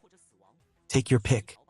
Having displayed more than enough power, Zhang Yang beamed at the crowd with a twisted smile. I choose to submit. A voice cried out from the crowd. Chu Jiazhen looked over, heart sinking. Disappointed and furious, he shouted, Lao Wu, have you really got no backbone at all? The man called Lao Wu shuddered. He cried out miserably, I don't want to do this either, but I have to survive. My entire family is already gone. If I die here too, then my family line will be gone forever. Once the first person broke, many others quickly followed, signaling their surrender. Count the number of people in the Chu clan town one by one. I was shocked to find it's over 70%. You guys, forget it. I get it. I understand your struggles. Everyone just wants to look out for themselves, don't they? Chu Jiazhen let out a long, heavy sigh. He turned his gaze toward Zhang Yang. It seems you've made up your mind to die today. Zhang Yang summoned his mech armor. He clenched his fists tight. Just as his fist was about to crush Chu Jiazhen's skull, a sudden gust of wind swept through. Dad, I'm here to save you. A sweet, spirited girl's voice rang out. Chu Hui dove down from the sky. She grabbed Chu Jiazhen in one swift motion, and while she was at it, she snatched up 5 others who refused to submit. With a single flap of her wings, she soared high into the air, seeing his prey slip right through his fingers. Zhang Yang's eyes blazed with fury. He let out a thunderous roar. The muscles in his legs surged with explosive power. Thick, corded veins bulged out from his skin. Then, like a coiled spring, he launched himself into the air. Chu Hui was startled. He frantically sped forward. The leaping Zhang Yang swiped at the air and missed. Furious, he spread his limbs wide and slammed heavily into the dirt. Everyone's heart skipped a beat. Is he dead from that fall? No sooner had that thought crossed their minds than they saw Zhang Yang shakily crawling out of the massive crater he had smashed. He didn't have a single scratch on him. So what if you can fly? Big deal. I'll figure out how to mutate that ability soon enough. And when I do, none of you are getting away. Zhang Yang felt an endless, raging fire burning in his chest. His eyes turned cold. He glared at a woman who had just surrendered. Zuowen. Do you have a problem with me? The woman fell to her knees in terror. Her entire body couldn't stop trembling. No, I didn't. You think I'm gonna believe that? Zhang Yang licked his lips, and just like that, he crushed her skull. Only then did the savage rage in his heart begin to fade. He flicked the unknown fluid off his hand. He shot a glare, and his henchman immediately lost control, rushing forward to offer up a vial of serum. In moments, the serum was injected into his body. Not bad. Go catch some more blood ghouls and mutant creatures, preferably the ones that can fly. I still have more research to do. The henchman dared not defy him, bowing his head in total submission. Northern Ning City. The largest blood ghoul had already been wiped out by Huang Ting. This area was much safer than anywhere else. Chu Hui set the others down and deactivated his mech suit. And I never expected that guy, Zhang Yang, to be this strong. I always thought he was just an Hong Hai's personal assistant. Who knew the most dangerous person in Fenghua wasn't an Hong Hai, but this Zhang Yang? Chu Jiazhen caught his breath, coughing a few times. Dad, are you okay? Chu Hui asked with genuine concern. I'm fine. Just a little drained of energy. That's all. Dad, when something this big happened, why didn't you notify Huang Ting? Chu Hui had only just found out that Zhang Yang had actually taken control of both Fenghua and Zhongxin. In terms of raw power, he was now the top dog in Ning City. Huang Ting has more important things to handle. I didn't want to disturb him unless it was absolutely necessary. Well, isn't this necessary? I'm contacting him right now. Chu Hui opened a private chat with Huang Ting and told him everything that had happened. Meanwhile, Huang Ting had just finished taking down a third-order mutant scorpion. That venomous scorpion was lying in wait, buried right under that dirt mound. If Su Dahai hadn't sensed something was off, someone might have already been hurt. Just another 200 kilometers to go, and we should be reaching the outskirts of Shangjing. I remember there's a mountain on the way, shaped exactly like a tiger's head. That's why the locals call it Tiger Head Mountain. Su Dahai pulled out the map he'd scavenged earlier along the road. He scanned the surroundings carefully and said, Tiger Head Mountain. Looks like we're really not that far now. Huang Ting knew that in his past life, a massive, world-shaking battle had taken place exactly right here. That clash was so intense that the entire Tiger Head Mountain was leveled to the ground. Just as he was about to head over to check out the mountain, a few messages suddenly popped up in front of Huang Ting. As he read them, his brows furrowed deeply. He stopped in his tracks. We're heading back to Ning City. We aren't going to Tiger Head Mountain. But it's right there. We'd be there in 2 or 3 days. Su Dahai looked ahead, clearly reluctant. Something happened in Ning City. We have to go back right now. Huang Ting took a deep breath and forwarded the messages from Chu Hui to both of them. Once they saw the news, Guan Xilan and Su Dehai realized how dire the situation was. They stopped wasting time and immediately started heading back. Chapter 66. Zhang Yang's sudden change and the move against Fu Wen. The two couldn't keep up with his pace, and Huang Ting soon left them far behind. He had no choice but to tell them to catch up at their own speed. He pushed ahead alone. He shifted his Dawn Mecha into its lightning flash mode. With that 30% speed boost, he accelerated even faster. Yet, even with all that speed, along the way he kept running into swarms of monsters blocking his path. Finally, he just said, "Forget it," and switched back to the Dawn Mecha. Then, he activated the Void Stealth, slipping right into the Shadow Dimension. With no more monsters to get in his way, Huang Ting's speed absolutely skyrocketed. 8 hours later, he had already reached the outskirts of Ning City. If he hadn't had to stop midway to spend some time recharging his energy, he could have made it back in just 4 hours.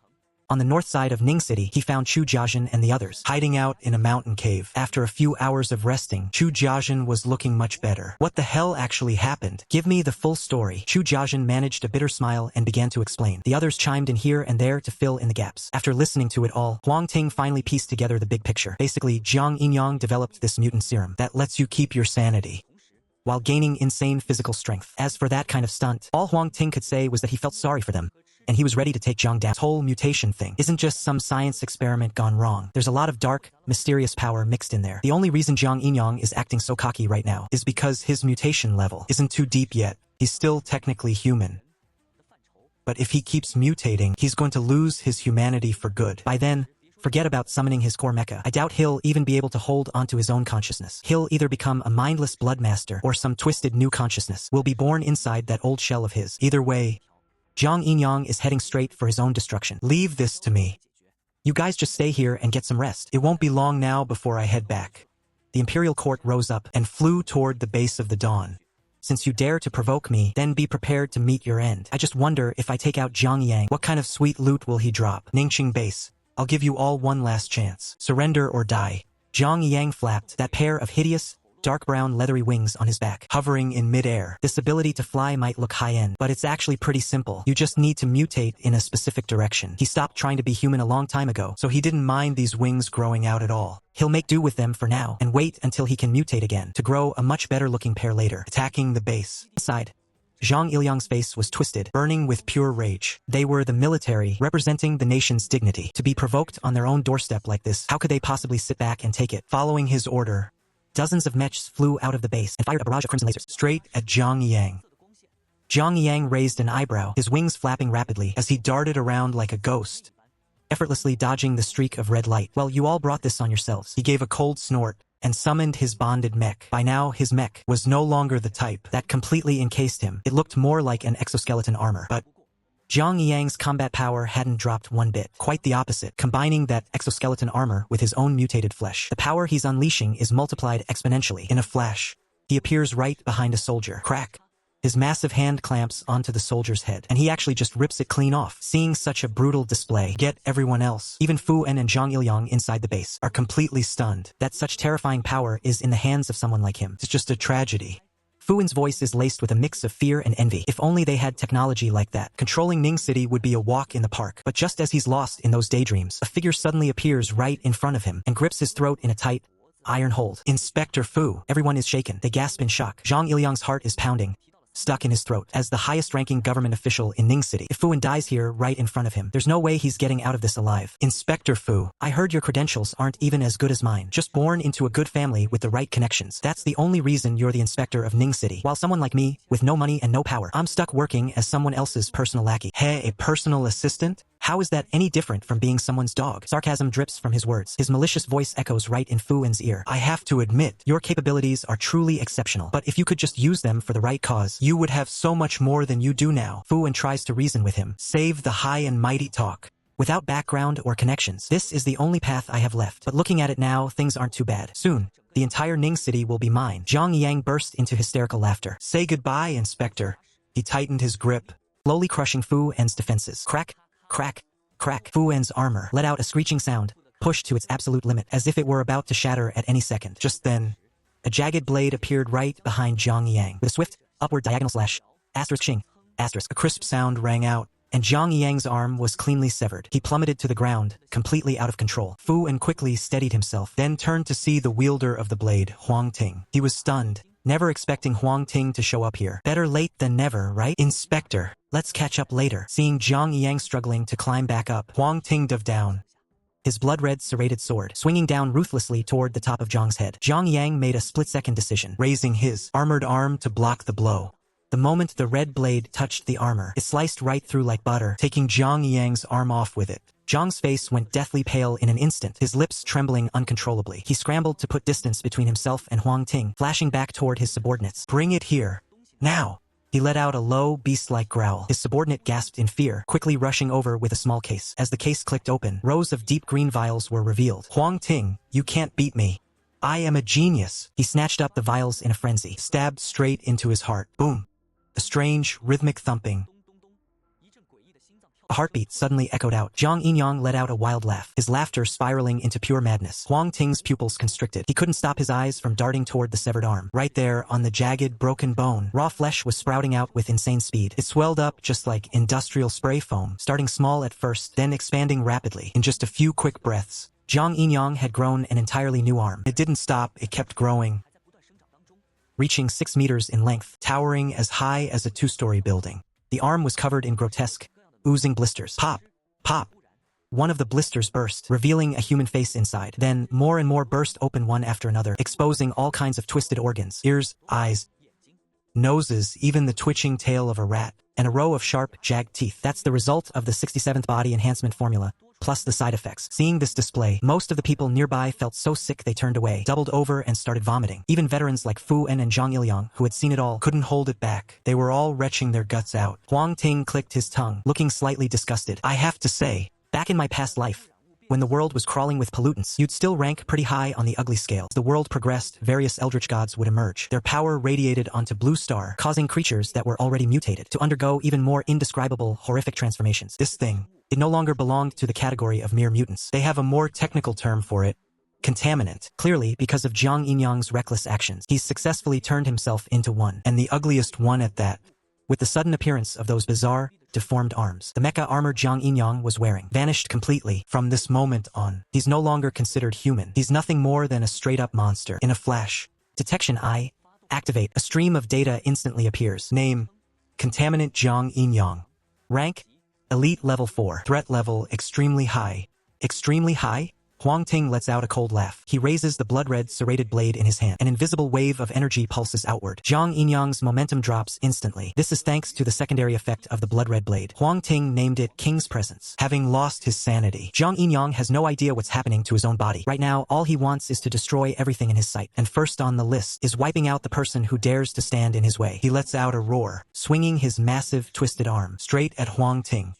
Huang Ting has no intention of dodging. His figure slips into the shadow realm and vanishes from the spot. The next second, he appears right behind Zhang Yinyang, brings the serrated blade down in a brutal slash. This time, whether he's learned his lesson, or if it's just pure instinct, Zhang Yinyang pulls back slightly and actually manages to dodge the blade. When his strike misses, Huang Ting slips back into the shadow realm once more. Void Stealth. This module isn't just great for avoiding danger. It's also incredibly convenient for sneak attacks. As for whether this fighting style is a bit cheap, Huang Ting didn't care about that at all. Staying alive, that's the real victory. So what if I sneak attack? The idiots who charge head-on into the enemy. Now those are the real fools. Vanish into the shadows. Dash out. Strike, then vanish back in. Dash out again, strike again. In the blink of an eye, dozens of gashes appeared all over Zhang Yang's body. Blood was seeping out of every single wound. Even with his incredibly powerful physique, he couldn't stop the blood from pouring out now. As he flashed out from the shadow space once more, Huang Ting took a sharp, heavy breath. Mana completely depleted. From here on out, it's a straight-up fight. Limit break activated. Huang Ting's combat power peaked instantly. Just one single strike, and he severed it. Zhang Yang's mutated arm completely cut off. The arm hit the floor and wouldn't stop. The eyes on it were twisting, the noses and ears all quivering in unison. It looked like it was venting. Such a disgusting thing. Huang Ting pulled out his last few bone grenades and hurled them all at it. With a deafening boom, flames shot up toward the sky. Even as the arm twisted wildly in the sea of fire, it was finally reduced to a pile of ash. He swung his blade one more time and finished off Zhang Yang for good. A familiar notification chimed in his ears. Elite target Zhang Yang eliminated. Rank 4. You have acquired Basic Body Enhancement Formula Blueprint, 1 count. Visual targeting item. There were only 2 drops from Zhang Yang, but both were things that made Huang Ting feel absolutely ecstatic. Item name, Basic Body Enhancement Formula. Rarity, excellent. Type, Blueprint. Effect, enhancing the pilot's own physical stats. Required materials: 100 units of flesh essence, licorice fruit stone, 1 unicorn fruit and 2 bottles of liquid gold. During the mecha upgrade process, a portion of the energy is fed back to the pilot, but it's not much. Take the Imperial Court for example. Even if all 4 mechas are fully upgraded, it only boosts his physical stats to a little over twice that of an average person. This kind of upgrade is nothing compared to a bloodstone. In other words, without his mecha, at best, he could only go hand-to-hand against a first-tier bloodmaster. That's being generous. Everyone else would be even worse off. But with this physical enhancement formula, things are different. This is the real deal.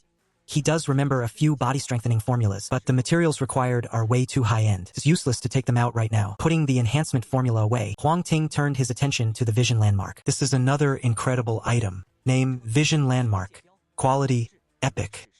Type: Item. Effect: the area within the Vision Landmark's range remains unaffected by changes in terrain. It sounds like such a short, simple effect, but for every major faction, it's an indispensable treasure. By placing the Vision Landmark, not only can you mark your visual position on the map feature that's about to be unlocked, but at the same time, the land within the landmark's range won't be distorted or expanded. The first round of the Great Mutation, a global transformation. Humans and animals will mutate into blood fiends and monsters. The second round of the Great Mutation, various secret realms appear, opening portals that connect to other worlds. The third phase of volatility is about to begin. It means the entire blue heart is going to expand in size, and this process is just going to keep going. It's just that the expansion will be incredibly rapid at first. It won't start to stabilize until later on. At the same time, all kinds of geological disasters and weather catastrophes will be hitting constantly. The living conditions in the Blue Heart are about to get even harsher. But with these faction boundary markers, we don't have to worry about any of that anymore. Each boundary marker is placed 1 kilometer apart. Using these 4 markers, Huang Ting has taken the abandoned building as the center and cordoned off a 1 square kilometer zone. Because of this, Dawn's base is now divided into 3 distinct layers. The outermost layer is the former Shanha base, which is now the Dawn base. This is where the population is largest, but their combat power is the lowest. The internal politics and factions are also a lot more messy here. The middle layer is the area centered around the abandoned building. This part is managed by Guanxilan and Chujiajin. The people living here are much stronger. They're basically the elite of Dawn. Then further in, we have the interior of the boundary mecha. The only permanent residents here are Xiao Ji and the kids.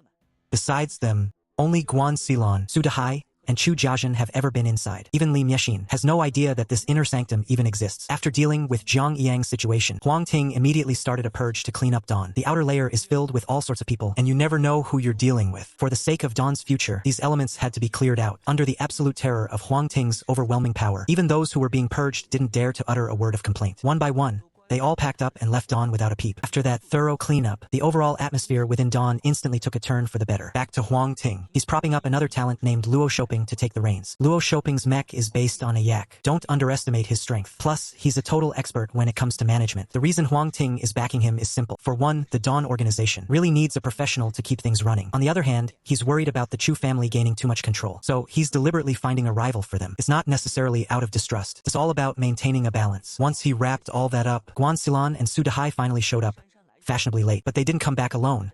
They brought someone else with them. Chapter 68. The 2 major headaches of the Beijing factions.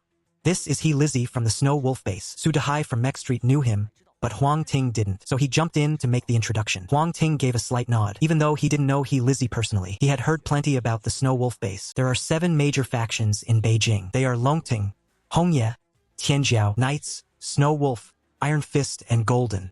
The Snow Wolf base is no pushover. Otherwise, they wouldn't have been able to make a name for themselves in a place like Beijing. The only thing is, the organization structure feels like a beefed-up version of the Zhongxin society. It's a real mixed bag of all kinds of people. In his past life, Huang Ting only had some business dealings with them. He didn't know much else about them. He was secretly confused, wondering why someone from the Snow Wolf base would suddenly reach out to Guanxilan and Sudahai. So, you must be the leader of the Dawn Society, right? I'm He Lizzie. Nice to meet you. He Lizzie sounded polite enough, but he kept a full meter of distance between himself and Huang Ting the whole time. It's not a long distance, but given that he's prepared, it's more than enough time for him to suit up in his mecha and escape. Huang Ting didn't get angry when he saw this. On the contrary, he was actually quite impressed. The danger around Ningqing isn't that high, since he's already taken care of most of it himself. Plus, with the early warnings in place, the others didn't exactly have their guards up. You wouldn't notice it on a normal day, but once you compare them to the people who came from the capital, the difference becomes painfully obvious. Hello, Huang Ting. Huang Ting responded just as politely. The reason I left the capital this time is mainly due to 2 orders from our leader. First, to head toward the Ningxing area and see how many survivors are still left. And secondly, to look for talented individuals to join the Snow Wolf base. Li Ji gave a slight smile,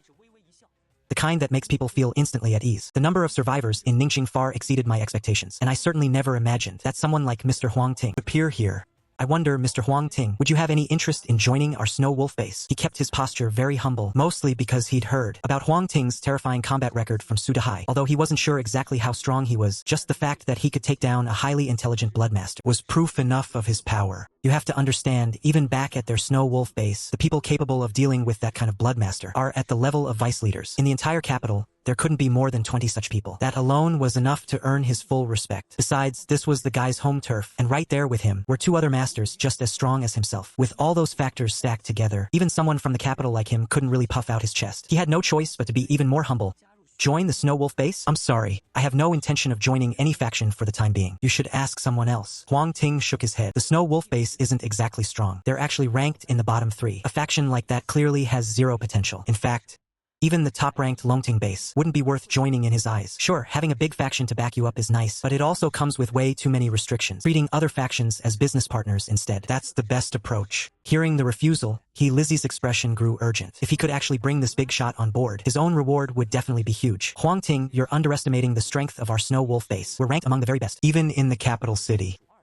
And that's not even mentioning our leader. At this, he glanced around and then lowered his voice to add, our leader has already reached the absolute limit of Tier 3 and is about to promote to Tier 4. With a powerhouse like that, you won't have to worry about your safety at all. Is Tier 4 supposed to be strong? If the Snow Wolf leader went up against Zhongshan, he'd probably get beaten so badly he'd question his own existence. Joining is out of the question. If there's an opportunity in the future, perhaps we can talk about a partnership. He turned down Lizzie's invitation once again. All right, I'll look forward to next time then. A flicker of malice flashed across Lizzie's face, but he hid it well.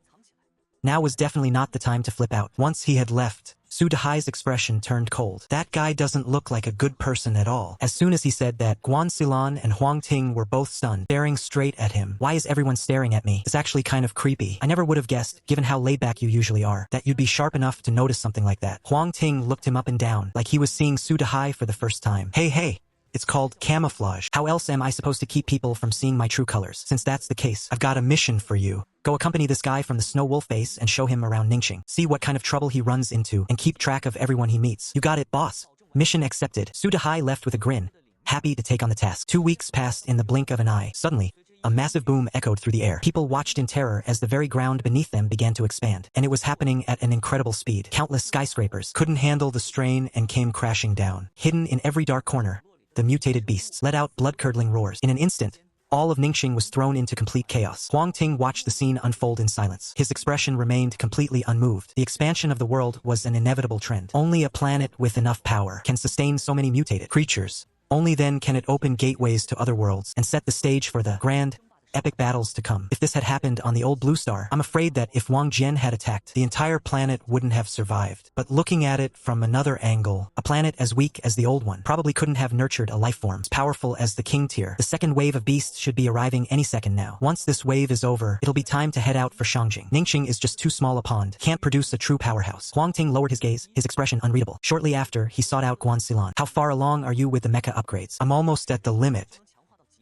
It'll probably take another 10 days. 10 days, that's not too bad. And those materials I asked you to procure, how's that coming along? I've managed to secure 500 units of flesh essence so far, 68 units of licorice fruit, 31 units of horned fruit. As for the golden liquid, I haven't seen a trace of it yet. Golden liquid is considered a mid-tier material. It's incredibly rare right now. Even if someone had it, they wouldn't put it up for sale. As it happens, Huang Ting knew of a dungeon that was rich in golden liquid. I'll just have to make a trip there myself when the time comes. There's one more thing. President, regarding that research lab you asked me to set up, we've laid out the general direction, but we're severely lacking in laboratory equipment. I'm not sure how we're supposed to solve that. Guanxilan asked, her voice full of curiosity. Most of the existing equipment has completely lost its functionality. Forget about running experiments. We don't even have a proper lens to observe insects anymore. As for Zhang Yang's previous success, it was nothing more than a stroke of pure luck. It's basically impossible to replicate those experimental conditions. Leave that to me as well. Just like that, 2 more tasks piled onto his plate. Huang Ting dove headfirst into his busy schedule once again. The first order of business was resolving the issue with the golden liquid. Digging through his memories took him 2 straight days of searching before he finally located the dungeon. Current location, outer zone of the First Sea. Difficulty, hard. Description: an ocean heavily contaminated by nuclear waste. After coming into contact with the projection of an evil god's power, it devolved into a nightmare of horrific mechanical mutations. Kill or be killed. That is the only eternal truth here. Chapter 69, Mutated Seashell. Body strengthening plan. Success. A pungent, fishy stench assaulted his senses, rolling in together with the thunderous roar of the crashing waves. Huang Ting cast his gaze across the surroundings. A dark, black ocean was churning endlessly. Scattered within were various tools and objects of unknown purpose. And, of course, a sea of dead marine creatures. Suddenly, a fish with a giant singular eye on its forehead burst out from the surface of the water. It took a massive bite out of a dead whale carcass, tearing off a huge chunk of flesh. The terrifying part was that the whale wasn't even a normal whale. On its otherwise smooth skin, dense, swarming, beastly growths had sprouted everywhere. So why in the world would such a creature exist in a place like this? Standing on the shore, he braced himself mentally. Huang Ting leaped down. He dove deep into the seabed. In an instant, a wave of nauseating stenches flooded his senses. It made him dizzy and lightheaded. At the same time, the surrounding marine creatures, as if they had caught the scent of fresh blood, came swarming toward him in a frenzy. He hadn't swum far at all, when suddenly, standing in his path, was a creature covered in white bones. A bizarre, translucent octopus. From a distance, you just mistake it for a pile of bones, drifting aimlessly in the water. Huang Ting tried to activate his Eye of Detection, but to his shock, the Eye of Detection had completely lost its power here. Even just a mere fraction of that power. Its level is way beyond what the Eye of Detection can even process. This place really is a death trap. He draws out his blood-red serrated blade and slashes forward in one swift motion. The blade struggles against the heavy currents, slicing the skeletal octopus clean in half. Staring down at the shattered remains, Huang Ting quickly gathers his focus. Based on his experience, that skeletal octopus was at best a Tier 1 elite monster. Then, on the seafloor, he could crush them effortlessly without breaking a sweat. But here in the ocean, his power is severely weakened. The force behind that previous strike was more than enough to take down a second-tier creature. In the mere split second he was stunned, dozens of bizarre-looking creatures suddenly swarmed out from all directions. In just a few quick moments, they tore the skeletal octopus apart and devoured it whole. Two of them, looking somewhat like crabs, even started fighting each other over the scraps. The surrounding creatures kept circling, and the moment they saw one side losing the upper hand, they immediately rushed in for the kill. The outcome was obvious. Neither of those two crabs made it out alive. This really lives up to the reputation of a hard mode dungeon. An ordinary second-tier mech wouldn't stand a chance of surviving in an environment like this. Huang Ting stayed on high alert, fully focused, as he swam deeper into the ocean. That is the most heavily polluted area of the entire sea. It's also the place where liquid gold is found in abundance. You have entered the core zone. Proceed with caution. A notification flashed before his eyes, signaling that Huang Ting had reached the very heart of the sea. He continued to dive deeper, and suddenly, massive steel barrels marked with skull icons appeared before him. At this moment, a thin trail of green liquid was leaking out from the barrels, only to be swallowed up by the sea creatures swimming past. At first, there weren't many of these steel barrels, but as he pushed deeper, more and more of them appeared, as if they were meant to pave over the entire ocean floor. Finally, after climbing over a small mountain, piled high with barrels of nuclear waste, Huang Ting saw a creature coiled on the ground. His massive size, a massive giant clam, the size of a basketball court, senses another creature approaching. The clam immediately snaps its eyes wide open. In an instant, hundreds of eyes are locked onto Huang Ting, being stared down by so many eyes at once. Even for someone like Huang Ting, it's enough to make his skin crawl.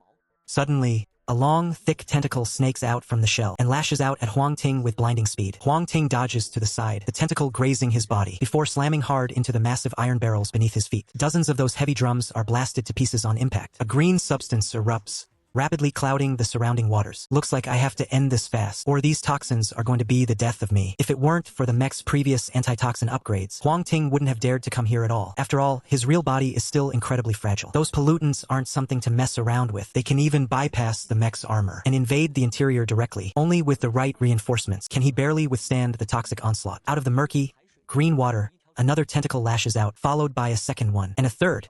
It's picking up speed. The entire area was swarming with tentacles from that mutated seashell. Whoosh! Tentacles whipped out like long whips, striking fiercely toward Huang Ting. Huang Ting wasn't about to just sit there and take it. He raised his blood-stained, jagged blade to counterattack. With every single swing, another tentacle was sliced clean off, but the mutant shell's regeneration speed was insane. The very next second, a brand new tentacle would just grow right back. After chopping through dozens of them, Huang Ting realized something. If he really wanted to take this thing down, he had to strike at the source, the main body itself. But with these tentacles blocking his way, plus the fact that his gear isn't built for the deep sea, forget about landing a kill. He can barely even move.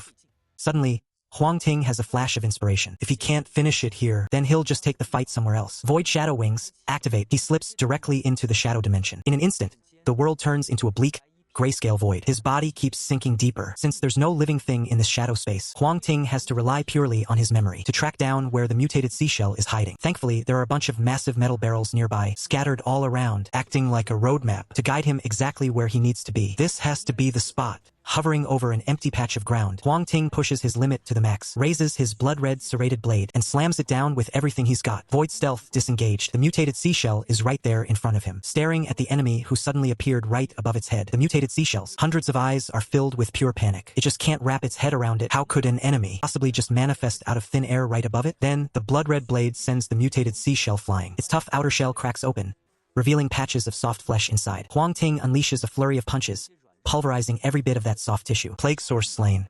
Loot dropped.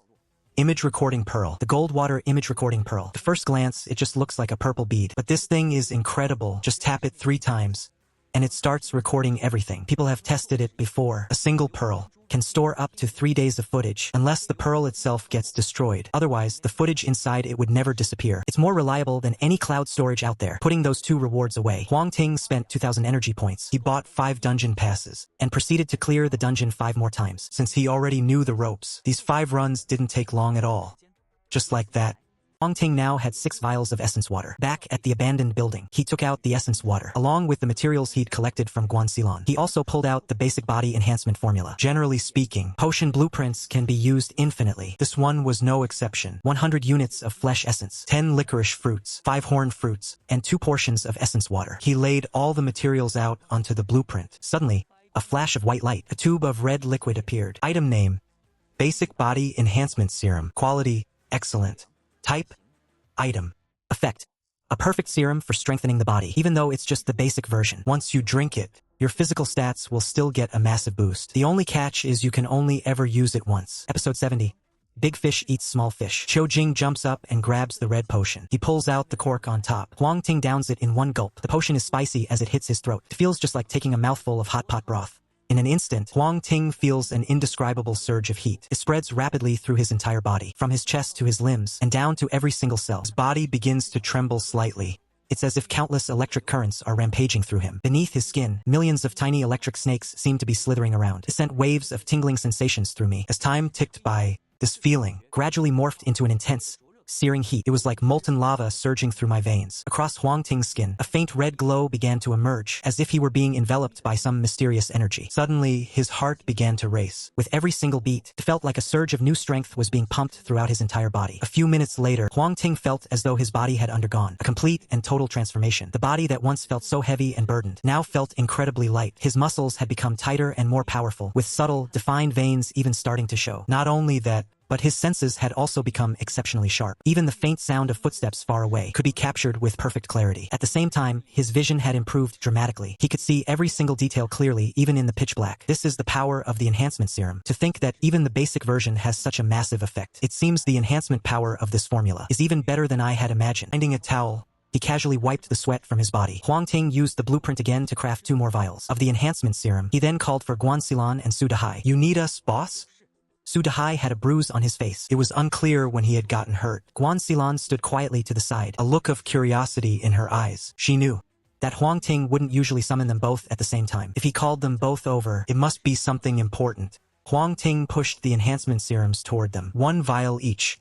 Drink it. Whatever the boss values this highly. This has got to be the good stuff. I'll go first. Su Dahai doesn't hesitate at all. He grabs a vial and gulps it down. The moment it enters his mouth, he immediately clutches his throat. He starts wheezing and roaring. Seeing this, Guanxilon is shocked. Her gaze can't help but drift with uncertainty. She doesn't think Huang Ting would try to hurt them. For one, there's no reason to. And secondly, he wouldn't need to resort to poison. It's just that this potion clearly isn't easy to swallow. Otherwise, Su Dahai wouldn't be reacting like that. Alright, quit the act.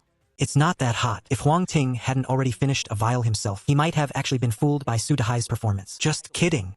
Just kidding. Su Dahai lowers his arm. He lets out a cheeky laugh. Smack. No sooner had he finished speaking than he receives a slap from Guanxilon. Try to pull that prank again, and I won't be so polite, President. Guanxilon's face flushes red. She warns him, but suddenly, her pupils shrink in terror. She points at the wound on Su Dahai's face. Wound is healed. Wait, what do you mean the wound is healed? Su Dahai instinctively reached up to touch his face. The skin felt completely smooth under his hand, and there was absolutely no pain. It was as if the original injury had just vanished. It's the body enhancement serum. Once you drink it, it strengthens your physical constitution. At the same time, it also boosts your body's self-healing capabilities. Huang Ting wasn't surprised at all. The enhancement serum provides an all-around upgrade, and the healing factor is part of that. Hearing Huang Ting say that, Su Dahai immediately started jogging around to test it out. Even though he was just jogging, his speed already smashed the world record for sprinting. He moved like a gust of wind. Whoosh! He zoomed right past the two of them. After running 2 laps, he hoisted up a discarded concrete slab nearby. The slab weighed about 540 kilograms, which is like the weight of 8 grown men. But in Sudahai's hands right now, it felt as light as a piece of foam. He lifted it up with absolute ease. I've become a superhuman. Realizing his speed and strength were far beyond a normal person's, Sudahai let out a loud shout. His voice was filled with sheer ecstasy. Seeing how effective the enhancement serum was, Guanxilan immediately drank a vial too. Originally, he had a very slender build. I don't mean skinny, but just naturally small-framed. After taking the enhancement serum, his physique became much more toned, radiating a look of healthy vitality. Feeling the changes happening in his body, he couldn't help but laugh out loud. All right, both of your bodies have been enhanced. Operating the mechs is definitely going to feel like a breeze for you now. Follow me to a place. The water supply issue was temporarily resolved. Now, he needed to tackle another matter. That was the research equipment Guanxilan needed. Mingsheng didn't have these items, so the only way to get them was to head 200 kilometers away. In his past life, Huang Ting had only heard rumors about it, but he knew that there was an underground research lab affected by the power of the catastrophe. After the catastrophe, most scientific equipment became useless, but that underground lab was different. The items inside, influenced by the catastrophic energy, didn't just remain functional. Their performance actually improved in every way. With that research gear, Guanxilan's work on insects and will be able to proceed without a hitch. 200 kilometers was the distance back before the catastrophe. Now, even Huang Ting has no idea how far it really is. We can only try to find our way there, relying on memory alone. Just as they were getting ready to leave, Lizzie, who had been hanging around Ning City this whole time, finally decided it was time to say goodbye. Mr. Huang Ting, I heard you're planning to head to the capital. Right before they set off, Lizzie spoke up and asked, That's right. I do have that in mind. Huang Ting stared at the man in front of him with a cold, detached gaze, his guard instantly going up. Might not be aware of this, sir, but the capital is different from other places. To get in, you have to have a special travel permit first. And honestly, it's not something just anyone can get. As it happens, I know the right people. I can get a blank one for you first, and then when the time comes, I'll bring it over. You just need to sign it, that's all. Lizzie put on a front, acting as if he was truly looking out for Huang Ting. A travel permit? Huang Ting furrowed his brows. I never heard of anything like that in my past life. Could it be that things have changed in this timeline? Besides, is Lizzie really being this kind? Sure. Then I'll have to thank you, he said with a chuckle. Playing along with what Lizzie said, he added, Sounds good. It's a long and difficult road ahead. Let's meet again when the time comes. After seeing Lizzie off, Huang Ting and the other two headed straight for the underground research facility. 2 days later, they reached an abandoned small town. This town couldn't have been very big to begin with, but after the terrain shifted, it was filled with crumbling walls and ruins everywhere. It looked like a total wasteland. Just as the three of them stepped inside, the ground suddenly trembled. Some of the broken walls that were barely standing before couldn't hold up anymore. With a loud crash, they collapsed, kicking up a massive cloud of dust. Suddenly, a hideous head lunged out from within the dust, and right after that, hundreds of iron-like tentacles stretched out all at once. A mutated centipede. Huang Ting subconsciously frowned. Centipedes aren't technically insects, but they do belong to the insectoid species. The term insectoid covers a lot of ground. Logically speaking, he should be able to extract the genes from the centipede right in front of him. But with a beast of this size, swallowing it whole won't be easy. Before he could even think it through, a much larger head suddenly emerged from the centipede's own head and gulped it down in one bite. Huang Ting finally got a clear look at it. It was a snake. Chapter 71. The mutated giant snake arrives. Please vote for me. Hiss, hiss, hiss. A piercing, grating sound rang out continuously. Once the dust finally settled, the three of them saw it. Somehow, without them even realizing, in front of them was a swarm of mutated snakes of all shapes and sizes. Don't blame me, I heard that outside Ning City, there's a town called Snake Town, where every household makes a living by raising snakes. Could this be the place? Sudahai said, his voice trembling with fear. Even though he knew these mutated snakes weren't all that strong, being suddenly surrounded by a sea of snakes would terrify anyone. Thankfully, over this past period, he'd already seen plenty of mutated creatures. If this had happened right when the catastrophe first began, he probably would have been shaking in his boots by now. It's fine. Just think of them as upgrade materials, and you won't be scared anymore. Huang Ting pulled out his bloody serrated blade and locked his eyes on the giant snake that had just devoured the head of the mutated centipede. Out of all the snakes here, that one was clearly the largest and the strongest. It's a shame.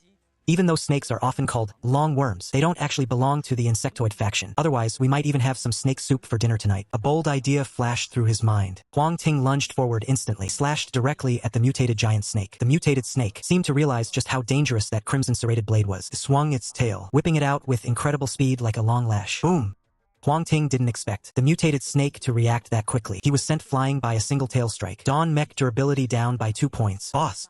Guild leader. The two of them called out in concern. I'm fine. You two go deal with the other mutated snakes. Huang Ting bent his legs and pushed off, charging right back in front of the giant snake. Perhaps because the opponent's strength was too high, the eye of detection could only provide a vague piece of information now, roughly estimating that this mutated snake is a tier 3 creature, considering all the minions following it around. It's very likely a tier 3 leader class. Tiers simply represent potential. They don't necessarily reflect actual combat strength. For example, someone might have a high tier ranking, like tier 4 or tier 5, but their stat enhancements are only at tier 2. Then they could only handle a tier 2 opponent. They wouldn't even be able to beat a tier 3, of course. Most people push their stat enhancements to the limit first, before ranking up, so for the most part, you can treat the tier as a measure of strength. The reason Huang Ting was overthinking things was purely because the snake before him was no pushover. Once it promotes to tier 4, this mutated snake's body will grow even more massive, turning into something monstrous. If it exists long enough to hit tier 6, it will even grow horns on its forehead, turning into a dragon. And if it breaks through to beyond tier 9, and you'll become a true dragon. Of course, that's still a long way off.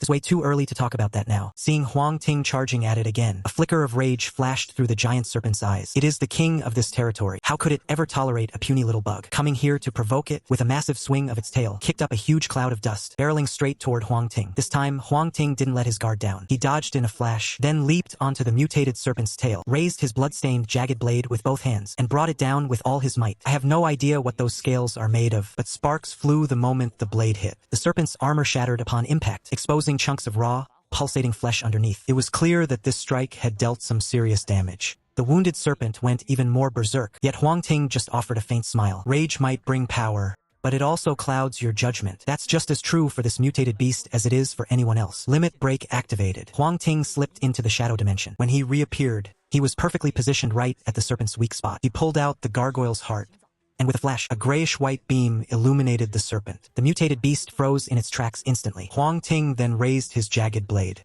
and sliced right through its weak spot. A massive, gaping wound appeared, and blood sprayed out like a fountain, quickly turning everything nearby into a sea of red. Mutated serpent king slain. Obtained 1 great beast soul stone, 1 blood-red stone, 1 tough serpent hide,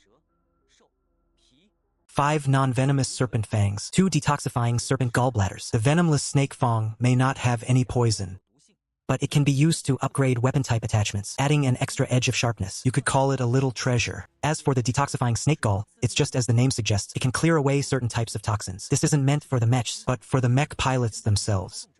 Take that Ihai dungeon from before, for example. If anyone got infected inside, they could use the detoxifying snake gall to purge it. After tucking the materials away, Huang Ting sat quietly to the side, watching Guanxilan and Su Dehai spar. Guanxilan isn't really cut out for this kind of real-time combat. His mech abilities are much more focused on setting traps. For instance, he could create a space filled with spores. Once any living thing enters, they get parasitized instantly, only to be drained of every drop of life force until they die. Back when they fought the blood damp, his abilities really pulled their weight. Compared to him, Su Dehai's fighting style is pretty straightforward and raw. Since he can't be bothered to overthink how to fight, Su Dehai just uses his ability to manipulate earth, to forge a giant hammer. Whenever he runs into an enemy, he just swings that hammer and smashes everything in sight. On top of that, he uses the soil to manifest a suit of earth armor around his body. Most mutant creatures can't even dream of breaking through his defense. With both offense and defense covered, someone like him in a fight is nothing short of a total powerhouse. Before long, the two of them had finished off the remaining mutant snakes. They looked around the area, but found no signs of any survivors. After a quick breather, the three of them pushed on toward the underground research facility. Perhaps because the living environment had expanded, the number of mutant creatures they ran into on the road dropped significantly. But, as they say, every silver lining has a cloud. The mutant creatures have dwindled, but the ones left behind? They're no pushovers. In just a few skirmishes, the earth armor on Su Dehai's mech kept shattering over and over again, nearly drained the mech's entire durability bar. This has to be the place. Let's spread out and look for an entrance. A week later, Huang Ting sized up the hill in front of him as it slowly synced up with his memories from his past life. Guanxilan and Su Dehai immediately split up, searching for the entrance. Another 2 hours passed when Su Dehai's excited voice rang out. "I found it!" Huang Ting and Guanxilan rushed over immediately. Sure enough, they discovered a silver-white alloy door hidden deep beneath a pile of weeds. "Step back. Let me break it open," signaling the two of them to clear out. Huang Ting switched to the Titan mech. After the switch, the base stats remained the same as his original Dawn mech, except the exclusive module had shifted from Limit Break to Titan. "Open up for me." He raised his blood-red serrated blade. With a deafening roar, Huang Ting swung it down with all his might. The supposedly indestructible alloy door was instantly carved open with a massive gash. He slashed twice more, and a wide, triangular opening appeared. "Stay sharp once we're inside. The danger in here is on a whole other level compared to the outside." After issuing another stern warning, Huang Ting was the first to crawl into the opening, with Guanxilan and Su Dehai following closely behind. Chapter 72.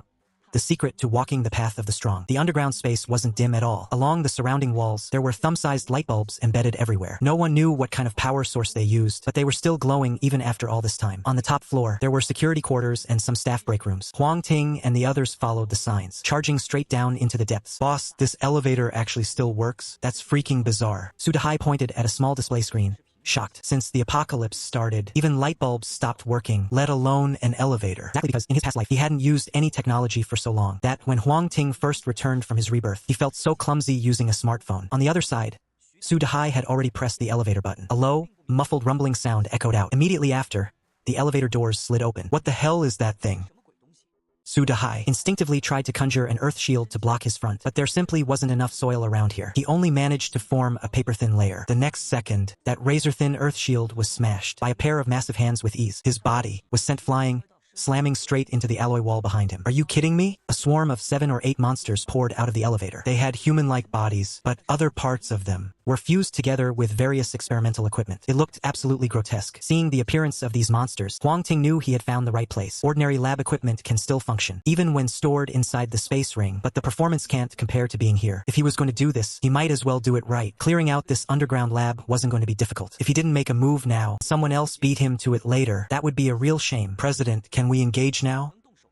Guanxilan asked in a low voice. It wasn't that he was afraid of these monsters. He was just worried that if he went too hard, it'll damage the equipment attached to them. Don't worry about that. Give it everything you've got. What you're seeing right now is just a facade. The real treasures are what's going to burst out in a moment. With Huang Ting's approval, Guanxilan didn't hold back anymore. Tens of thousands of dough balls showered the entire space, then landed right on those monsters. In no time at all, clusters of white mycelium began sprouting all over the monsters. Immediately after, the mycelium started hungrily draining the nutrients from their bodies. Suddenly, Guanxilan frowned. The mycelium on those monsters actually started falling off. It wasn't that the monsters had shaken off the fungal attack. It was simply that there was no more flesh or blood left for the mycelium to feed on. Their bodies were nothing more than a pile of spare parts cobbled together. Once the energy supply was gone, those mycelium strands naturally fell away. By now, Sudahai had recovered his wits, stepping forward to hold off the remaining monsters. But this environment is nothing like the surface. His strength was significantly suppressed, and he quickly began to struggle. Huang Ting swung his bloody serrated blade and finished them all off. The boss is still the best. Sudahai hurriedly chimed in with some flattery. Huang Ting didn't play along with his cheeky attitude and said seriously, now do you two finally understand how critical the environment is to a fight? As soon as he said that, Guanxilan and Sudahai both lowered their heads. Let's start with you, Sudahai. Your ability is earth manipulation. Before heading inside, you could have easily forged your gear in advance, like an earth-woven armor or a massive earth hammer. That way, you wouldn't find yourself in such an embarrassing spot. If only you could loot some spatial equipment. You could easily stuff your storage equipment full of dirt and just pull it out whenever you need to use it. Or maybe you could dig a little deeper. Is dirt really just dirt?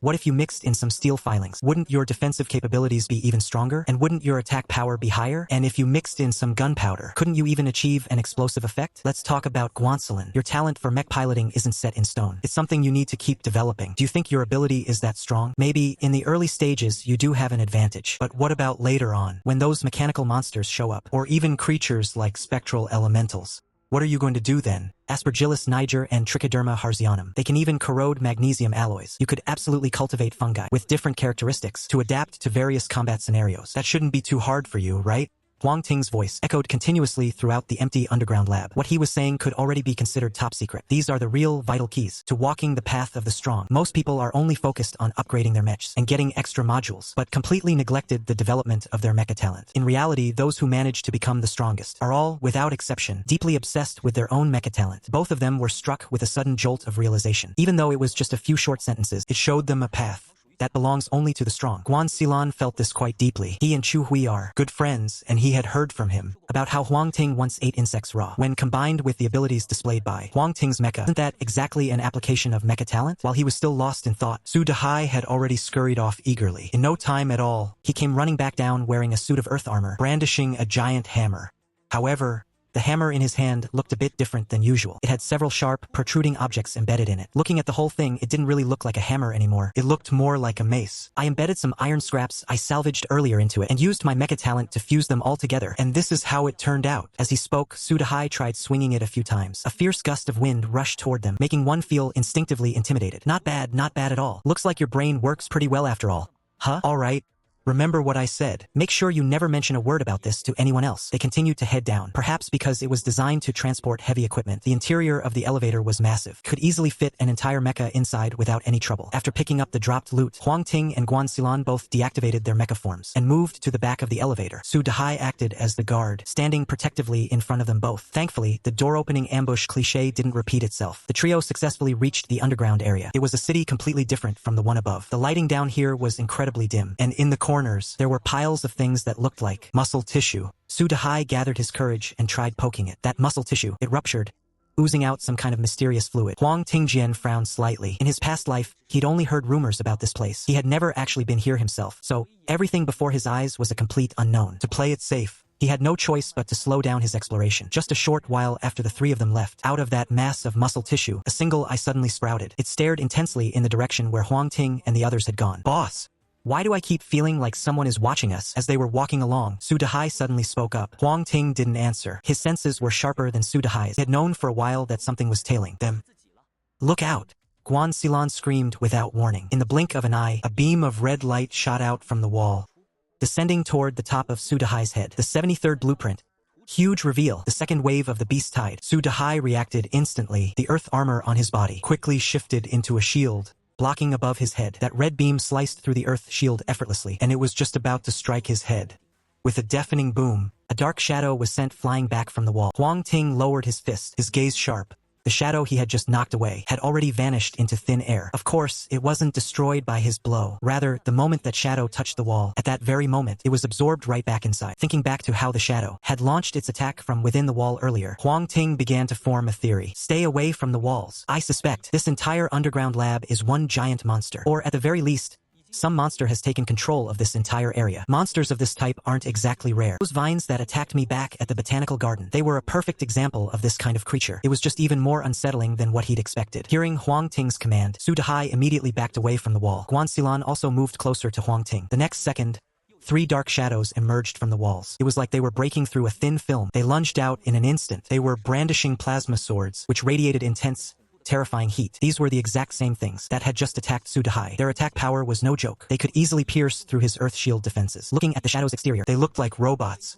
covered in a layer of synthetic skin. Although they didn't look as gruesome as blood beasts, that unsettling uncanny valley feeling still hung over everyone. This time, the 3 of them reacted in time and managed to take them all down. The synthetic robots had fragile bodies, roughly on par with some of the blood beasts. The only thing they had to watch out for was the plasma swords in their hands. Aside from Huang Ting, who could withstand the hits, the other 2 wouldn't last more than a few strikes before their mech durability dropped to 0. That's strange. Why didn't I get a kill notification? Su Dehai wondered, thoroughly confused. Looking down at the ground, the bodies of those androids, they were actually merging back into the earth. In just a few seconds, 6 shadowy figures burst out from the ground. Every single one of them was still wielding a laser sword. It seems that as long as the big boss behind this remains, these androids are never going to stop coming. I need to scan the area for any kind of entrance or anything that looks out of place. Huang Ting took out all 6 androids in one swift strike, then immediately began a frantic search. Su Dehai and Guan Xilan split up to search as well. Before long, Huang Ting found a wide-open room. There was nothing else inside. There's just one machine that looks off. A sense of suspicion takes hold of him. He quietly activates his eye of detection. Name level. The danger level is off the charts. Just as he suspected, the machine standing right before him is clearly a monster, twisted and warped by the power of the cataclysm. He pretends not to notice a thing, planning to close in and finish it with one strike. But the mechanical beast is more alert than he bargained for. It starts shifting right away. In the blink of an eye, it transforms into something strange, like a twisted version of a transformer. The only difference? This thing isn't made of real machinery. Embedded in its torso are rows of human faces, wrapped around its waist like some grotesque belt. Test subject, test subject. Suddenly, the test subject, every single face twists in unison, eyes wide open, staring right at Huang Ting. As the machine monster lets out a guttural sound, bionic robots crawl out from the walls one after another. They swarm the room, rushing toward Huang Ting. Huang Ting glances at them, ignoring the small fry entirely, and lunges straight for the machine monster in the center. The monster lets out a shrill, piercing shriek. The entire underground lab begins to tremble. But the moment it finishes its cry, it suddenly realizes Huang Ting has vanished from its sight. Within the shadow dimension, Huang Ting stops in his tracks for the first time. He sees that in this space, usually nothing but gray and white, a faint phantom image of the machine monster has appeared. It's hazy and hard to pin down, flickering in and out of existence. This has never happened before. There are only 2 possibilities. Either the machine monster right in front of him him. More than half of his body is mechanical. That's how the shadow dimension managed to snag him. The second reason is that after the mech upgrade, even signs of life can be detected. Huang Ting is really hoping for the latter, but he'll have to wait until he's out of this lab to put it to the test. Since he's already locked onto his target, he doesn't hesitate for a second. He drops down right onto the wound on the mechanical monster's head, then fully reveals himself. He brings that jagged, blood-red blade down in one swift strike. It's fast, brutal, and precise. He hacks the mechanical beast clean in half. Just as Huang Ting is about to make his escape, his arm suddenly goes numb. A massive surge of electricity is pouring out from inside the monster, jolting through his body. And right in front of him, the laser swords from the other bionic bots are about to cut him down. Huang Ting gets a sudden idea. With a split-second focus, he pulls a pitch-black seed grenade out of thin air. Boom! The seed grenade detonates instantly, blowing Huang Ting clear of the danger zone. His mech's durability drops by 3 points. As for the mechanical monster, it was already sliced in two by his blade. Even though the bleeding effect didn't trigger, completely cut off its internal systems. And with this latest explosion, clearly doesn't have any fight left in it. It's just writhing around on the ground in agony. Huang Ting steps up and finishes it off with one final blow. Mission accomplished. Killed the leader and its chimera. Gained a tier 4 energy core. Can hold 5 charges. Also got the ion sword blueprint and a miniature lab, plus another blueprint. The energy core is only about the size of a button battery, but it packs a massive amount of power. Once it's drained, you can recharge it in all sorts of ways, like using solar energy or other power sources. It even slowly recharges on its own if you just let it sit there. It can even tap into the magnetic field movements between planets to recharge itself automatically. This drop is actually pretty decent, but compared to the next two, it really pales in comparison. The blueprint is for an ion lightsaber. It's an epic grade item. Blueprint effect. It uses a powerful magnetic field to bind plasma into the shape of a blade. The destructive power is off the charts. Materials required: 1 energy core, 2 heat exchangers, 5 core magnets, and 1 tough beast hide. If Huang Ting guessed right, this ion lightsaber is exactly what those bionic robots use. Heat exchangers and core magnets can be found in certain dungeons, so they shouldn't be too hard to get. The only problem is the energy core. That's going to be a tough one to track down. The ion lightsaber blueprint is reusable, which means he could craft 5 of them. Plus, the damage on this blade is absolutely insane. It won't even be outdated by the time he hits the 3rd tier. Stashing the ion lightsaber blueprint away, Huang Ting couldn't contain his excitement. He opened the very last drop. Blueprints come in 2 types. Regular and structural. Regular blueprints are for various weapons, attachments, or gear. And as the name suggests, structural blueprints are for constructing buildings. Things like a common-grade single-person cabin blueprint, or something high-end like this one right here. Blueprint name: Miniature Laboratory. It's a legendary grade item. Blueprint effect: once deployed, you get a 10 by 10 meter miniature laboratory.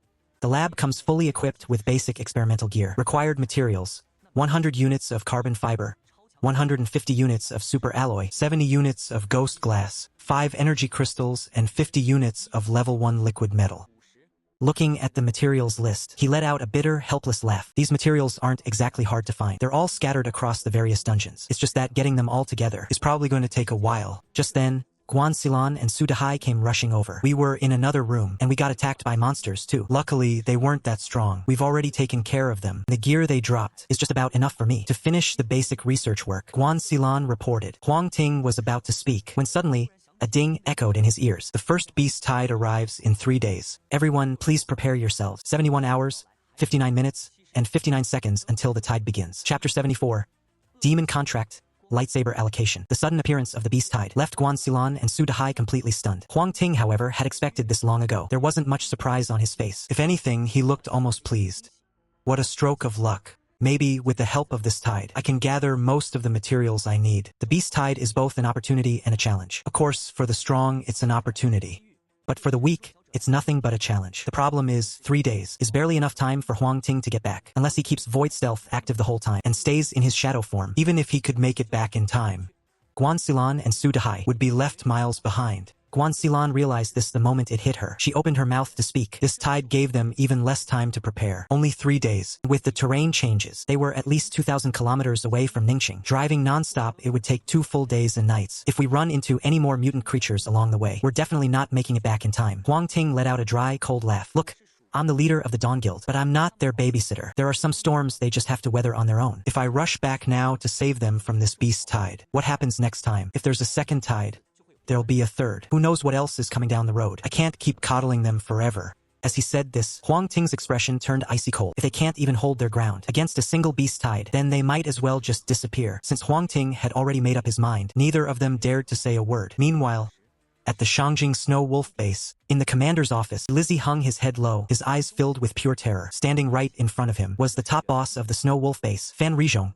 Known as the Snow Wolf, Fan Rizhong was a notorious figure in the Shangjing underworld. They called him the Blood Wolf back then, but after the cataclysm hit, he decided the name Blood Wolf didn't sound right anymore. So he changed it to Snow Wolf, and starting with his own loyal crew, he quickly rounded up a massive following to establish the Snow Wolf base. Over time, the Snow Wolf base has grown into one of the 7 major powers in Shangjing, a force you truly can't afford to mess with. So, from what you're telling me, this Huang Ting guy is quite the talent. Does he think our Snow Wolf base is too small? Too tiny to hold a big shot like him? Fan Rizhong spoke in a calm, flat tone, almost as if he were talking to himself. He's hardly some big shot. Just a small-time nobody, if you ask me. But with the boss around, no matter how talented he thinks he is, he won't be able to make a move. Li Ji let out a dry, nervous chuckle. His body trembled ever so slightly. To him, this man, whether back before the apocalypse, or now in this new world, was someone he simply couldn't afford to cross. It was only natural that he was terrified. Boss? I've been watching him, he's got real strength. If we could just bring him into the fold, the Snow Wolves would definitely become a force to be reckoned with. That's why I want to use that thing, to keep him on a leash. Seeing that Fan Rizhong's expression seemed steady enough, Li Ji continued. The mention of that thing. Fan Rizhong clicked his tongue twice. A vicious glint flashed in his eyes. It wasn't directed at Li Ji, but rather a memory triggered by the thought of a dungeon he had just cleared not long ago. He had thought it would be a simple, straightforward run, but he never expected all his men to be wiped out. Even he himself had barely made it through, narrowly escaping with his life. The reward for clearing that dungeon wasn't anything flashy or complicated. It was just a pristine sheet of blank paper. The only thing that made it different from ordinary paper was the intricate, complex patterns on its surface, the kind that made you feel like you were losing your soul just by looking at them. This paper was known as the Demon's Contract. Once the contract is signed, everyone involved in the agreement is bound by its absolute rules. After a long, heavy silence, he suddenly let out a laugh. He turned and walked straight toward a safe. With a few casual adjustments to the dial, a sharp click echoed in the room. The safe swung open. Li Ji was dying to see what was inside the safe, but out of pure, paralyzing fear, he didn't dare to even lift his head. It didn't take long. Fan Rizhong held a blank sheet of paper and returned to stand before Lizzie. He placed a hand on his shoulder and said in a gentle voice, "This is what you wanted. Go now. Make sure you bring him back to me. Understood?" Yes, of course. I will definitely bring him back for you, sir." Lizzie felt a secret thrill of excitement. The only reason he had tricked Huang Ting by asking for a pass was precisely to get this devil's contract in his hands. Once Huang Ting signed his name on it, he would be able to control him through the contract. Then, he would instantly become the ruler of Ning City. As for returning to the capital, he'd have to be out of his mind to ever go back. Instead of being a lackey for Fan Rizhong here, he might as well go to Ning City and be a local king. After all, since the 3rd major transition, the distances have increased. From Ning City to the capital, it's at least 7 or 8,000 kilometers. Such a great distance. There's no way Fan Rizhong could send anyone to come and cause trouble for him. After all, if he sends a small group, they won't stand a chance against Huang Ting and his subordinates. And if he sends too many, the other 6 major factions wouldn't let the Snow Wolf base off. Once their strength had been so heavily weakened, it's a perfect plan.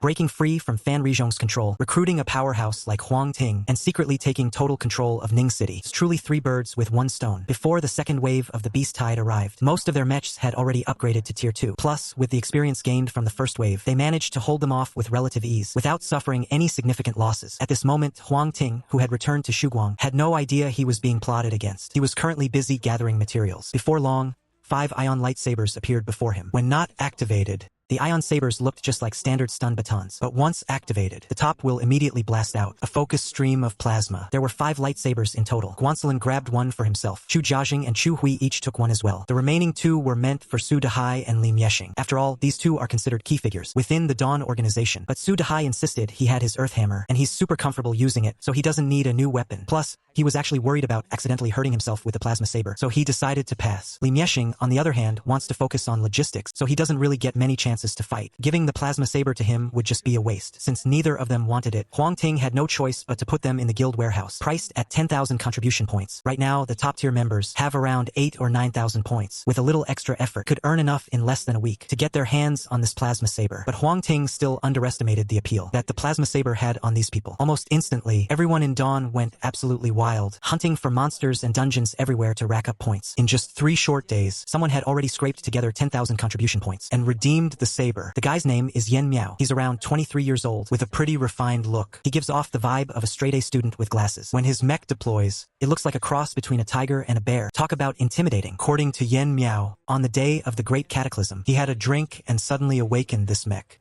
As for the ingredients in that drink, it was made from tiger penis, bear gallbladder, and a whole bunch of other stuff. Hearing Yen Miao's story, Huang Ting gave a strange look. If his memory served him right, the top warrior under an Hong Hai in his past life was also named Yen Miao. Chapter 75. the situation. Even though he knew Yan Miao's true identity, Huang Ting didn't say much more about it. In reality, within the Shuguang organization, a comprehensive reward system was already in place. As long as Yan Miao had the talent, he would surely make a name for himself. Besides, his mech was so incredibly powerful that keeping a low profile was impossible anyway. Yan Miao left, happily clutching his lightsaber. That sight made quite a few people envious. After a moment of thought, Huang Ting cleared the Yihai dungeon a few more times and farmed a bunch of basic physical enhancement serums. Each vial cost 8,000 contribution points. At first, very few people redeemed them. After all, they weren't exactly sure how effective this enhancement serum really was. But once the first person tried it, a second followed, then a third, and soon enough, all of Shuguang realized the power of the physical enhancement serum. It could turn an average person into someone even stronger than an elite special forces soldier. People felt that even if they had to sell everything they owned, they had to get their hands on a dose. Everyone started scrambling to contribute materials in exchange for points, and then used those points to trade for the enhancement serum. In the blink of an eye, the entire stock was wiped out.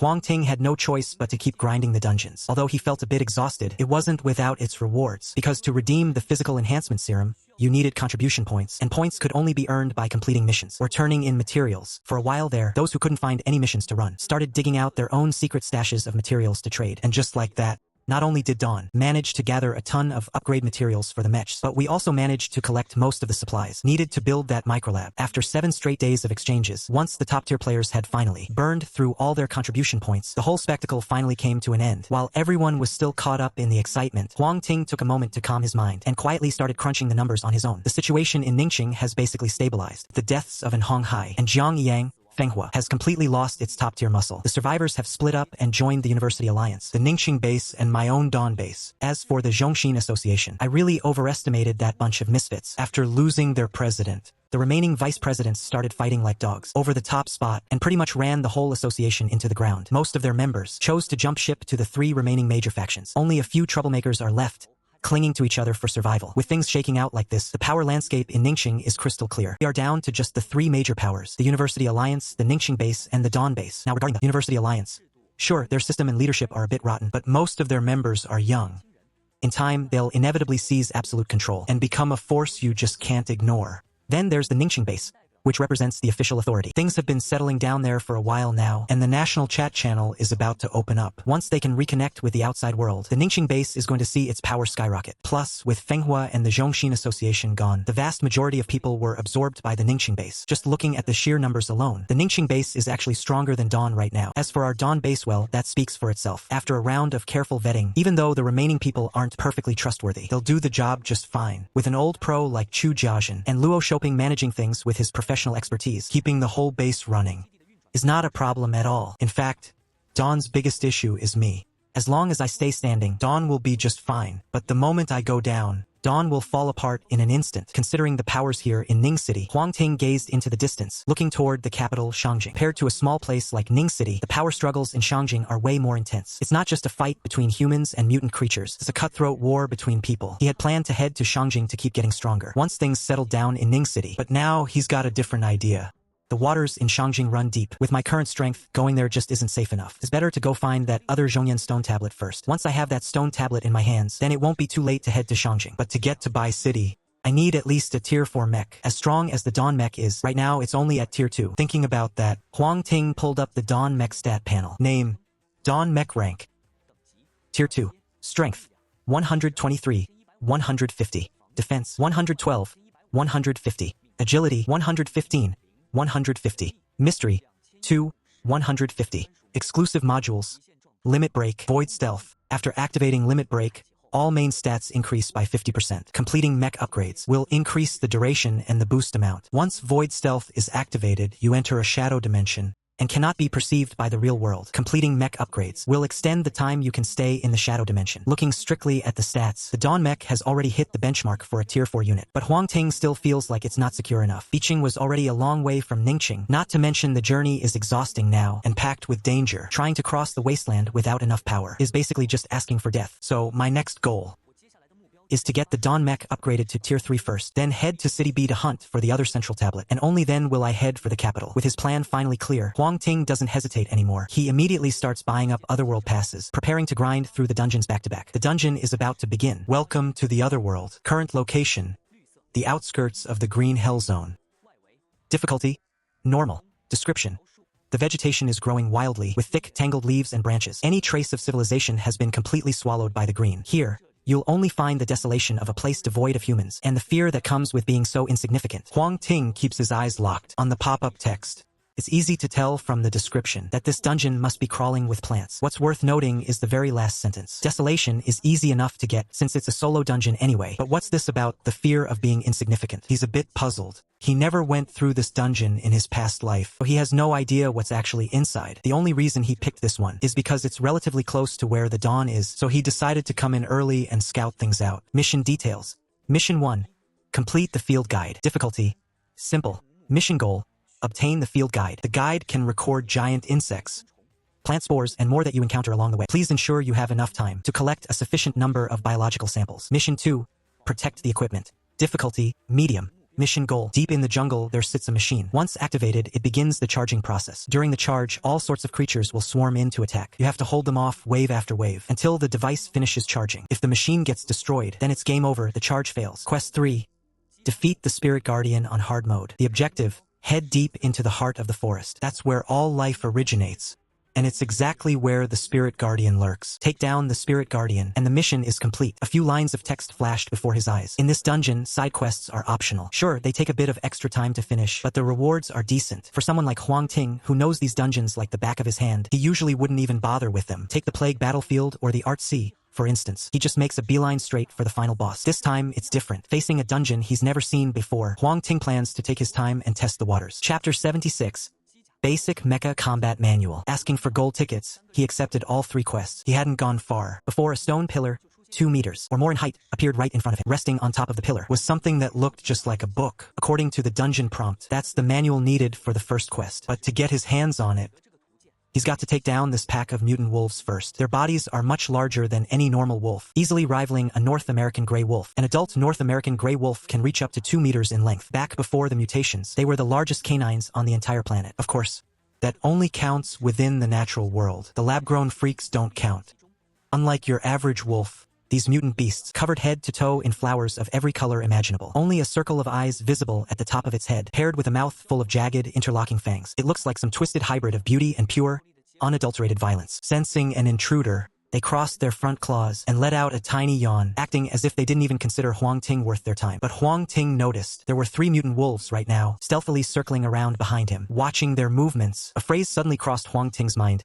Wolves ahead, trap behind. It was a pincer attack. Those wolves in front were just there to make him lower his guard. Ones behind, they were the real killers. A bunch of beasts trying to outsmart me? Huang Ting gripped his crimson serrated blade, a flash of golden light sparking in his eyes. The next second, he moved like a phantom, appearing directly behind one of the mutant wolves. He swung his blade downward, but instead of blood, what sprayed out were streams of green goop, looking almost like the stems and leaves of some plant. With one down, he pivoted on his heel, appearing behind another one in a heartbeat. The entire sequence was seamless, like a work of art. If anyone from his past life had seen this, they surely would have gasped. Mecha Combat Arts. Mecha Combat Arts, a high-level skill set, using a mecha to execute complex martial arts techniques. The only reason he hadn't used it before was, first, his mecha stats couldn't keep up with his reaction speed, and second, against those small fry enemies, didn't even need to bother with such a skill. But these mutant wolves? They weren't weak, and there were plenty of them. They were the perfect targets to get back into the rhythm of his mecha combat arts. In the blink of an eye, Huang Ting had already taken down 4 mutant wolves. The 3 mutant wolves circling behind him saw this, let out a roar, and charged straight at him. A flash of a blade swept by, and all the wild wolves were wiped out. They hit the ground with a thud. Killed. Grass wolf. Hoed. Edible seeds. 5. Wolf teeth. 1. They contributed 55 portions of edible seeds to Huang Ting, and absolutely nothing else. Fortunately, these low-level creatures weren't his main target. Upon touching them, the so-called bestiary immediately displayed all the information related to the grass wolves. So that's how it works. As long as I make contact, it counts as being recorded in the bestiary. Stowing away the bestiary, Huang Ting continued to push deeper into the jungle. After walking for a short distance, his intuition suddenly sounded a frantic warning. He didn't have time to think, and quickly lunged backward. In a split second, a cold glint slashed right through the spot where he had just been standing. A mantis? Huang Ting was shocked, stared at the monster in front of him. The largest mantises on Blue Planet are only 15 to 20 centimeters long, but the one right in front of him was over 4 meters long. That pair of massive scythes alone made up more than half of its body. It was hiding in the thick leaves just now, waiting to launch a sneak attack on him. If he hadn't dodged fast enough, that strike would have cost him at least 10 points of durability. Yet, looking at the giant mantis before him, he felt a spark of greed. A mantis this huge, if I can eat it all up, who knows, I might be able to craft a brand new type of mecha. Thinking of this, Huang Ting unleashed his mecha combat skills once more, rushing to get behind the giant mantis. He definitely didn't want to face a mantis this huge head-on. Those giant scythes, massive as barn doors, were no laughing matter. Who would have thought he was fast? But the giant mantis was even faster. With a sudden twist, it swung its massive scythe at Huang Ting again. They say the mantis stalks the cicada, unaware of the oriole behind. But the oriole was already within the mantis's kill zone. Just from this alone, you could see how lethal it truly was. Facing such a beast of a mantis, Huang Ting couldn't help but reflect. The stronger the mantis, the more powerful the mecha he could forge from it, right? At that thought, his figure blurred,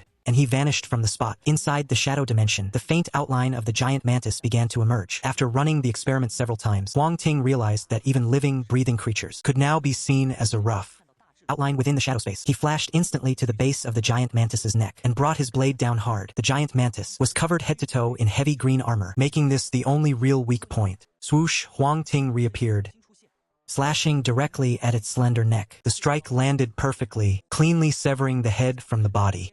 Seeing the pair of scythes hit the ground, Huang Ting breathed a sigh of relief, but just then, the disembodied scythes snapped upward, slamming squarely into his mecha. Clang! His mecha's durability dropped by 15 points in an instant. Witnessing that kind of destructive power, Huang Ting's pupils dilated in shock. It was 5 points higher than he had estimated, and that was even with the head and body separated. Suddenly, it clicked for Huang Ting. The truth is, mantises actually have two nervous systems. One is in the head, and the other is in the body. They both operate independently, so even if one control system is taken out, they can still keep on living. I guess the mutation must have supercharged its abilities. That explains why it could still attack even after its head was separated from its body. That's just insane. Huang Ting muttered to himself. He swung his blade and chopped off that pair of massive scythes. Let's see what you can do now. And just like that, once those giant scythes lost their neural control, they immediately went limp, completely harmless now. A mantis this huge, trying to harvest the whole thing just isn't realistic. Huang Ting decided to just stuff the head into his small storage pouch. System notification. Giant lotus mantis defeated. Obtained giant lotus blueprint. As soon as the kill notification popped up, at the same time, his sword started to vibrate slightly. Then, a line of small text appeared on the blade. The giant lotus mantis is omnivorous and likes to hide in the shadows to launch sneak attacks. It was just some brief info about the creature. Huang Ting gave it a quick glance, then looked back at the blueprint that had dropped. It's a one-time use auxiliary module blueprint. Once you use it, you can forge an upper limb shaped like the giant lotus mantis. An auxiliary module, huh? The stat bonuses are decent enough. Huang Ting doesn't really need it though, so he just tossed it into his small storage pouch. He'll dump it into the guild warehouse once he's out of this dungeon. If it weren't for the fact that you can't open the guild warehouse inside the dungeon, he would have tried his best to shove that entire giant mantis inside it just now. Moving on, Huang Ting kept running into all sorts of massive insectoid creatures, like tank-sized pill bugs, or firefly larvae the size of a city bus, and giant centipedes with hundreds of legs. They live off the essence of the night, and some ants that can spray a scorching, highly acidic liquid right from their abdomens. But it's not just these giant bugs. There were plenty of attacks from the plant life too. Once those plant seeds land on you, they instantly drive their roots deep into the mech, and then they grow lightning fast. Good thing the mech isn't a living thing. If he didn't have that mech armor, I'm afraid that in a split second, these terrifying seeds would have drained him bone dry. Task 1. Complete the encyclopedia. Simple. Task completed. Reward. Primary Biological Encyclopedia. Chapter 77. The Secret Behind Task 3. Please vote. A primary biological encyclopedia. Now this is a nice piece of kit. These encyclopedias are actually rare items, split into 3 tiers: primary, intermediate, and advanced. The primary version covers most creatures at level 4 and below. Every time you defeat a new creature, encyclopedia automatically records its name, its habits, its weaknesses, and even its origins. And what's more, you can actually trade information between different encyclopedias. For example, if Huang Ting adds info on a giant mantis to his, and someone else has an encyclopedia too, he could just beam that data straight to them. Of course, they could send their info to him too. The only catch is, you can transfer from a low tier to a high tier, but a high tier can't send data back to a low tier. Later on, basically everyone carries one of these, and everyone just swaps information, just like sharing files back before the apocalypse. It's a shame that with most things, you're better off getting them early and enjoying them while you can. The bestiary is the only exception. It actually gets easier the longer you wait. Someone has to be the pioneer, right? Why couldn't that be me? Huang Ting let out a chuckle. He tucked the bestiary away. Task 1, complete. Now on to Task 2. A defense-style dungeon. He'd been through plenty of these in his past life, but back then it was almost always a team effort. This is his first time holding the line all on his own. After weighing his options carefully, he pulled out the boar's will. As a tier 2 elite level creature, still held its own even now, perfect to put to work.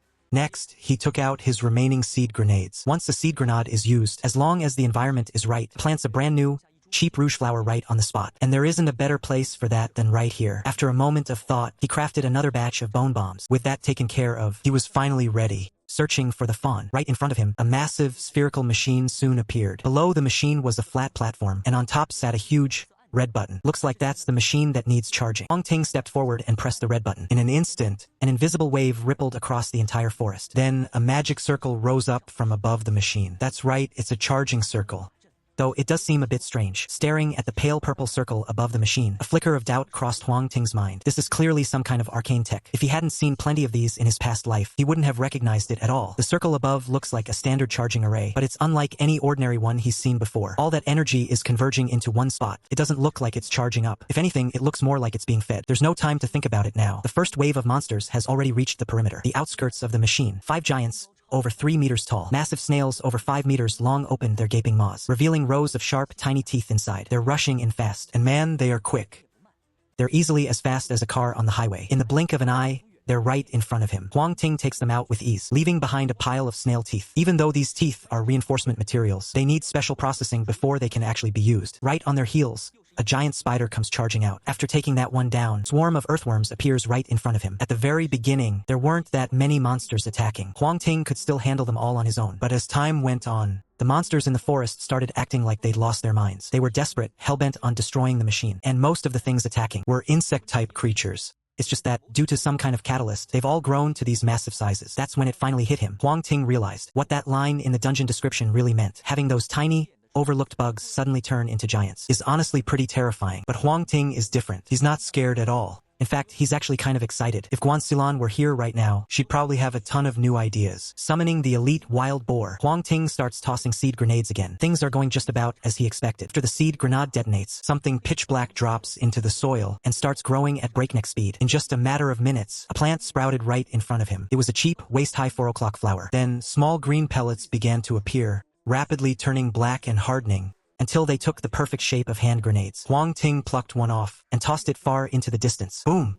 The blast radius wasn't as massive as before, but it was still enough to wipe out a bunch of monsters. But more importantly, after those seed grenades exploded, they actually grew into new mutant 4 o'clock flowers, with each one layering over the last. In no time at all, Huang Ting found himself surrounded by a dense thicket of these mutant flowers. Who would have thought this environment would be so perfect for them? Since that's the case, I can finally focus on studying that strange magic circle. The mutant flowers automatically fire off these seed grenades to trigger explosions, because the very first flower was a drop from Huang Ting himself. All the subsequent generations that sprouted from it don't see him as a target. In other words, as long as Huang Ting doesn't provoke them, these mutant flowers won't attack him.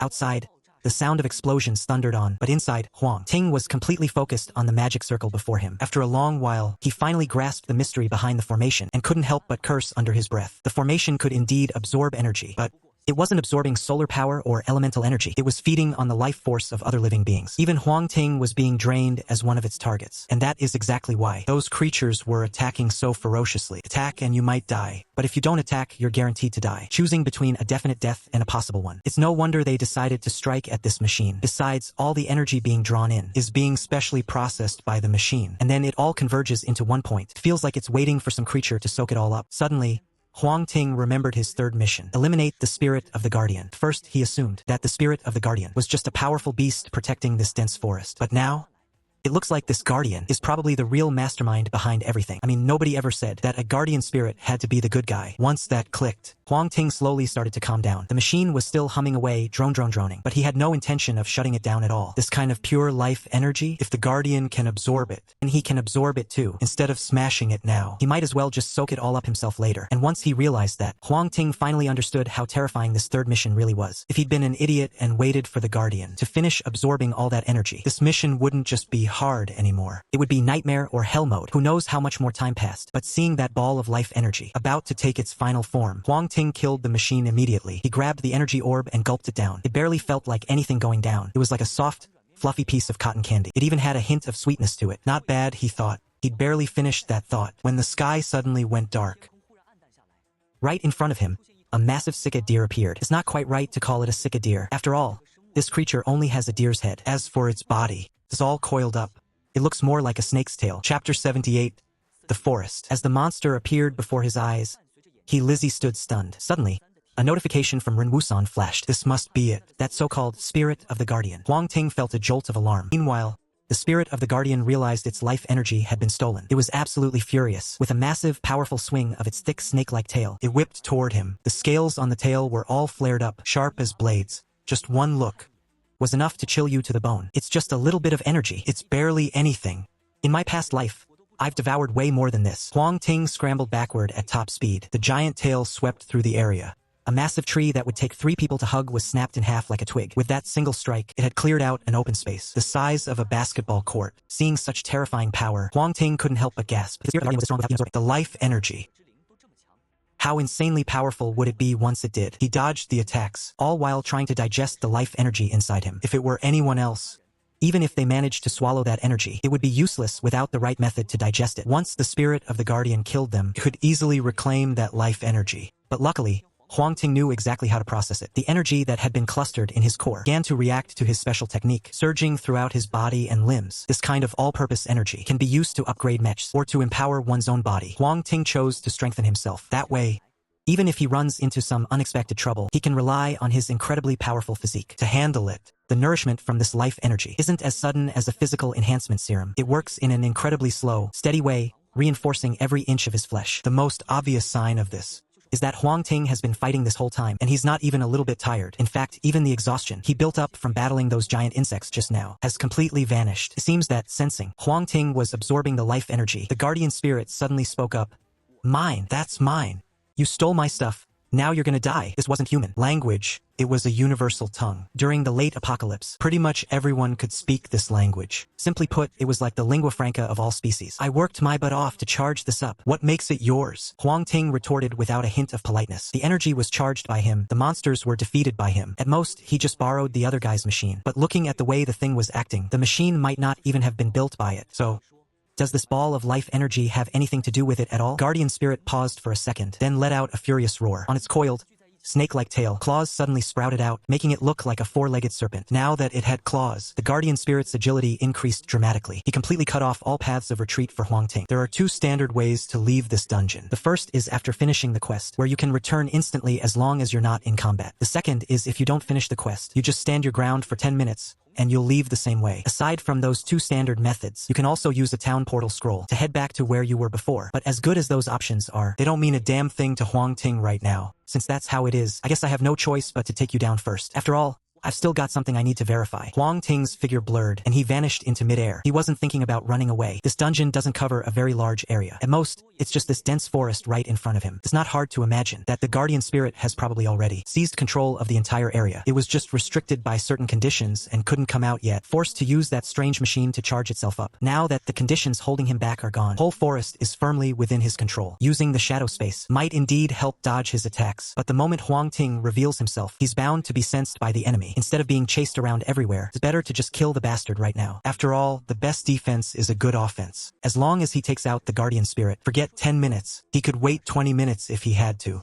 The very next second, Huang Ting appeared right behind the guardian spirit. Gripping the handle of his blood-red serrated blade with both hands, he swung down in a vicious diagonal slash. A massive spray of green fluid erupted, nearly splashing all over his face. The guardian spirit let out a roar, and its massive frame instantly shrank down to about the same size as Huang Ting. Now that it's shrunk down in size, its agility has leveled up once again. Plus, the scales on the tip of its tail have turned from a dark purple to an absolute pitch black. Just looking at the light reflecting off those scales, you can tell how incredibly tough they are. Eat this. The shrunk-down guardian spirit launches a fierce attack. Its sharp claws slash hard across the Dawn mech, leaving 3 deep gouges on the armor. The Dawn mech's durability instantly drops by 5 points. Huang Ting sneers. Now that the guardian spirit is smaller, it might be stronger, but it's also a much easier target to cut down. When it was that giant, bulky thing, he had no idea how long it would take to hack it to pieces. Just die quietly for me. Shadow space, activate. Huang Ting swings his blade down hard toward the guardian spirit's silhouette. The next instant, the gray space shatters, and he reappears back in reality. As for the jagged blood-red blade in his hand, it has now sunk deep into the creature's neck. A massive spray of green liquid bursts out, and the guardian spirit's aura instantly plummets. It glares at Huang Ting, a suddenly human-like smirk appearing on its head. "Human, we will meet again. Guardian spirit of the forest defeated. Obtained, Twisted Tree Heart, Level 3. Plant Communication Submodule, Level 1. Attribute Fruit Sapling. Item Level 1. Huang Ting has no mind to focus on the loot. He freezes in his tracks. Logically speaking, the gateway between the 17 Great Worlds and the Blue Planet hasn't been opened yet. This dungeon world is just a projection of power from those 2 worlds. Yet now, it actually said they'd meet again? This completely defies common sense. Could it be that this forest creature is actually a powerful god? And that guardian spirit? It was just a clone of his all along. Thinking about that, a hint of worry gnawed at Huang Ting. Having a powerful god set their sights on you. That is never a good sign. He grabbed his loot and vanished from the spot. In the blink of an eye, he was back at the secret forest entrance, staring at the 3 missions before him. Huang Ting's expression turned grim. The first 2 missions hadn't changed, but the third one, it had shifted to eliminate the mad scientist. The guardian spirit was nowhere to be found. That mad scientist had completely twisted this forest. He'd fused giant animals with plants, creating these bizarre, half-plant, half-animal abominations. Even the insects under his influence had just kept growing and growing, eventually turning into hideous monsters. After Huang Ting successfully took out the mad scientist, he dove back into the dungeon once more. Mission 3 was still to eliminate the mad scientist. As for the guardian spirit, it was as if it had never existed in the first place. After scouting the area twice over, Huang Ting was finally certain the guardian spirit was gone for good. He also confirmed that this dungeon wasn't nearly as hard as he thought. He handed the dungeon over to Guanxilan for further study. A familiar stranger suddenly appeared before Huang Ting. Mr. Huang Ting, I've brought back the blank pass. Lizzie gave a slight, knowing smile. With palpable excitement, he said, the 79th blank pass, the devil's contract. With this pass, you can head straight to the capital, and you won't face any special inspections on the way. Lizzie added, looking mysterious. Hearing this, Huang Ting cast a glance at the blank paper in his hand. Something clicked in his mind. There was nothing special about the center of the paper, but the patterns around the edges looked a bit like demon markings. A blank page with a demonic seal. Could this be a demonic contract? Huang Ting was overjoyed. Why isn't there a single word on this pass? Doesn't matter. As long as there's a spot for a signature, that's all that counts. He asked, knowing full well what it was. Lizzie was caught off guard. He hadn't expected that question, but his eyes darted around, and he immediately came up with a smooth excuse. Well, you see, passes for different regions look different. I forgot to ask where you were heading last time, so I didn't write anything on it yet. Wait, if it's just a blank sheet, couldn't you have just grabbed any random paper? Why go through the trouble of bringing it all the way from the capital? Oh, it's nothing. My mission isn't over yet anyway, so I figured I'd just swing by. Please, just sign your name quickly. I've got other things to take care of, and I can't stay here too long. Lizzie said, sounding anxious. He was terrified that if Huang Ting kept asking questions, his cover would be blown. Signing is no problem. Sudahai, make sure to take good care of our guest from the capital. You got it. Sudahai lunged forward in a single stride and pinned Lizzie in a lock. Mr. Huang Ting, what is the meaning of this? Lizzie was completely stunned, panicking and losing his composure. Capital really is an amazing place. To think that in such a short amount of time, they could produce something this valuable. Lizzie, was it? Thanks for the gift you brought me. Honestly, this really saves me in a pinch. Huang Ting sighed with emotion. A look of excitement appeared on Sudahai's face. Boss, you want me to take this guy out? Take him out? Anyone who can travel through the wasteland like that must be incredibly powerful. Let him head over to the Fenghua mine and start digging. Let's see how long he can hold out before he surrenders. The apocalypse is here. Survivors are already scarce as it is, and human beings, they are definitely not a renewable resource. So, guys like Lizzie are perfect to put to use. Besides, he basically gift-wrapped this devil's contract for me. It's the perfect chance for me to experience, firsthand, the true power of a devil's contract. Huang Ting snatched the contract right out of Lizzie's hands. Even at this point, Lizzie was still betting on a long shot. He was banking on Huang Ting having no clue what that thing actually was. But the very next second, the paper, which had been completely blank, suddenly started filling up with lines of text. The letters were twisting and coiling around each other. It was enough to make your head spin just looking at them. These were written in the common tongue. You see, on a devil's contract, you can only write in the abyssal tongue, or the common tongue. As for kanji or any other human languages, they are completely useless on a contract like this. Of course, the owner isn't held to that restriction, but Huang Ting wasn't the owner of that piece of paper, so he had to use the common tongue to draft the terms. I bet even Fan Rizhong and Lizzie never saw this coming. That Huang Ting could actually pull something like this off. That's a devil's contract. For crying out loud. It's not even yours. How could you possibly leave your own marks on it? Lizzie screamed at the top of his lungs. He had planned to use that contract to bait Huang Ting into a trap and turn him into his own personal slave. Who would have thought Huang Ting would see right through it in a heartbeat? He even knew exactly how to use the contract. Everything he had, his whole future. It was all over, right here and now. No wonder he was having a total mental breakdown. Leaving a few marks? It's not that complicated. You just have to learn how it works, that's all. Huang Ting replied coolly as he continued to draft the terms. That's impossible. How could you possibly know that? There is no way you could recognize this thing. It's all mine. Everything here belongs to me. Ha ha ha. It's all mine. Lizzie was screaming and yelling like he'd completely lost his mind. Crowds of people stopped in their tracks to watch the spectacle. What's going on with him? I recognize that guy. I think he's some big shot from the capital. I have no idea what kind of tricks the chairman pulled to actually drive him to this point. But if he's really from the capital, his connections must be massive. Isn't the chairman being way too reckless? Is he trying to bring disaster upon all of us? Enough talk. If the chairman finds out you lot are bad-mouthing him behind his back, none of you will get away with it. Every last one of you will be shipped off to the mines. The chatter slowly faded away. It seemed Huang Ting's previous purge had been quite effective. At the very least, no one dared to defy him to his face. As for what they were plotting behind his back, well, that was something he couldn't quite account for. Before long, the contract was set. By this time, Sudahai had Lizzie firmly bound up, ready to be sent off to the mining camp. Wait, since you haven't left yet, go and gather all of our people. I have something to announce. Sudahai caught on immediately. He dropped Lizzie and headed off to round everyone up. Once he left, Huang Ting walked right up to Lizzie. The only reason your snow wolf base was able to grow in the early days was simply because you played dirty, you were ruthless. You guys might have been able to run the show back in the capital, but eventually you couldn't keep up with the other factions. They would have definitely united to take down the snow wolf. If my guess is right, the snow wolf is likely already showing signs of collapse. You're pretty much finished, aren't you? Upon hearing this, Lizzie, who had been in a state of madness, suddenly froze. He stared at Huang Ting as if he had just seen a ghost. How did you know? Being sent out to search for survivors, he's clearly no fool. He can see the mess Snow Wolf is in just as well as I can. It's just that his fate is tied too closely to theirs. Even if he left, he's got nowhere else to go. That's why he stayed put all this time. He's one of the higher-ups at Snow Wolf, and he holds quite a bit of power. It's only natural he'd know about their predicament. But Huang Ting is thousands of miles away. What could he have possibly guessed? With such precision, the trouble Snow Wolf is facing? You're a smart guy.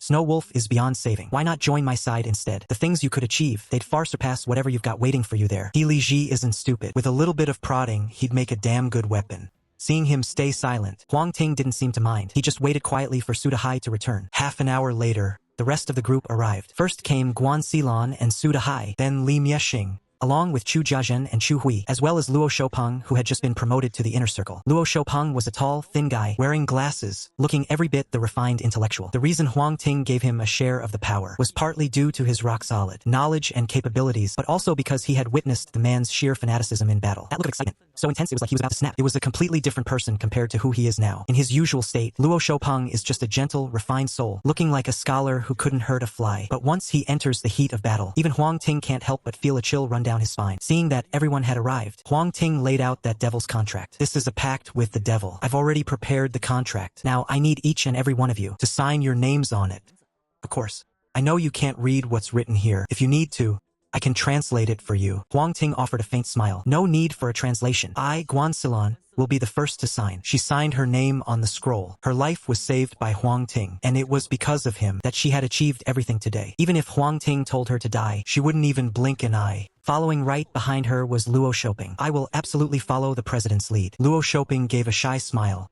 He didn't doubt for a second that Huang Ting would betray them, but once the content was translated, feared that whoever asked for it would immediately become less important in his eyes. He had worked so hard to climb to this position. He wasn't going to let it slip away that easily. Chapter 80. Setting off for Baicheng.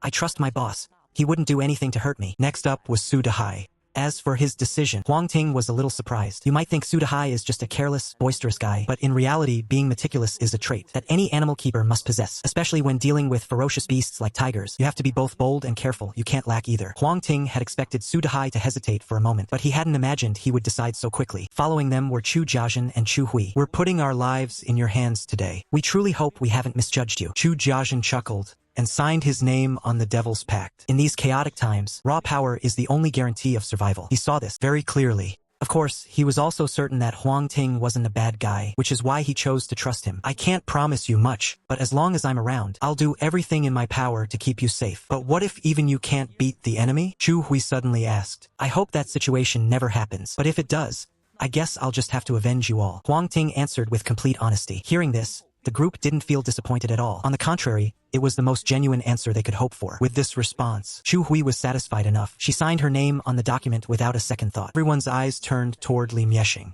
If there was anyone who might refuse to sign, it would definitely be him. Meeting their intense gazes, Li Miexing walked forward in silence and signed his name. Although the Zhongxin Association had vanished, his ex-girlfriend and that high-ranking official were still out there, and they had even joined the Ningxing base. If he wanted revenge, he had to become much stronger.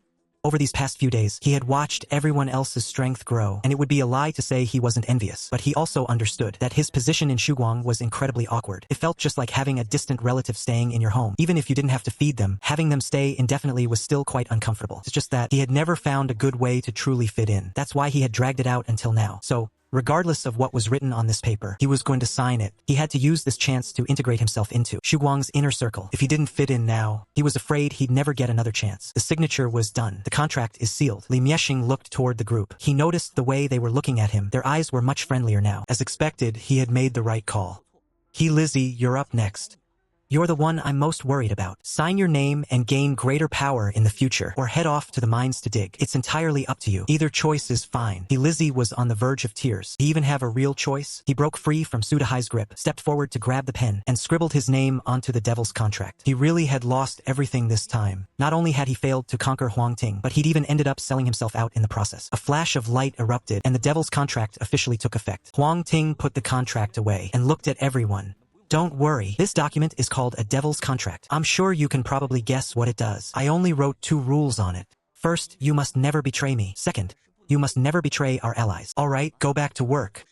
Everyone stood there, stunned for a moment, before a wave of relief washed over them. Signing was one thing, but not knowing what was written on that paper had been driving them crazy with anxiety. But now, it was just 2 simple rules. That was easy enough for them to follow. With the devil's contract in play, Huang Ting had absolutely nothing left to worry about. Over the next few days, he scoured the areas around Ning City and wiped out all the stronger monsters. He didn't even spare the dungeons. As long as it held some value, he made sure to pay it a visit. Through endless battles, his mech combat skills became increasingly lethal and refined. Later on, he even compiled these techniques into a manual, handed it over to Guan Xilan and the others, and then made it available in the guild's vault. Finally, after a full month of sweeping through the battlefield, the Dawn Mech reached a new stage of evolution. At the same time, its 3 core base stats underwent a massive game-changing transformation. Designation: Dawn Mech Tier, Level 3. Strength: 147,300. Defense: 161,300. Agility: 133,300. Mystery: 2,300.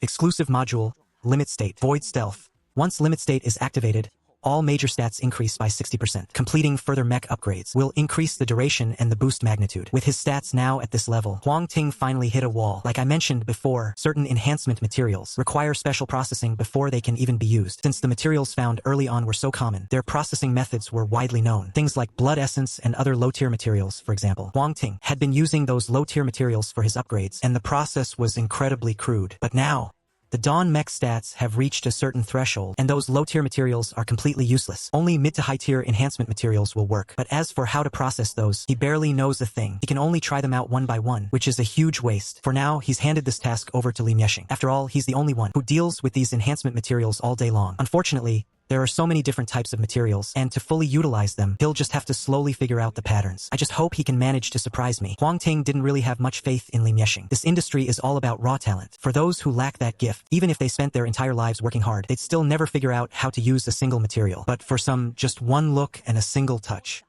is all it takes to know exactly how to use these enhancement materials. That is what talent really is. Thankfully, most of the materials right now are low grade, and the drop rate is pretty decent. Sending the guy out to practice won't cost him a fortune, and the loyalty issue is sorted. The Dawn Mecha has successfully upgraded to Tier 3, and Huang Ting is finally fully prepared. It's time to head to Green City and track down the next piece of the core, that slab.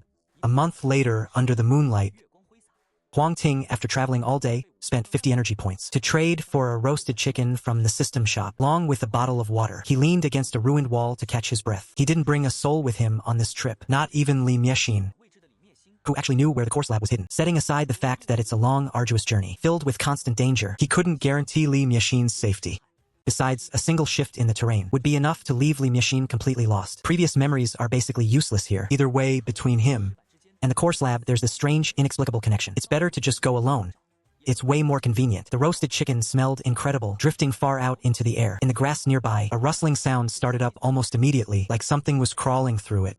Huang Ting didn't stop eating, but his heart was on high alert. Suddenly, a massive black shadow emerged from behind him, charging straight toward him with terrifying speed. He tossed the chicken aside, summoned his Dawn Mecha, and whipped around to see what was coming. As the true form of that dark shadow came into view, his pupils dilated in pure shock. A storm of disbelief raged within him. Just as he stood there, frozen in his tracks, the shadow lunged at him with a vicious gust of wind. Chapter 81. Little Pug, Heart of the Island. Woof, woof, woof, woof. Huang Ting held a little pug by the scruff of its neck, a bizarre expression on his face. The size of this pug in his hand was about the same as any normal dog. If not for that extra eye on its forehead, he would have thought it was from before the apocalypse. The pug barked incessantly, but its eyes never left the half-eaten roasted chicken he had tossed aside. He loosened his grip, and the pug immediately bolted toward it. With bone and all, It swallowed the rest of the roasted chicken in just a few gulps. After finishing the half chicken, it still wasn't full. It scurried over to Huang Ting, rubbing its head against his leg nonstop. Huang Ting bought another roasted chicken and set it down in front of the pug. The pug's 3 eyes instantly lit up with gluttonous glee, and it buried its head to feast. After devouring the entire chicken again, the pug still didn't seem full. Kept looking at Huang Ting with puppy dog eyes. Just as he was about to buy another one, the pug suddenly snapped its head toward the distance and began barking lowly and fiercely. Huang Ting furrowed his brows, peering into the darkness nearby. The very next second, a vicious, mutated wild dog burst out from the shadows. His crimson eyes were fixed on Huang Ting. Now, this is what you call a mutated dog. Compared to this fierce and brutal mutated wild dog, the little pug standing right in front of him could honestly be described as harmless as a lamb. The mutated wild dog let out a savage bark and pounced, just as it was about to sink its teeth into Huang Ting's arm. In that split second, jagged, blood-stained blade pierced straight through him. Seeing the mutant wild dog finally go down, the little pug started chasing its own tail in excitement, spinning around and around. After spinning 5 or 6 times, it let out a few barks and lunged right at the mutant dog's carcass. Then, in a split second, its jaw unhinged a full 180 degrees, and it tore into the beast's body with a savage rip. The pug ripped off a massive chunk of flesh and gulped it down. Huang Ting didn't make a move. He just watched the little pug feast in silence. This mutant dog was over 2 meters long and must have weighed between 130 and 150 kilograms. Yet, in just a few minutes, the pug had devoured the whole thing, not even leaving a single bone fragment behind. It was strange. Huang Ting thought it was bizarre, but since the pug stuck by his side and wouldn't leave, he didn't drive it away. The next day, just as he was about to head out, the little pug actually followed him. "You want to come with me?" The pug seemed to understand and gave a vigorous nod. It then trotted over to the corner and dragged out a pet mat. Remembering how alert the dog was yesterday, not to mention that strange mutation, Huang Ting only hesitated for a moment before letting it tag along. Ever since the apocalypse began, there have been countless bizarre occurrences. Having one extra dog around didn't really matter. Since you're sticking with me, you need a proper name. You're a pug, and you love eating roasted chicken, so let's call you Xiaoha. Huang Ting felt pretty proud of his naming skills. Xiaoha, on the other hand, just gave him a look of pure contempt, and it used all 3 of its eyes to do it. As they continued their journey, Huang Ting unexpectedly stumbled upon a small cart, so the man and the pup started working as a team. During the day, Huang Ting would push Xiaoha along in the cart, and at night, Xiaoha took charge of keeping watch, staying alert for any danger that might strike at any moment. Xiaoha's senses were incredibly sharp. There were dangers in the dead of night that even Huang Ting couldn't detect, but the dog would sense them well in advance. One time, Huang Ting was just about to step into a cave, but Xiaoha started barking like crazy, pulling at his pant leg to stop him from going in. Just because of that short delay, the cave that was right there suddenly vanished, leaving nothing behind but a pile of white bones. Seeing that, Huang Ting was chilled to the bone. It wasn't just the creatures that were mutating. The environment itself was becoming even more terrifying. You can only imagine, if Xiaoha hadn't stopped him, and he had insisted on entering that cave, he'd probably be a goner by now. After stumbling along for half a month, the man and his dog finally spotted the first human settlement. This settlement must have originally started on a small island in the middle of a lake, but after the planet's surface expanded, the lake island became an official human refuge. There were plenty of flying mechs by the lakeshore, offering transport services. As for the payment, it was flesh and blood fish crystals. 10 units of these crystals would get you a round trip. Going to the island, anyone for the island? Cheap prices, brother. You heading to the island? I can tell you're new here. I'll give you a discount. 8 units of flesh and blood fish crystals for a round trip. What do you say? A man with 2 pairs of translucent wings approached Huang Ting. He beckoned enthusiastically. "Hey, come on over. And you've got a dog with you too? That's a pretty rare-looking breed. If you want to bring the dog along, you'll have to pay a little extra. But don't worry. My price is already the lowest around. Anyone else would charge you way more than I do." The man glanced at the dog by Huang Ting's side, looking a bit curious, but he didn't press for details. His gaze quickly shifted back to Huang Ting. "It's a fair price, honestly. But once I get there, how do I get back?" "Easy. We'll just exchange contacts. When you're ready to head back, just give me a shout. Trust me, I wouldn't ruin my reputation over a measly bit of flesh essence. It's just that when I'm carrying a passenger, you might have to wait a little while." "I see, that makes sense." Huang Ting nodded and asked out of curiosity, "So, how much do you actually make in a day?" "Oh, just scraps, really. It's hard work." The man waved his hand dismissively. "When it's busy, I can make a few dozen units of flesh essence a day. When it's slow, maybe just a few. Aside from keeping me fed, it's just enough to buy some materials to upgrade my mecha armor." "Figures. A twisted world has its own twisted social rules." Huang Ting took out 10 units of flesh essence and sat down on the chair the man had set up. With a flap of his wings, the man took off toward the island in the middle of the lake. 3 minutes later, Huang Ting officially set foot on the island. The island was packed with shops and stalls, and teeming with people. It was incredibly lively, feeling almost like things were back to the way they were before the apocalypse. Beast Spirit Stones. Get your Beast Spirit Stones. Dirt cheap Fingio. Authentic Fingio. Rare Fungio. salvaged from the Great Cataclysm. These are one-of-a-kind, folks, selling auxiliary modules. Don't let the common grade fool you. They pack just as much punch as the high-end stuff. Only one available. You'd be crazy to miss this deal. The constant shouts and chatter echoed in Huang Ting's ears. It almost made him feel like he'd been transported back to his past life. After wandering around for a bit, Huang Ting picked up 10 pieces of ghost glass, along with 5 energy crystals. These were the essential components for building his micro-laboratory. He absolutely couldn't afford to pass them up. Just as he was about to head off to another spot, the crowd not far ahead suddenly erupted in commotion, and everyone dropped to their knees in front of him. And even the people right beside him started kneeling too, including the street vendors. It's the leader's youngest son. If you don't kneel down right now, you're gonna be in serious trouble. A vendor noticed Huang Ting still standing there, unmoved, and gave him a hushed warning. Huang Ting looked around and realized there were 2 other people who hadn't knelt either. The 3 of them locked eyes and saw nothing but disdain in each other's expressions. Those 2 looked pretty tough.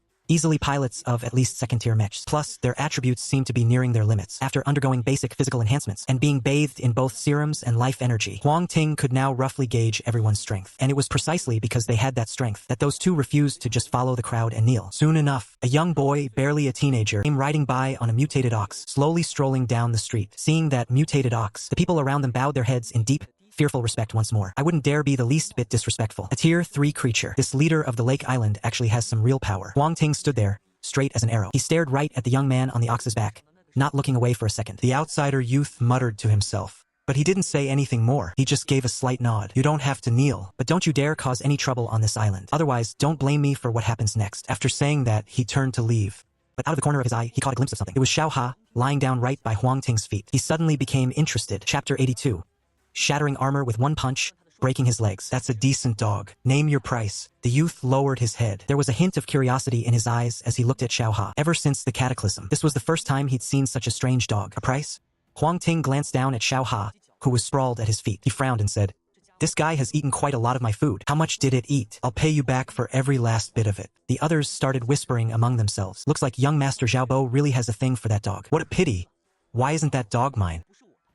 I'd give it to him for free, just to get on good terms with young Master Xiaobo. You still want a dog? I'd rather be that dog myself. Don't you know how many people died during the last beast tide? There's a saying that rings true. Better to be a well-fed dog in times of peace than a human in a world gone mad. If I could just build a connection with young Master Xiaobo, being his dog wouldn't be so bad. At least you'd be safe with plenty of food and drink. TSK, TSK. I get the feeling this outsider has a stubborn pride deep down. Young Master Xiaobo might actually hit a wall here. Pride? What's that going to get him? Leader Zhao is rocking a tier 3 mech now. And it's not just the mech that's a beast. Thanks to the mech's feedback enhancement, his physical body is even stronger than an elite special forces soldier's. That outsider is definitely going to get crushed. Besides, young Master Xiaobo's mech is almost upgraded to tier 3 too. It's hardly the kind of guy who couldn't fight his way out of a paper bag. You're right, young Master.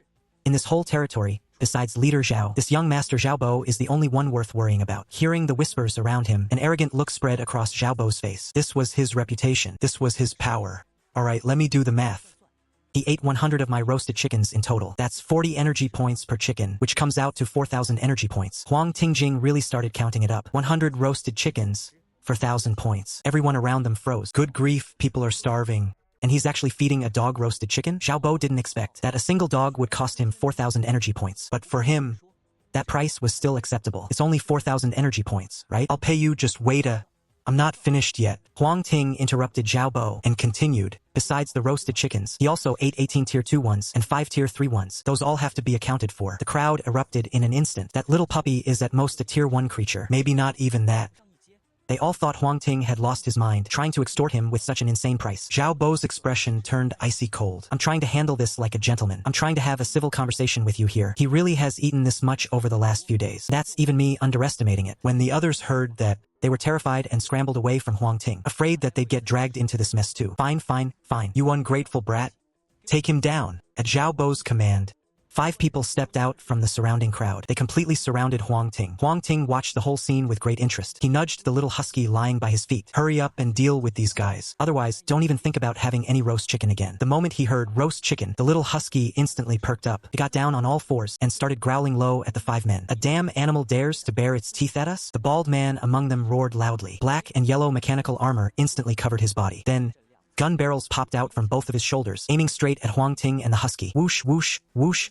Sharp spikes shot out from the barrels, flying straight toward the man and the dog. Huang Ting just barely swayed his body, dodging the surprise attack with ease. The little husky hopped around, catching every single spike in its mouth, as if it were playing with a frisbee. Then, it pawed at Huang Ting, begging for a reward. With a helpless sigh, Huang Ting had no choice but to trade for a delicious, steaming roast chicken. Seeing the roast chicken, Zhao Bo's eye twitched in disbelief. So this guy really was feeding his dog nothing but roast chicken? Furious that his attack hadn't had the slightest effect, the bald man lost his temper. He crouched down slightly, pulled a sharp javelin from his back, and charged straight ahead. Bang!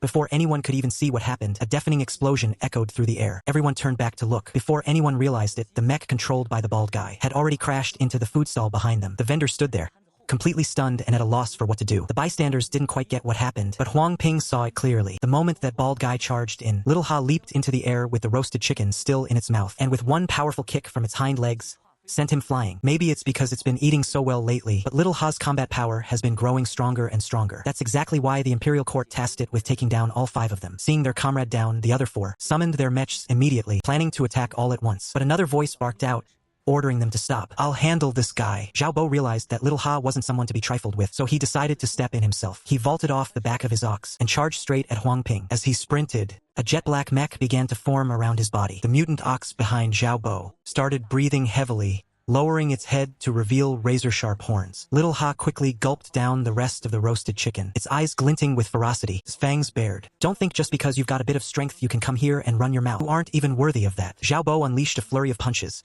aiming to crush Huang Ting. The speed of that nearly tier 3 mech was just insane. "Look, everyone, that guy hasn't even summoned his mech yet. He's totally frozen. Guess he's just too inexperienced in the real world. If he'd summoned his mech sooner, he might have stood a chance. It's over now. He's a dead man." Before the crowd could even finish their sentence, they suddenly saw Zhao Bo's fist get caught firmly by another hand, and right then, a mech, a mix of black, white gold, and blue, appeared right before their eyes. "Not bad speed. Pity your strength is lacking." Huang Ting casually unleashed a punch with his other hand. He didn't even bother switching to the Titan module. Just an ordinary basic strike. Crack. The armor on Zhao Bo's body shattered instantly. Everything went rigid. A dead silence fell over the surroundings. A single punch had pierced right through Zhao Bo's armor. How is this possible? The mutant ox had originally intended to deal with Little Ha, but seeing Zhao Bo in immediate danger, it lowered its horns and charged straight at Huang Ting. There were only about 10 meters between them. It was over in the blink of an eye. Just when everyone thought Huang Ting would dodge, they suddenly saw him reach out one hand. A dull thud echoed through the air. The charging mutant ox was effortlessly stopped dead in its tracks by his single hand. Everyone couldn't help but gasp in shock. He smashed Zhao Bo's armor with one punch, and then stopped a charging mutant ox with the other. You have to realize that mutant ox is a tier 3 beast. Once it goes berserk, it could easily slaughter half of the lake island. "My friend, I hope you can show some mercy." At that moment, a voice rang out from the distance. Upon hearing that voice, those who knew the truth changed their expression slightly. Huang Ting stopped his movements and looked toward the distance. If he wasn't mistaken, should be the leader of this human settlement, the one everyone else calls Zhao Lai. In the blink of an eye, Zhao Lai arrived. "Friend, it seems I was a poor host. Man, break both legs of this beast for me." Upon meeting, Zhao Lai first offered a fawning smile, then immediately ordered his men to break Zhao Bo's legs. Chapter 83. Killing the chicken to scare the monkey. The mountain city underlings looked at each other, completely stunned, with not a single one daring to make a move. "Is there seriously no one else? Fine, I'll handle this myself." Zhao Lai took a deep breath, smashing a tier 2 mecha with a single punch, holding off 3 traitors and a beast with one hand. Even he couldn't pull that off. Maybe once he reaches the limit of tier 3, he could barely give it a shot. If it weren't for Huang Ting displaying such terrifying power, he would have taken him down already. He glanced at Huang Ting, noticing he was just watching coldly, without the slightest intention to intervene. Zhao Lai gritted his teeth. He grabbed an iron rod from the ground and slammed it hard onto Zhao Bo's legs. "Ah!" Intense, agonizing pain surged through him. Zhao Bo's face turned pale in an instant, his eyes filled with uncontrollable terror. He was terrified both of Zhao Lai and of Huang Ting. "My friend, is this acceptable to you?" Zhao Lai forced back his sorrow and asked with a forced smile. "After all, you can't strike a man who's smiling at you." Huang Ting nodded. "You're a reasonable man, and I, too, love to reason with people. Of course, if someone chooses not to be reasonable with me, then they're definitely going to have a rough time." Yes, of course," Zhao Lai replied repeatedly. He was just about to say something else, when suddenly, a shadow fell from above. "The ghost head eagle is back. Run. Everyone, run." "Oh god. That's a tier 3 flying monster. Where can we even run to? We can only pray it eats its fill and leaves quickly. What rotten luck. I never expected a ghost head eagle to show up today." The once bustling market turned into total chaos in an instant. Some people didn't even bother packing up their stalls. They scrambled to find a place to hide. "That beast is here again." Zhao Lai looked up at the sky. He felt more than a little apprehensive. He had only just reached the 3rd rank, but that ghost head owl had been at the 3rd rank for a long time, and it even had the ability to fly. If it were on land, he might have had a slim chance of winning, but the ghost head owl constantly launched attacks from high above. Even he found it incredibly troublesome. If it weren't for that ghost head owl, Lake Star Island would definitely be much more lively than it is now. Huang Ting looked up toward the sky.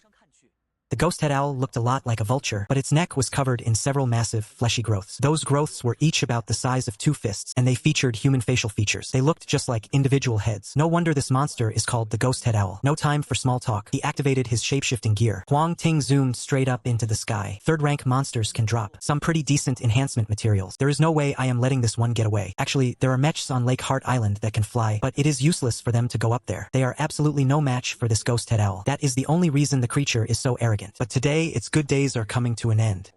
Look, that guy just flew up. Is he actually trying to take down that ghost head owl? Looks like it. But does he even have the power to do it? I think he probably does. Didn't you see how much respect even Leader Zhao showed him? Respect is one thing, but the ghost head owl is no pushover. I don't know, this feels risky. High up in the sky, the ghost head owl saw Huang Ting shooting toward it. Its narrow, brown pupils suddenly constricted into pinpricks. They glinted with intense, savage cruelty. So there really is someone with a death wish, daring to provoke me? Well, since that is the case, I might as well just eat him. The level 3 monster's intelligence is nothing to sneeze at. The ghost owl dived down like a javelin. This is its ultimate signature move. Whether it's prey in the air or down on the ground, it's a one-hit kill. Bang! They collided.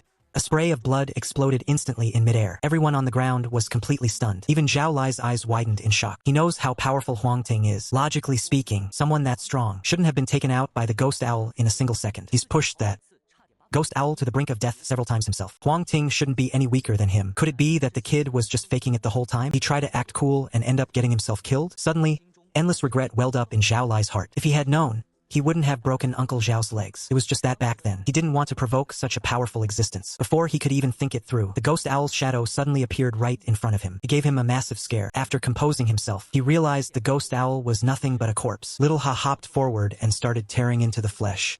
Everyone stared at the scene in shock, not daring to make a sound or interrupt. In less than 5 minutes, the entire ghost owl had disappeared into Little Ha's stomach. Gulp. Uncle Zhao had been wailing while clutching his broken legs. But seeing this, he snapped to his senses instantly. The roasted chicken was real. The level 3 monster was real too. The guy in front of him hadn't been lying. But now he was filled with regret. If he had known Huang Ting was this terrifying, how could he have dared to snatch what wasn't his? He would have invited him home with the utmost respect, treated him like royalty. Well, look at this mess now. Not only did he end up with nothing, but he's also brought a world of trouble upon himself. Their legs were completely shattered. Zhao Lai was equally horrified deep down. Thank God he'd broken his son's legs just in time. Otherwise, things would have been a total disaster this time. Leader Zhao, I was wondering if you happen to have a map of the surrounding area? I'm talking about one that shows the terrain after the changes. Upon hearing Huang Ting ask for a map, Zhao Lai rubbed his hands together, looking rather troubled. I got the old maps, sure, but with how dangerous it is out there now, who would dare go out? Still, I did organize my men a little while ago to scout the nearby territory. If you need to know anything, just ask me. I see. In that case, which way do I need to go to reach Bai City? Huang Ting hadn't really expected to get a proper map here anyway. He just needed to find some landmarks or some other markers to make sure he wasn't heading in the wrong direction. Bai City is a long, long way from here. Zhao Lai sighed heavily at first, then had one of his men bring over a blank sheet of paper and started sketching away on it. Before long, a crude, hand-drawn map was born. It's a bit of a mess, but just bear with it.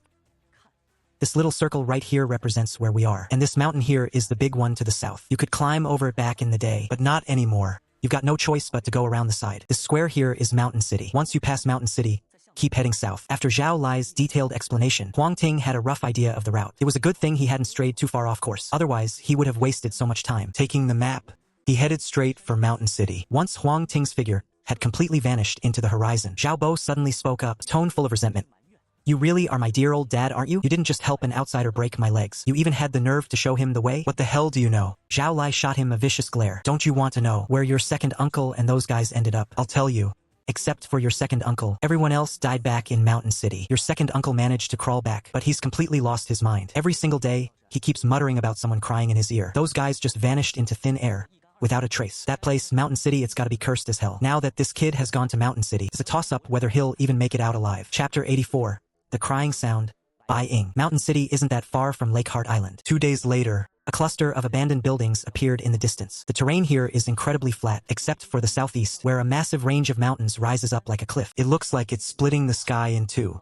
It's no wonder they call this place Mountain City. If you go any further south after passing through, you're in trouble. That guy Zhao Lai, he's not to be trusted. After spending years clawing his way up in the imperial court in his past life, Huang Ting had long ago mastered the art of reading people. He knew Zhao Lai wasn't telling the whole truth. Mountain City might be the necessary route to Green City, but there's definitely something more going on here. My temper isn't as good as you think. And Nan's life. Huang Ting kept pushing forward toward Mountain City. Mountain City?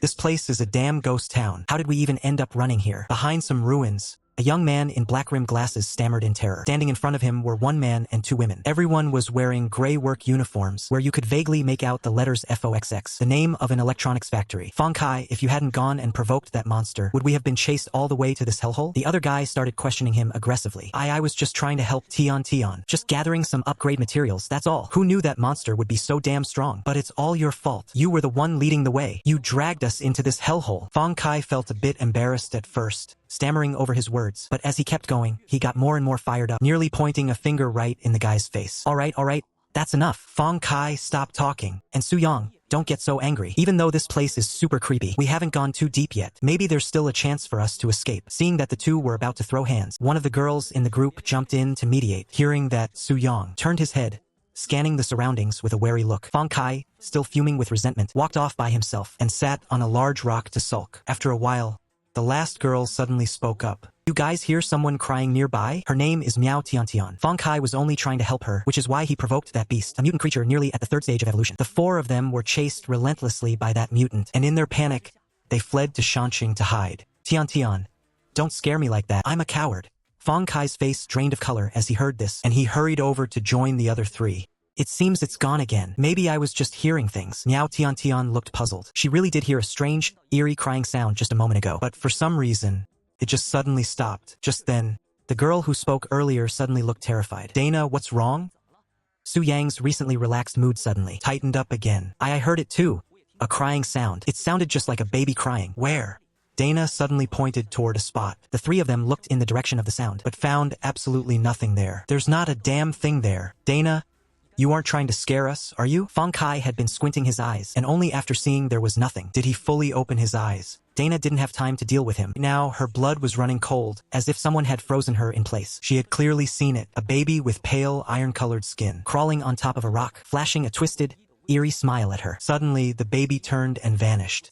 The crying in their ears died out instantly. Let's go. We need to get out of here now. After catching her breath for a long moment, Dana finally regained her focus and quickly started heading back out. They had only reached the outskirts of the mountain city. If they moved fast enough, they should still be able to make it out. They walked for who knows how long when Suyang, who was part of the group, let out a piercing scream without warning. Suyang, are you okay? Why are you being so jumpy? You almost made me think you'd run into a ghost. Huang Kai chimed in with a sarcastic tone, but realized the guy was ignoring him completely. Not only that, but even Dana, Miao, and Tian had all crowded around Suyang. That made a wave of jealousy flare up inside him. Look, this is the mark I left earlier. Every time I pass by here, I carve a white notch into it. Suyang pointed toward a wooden board, leaning against a giant boulder, and spoke. Huang Kai heard him and leaned in to take a look. There are at least 7 or 8 white marks on the wooden board. He gave a dry, humorless chuckle. If we had really walked past here 7 or 8 times, how could we not have memorized the surroundings by now? The other two nodded, completely agreeing. But to their surprise, Su Yang's expression remained grim. He looked at the three of them slowly. That's right, this is only our second time here. I only ever carved one single mark on that board. Shuti. A sudden chill shot straight up their spines, freezing them to the bone. Just one single white mark? Then how do you explain the rest of them? Could someone be following them in the shadows? And then, right after they passed by, they went ahead and carved those extra marks into the wood? Tian, isn't your mecha talent supposed to sense danger? Are we even safe right now? Dana asked, her voice trembling. I don't feel any danger at all. I guess we're still safe? Miao Tian sounded deeply confused. Logically speaking, given how bizarre this situation is, they should have been in extreme, immediate danger. But she just couldn't sense a thing. If she weren't still wearing her mecha, she would have thought her ability had completely failed. The group fell into a heavy, suffocating silence. Then, without a word, they continued pushing forward. Soon, they rounded a corner, and suddenly realized the scene ahead looked eerily familiar. Huang Kai rushed over to the wooden board. He took one look, and was so terrified he collapsed onto the ground. There were only 2 white marks left on the board. He was on the verge of tears. If there had only been one mark, he could have told himself they just took a wrong turn before, and that this was their first time actually passing through here. But when they left earlier, they hadn't carved a second mark at all. The other 3 were wide-eyed with terror, and then, in their ears, faint, ghostly weeping seemed to be echoing from everywhere. Looks like all of you got lost, too. Just then, a gentle voice rang out. Terrified, the 4 of them spun around and bolted for their lives. Ghost. There's a ghost. Run. Hurry up and run. I told you this ghost town wasn't easy to navigate, but none of you would listen. Let go of me. Stop grabbing me. Watching the 4 of them scramble, Huang Ting felt a bit puzzled. The other 3 were one thing, but the guy in the glasses, it was clearly just a cable on the ground that tripped you up. Why on earth are you screaming that someone's grabbing you? Come to think of it, he had only just arrived here himself. He originally didn't want to get involved with these 4, but after watching them pace in circles right in front of him, he just couldn't help but speak up. I'm not a ghost. I'm a real, living human being. seeing the four of them still screaming their heads off. Huang Ting spoke up once more. He was worried that if they kept it up, they'd actually end up attracting something nasty. Besides, what's the big deal about ghosts? Later on, when the undead and evil spirits invade, with ghosts, skeletons, zombies, and liches crawling everywhere, he'd long since become immune to the fear of them. These so-called ghosts are really just beings with spirits strong enough to influence the minds of others, or entities that can manifest directly into reality. There's no need to make such a fuss. A living human? The four of them slowly started to calm down. Seeing that Huang Ting was indeed just one person, with a little pug tagging along at his heels, they finally felt a lot more at ease. How did you end up here?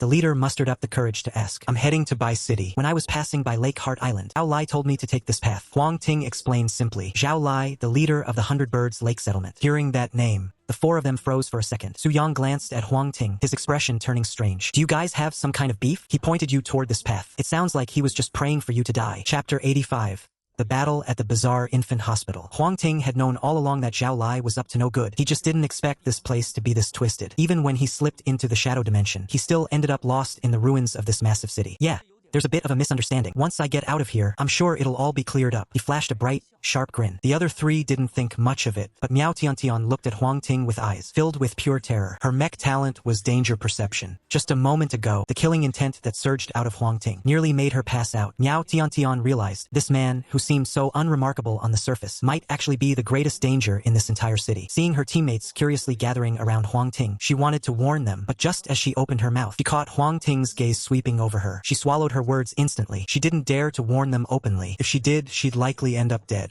Fellow survivors in this hellish wasteland, Huang Ting blended into the squad quickly. There was just one person who couldn't stand him, and that was Fang Kai. Originally, there were only two guys in the team, and he could easily show off in front of Miao Tiantian. But ever since Huang Ting joined, Miao Tiantian's eyes hadn't left that guy. Even Dai Na was constantly stealing glances at Huang Ting. Huang Ting had, without a doubt, become the most popular person in the entire squad. How could he possibly stand this? Returning back to that same wooden board, the two white marks were still there. Everyone was confused by the situation. Fang Kai sneered. In a sarcastic, biting tone, he said, So, we're right back where we started, aren't we? Hey, Huang Ping, do you actually have any idea how to get us out of here? No sooner had he finished speaking, his pupils dilated in shock. Before anyone realized it, on the wooden board, an iron blue, deathly pale infant was crawling there. It was clutching a sharp rock, carving a white mark onto the wood. As soon as the mark appeared, the infant vanished. There, he pointed at the wooden board, stammering, There was an infant, right? Huang Ping asked, his heart racing with terror. As soon as those words left his lips, the others started trembling in fear, especially Diana. Her face was completely ghostly, with almost no color left in it. After all, she had seen an infant before, and even heard the sound of creepy, eerie crying. Fang Kai nodded stiffly in response. If his legs weren't already turned to jelly from fear, he would have turned and bolted right then and there. Don't worry, it's just a tier 4 monster. Its abilities are just a bit strange, that's all. Huang Ping looked toward the moving structure behind the board. There was a large cross pattern on the building, extremely conspicuous. It was just that the originally red cross, weathered by wind and rain over time, had turned a dull, grayish-white. The decay carried a lingering scent of death. A tier 4 monster? A tier 3 monster could wipe them all out, let alone a tier 4. Come on, let's go pay that monster a visit. Huang Ting headed toward the hospital. That baby-like monster. It's tainted with a trace of mysterious power. Who knows? If we take it down, maybe it'll drop something good. No way, I'm not going. How could I possibly be a match for a tier 4 monster? Fang Kai shook his head violently, like a bobblehead. He had no intention of going there to die. This entire area has already been corrupted by that tier 4 monster. As long as it stays alive, you're all going to be slowly drained to death here. Stay or go. That's your choice to make. The tier 4 monster's core is inside the hospital. The babies running around outside are just byproducts of the illusion. Once your mental state drops too low, that's when you start seeing these monsters. Of course, the reason Huang Ting could see them is because his mental stats are incredibly high, allowing him to track their movements directly. I'll go with you. Su Yang gritted his teeth and decided. Dana followed closely behind Huang Ting. He Miao and Tian exchanged glances, then quickly followed suit. Seeing the others walking away, Fang Kai panicked. Hey, wait for me. I'm coming too. Shanqing Maternity and Children's Hospital. Before the catastrophe hit, this was a famous hospital in the area. Every single day, countless people would flock here seeking medical help. At the same time, a massive number of lives were lost here every day. The mental residue of the deceased intertwined, giving birth to an even more terrifying monster. If they don't take care of it, Huang Ting and the others might very well be trapped here forever until they finally die. Just as they stepped through the front gate, a chilling sound of sobbing echoed right in his ears. Huang Ting didn't even blink. He headed straight for the hospital building. The deeper they went, the louder that sobbing grew. As they stepped into the hospital lobby, the group suddenly froze in their tracks. Rows of child-sized mannequins stood before them, heads swaying, watching them intently. Every single mannequin was dressed in a blue and white hospital gown. Their cheeks were unnaturally bright red, looking as if they'd been smeared with some kind of makeup. Huang Ting frowned. He took a step to the left, and then the creepiness began. Those mannequins all turned their necks in perfect unison, locking their gaze onto him. Feng Kai let out a terrified scream and instantly scrambled behind Su Yang. Playing tricks, are you? Huang Ting sneered with a curl of his lip. A badge appeared in his hand. He activated the will of the wild boar. Inside the hospital lobby, a massive, ferocious wild boar suddenly manifested. Go! Tear them to pieces. The moment the command was given, the boar's eyes turned blood red and it charged straight at the mannequins. Bang! Bang! Bang! Mannequins were sent flying everywhere, but as if they had been truly provoked. All those mannequins suddenly came to life, launching a coordinated attack against the boar. Huang Ting didn't care if the boar lived or died. He turned his gaze toward the hallway to the side. Slowly, an infant with iron-blue skin emerged from the corridor, followed by a second one. Then a third, a fourth, more and more kept coming. Until the hallway was almost completely jammed, they all merged together into one mass. In the blink of an eye, they smashed through the ceiling, merging into a giant standing 6 meters tall. Just as I thought. Looks like we've got to fight after all. Huang Ting summoned his Dawn Mech and drew his blood-red serrated blade. With a faint, calm smile, the eye of detection couldn't provide any information on the monster at all. It only displayed 2 words, repeated over and over. Danger! As the giant slightly opened its mouth, an invisible shockwave rippled outward. Everyone around struggled to stay on their feet. My nerves are on edge. Crying. All you ever do is cry. Can you just stop already? Suddenly, a long staff appeared in Feng Kai's hand, started smashing everything in sight. Take him down. He's already been controlled by that monster, Huang Ping said, his voice cold and indifferent. He then charged straight toward the giant infant. His guess was spot on. The giant infant before him was indeed a tier 4 monster. If he were allowed to grow any longer, he would become even more terrifying. When that time came, the entire city of Shanxing would surely become a true ghost town. Limit break. Activate. After the Dawn Guard mech's upgrade, the boost from Limit Break reached 60%. Combined with his masterful mech combat techniques, even though the giant infant was eerie and ferocious, couldn't inflict even the slightest bit of damage on Huang Ting. On the flip side, Huang Ting, with every single strike, tore away massive chunks of the infant's flesh. It also inflicted a bleeding effect. The bleeding stacks piled up fast, and soon the infant was drenched in its own blood. It's over. Huang Ting's figure suddenly vanished and reappeared in a flash. A bloody streak cut across the sky. The next second, the giant infant's body collapsed with a deafening boom, turning into a pile of ashes. Entity defeated. Aggregated grudge. Obtained. Grudge Essence 13. Ghost Glass 10. Grudge Mask. Auxiliary Module 1. Chapter 86. Tallying the loot and returning to the White Fox Sanctuary. The Valiant Spirit 10 is a high-level enhancement material, but it's incredibly simple to use. You just have to wear it on you. The cap for my mystery stat has finally reached 300. With these 3 Valiant Spirit Stones, I can finally get a real boost. Packing away the Valiant Spirit Stones and the Ghost Glass, Huang Ting turned his gaze to the Grudge Mask. Item name, Grudge Mask. Quality, excellent. Type, Head Module. Effect 1. Grudge Manifestation allows the user to manipulate grudge energy, shifting into the form of whatever someone fears the most. Effect 2, Grudge Blast. Unleashes a powerful shockwave using grudge energy. Effect 3, Defense +2, Agility +1, Mystery +1. Description. Put this on, and your resentment will be heavier than any corporate slaves. The stats on the Grudge Mask are actually pretty decent. It's just right to replace the detection. I just can't keep up with the times anymore. Actually, auxiliary modules can be modified and evolved too, but Huang Ting doesn't have the spare time or energy for that right now. A direct replacement is the best choice. Item name, Dawn Mech Level. Tier 3. Strength, 147/300. Defense, 163/300. Agility, 134/300. Mystery, 3/300. Equipping the Grudge Mask, all the related core stats have seen an increase. Huang Ting then checked the auxiliary modules. Loaded onto the Dawn Mech. Head, Grudge Mask. Torso, Hellhound's Fong. Limbs, Shapeshifting Fish. Upper limbs, Bloody Sawtooth. Lower limbs, Mutated Flesh Mass. The Mutated Flesh Mass only works on one leg, which means he can still install one more leg module. Aside from what's already equipped, he also has another one in his possession. A head auxiliary module called Plant Communication. Plant Communication looks like a floral wreath. Wear it on your head to communicate and interact with plants. Although it doesn't help much with combat power, it's an excellent functional auxiliary module. Thinking about plant communication, Huang Ting suddenly remembered the sapling he had planted inside his mustard seed mecha. That sapling is truly miraculous. As long as he nurtures it with monster flesh and blood, it bears fruits that can boost his base stats. The higher the quality of the monster meat, the faster the fruits grow. He wondered if it had borne any fruit yet.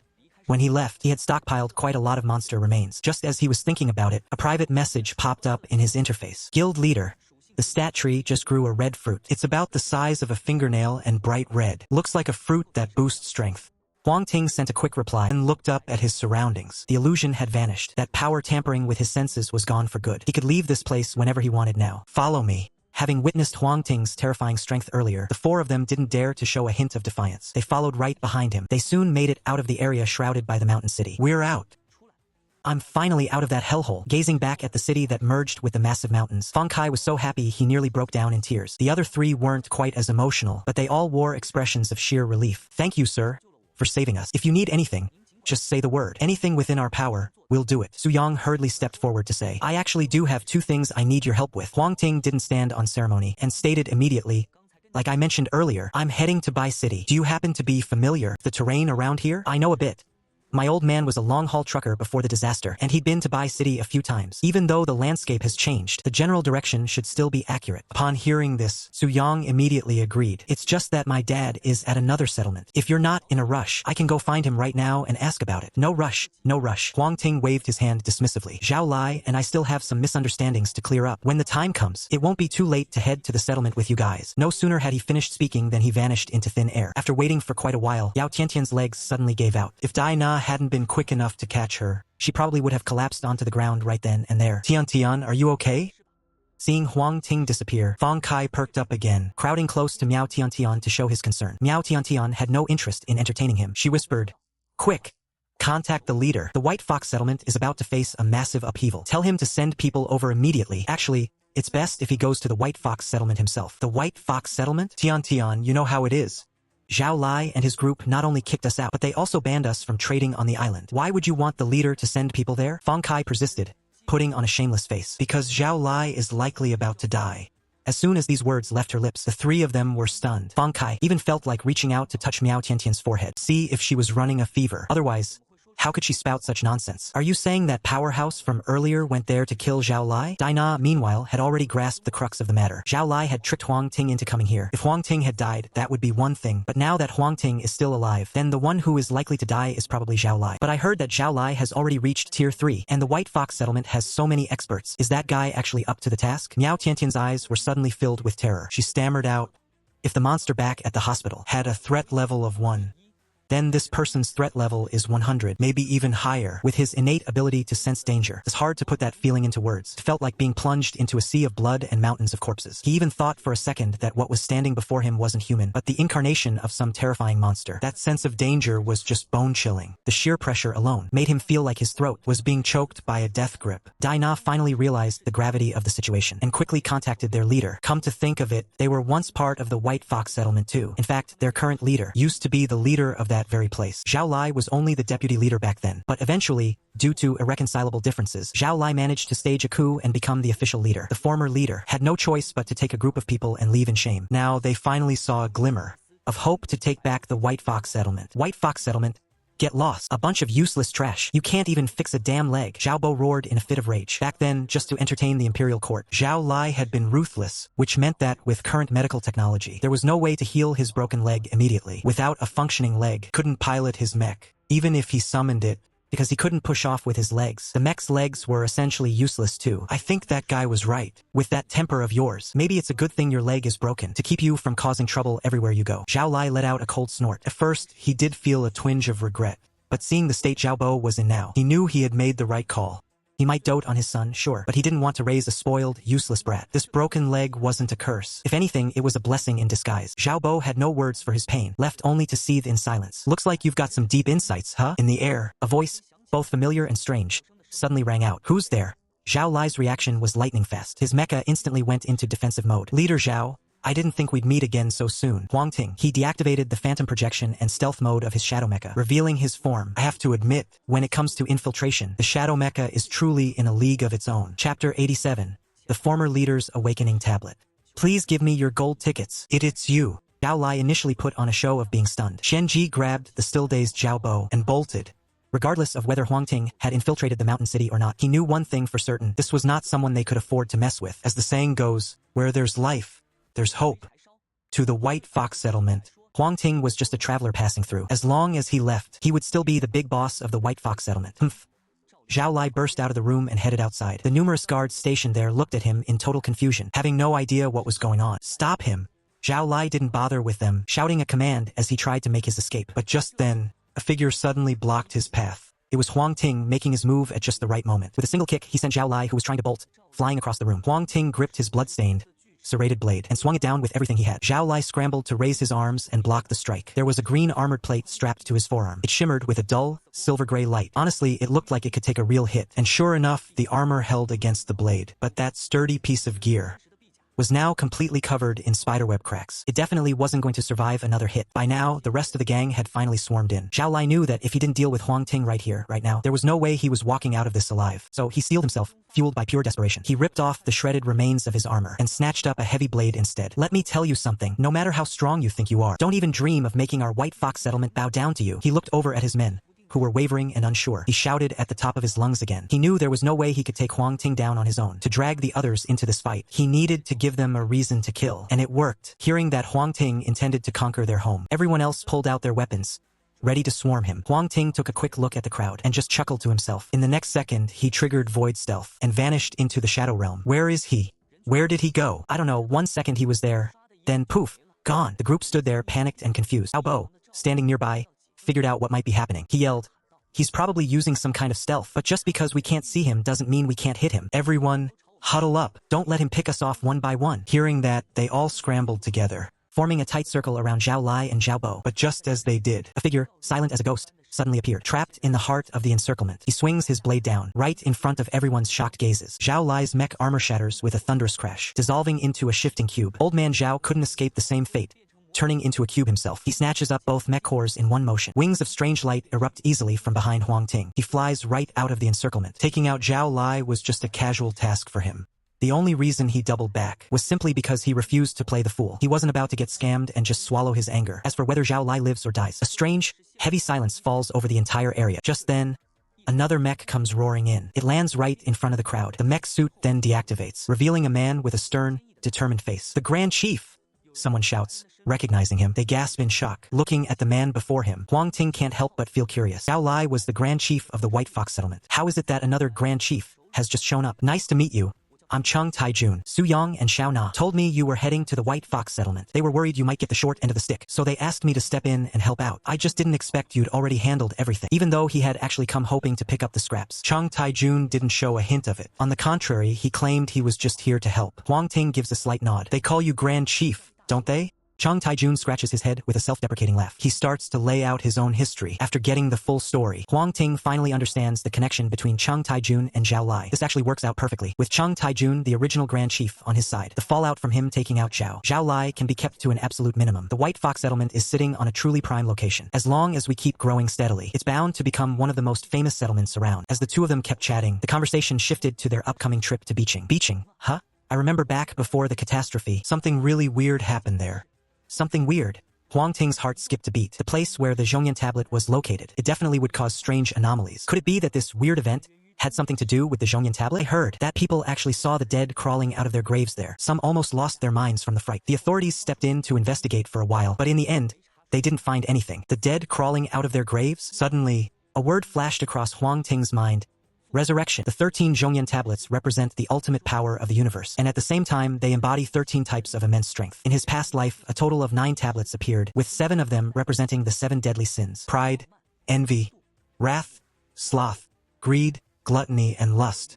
Pride and wrath were in human hands, while the remaining 5 were controlled by other races. Aside from those 7, there were 2 others named Resurrection and Lishi. The Resurrection Tablet. Just as the name implies, this tablet possesses the power of profound restoration, can bring the dead back to life, and this resurrection isn't just about reviving life. It also includes the restoration of power, or waking up other dormant entities. Furthermore, the official emergence of the Resurrection Tablet signals the dawn of the age of the descending gods. In his past life, the Resurrection Tablet didn't appear until 8 years after the apocalypse began. To think that only a few months in, he already had a lead. If he could really get his hands on the Resurrection Tablet, he wouldn't have to worry about getting hurt ever again. A bold thought began to rise in Huang Ting's heart. Xianji offered a faint, knowing smile. Using the revival slate to heal wounds is probably the most straightforward way to use it. The 4th great mutation will begin before we know it. When that time comes, the plague will run rampant. Fell energy will infect everything. But with the revival slate, at the very least, we won't have to worry about being affected by the plague or that corrupt energy. Thinking about all the advantages of securing that slate, he couldn't help but feel a sudden surge of excitement. But no matter how urgent he felt, it was useless until they reached Green City and found the central slate. Everything else was just a pipe dream. Just as the two were deep in a pleasant conversation, Chung Taijun suddenly stood up, his eyes wide with shock. Huang Ting's heart skipped a beat. A wave of dread washed over him. Something happened to old Su. As he had feared, things weren't looking good. Chang Taijun didn't mince words. The news was bad. On the way from our settlement to this place, you have to pass by the nest of a tier 4 mutant spider. But that spider usually doesn't bother moving, so we've always left each other alone. I have no idea what set it off this time, but it suddenly ambushed our team. After saying that, Chang Taijun turned to head out. Seeing that you're younger than me, I'll call you brother. Don't you worry, brother Huang. I will make sure to bring your people back safely. Huang Ting stood up as well. I'm coming with you. Chang Taijun hesitated for a moment. Then he remembered Huang Ting's incredible combat strength and gave a heavy nod. Then I'm truly grateful, brother Huang. Without another word, they rushed toward the spider's lair. 3 hours later, they arrived in front of a small mountain. It used to be a section of a tunnel. It was later taken over by that mutated spider. The environment inside is extremely complex. We have to be careful. Driven by his urgency to save the others, Chang Taijun charged straight in. Huang Ting followed close behind. Chapter 88. The Spider Demon of the Silk Cave. The tunnel was pitch black. Huang Ting's vision had been enhanced, so his sight wasn't restricted in the slightest. Chang Taijun didn't have that ability, but the lenses of his mech glowed a deep, burning red. It seemed he could pierce through the darkness too, and that makes sense. Chang Taijun is, after all, the leader of a settlement. He couldn't possibly be this reckless. If he really hadn't made any preparations before rushing in, then Huang Ting definitely wouldn't bother helping him anymore. After all, there's a saying, you don't fear an opponent as strong as a god. You only fear a teammate as stupid as a pig. They hadn't gone far when spider silk began appearing on the walls and ground. These strands were incredibly thick, about as thick as a finger, and covered in sticky slime. Every few steps, they had to stop to clear the silk off their bodies. Otherwise, all that silk would tangle together, and before the mutated spider even made a move, they would already be trapped here by the web. They didn't know how long they had been walking, when suddenly, from the surrounding darkness, a rustling sound emerged. Before long, swarms of spiders came pouring out from ahead like a tidal wave. Hundreds, thousands, tens of thousands. In the end, their entire field of vision was completely swamped by spiders. These spiders were huge, each one as big as a wash basin, and what was even more terrifying, from their mouths, they keep spitting out highly corrosive acid. Huang Ting didn't hesitate for a second and immediately swapped out his core module. In an instant, the Dawn mech shifted to a stark black and white color scheme. It was none other than the celestial form. This form grants a 60% boost to physical resistance and 30% to elemental resistance, including protection against psychic damage. Once the mech upgrade is complete, he can boost that elemental resistance by another 30%, completely blocking out all that venom. As for their biting, it couldn't even scratch the surface of the celestial mech's armor. Chang Taijun didn't have such insane defensive capabilities, but suddenly an egg-shaped, translucent protective barrier appeared around him, deflecting every single attack. It's hard to tell if that was an auxiliary module, a built-in ability, or the effect of some item. Seeing the changes in Huang Ting's mech, Chang Taijun was stunned for a moment, but he knew this wasn't the time to space out. He immediately charged toward the depths of the tunnel. With this many mutant spiderlings, taking them all out would require the entire settlement to mobilize. Their mission is to save lives, not to clean up spiderlings. Even though there are tons of them, they're weak. Even an ordinary human, if they were willing to risk their life, could stab a few of these monsters to death. Don't even drop any loot. Huang Ting couldn't be bothered to waste time, so he followed Chang Taijun straight toward the end of the tunnel. The two of them plowed through and quickly reached the deepest part of the tunnel. Suddenly, Chang Taijun's expression darkened, and he called out in a low voice, "Xiao Ma!" Following his gaze, a young boy with a somewhat innocent-looking face appeared before them. Well, if you ignore the boy's spider body, everything would probably be much more harmonious. Great leader, join us. Join us. The little spider boy, Mani, reached out with his limbs at the same time, as if inviting Chang Taijun to join them. I'm sorry, Mani. I will avenge you. Chang Taijun turned his head to look at Huang Ting. Mani was a member of our settlement. He used to call me Brother Jun all the time. He suddenly disappeared half a month ago.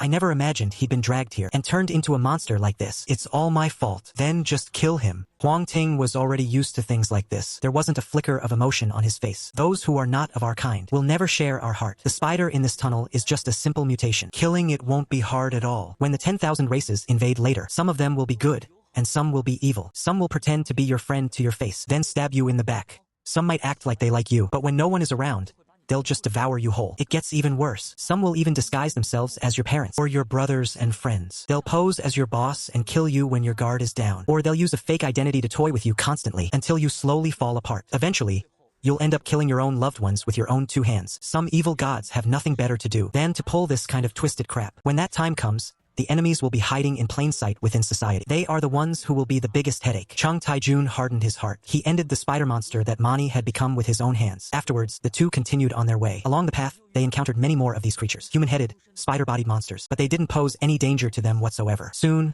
The two reached the depths of the tunnel. The environment here was even gloomier. On the surrounding cavern walls, there were massive holes carved out one after another. Inside those holes sat enormous spider eggs. Every so often, tiny spiders would hatch, immediately attacking the two men. As they moved further ahead, the number of spider eggs grew significantly. At the same time, a massive cocoon began to appear before them. Huang Ting sliced the giant cocoon open. To his surprise, inside was a mutated monkey. Looks like this spider has a habit of hoarding food, he muttered. They should be safe for now. Huang Ting stepped forward to examine it, realizing the mutated monkey had just been paralyzed by some kind of toxin. He let out a sigh of relief. Huang Ting also felt a weight lift off his chest. If something had happened to old Su, he wouldn't know how to answer to Huang Ting, and even less how to face Su Yang. Whoosh! A white thread suddenly shot out from the darkness. The thread hit Huang Ting with pinpoint accuracy, then retracted rapidly. Caught off guard, Huang Ting stumbled, dragged toward the direction from which the white thread had come. But Huang Ting had already spotted the thread coming their way. The only reason I didn't warn you was to track down the one behind that white thread. He charged forward, closing the distance. At the same time, his black and white heavenly domain mecha shifted into the silver-gray ghost shadow suit, clinging tightly to his body. I never expected Huang Ting to be this tough. Even while being dragged away, he actually managed to break free from the white thread's grip. Thankfully, the two of them had already spotted the source of that thread, a mutant spider over 8 meters tall, lurking right inside a massive cavern entrance. Its entire body was pitch black, covered in streaks of purple patterns, mysterious and bewitching. The reason I call it bewitching is because the upper body of this mutant spider is that of a human woman, while the lower half is a bloated, massive spider abdomen. Huang Ting felt a wave of nausea. It wasn't out of fear. It was because he had been planning to get a taste of what this spider's made of, and see if he could use it to forge a new type of mecha. But looking at it now, how the hell is he supposed to stomach that? Humph! A dark shadow suddenly loomed large in his vision. Huang Ting reached out and caught Huang Ting, who had been sent flying. Leave this spider to me.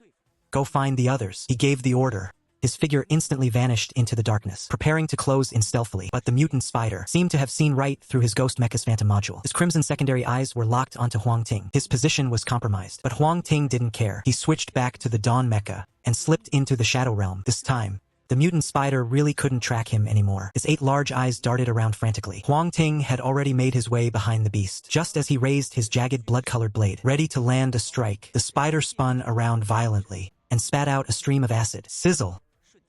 The Dawn Mecha's durability dropped by 8 points in an instant. Huang Ting was taken aback. That was when he realized that on the back of the spider, there was actually another ring of red secondary eyes. With a sudden leap, it launched into the air. The woman's head split wide open, revealing 2 large eyes in the center of the scalp, blinking incessantly, and it kept its eyes locked on Huang Ting's position. It had eyes on the front, back, and even the top. I can't exactly attack from underneath, can I? Huang Ting's eyes darted around, finally settling on the spider's bloated, bulbous belly. If the upper body is too well defended, then I'll just launch a surprise attack on the lower half. I refuse to believe it has eyes down there too. His mystery attribute points began to drain rapidly. Huang Ting slipped back into the shadow dimension. This void stealth module, while powerful, definitely has its limits, namely the energy consumption. When phasing into the shadow realm, the stronger the surrounding entities are, the higher the energy cost for both entering and staying hidden. Fortunately, he had 3 points in his mystery attribute now, plus the boost from the mecha's upgrade, which was more than enough for this fight. Seeing Huang Ting vanish again, the mutant spider reacted with incredible speed, instantly spraying webs all around itself. Was convinced that, with these webs in place, Huang Ting would have no way to launch another ambush. Swish!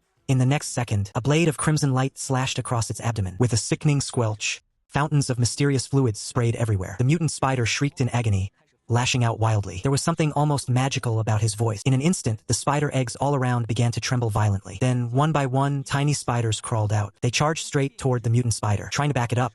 Huang Ting didn't even bother looking at those tiny things. Just as he was about to press his attack, he suddenly saw the woman's upper body. It started to split wide open. In the blink of an eye, a massive monstrous spider head burst out from within. Well, that certainly took the psychological edge off, though it looked like more than he could chew. Once it turned into that spider head, the mutant's attacks became even more ferocious. A spray of acid, a burst of spider silk, kept Huang Ting completely pinned down. And in the middle of it all, it didn't forget to grab the smaller spiders off the ground, stuffing them straight into its mouth. With every single one it swallowed, the wound on its abdomen actually started showing signs of healing. So, eating those little ones restores its health. Huang Ting was a bit shocked, seeing that Huang Ting had apparently saved a group of people, decided not to hold back anymore. Limit break activated. His combat stats surged instantly to the max. Since attacking the abdomen works, then he'd just focus all his sneak attacks right there. Soon enough, the mutant spider had holes and gashes opening up all over its belly. Huang Ting figured that with the blood loss effect alone, it must have stacked up at least a dozen times by now. The mutant spider was like a punctured bag, leaking everywhere. After landing one final strike, the mutant spider went completely still. Elite mutant spider,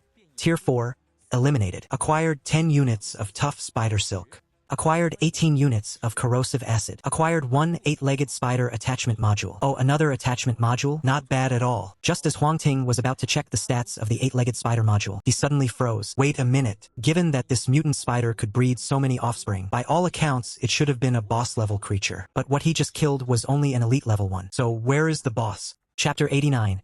8-legged spider mother.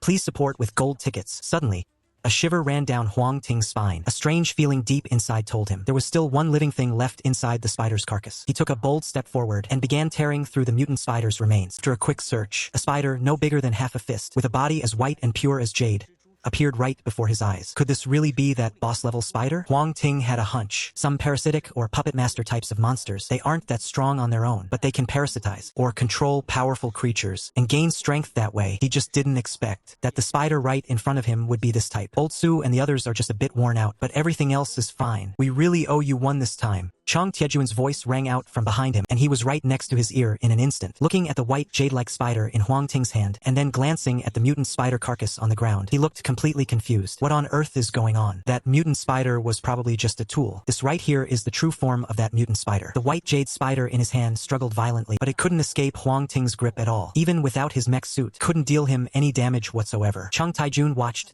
utterly bewildered. Just as he was about to say something else, his pupils suddenly constricted, and he instinctively recoiled 2 steps back, terrified. Even when facing that massive, grotesque mutant spider, he had the guts to step up and fight it. But now, he was genuinely scared of what was in front of him. Huang Ting popped the white jade spider right into his mouth. A burst of rich juice exploded inside his mouth. Perhaps because it was a mutant, the white jade spider actually tasted pretty good. It was like a meat jelly tightly wrapped in a layer of bean curd skin. The outer skin had a slight chewiness, and the meat jelly inside, once it met the warmth of his mouth and melted, turned into a flavorful broth that slid quickly down his throat. The flavor was way better than all those nasty dung beetles, or tiger beetles. Genetic data of the white jade mother spider successfully acquired. Modifying the general-purpose insect soldier mech suit now. The upgrade will take 3 days. Because the white jade broodmother is much stronger, or rather, has much higher potential, the upgrade time has been extended accordingly. Previously, every time he performed a mech upgrade, it would only add 8 hours to the time. He had assumed it would only take 24 hours to finish this one, but he never expected it would actually take 3 whole days. 3 days isn't exactly a long time, but it served as a wake-up call for Huang Ting. From now on, he must plan his mech upgrades well in advance, to ensure he has plenty of time to spare. Otherwise, if the mech is still being upgraded, when the enemy shows up at his doorstep, it'll be too late. Hey, how does it taste? Chang Taijun braced himself and asked. He was completely convinced by Huang Ting's skills now. After all, a spider that huge and creepy looking, even if you beat him to death, he still wouldn't be able to bring himself to eat it. Not bad. It's kind of like drinking beef broth. Huang Ting reminisced for a moment and answered honestly. Chang Tiejuan's legs went slightly weak, and he didn't say another word. With the mutant spider taken care of, and Old Su and his team successfully rescued, the remaining small spiders posed no real threat. The 2 of them left the tunnel without incident. While on their way out, Huang Ting took a moment to check the stats of the spider leg module. Spider leg module, epic grade, torso component. Effect 1. Agility increased by 20 points. Effect 2. Once installed, it allows the user to adapt to all kinds of complex terrain. Once agility reaches 100 points, one can even walk on water. Effect 3. When pierced into a living being, can drain the target's blood to heal one's own injuries. If the user is uninjured, can slowly improve one's physical attributes. Effect 4. Releases a highly potent anesthetic venom. Aside from not being able to fly, this thing is actually pretty amazing. Word has it, the previous owner. But let's just skip the sketchy backstories and get to the point. Let's take a look at the 4 effects. 20 points of agility. That's enough of a boost to bridge the gap from a tier 1 to a tier 2 mecha. Plus, it's great for both combat and mobility. You could call it a well-rounded stat booster. As for the second effect, it's also pretty impressive.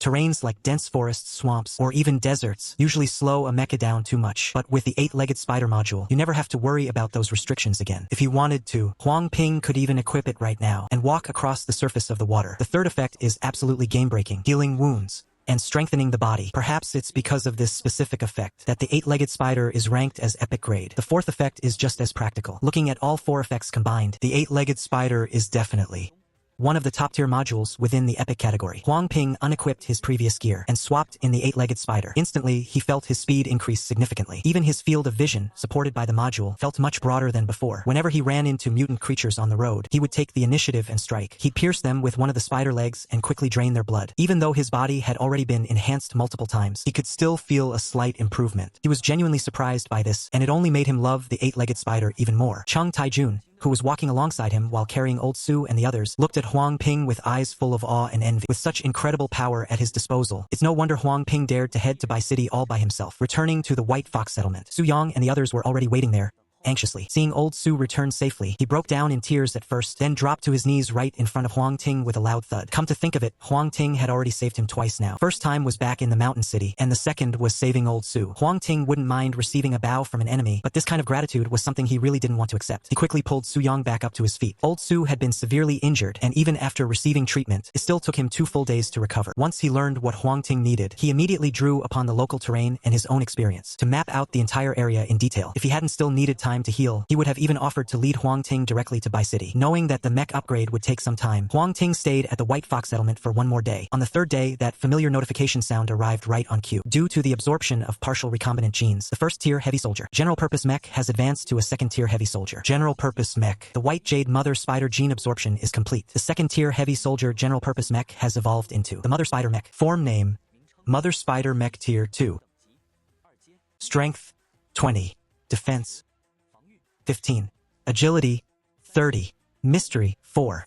Exclusive module: Spider Mother Web. Poison Web. Spider Mother Web consumes energy to manufacture spider offspring. These are modified from some insect soldier mechs. After the mech upgrade is complete, energy consumption is reduced. Poison Web shoots out from the tail with various toxic properties, including deadly poison, corrosive effect, and paralysis. After the mech upgrade is complete, the variety of poison types is increased. The base stats of the Mother Spider mech weren't particularly outstanding, but the exclusive modules were incredibly interesting, especially the Spider Mother Web. It's like turning into a spider-infested apocalypse. As long as I have enough energy, I can keep summoning spider minions non-stop. And Huang Ting took a close look at those last 2 words. If it could function like a complete human social structure. Since there's a matriarch and spiderlings, then there must be soldiers or guards out there too. Right now, I can only summon these basic spiderlings. But who knows? Maybe in the future, I'll be able to summon even more powerful spider soldiers or spider guards. Just as he was deep in thought, another voice rang out. Integrate with the Dawn Mech? Integration will boost the Dawn Mech's attributes and unlock the exclusive Mother Spider Mech module. If you don't integrate, the Mother Spider Mech will remain independent from the Dawn Mech. It can be fused with other mech forms later on. Chapter 90.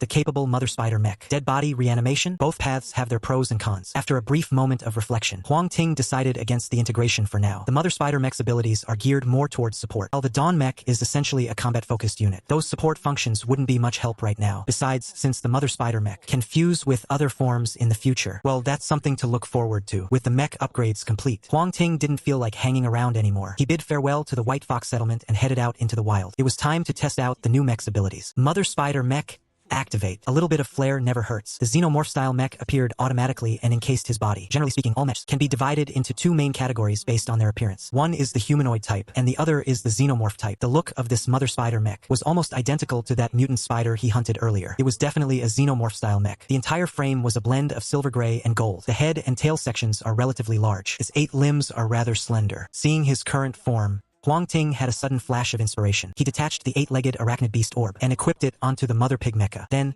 an astonishing scene unfolded. No new set of 8 legs grew from his back. Instead, the 8-legged beast orb liquefied and slowly engulfed the mecha's original limbs. Huang Ting tried to take a run. He realized that in this form, 8-legged beast allowed for even greater speed. He felt as if his entire body had transformed into a nimble spider, skimming across the boundless wilderness. While lost in thought, Huang Ting suddenly came to a halt. He thrust his tail section forward, and a glob of green liquid shot out. The green liquid expanded in the wind, instantly turning into a massive web, which draped over a boulder. In the blink of an eye, that huge rock was dissolved into a pool of sludge. This was a poisonous web with corrosive properties. After testing the corrosive trait, Huang Ting found a hairless but muscular mutated rabbit. Once the anesthetic web was released, the mutant rabbit only struggled for a few seconds before slipping into a deep, paralyzed stupor. Even as he was struck, he didn't feel a thing.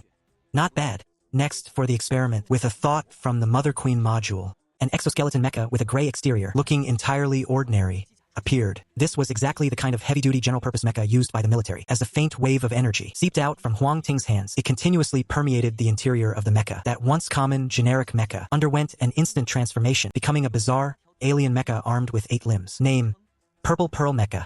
Tier 1. Strength 6. Defense 4. Agility 4.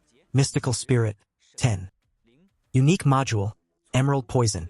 It absorbs toxic substances and reorganizes the poison to amplify its lethality. Each Purple Pearl Mecha consumes 5 energy points, which means The mother mecha can summon a total of 8 purple pearl mechas at once. Taking a good look at this mecha, which is about the size of a golden retriever. This purple pearl mecha, Huang Ting summoned the rest of them. Then, he forcefully woke up the mutant rabbit he had just anesthetized. He ordered the purple pearl mechas to attack. Although the mutant rabbit was a tier 2 creature, after everything he had put it through, its actual combat power was only slightly better than a tier 1 monster. The 8 purple pearl mechas swarmed it together, with clearly defined roles, and absolutely no fear of death. In less than 2 minutes, they had torn the mutant rabbit into nothing but a pile of flesh and blood. Afterwards, they followed closely behind Huang Ting, just like they were following their own mother queen. Huang Ting gracefully extended his claw and thrust it into the pile of flesh. In the blink of an eye, every drop of blood had been completely devoured by the 8-legged pearl. Now go out and hunt.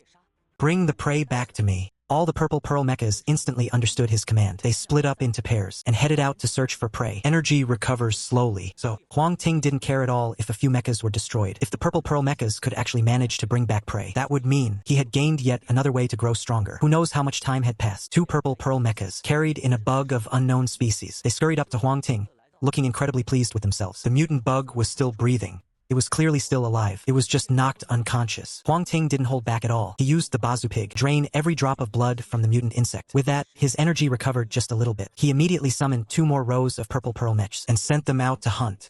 For the next few days, the purple pearl mechs kept bringing back spoils. Sure, he lost quite a few along the way, but it was all within an acceptable range. After trekking for over 20 days, Huang Ting finally set foot into the Biqing region. Compared to Ningqing, Biqing was overflowing with mountains, water, and wildlife, and because of that, the variety and sheer number of mutant creatures here were insane. They had practically taken over every inch of the territory. At the same time, the incredibly rich biological resources meant the mechs found here were on a whole different level compared to the outside world. I guess you could say it's a double-edged sword. Moving through the forest, Huang Ting was extremely careful. He was terrified of provoking some kind of powerhouse. Even for him, this place required absolute caution. He hadn't gone far when he suddenly stopped in his tracks. His eyes locked onto a dark shadow in the bushes. In the brush, an old man wearing nothing but tattered rags was scavenging around. The reason Huang Ting didn't make a move was because chunks of the old man's flesh were literally falling off his body every second, revealing the ghastly white bone underneath. That rotting flesh gave off a sickening, foul stench. It was clearly putrefied. Within it, you could vaguely see white, squirming maggots, packed so densely, they were pattering off his clothes as he moved. Whoosh, the old man spotted Huang Ting.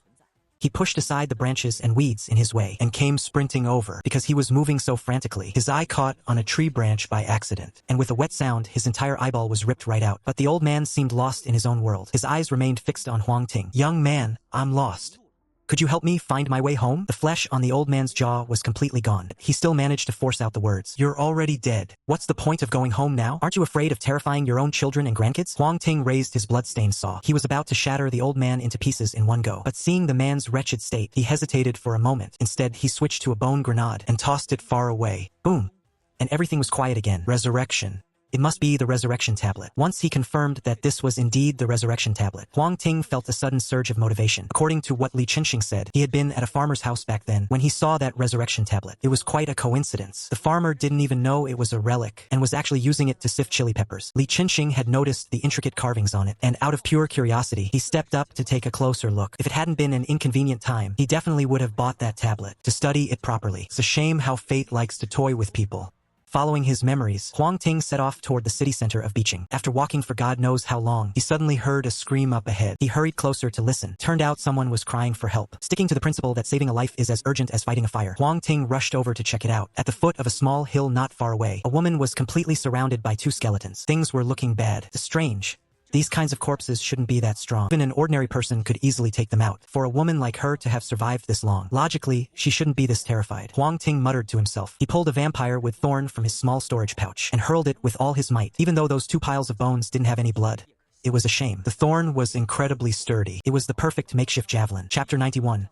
Biqing Museum. Turning the environment into a cave. The wood thorn whistled through the air and smashed both skeletons to pieces. With the crisis averted, the woman let out a small sigh of relief. But seeing Huang Ting walking toward her, her heart jumped right back into her throat. "Where's your mech? How could you lose to these 2 things?" As Huang Ting pulled out the thorn and tucked it back into his space, he asked, "This woman, or more accurately, this girl?" Her eyes darted around, and she stubbornly replied, "I just wanted to see if I could take them down on my own." Huang Ting chuckled, neither confirming nor denying. He continued heading toward Biqing. Seeing this, the girl quietly followed behind him. After the 2 had walked some distance, Huang Ting suddenly said, "Don't be afraid of me. If I wanted to do anything to you, you wouldn't be able to stop me anyway. By the way, what's your name? Are you a local from Biqing?" The girl shook her head. I'm Zhang Zi.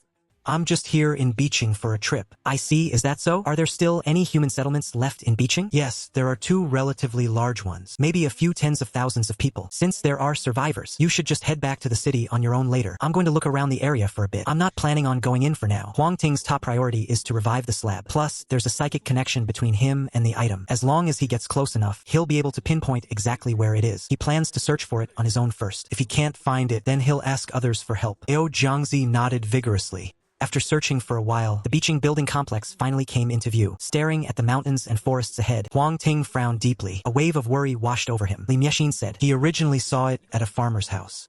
The village where that farmer lived was hidden deep within the woods. Never mind that the environment has changed drastically. Even if it hadn't, it would still be a nightmare to track down. Furthermore, he realized something even worse. He hadn't felt any signal from the resurrection slab at all. There are 2 possibilities. Either the resurrection slab isn't nearby and it's been moved somewhere else, or the slab has already found a new owner. If that person is trying to keep a low profile, we could tear Beeching apart, and I'm afraid we still wouldn't find it. What now? How am I supposed to find that thing? Seeing the confusion on his face, Jiangzi finally worked up the courage to step forward. You seem to be looking for something. My best friend is actually a local from Beeching. Why don't we head back into town first? I'll have her help you look. Consider it a way to repay you for saving my life. Huang Ting didn't really count on anyone else's help. It's just a stone slab. If it weren't for all those top-tier fighters fighting over it back then, he wouldn't even have known that the piece in his own hands was actually the legendary Zhongyan slab. After he explained everything he knew about the central smoke slate, Jiangzi's eyes lit up. The Zijing cave slate? Yeah. You know it? Huang Ting looked completely stunned. I know it. I saw that slate at the Beeching Museum once. Rumor has it, it originally came from deep inside Zijing Cave. Later, some people just used it as a slab to dry things out. If the museum staff hadn't stumbled upon it, that slate would probably have been destroyed by now. The central slate couldn't possibly be damaged by external force, but Huang Ting didn't need to explain that. He only needed to know the specific location of the resurrection slate. So, in other words, that slate is most likely still at the Beeching Museum right now. Exactly. Let me go with you. The 2 of them didn't waste another word, setting off for the Beeching Museum. The Beeching Museum, most of its collection wasn't particularly valuable, which was why it wasn't very well known. But as a local museum, the items inside really captured the local character. Perhaps influenced by the resurrection slate, the Beeching Museum hadn't been destroyed when the terrain shifted. In fact, it still looked exactly like it did before the apocalypse. I heard from people that the Beeching Museum is supposedly haunted. Standing before the museum steps, Zhang Zi's voice trembled slightly. You couldn't blame him. After all, people have a natural fear of ghosts and things like that. There's no such thing as ghosts. It's all just evil energy at work. Look, you don't feel anything, do you? If this were ancient times, they'd probably think you've got human souls trapped in there, don't you? The less you know, the more monsters you see. Huang Ting stepped onto the museum stairs. In an instant, an inexplicable connection surged through him. It only made him more certain he was in the right place. The resurrection slab has to be somewhere inside this museum. With that thought in mind, he couldn't help but pick up the pace. Hey, wait for me. The box hesitated for a second, then scrambled to catch up. They hadn't gone far when a deafening roar suddenly tore through the air. Right after that, the stone lions flanking the stairs began to shift and stir. Their massive heads fixed a deadly gaze upon the 2 of them. They're alive, the stone lions are alive. Zhang Zi was caught completely off guard, his eyes wide with pure terror, turning inanimate objects into living creatures. Is this truly the power of the resurrection slab? Looks like I still underestimated you. With a single thought from Huang Ting, his Dawn Mecha automatically engaged and encased him. You're not wearing a suit. Get as far away as you can. I don't want you getting hurt. Zhang Zi didn't waste a breath arguing. He took off running and quickly ducked behind a stone wall. He peeked his head out to keep an eye on the fight. The stone lions seemed to only care about those trespassing into the museum. They ignored Zhang Zi as he scrambled away, turning their bared fangs and roars directly at Huang Ting. Now this is interesting. Huang Ting lunged forward, slamming a punch right into the face of one of the stone lions. With a loud crack, the stone shattered. Half of the lion's head was completely blown apart. But in the blink of an eye, those scattered chunks of stone started shifting back, pulling themselves together and reattaching to the lion's head. The stone itself doesn't hold any strange power at all. It has to be the power of the resurrection. The power was sustaining those 2 stone lions. As long as he drained that energy completely, they would turn back into mere stone. Having figured out the trick to it, Huang Ting swung his fists relentlessly. He moved quickly to exhaust the aura, swirling around those stone lions. Crack! The moment the energy ran dry, the 2 lions crumbled into a pile of dust. Just as Huang Ting was about to catch his breath, a bronze chariot suddenly charged in from the side, with someone driving it and a 6-man squad trailing right behind. The 6 men took up their long spears. The moment they spotted Huang Ting, they thrust their spears forward without hesitation. His Dawn Mech's durability dropped by 1 point. Before he could even process what was happening, a mask floated right in front of his face. Then, ghostly figures began rising from the ground, launching an immediate assault on him. Huang Ting flashed out of the way, reappearing in the blink of an eye. Just then, the shaky impact dummy behind him swung out a palm with brute force. If he hadn't felt the wind above his head, that blow would have landed square on his body. Dodging again, just in the nick of time. That's when Huang Ting finally realized everything inside the museum had come to life, bringing the inanimate to motion. So this is the terrifying power of the resurrection slate. This ability is way more intense than the rat talisman. Huang Ting didn't dare to be careless anymore. He quickly switched to his Soul Mecha, releasing all of his piglet mechas at once. Then he summoned a massive wild boar. These animated objects weren't particularly strong on their own, but that resurrection energy they carry is a real pain. You have to grind them down bit by bit. The resurrection slate. I'm really curious now. What other surprises do you have in store for me? After 20 minutes of fighting to clear out all the living relics, the two of them finally stepped into the beaching museum. But after a thorough search, they both stood there, stunned. The entire beaching museum was completely empty. Forget the slate. Even the exhibits had vanished without a trace. What happened after chapter 92? What is going on here? Zhang Zi paced around the room, finally making sure his eyes weren't playing tricks on him. He asked, full of curiosity. Last time he was here, this place was bustling with life. Who would have thought it would just be an empty shell now? Huang Ting guessed. The resurrection slate really was here, and it did bring some of the museum's collection back to life. But for some unknown reason, someone must have taken them away later. Thinking about how hard he traveled to get here, only to end up with nothing. He felt incredibly frustrated. Maybe someone else got here first and took it. He muttered an explanation. Then he turned to leave. Huang Ting was moving fast, but as he passed Zhang Zi, he stopped for no apparent reason. Do you need something?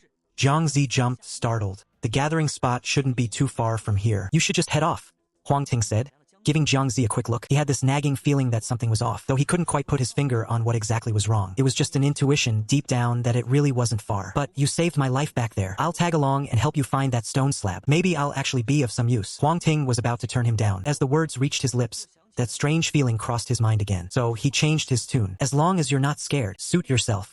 And just like that, Zhang Zi officially joined the search party. For 7 whole days, the two of them came up empty-handed. If only he could still feel the connection to the resurrection slab, it wouldn't have been such a headache. Without that special connection, trying to track down a single slab in this massive, sprawling city was practically impossible. Sitting on a stone bench in a park, Huang Ting looked deep in thought. He had hoped to find the central slab here before heading off to the capital, but he never imagined it would drag on for this long. 3 more days. If he hasn't found it in 3 days, he's heading to the capital. If he gets there too late, he'll likely miss out on the opportunities waiting there. After carefully weighing his options, Huang Ting finally made up his mind. If the resurrection slab couldn't be found, he wouldn't force it. The priority right now was to get stronger. Otherwise, even if he had the central slab in his hands, someone would just snatch it away. It wouldn't be the first time something like that happened. I'm beat, can't find it. Just can't find it anywhere. Why is this so damn hard to find? On the other side, Zhang Zi was totally drained, slumped over the stone table. His face was twisted into a look of pure misery. After searching for all these days, his legs felt like they were about to fall off. I've never been this exhausted, not even during military training. Upon hearing his complaints, Huang Ting was just about to offer some comfort when he was suddenly struck with a jolt of horror. Zhang Zi's vitality was gone, or rather, his life energy had completely vanished. Having obtained a massive orb of life energy before, Huang Ting was extremely familiar with the nature of this energy. Every living being possesses life energy. It's just that some have more and some have less. It is absolutely impossible for someone to have none at all. Yet the reality was, there wasn't a single shred of life energy left in Zhang Zi. Recalling the strange feelings he'd had over the past few days, Huang Ting suddenly realized the truth. So the life energy in Zhang Zi's body had been draining away rapidly. No wonder it had been giving him such an uneasy feeling. But Zhang Zi wasn't injured, and he looked quite young. Certainly not like someone whose time was up. How could his life energy be fading so quickly? Unless that life energy wasn't his to begin with. Perhaps he was a dead man walking. Only a dead man would be unable to absorb that life energy, and only then would it drain away so fast. Thinking back to the old man he saw on the first day, Huang Ting felt an incredibly bizarre sensation rising in his heart. No wonder Zhang Zi refused to summon his mech. Turns out he was already dead, and had no qualification to summon a mech at all. Power of the resurrection tablet is truly terrifying. Then what exactly does the Zhongyan tablet I obtained represent? Huang Ting couldn't help but fall into deep thought. Could it be the ability to reconstruct the overlord, that super god level talent? But compared to the power of the resurrection tablet, which can bring the dead back to life, is a super god level talent really enough? It really didn't seem like such a big deal after all. Don't die on me. Zhang Zi was still wailing. He looked up and caught Huang Ting staring right at him. Need something? He asked casually. Something up. You're not about to die. You're already dead, Huang Ting said, his tone dead serious. Zhang Zi froze. Clearly, he hadn't expected that answer. Who's dying? He snapped back, annoyed. Can't you see I'm perfectly fine? Huang Ting let out a long, heavy sigh. I found that stone slab. It possesses some kind of mystical power. One of its abilities is the power to bring the dead back to life. You were surrounded by skeletons before, and later, you ran into those museum artifacts that came to life. All of that was thanks to that stone slab. Just now, I sensed that your life force had completely faded away, which means you've likely been dead for a long time. The only reason you're still running around like this is entirely because of that slab. In just 2 sentences, Zhang Zi was absolutely terrified. Wait, stop saying crazy things. How could I possibly be dead? Zhang Zi opened his mouth to argue, but he suddenly stopped cold. A look of pure terror filled his eyes. I remember there were so many monsters outside. I was hiding somewhere with my best friend. But why am I out here in the woods? My friend? What friend? When I found you, you were all by yourself. There was no one else with you. That's impossible. My friend and I were hiding in wait. That's right, we were hiding in the Beaching Museum. Beaching Museum? Huang Ting instantly perked up. He prodded Zhang Zi to keep thinking. Right, you were at the Beaching Museum. And then? Then what happened? Then there were so many monsters outside. They are terrifying. They've been chasing us the whole time. Good, keep going. My best friend and I bought tickets to the museum. We were planning to visit the Beaching Museum. Zhang Zi continued with his story. Wait! Huang Ting interrupted him. Something about this just doesn't feel right. After carefully piecing everything together, he finally realized timeline Zhang Zi was giving was completely wrong. They must have bought the museum tickets first, and then the great catastrophe hit. The pedestrians and animals on the road started mutating and hunting them down. To protect himself, the 2 of them hid inside the Beaching Museum. But what happened after they hid in the museum? Chapter 93. The truth about the best friend and the resurrection slate. Zhang Zi seemed to realize there was a hole in his own story. He suddenly froze. After a long while, he slowly said, "You're right, I really am already dead." A chill wind swept by, stirring up layers of fallen leaves on the ground. This was Huang Ting. If it had been anyone else here, they would have been terrified out of their wits. Before he could even speak, Zhang Zi continued, "It was all that wretch's fault. Back then, the museum exhibits suddenly came to life, fighting off the monsters outside. The inside of the museum was completely safe. I discovered that the power behind the exhibit's resurrection lay in that slate. So I told my best friend about it. I never imagined that just to keep the secret for himself, he would turn on me." More and more memories were coming back to Zhang Zi. At the same time, the life force in him was fading away rapidly. But he probably didn't have it easy either. I wasn't the only one who died back then. He's already at death's door too. Maybe he just revived earlier than I did, which is why he took the slate and my body and left, eventually dumping me out in the wilderness. He let out a cold laugh. The innocence was gone from his eyes, placed by a flicker of ferocity. So, do you know where this best friend is? As for the drama between the 2 of them, Huang Ting had no interest in hearing about it. The urgent priority was to find the resurrection slate as soon as possible. Once that was found, he wouldn't mind spending a few hours listening to Zhang Zi's story. If you know, then come with me. Zhang Zi didn't waste any more words. Bringing Huang Ting along, they arrived at a villa complex on the outskirts of Beaching. Each villa was nestled amidst the lush green mountains and waters, concealed and secluded, radiating an air of mystery and understated luxury. He had always wanted to buy a villa here, and number 8 was his absolute favorite. The 2 of them stood before the villa marked with the number 8. Even without Zhang Zi saying a word, Huang Ting could feel the strange power contained within the villa. This energy was even stronger than what they had felt at the museum. Looks like this is the place. He first summoned 4 purple pearl mechs, then equipped the dawn mech suit. With one kick, he burst through the villa gates and stepped into the grand hall. Right in the center, a coffin stood upright, immediately grabbing both their attention. It's him. It's really him. Zhang Zi, overcome with emotion, shouted at his best friend and collapsed, hitting the floor with a heavy thud. That moment, the final shred of vitality that kept him going completely vanished. Huang Ting frowned slightly, ordering the purple pearl mechs to carry the body out. He turned his gaze back to the coffin. Inside lay a young girl, and resting beneath her head was the resurrection tablet he had been longing for. Just as he moved to snatch it, to his surprise, the seemingly lifeless friend of Zhang Zi suddenly snapped his eyes open. "You insignificant mortal, how dare you covet this power?" He let out a cold laugh, and with a wave of his hand, from the corner of the grand hall, a suit of armor suddenly raised its spear. Don't be fooled by the fact that it was just animated by a dead soul. The strength was nothing to scoff at. It was easily on par with a tier 3 combatant. The friend didn't stop there, and from above his head, the giant infant specimen, along with the grizzly bear specimen, began to stir. Everything seemed to come alive in that instant. They were squeezing their bodies right out of the walls, and they just kept shrieking at Huang Ting. But they were nothing, just an appetizer. The true power of that girl, her ultimate move. It was actually a row of mutated, rotting corpses. Even though maggots were already swarming all over them, their combat power hadn't faded one bit. In fact, the resurrection slab made them even stronger. Huang Ting let his guard down for just a second, and a stuffed grizzly bear slammed into him, sending him flying. Then, a hawk swooped down from above, leaving deep claw marks across his head. Seeing the rest of the mutants rushing toward him, Huang Ting took a sharp breath and vanished from the spot. She ran away. A smirk appeared on her face, but then, the very next second, she felt something ice-cold pressed against her neck. "Seems like your own strength isn't much, is it? You really have to rely on those dead things." She slowly looked down and saw a jagged, bloodstained blade already pressed against her throat. "No, wait. Don't do anything rash. I can tell you how to get this kind of power. Just let me go." Huang Ting didn't waste a single word. He sliced right through watching her collapse into a pool of blood. His expression didn't even flicker. He just stood there quietly, waiting. As her life force faded away, the surrounding creatures suddenly lost their momentum. With a loud crash, they all hit the ground. 10 minutes later, the girl, who was supposed to be dead, suddenly blinked her eyes. If Huang Ting hadn't been staring right at her, no one would have caught that tiny movement. Since you've already come back to life, then get up. If I could kill you once, I can certainly kill you a second time. Hearing that, her body began to tremble. Dragging myself up, completely against my will. What exactly do you want from me? Huang Ting just let out a cold, mocking laugh, and swung his blade once again. That connection between this woman and the resurrection slate, it was still there. If he didn't sever that thin, invisible thread, even if he got his hands on the slate, it would be useless. 10 minutes later, the girl gasped for air, scrambling up from the ground. She tried to bolt for the door, but whoosh, a blood-stained, serrated blade pierced clean through her back and out her chest, slamming her face first into the dirt, and just like that, she died again. For the next while, Huang Ting used every twisted method to kill her, sometimes by luring her into a trap, other times by dragging a mutated beast right to her, or perhaps simply tossing her into a pool of water, just to let her taste the agony of drowning. After a grueling cycle of torture, the girl had completely snapped, and that lingering link between her and the resurrection slate was finally gone for good. Please have mercy. I'm begging you. If you kill me again, I'm really going to die for real. Her eyes were wide, paralyzed with terror. She grabbed onto Huang Ting's leg, wailing in pure misery. He kicked her away without a second thought. Huang Ting walked up to the coffin and pulled out the resurrection slate from inside.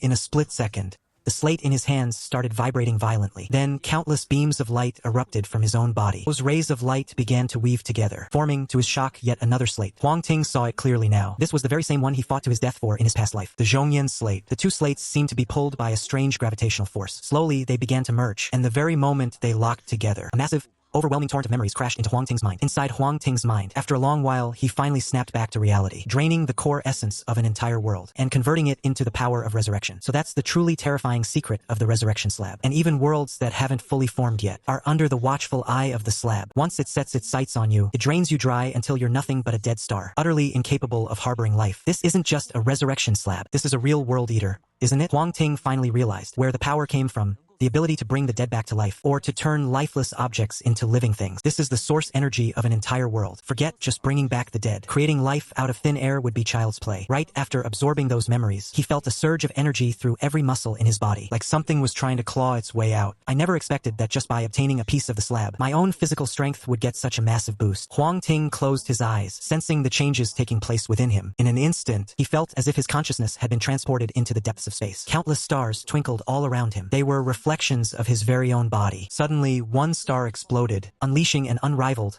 overwhelming power. Then a second one, and a third. In a split second, every single star detonated at once, across the endless void of space, painted the most magnificent, breathtaking picture. As the stars faded into silence, Huang Ting opened his eyes. He threw a punch right into the stone wall beside him. Boom. The solid stone wall shattered instantly. Looking at his own fist, not even a single layer of skin had been broken. After a moment of thought, Huang Ting ordered all the purple pearl mechs to surround and attack him. Chapter 94.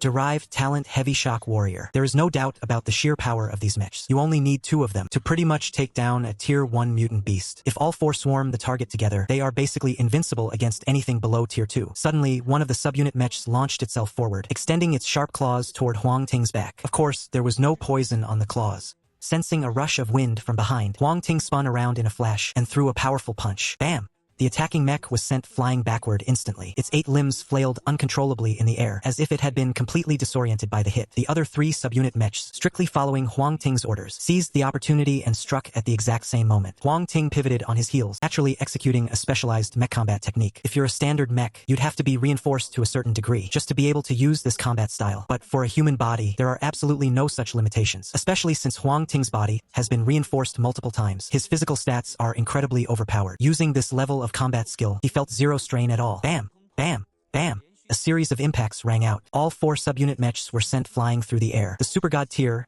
Recombination Overlord talent has been enhanced. Derived talent, Heavy Metal Warrior, has been activated. Huang Ting wanted to keep testing his reinforced physical strength, but suddenly 2 notifications popped up in his ear. He immediately pulled up his attribute panel and gazed at the description of his new mech talent. Recombination Overlord, Super God tier. As the Overlord of Recombination, you can infinitely absorb superior genes from others, modify your own core mech, and freely switch between multiple forms. Simultaneously, having been modified by an unknown force, you have unlocked the derived talent, Heavy Metal Warrior. Heavy Metal Warrior, Legendary tier. As the overlord of the recombined race, you can use the Zerg genes you've devoured to forge mechs in those exact forms and grant them to other life forms. Any life form that accepts your generous gift will automatically become your warrior, fighting for you and earning you glory. Wow, this talent is actually insane. I have already absorbed the genes of 6 different insects, including the gold-backed gunwolf, the ironclad beetle, the tiger beetle, the constricted leafworm, and the white jade broodmother. That means I can construct mechs in 6 different forms and gain 6 loyal to the death mech warriors in the process. Now that's how it should be. No wonder I always felt like this talent seemed a bit off before. The Zerg have always been known for their sheer numbers. A Zerg overlord without any minions. Can you even call that a Zerg overlord? At the same time, Huang Ting thought of something else. This change in the Zerg overlord talent is clearly tied to the resurrection slate. If I get my hands on another slate, I could unlock a new derivative talent. Does that mean I could end up with 12 derivative talents? He was just imagining it. By the time it actually comes to that, when all 13 resurrection slates are united as one, and the universe's ultimate secret is revealed, it won't even matter if I have those talents or not. With the resurrection slate in hand, while the girl was still begging for mercy nearby, Huang Ting completely ignored her. He turned and walked out the door. At the entrance, Jiang Ziban lay against the wall, lifeless, with no breath left in him. Huang Ting hesitated for a moment. The power of the resurrection slate doesn't just come out of nowhere. It only works if it absorbs enough vitality and energy. Earlier, the resurrection slate was just releasing energy unconsciously. It caused countless long-dead creatures to crawl back to life. Then, it triggered whatever was inside the museum, burning through a massive amount of energy. Plus, with his friend using the resurrection tablet, the transformation from death to life was fully completed, leaving the already dwindling energy almost completely drained. If he were to bring Jiangzi back now, there wouldn't be a single drop of power left. If it weren't for him, he thought, I never would have found the resurrection tablet this fast. I'll revive him first. Whether he lives or dies after that, it's his choice. With a flicker of his focus, the phantom image of the resurrection tablet appeared. A surge of power poured from it, projecting straight into Jiangzi. This was only a temporary resurrection. The moment the tablet stopped feeding him energy, Jiangzi would wither away and die just as quickly as before. As that mysterious energy sank into him, it didn't take long for Jiangzi's body to react. He slowly began to wake up. Since he hadn't been dead for long, he remembered exactly what had happened almost immediately. Gritting his teeth, he growled, "Where is that B*****?" Huang Ting pointed toward the house. Jiangzi jumped to his feet, pulled out a dagger he'd scavenged, and charged angrily into the villa's main hall. A split second later, agonizing screams echoed from inside. A few moments later, Jiangzi emerged with his best friend. She wasn't dead, though her face was marked with 2 bright red slap prints. Since he had been dead for days before being resurrected, Jiangzi's mindset was still stuck in more peaceful times. Letting her beat him up to vent was one thing, but he really couldn't bring himself to kill anyone. On that point, his friend was much better at it. She didn't hesitate when it was time to strike. "Jiangzi, you're already dead. The only reason you're breathing right now is all thanks to the deputy bookkeeper. But I'm not going to keep you around forever. Do you choose to die or to live?" "I want to live," Jiangzi answered without a second thought. "Since you want to live, you'll have to work for me from now on." Huang Ting knew Jiangzi couldn't summon his mech suit. He opened his palm, and 6 crystals of different colors appeared. Each crystal represented a different mech. "Which one do you choose?" He explained the full capabilities of all 6 mechs to him. After a moment of hesitation, Jiangzi spoke up, looking a bit embarrassed. I'm kind of a coward when it comes to pain. Can I pick the Sky Guardian mech?" "You're still such a wimp. Whether it's the Colossus, or the Thunderflash, or even the Recluse, they're all stronger than the Sky Guardian. Why on earth would you pick that one?" his friend said, clearly frustrated by his lack of ambition. Huang Ting gave a flick of his hand, and the crystal sank straight into Jiangzi's body. The Sky Guardian mech has exceptional defensive stats. If you're looking at it from the perspective of being afraid of pain, it's actually not a bad choice. But defense also means protection. As for the pain Jiangzi is about to go through, I'm afraid it's going to be a hell of a lot more than what he's feeling now. "Who the hell are you people? Do you have any idea whose turf you're stepping on?" Having just finished absorbing the crystals, a voice, dripping with arrogance, rang out. 3 mechs emerged from the street corner. The largest one in the center was jet black and gray. Its back was covered in rows of dense, razor-sharp spikes. "A porcupine mech? That's actually pretty impressive," he muttered. Huang Ting recognized the origins of that mech at a single glance. He clicked his tongue in admiration. If this were back in his previous life, once this thing leveled up, it would easily be a top-tier powerhouse. "I'm so sorry, we'll leave right now." Seeing how aggressive the newcomers looked, Jiangzi apologized in a panic. She grabbed her best friend, trying to pull her away. "Why leave? Just because they say it's their territory, we have to listen." "Well, I say this is my territory. I've been living here for months already." Her best friend yanked her hand away, scoffing. Suddenly, a figure manifested around her, an incredibly mysterious, violet-colored mech. She strode confidently right up to the 3 of them. "Listen up. I'm in a foul mood today, so all of you, get lost. Otherwise, I'll beat you so bad your own mother wouldn't recognize you." Huang Ting hadn't expected that her best friend would have such fierce combat power. He gave a soft, dry chuckle. He sat down on the steps of the villa, ready to enjoy the show. Since he had moved too fast earlier, and her best friend had collapsed instantly, this was the perfect chance to test her limits. Chapter 95.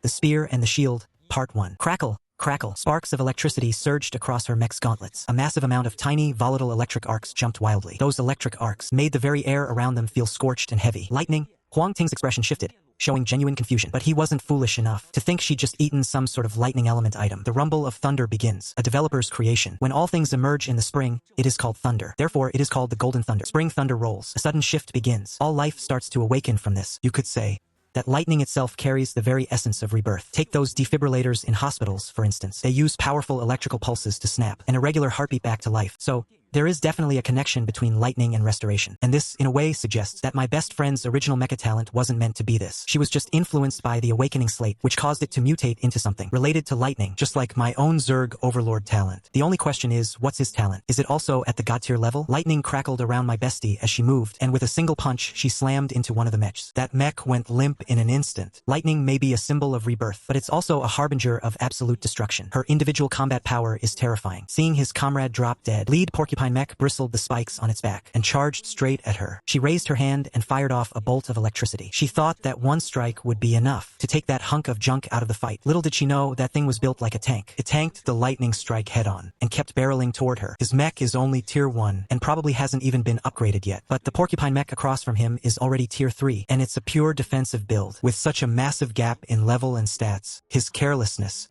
is definitely going to cost him. Just when things were looking dire, a black and white mech suddenly blocked the porcupine mecha's path. It wasn't the heavenly prison of the imperial court, but Zhang Zi's own Skyrime. Even though Zhang Zi was being pushed back, he managed to hold off the charge. The porcupine mech was relentless, trying to fire off the spikes from its back, but Zhang Zi parried every single one of them. Seizing the opening, my bestie pressed her palms together, then pulled them apart. A spear forged entirely from lightning materialized in her hands. With a thunderous thrust, the spear pierced deep into the mech's core. In a split second, the machine exploded. The pilot was thrown out, critically wounded. She raised her hand and unleashed a final bolt of thunder, putting that pilot out of his misery for good. The Hao-class mech was taken out in a single hit. That last remaining mech lost all control of itself, turned tail and ran. The lightning spear was faster, striking first by striking last, pinned him hard against the ground. Huang Ting gave a satisfied nod. Both of them put on quite a show in that fight. Her best friend fought with such ruthless precision. She didn't hold back at all. It really felt like she was back to her old self from their past life. Zhang Zi might not be as skilled in combat as her friend, but she had impeccable timing, and she was incredibly brave. Facing that kind of firepower, most people wouldn't dare to step up and take it head-on. The lightning spear handles the offense, and the sky prison mech anchors the defense. That synergy, it was absolutely perfect. There's no need to question Zhang Zi's loyalty, but her friend, that girl has huge ambitions. I'll need to keep a tight leash on her from the start. I'm not afraid of ambition. I'd be worried if you didn't have any. The world ahead is going to be wild and turbulent. If you don't have some ambition, you won't even be qualified to witness it. With the enemies taken care of, Zhang Zi and her friend powered down their mechs. They walked slowly toward Huang Ting. At the same time, perched high in a tree far away, a mech shaped like an eagle shifted its gaze. It caught every detail of Zhang Zi and her friend's faces. Impossible, how is this possible? They're dead. I saw it with my own eyes. How can they still be alive? The eagle mech's body shook uncontrollably. He was so agitated that he accidentally disengaged his mech form. A man with a pale, twisted face was revealed. His name is Zhang Di, just like Zhang Zi. He was also just visiting Beijing for a trip. Then the catastrophe hit. He got trapped inside the Beijing Museum. If it had ended there, that would be one thing. After all, a lot of people were trapped in that museum at the time. But as fate would have it, he just happened to witness the scene where Zhang Zi and her best friend killed each other. He also saw with his own eyes the friend, despite being heavily wounded, dragging Zhang Zi's body into a hidden corner. In peaceful times, he definitely would have called the police right away. But in that situation, calling the police wouldn't have done any good anyway. Later, he was so busy trying to survive that he eventually forgot all about it. The reason he's lurking here now is because he discovered something strange about this villa area. He wants to properly investigate it. The 3 people the girl killed just now were actually his subordinates. The dead rising again? The dead coming back to life? Could it be that they possess some sort of treasure that can bring the dead back to life? It's no wonder Zhang Di is so worked up. If something like that really exists, wouldn't he be invincible? Thinking of this, he sends a message to his underlings, ordering them to gather at the villa area immediately. Trio from Huang Ting has no idea Zhang Di is watching them, but they know.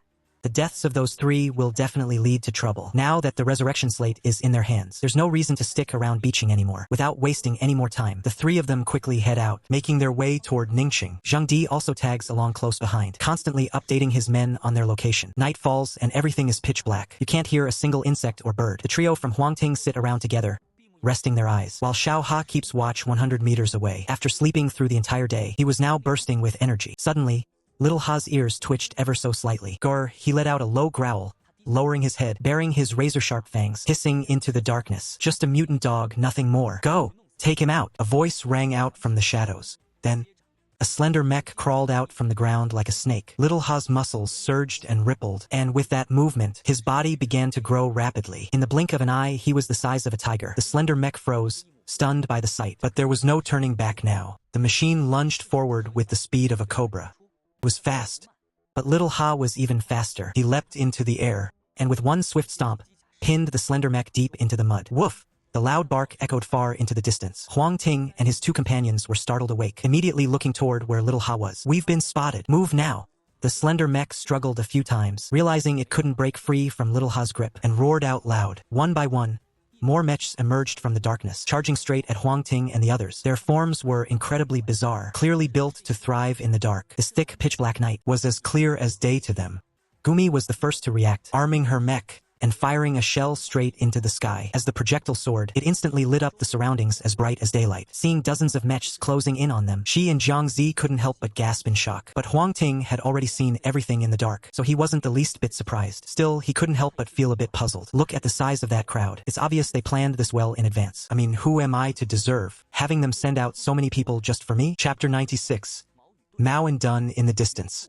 Zheng Di's figure was hidden deep within the heavy, encroaching darkness. He chose not to reveal himself. He simply ordered his men to launch the attack. As for the strength of Gimi and Jiangzi, he already had a rough idea in his mind. But the Huang Ting, that was the one wild card he couldn't quite figure out. Without absolute certainty, absolutely could not step into the light. Better safe than sorry, right? With a quiet, inward sigh, Zheng Di kept his eyes locked on the scene ahead. The range of the eagle's surveillance is extraordinary, usually 4 to 8 times that of human factions. Even hiding way out here, he could see everything unfolding on the battlefield. Dozens of mechs on the field had already completely surrounded the trio. Most of them were second-tier models, but a small portion were third-tier mechs. Even though it's been several months since the catastrophe, third-tier mechs are still a rare commodity. If you calculate based on the timeline from his past life, the large-scale emergence of third-tier mechs shouldn't have happened until after the new year. And that's just for the first 3 tiers. That's why their power growth could be so rapid. Getting from tier 3 to tier 4 is a massive hurdle. Some people might never make that leap in their entire lives, partly due to the scarcity of materials, and partly because they can't survive the 4th wave of mutations. Putting all that aside for a moment, a siege by so many mechs at once was a first for the Huang Ting.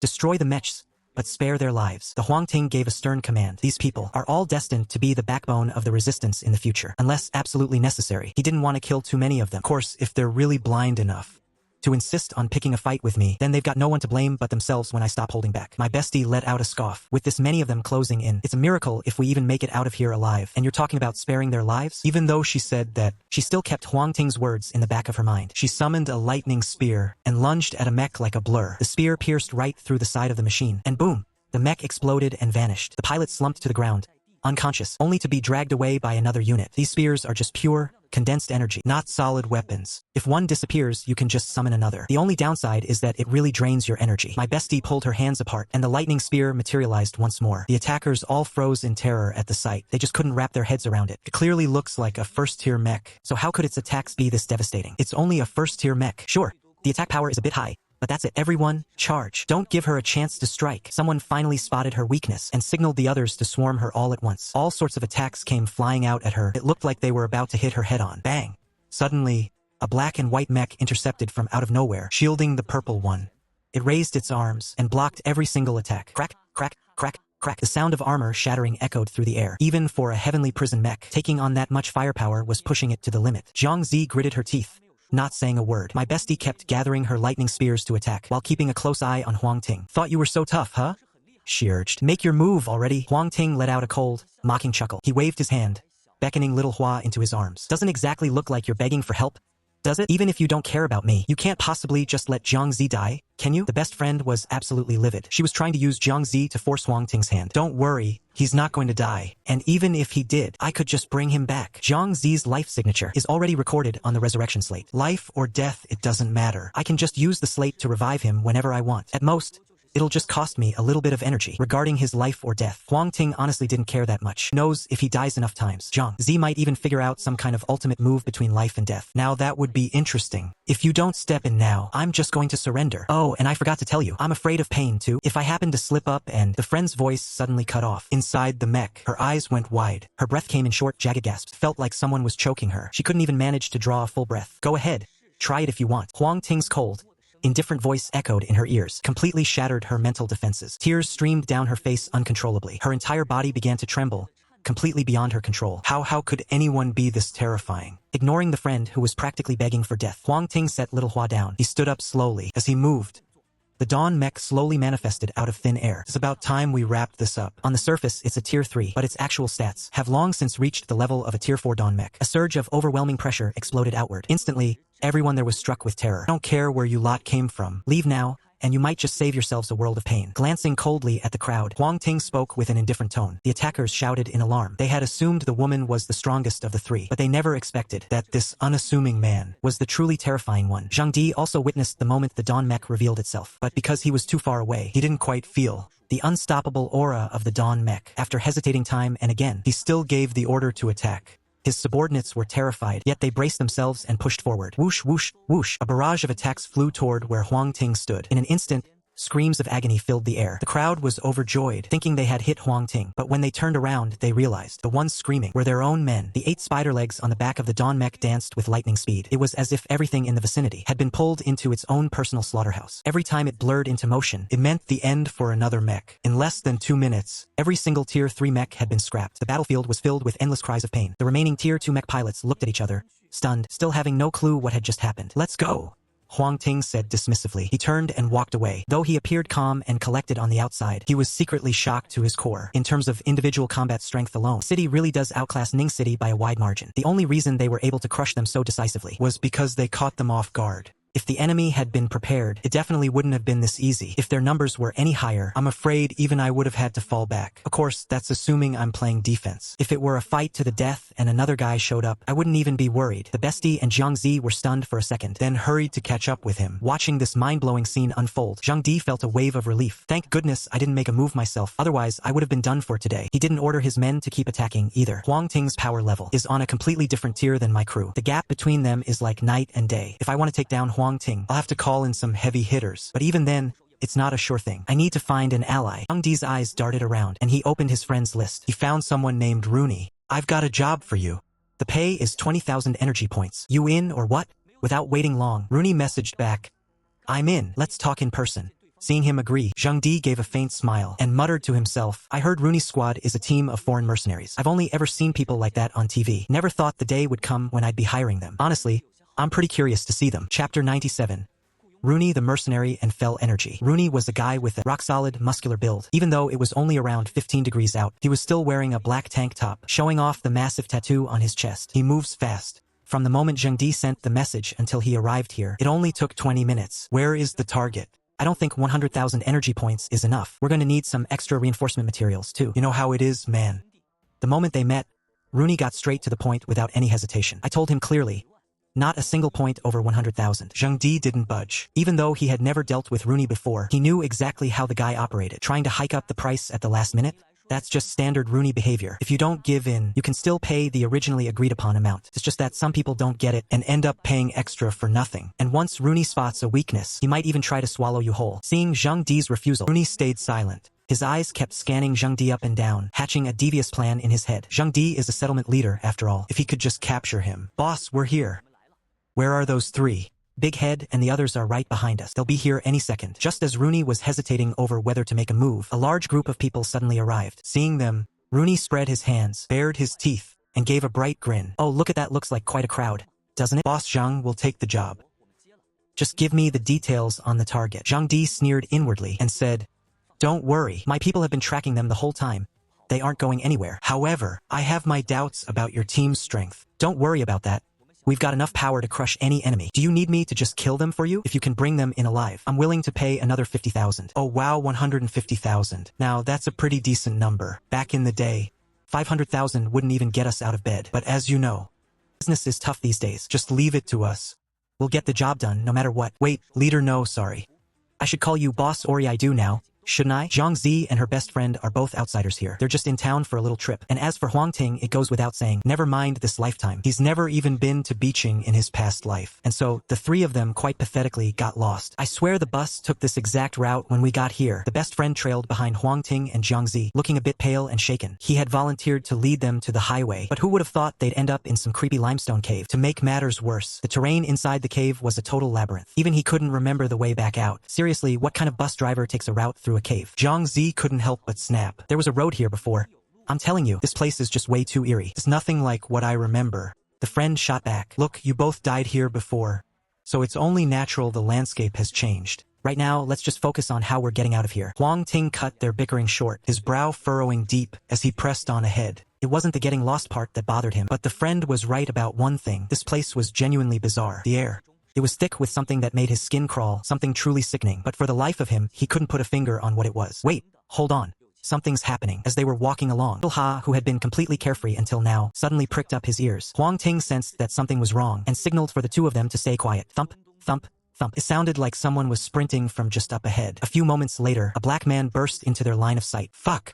Fuck. What the hell kind of monster is that? They're dead. Everyone's dead. Don't come after me. I'm Rooney.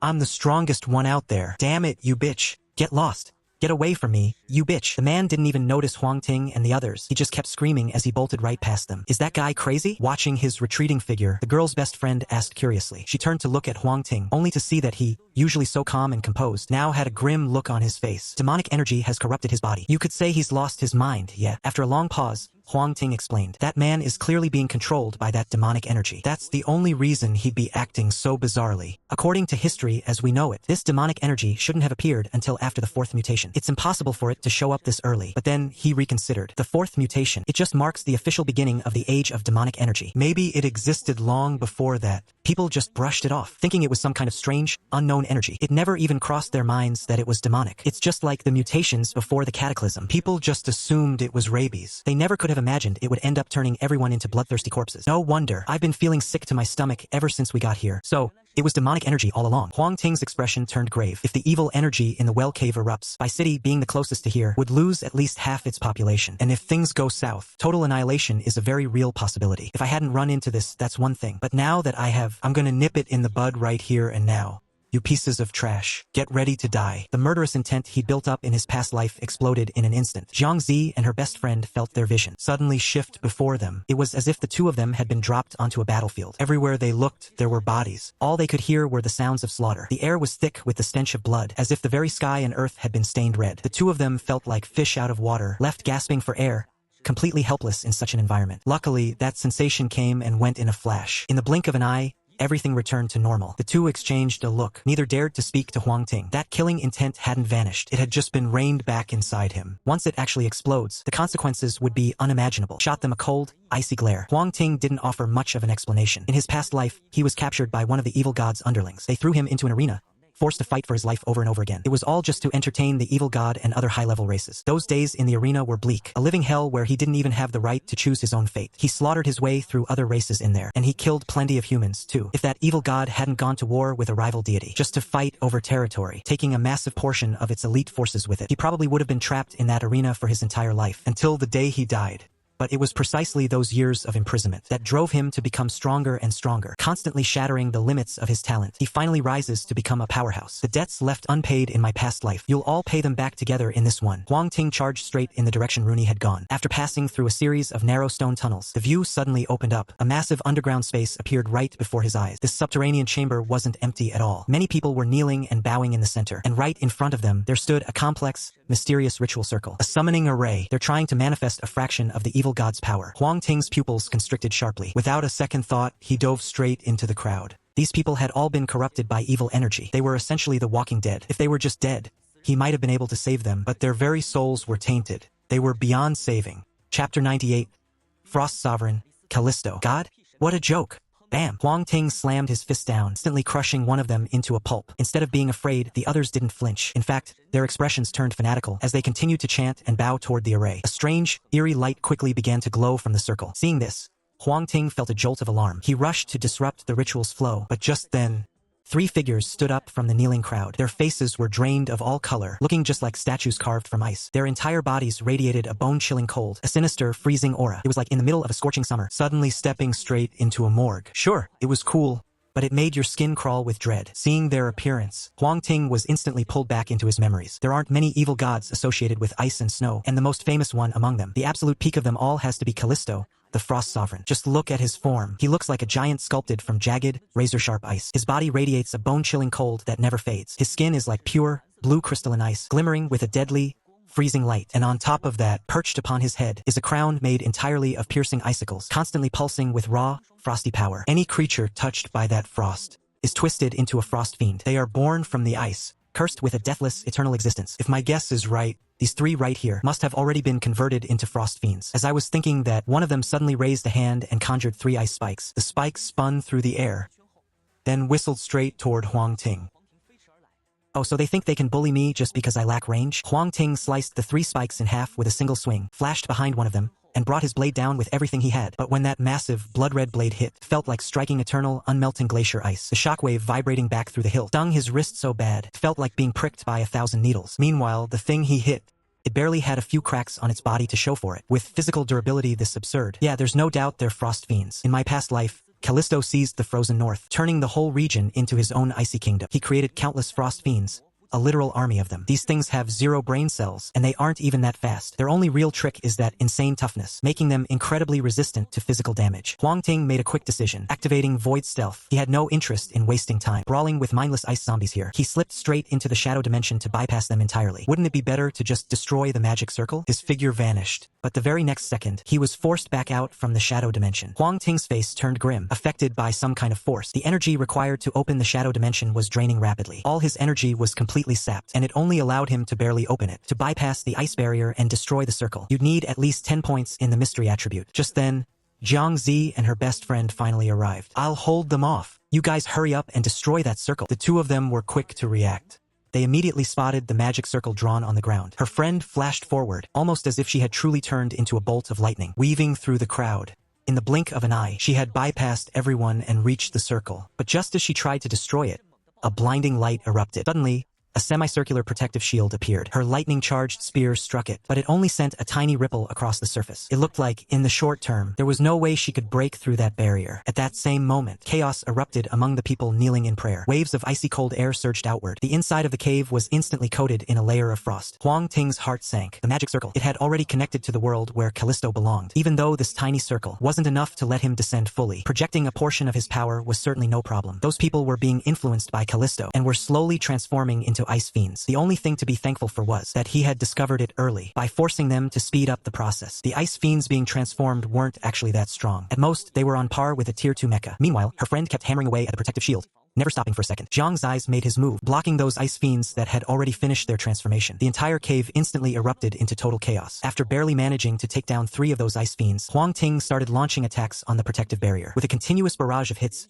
bang, bang, bang, the barrier grew thinner and thinner. The light on its surface was fading away, bit by bit. Give it everything you've got. It's about to shatter. A look of pure joy lit up his friend's face. They ramped up the speed of their attacks even more. Finally, the protective barrier crumbled. The magic array inside was laid bare right before them. He took a step forward. His spear slashed across the array, cutting through it with lightning speed. Just a few swift strikes, he had completely shredded the magic array beyond recognition. The moment the array was destroyed, the rest of the ice fiends froze in their tracks. What on earth are these things? Letting out a long, weary breath, his friend asked. Ice fiends.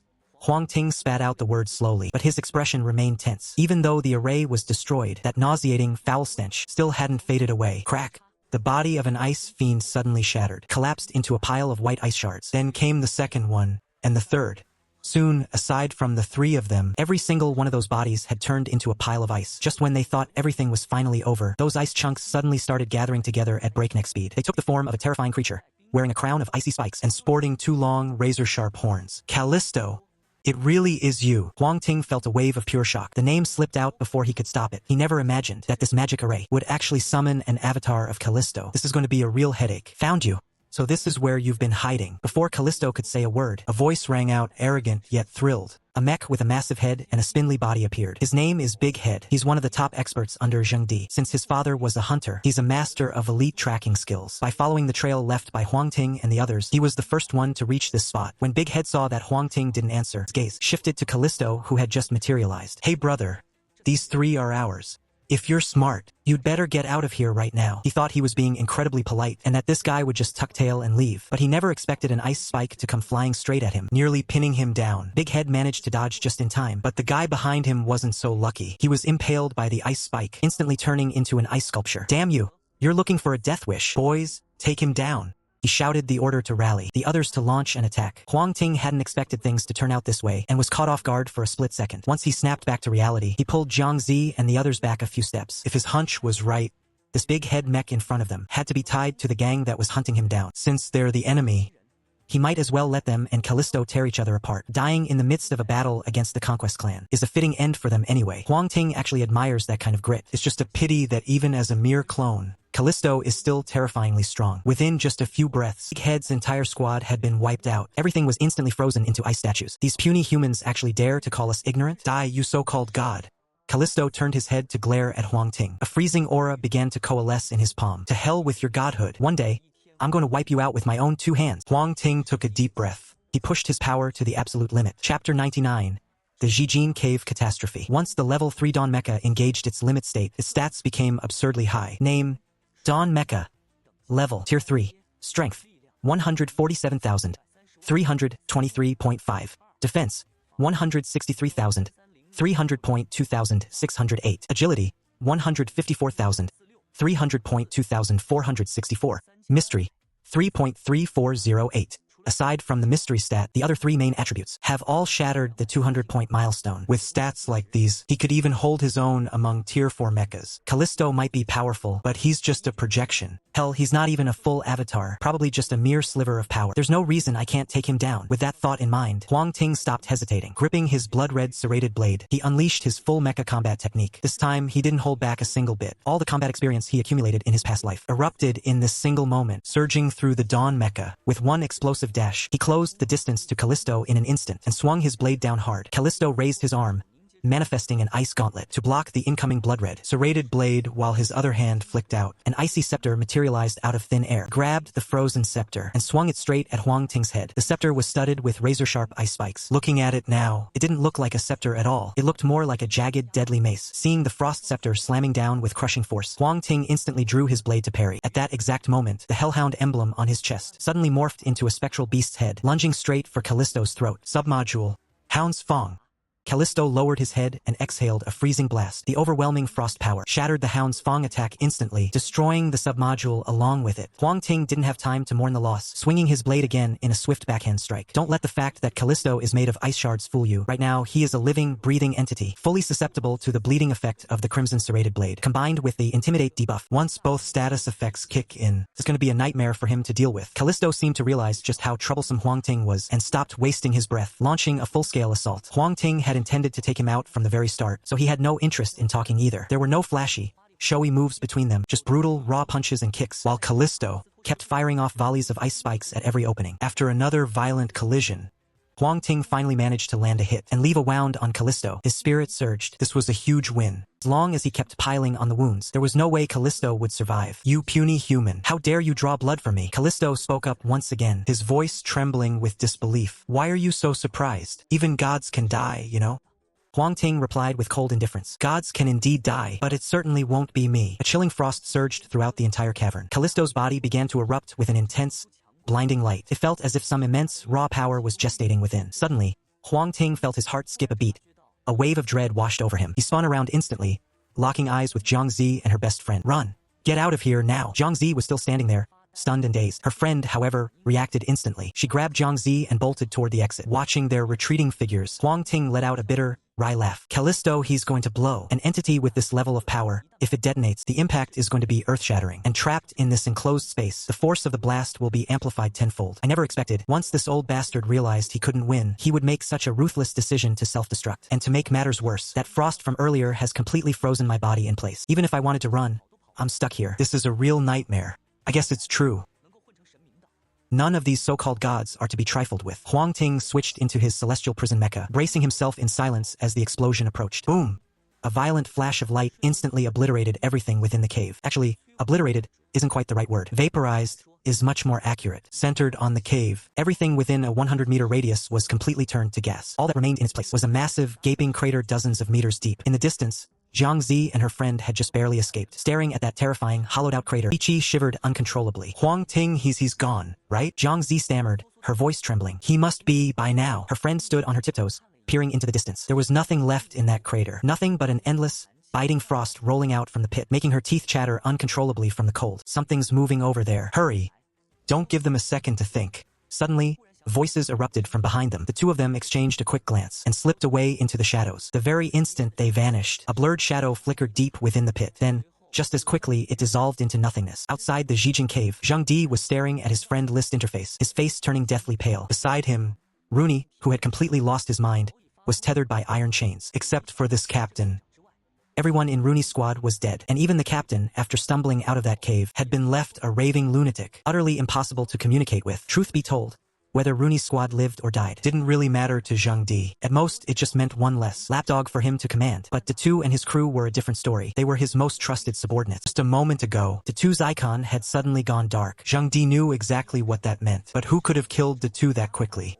Plus, the sound of the explosion from inside the cave had reached his ears clearly. With such a violent blast, what on earth happened in there? Boss, we didn't find Datu. All we saw inside was a massive crater, huge and deep, like it was just blown open. Damn, it's freezing in here. Perfect for a walk-in freezer. A message popped up. Zhang Di's suspicions deepened. After a moment of contemplation, he decided to play it safe. I've got it. Bring the others back now. Don't go any deeper. After such a long wait, I finally got news for the boss. I spotted those two women. Just wait.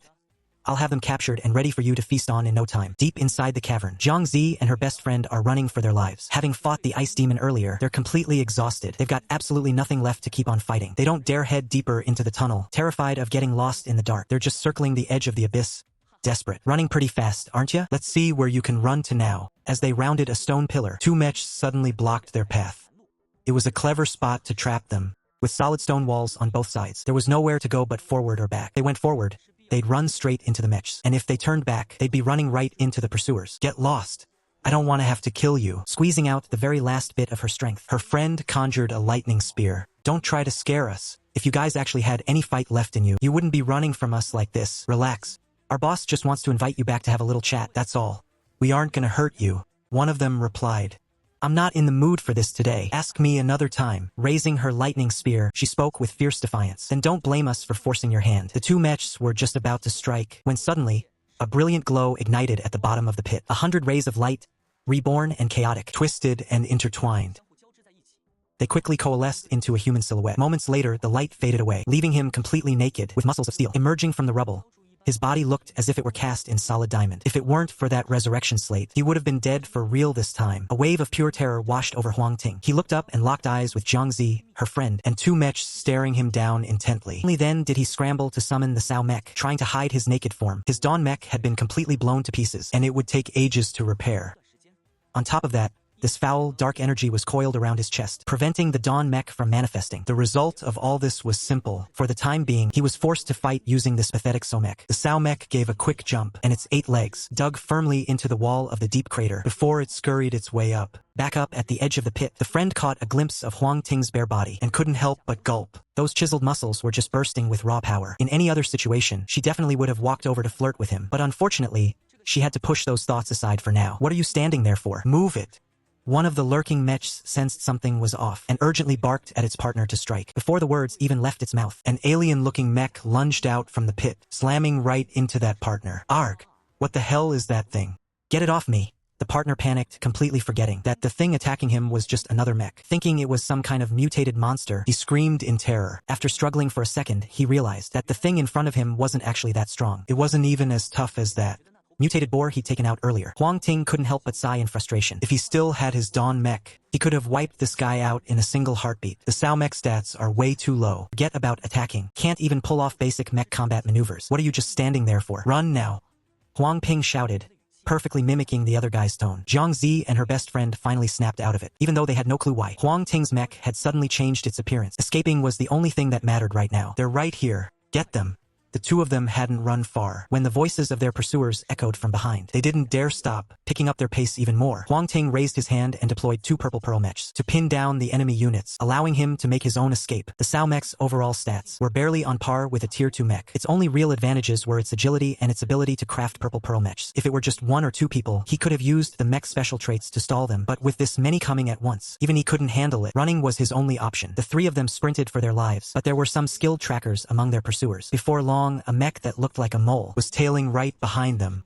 The mole mech didn't attack, nor did it try to block their escape. It just seemed to be following them to keep the others updated on their position. Seriously, Can you guys just stop chasing us? I'm pretty sure we don't have any bad blood between us, right? If there's some kind of grudge. Zhang Zi's friend chimed in, saying she should apologize. Having known her for so long, Huang Ting just realized he didn't even know her name. He could only refer to her as Zhang Zi's friend.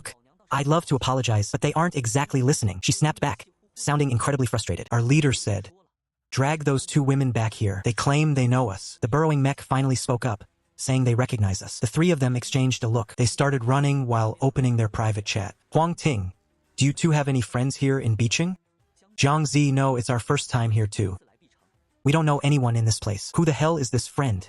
Anyway, seriously, if I find out who's behind this, I'm gonna make them regret they were ever born. Xiang Zi, wait. I think we actually do have an acquaintance. A friend? You've been out making friends behind my back? Zhang Zi, what are you talking about? Did you forget we came here with a tour group?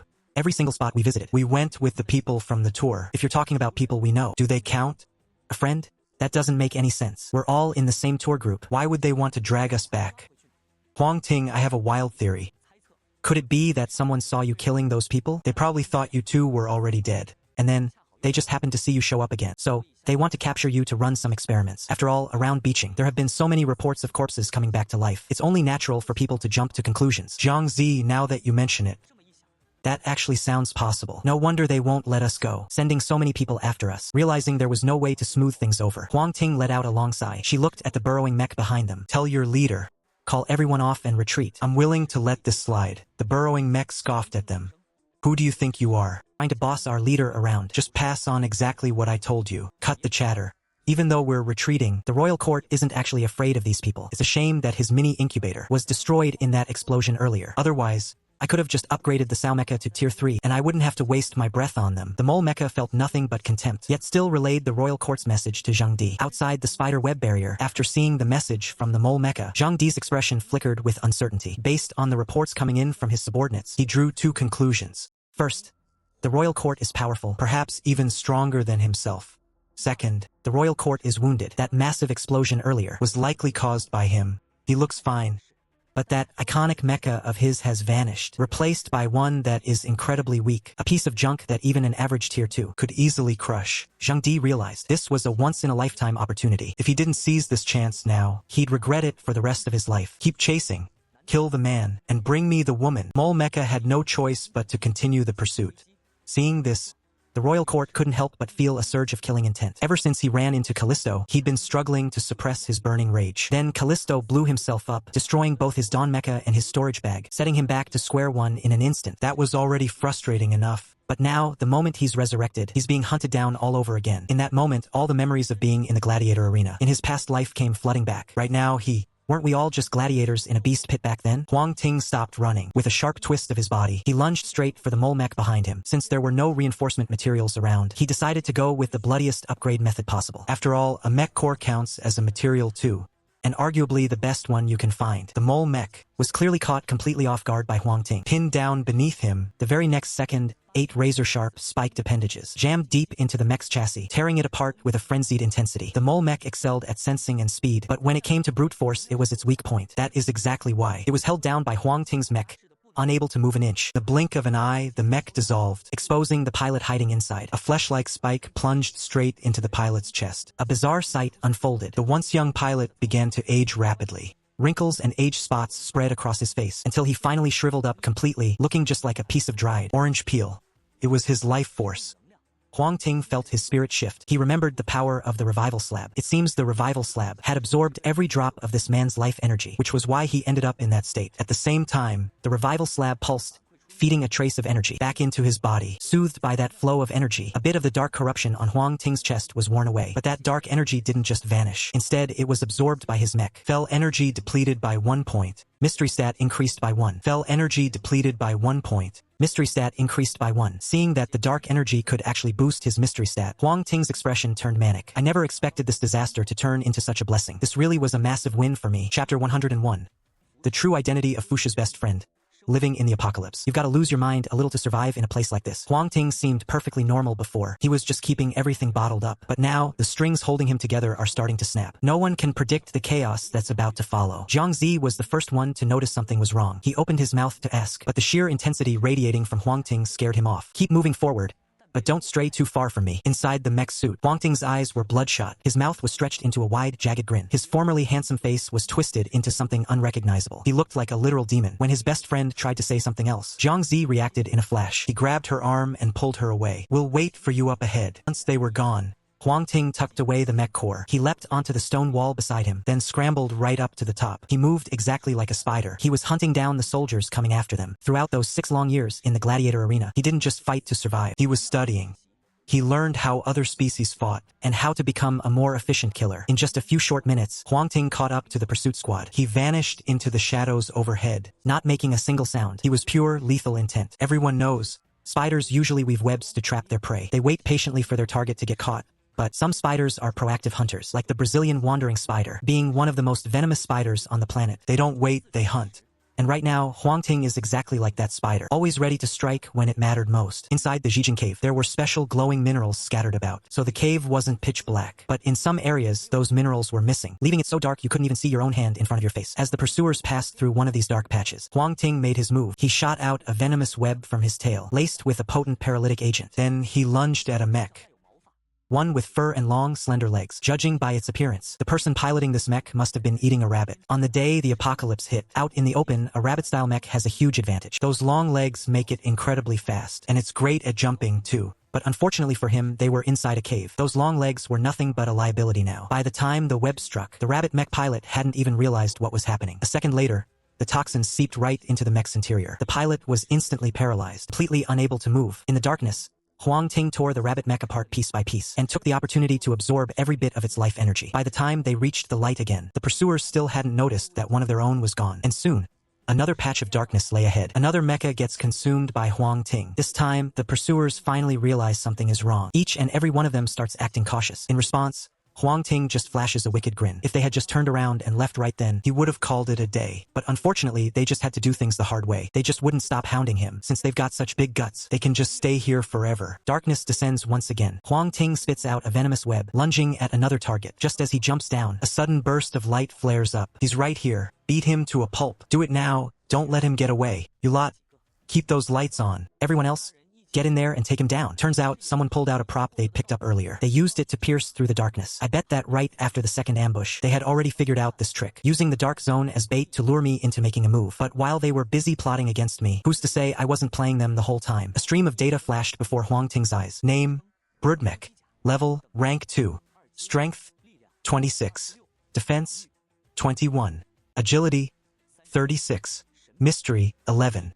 The mech cores of those 3 guys, they each boosted the 3 core stats by 6 points. But the real eye-opener was that 11-point mystery stat. Every single point in mystery converts into 5 points of energy, and every 5 points of energy can summon 1 purple pearl mech, which basically means it's not just Huang Ting crouching on top of that cliff wall. There are 11 others, 11 purple pearl mechs, fully armed and ready, and they were already positioned above them. Those mechs, loaded with venom, rained down from above, instantly throwing their formation into complete chaos. The whole scene erupted into absolute madness. Huang Ting seized the moment to strike. He drained the life force of 2 more people. Then, he slipped away with the remaining purple pearl mechs. In the time that followed, he launched strikes from every hidden corner he could find, systematically whittling down the size of the pursuit party. With every person that fell, Resurrection Slab absorbed more and more energy. After taking down 1 more, a sudden realization washed over Huang Ting.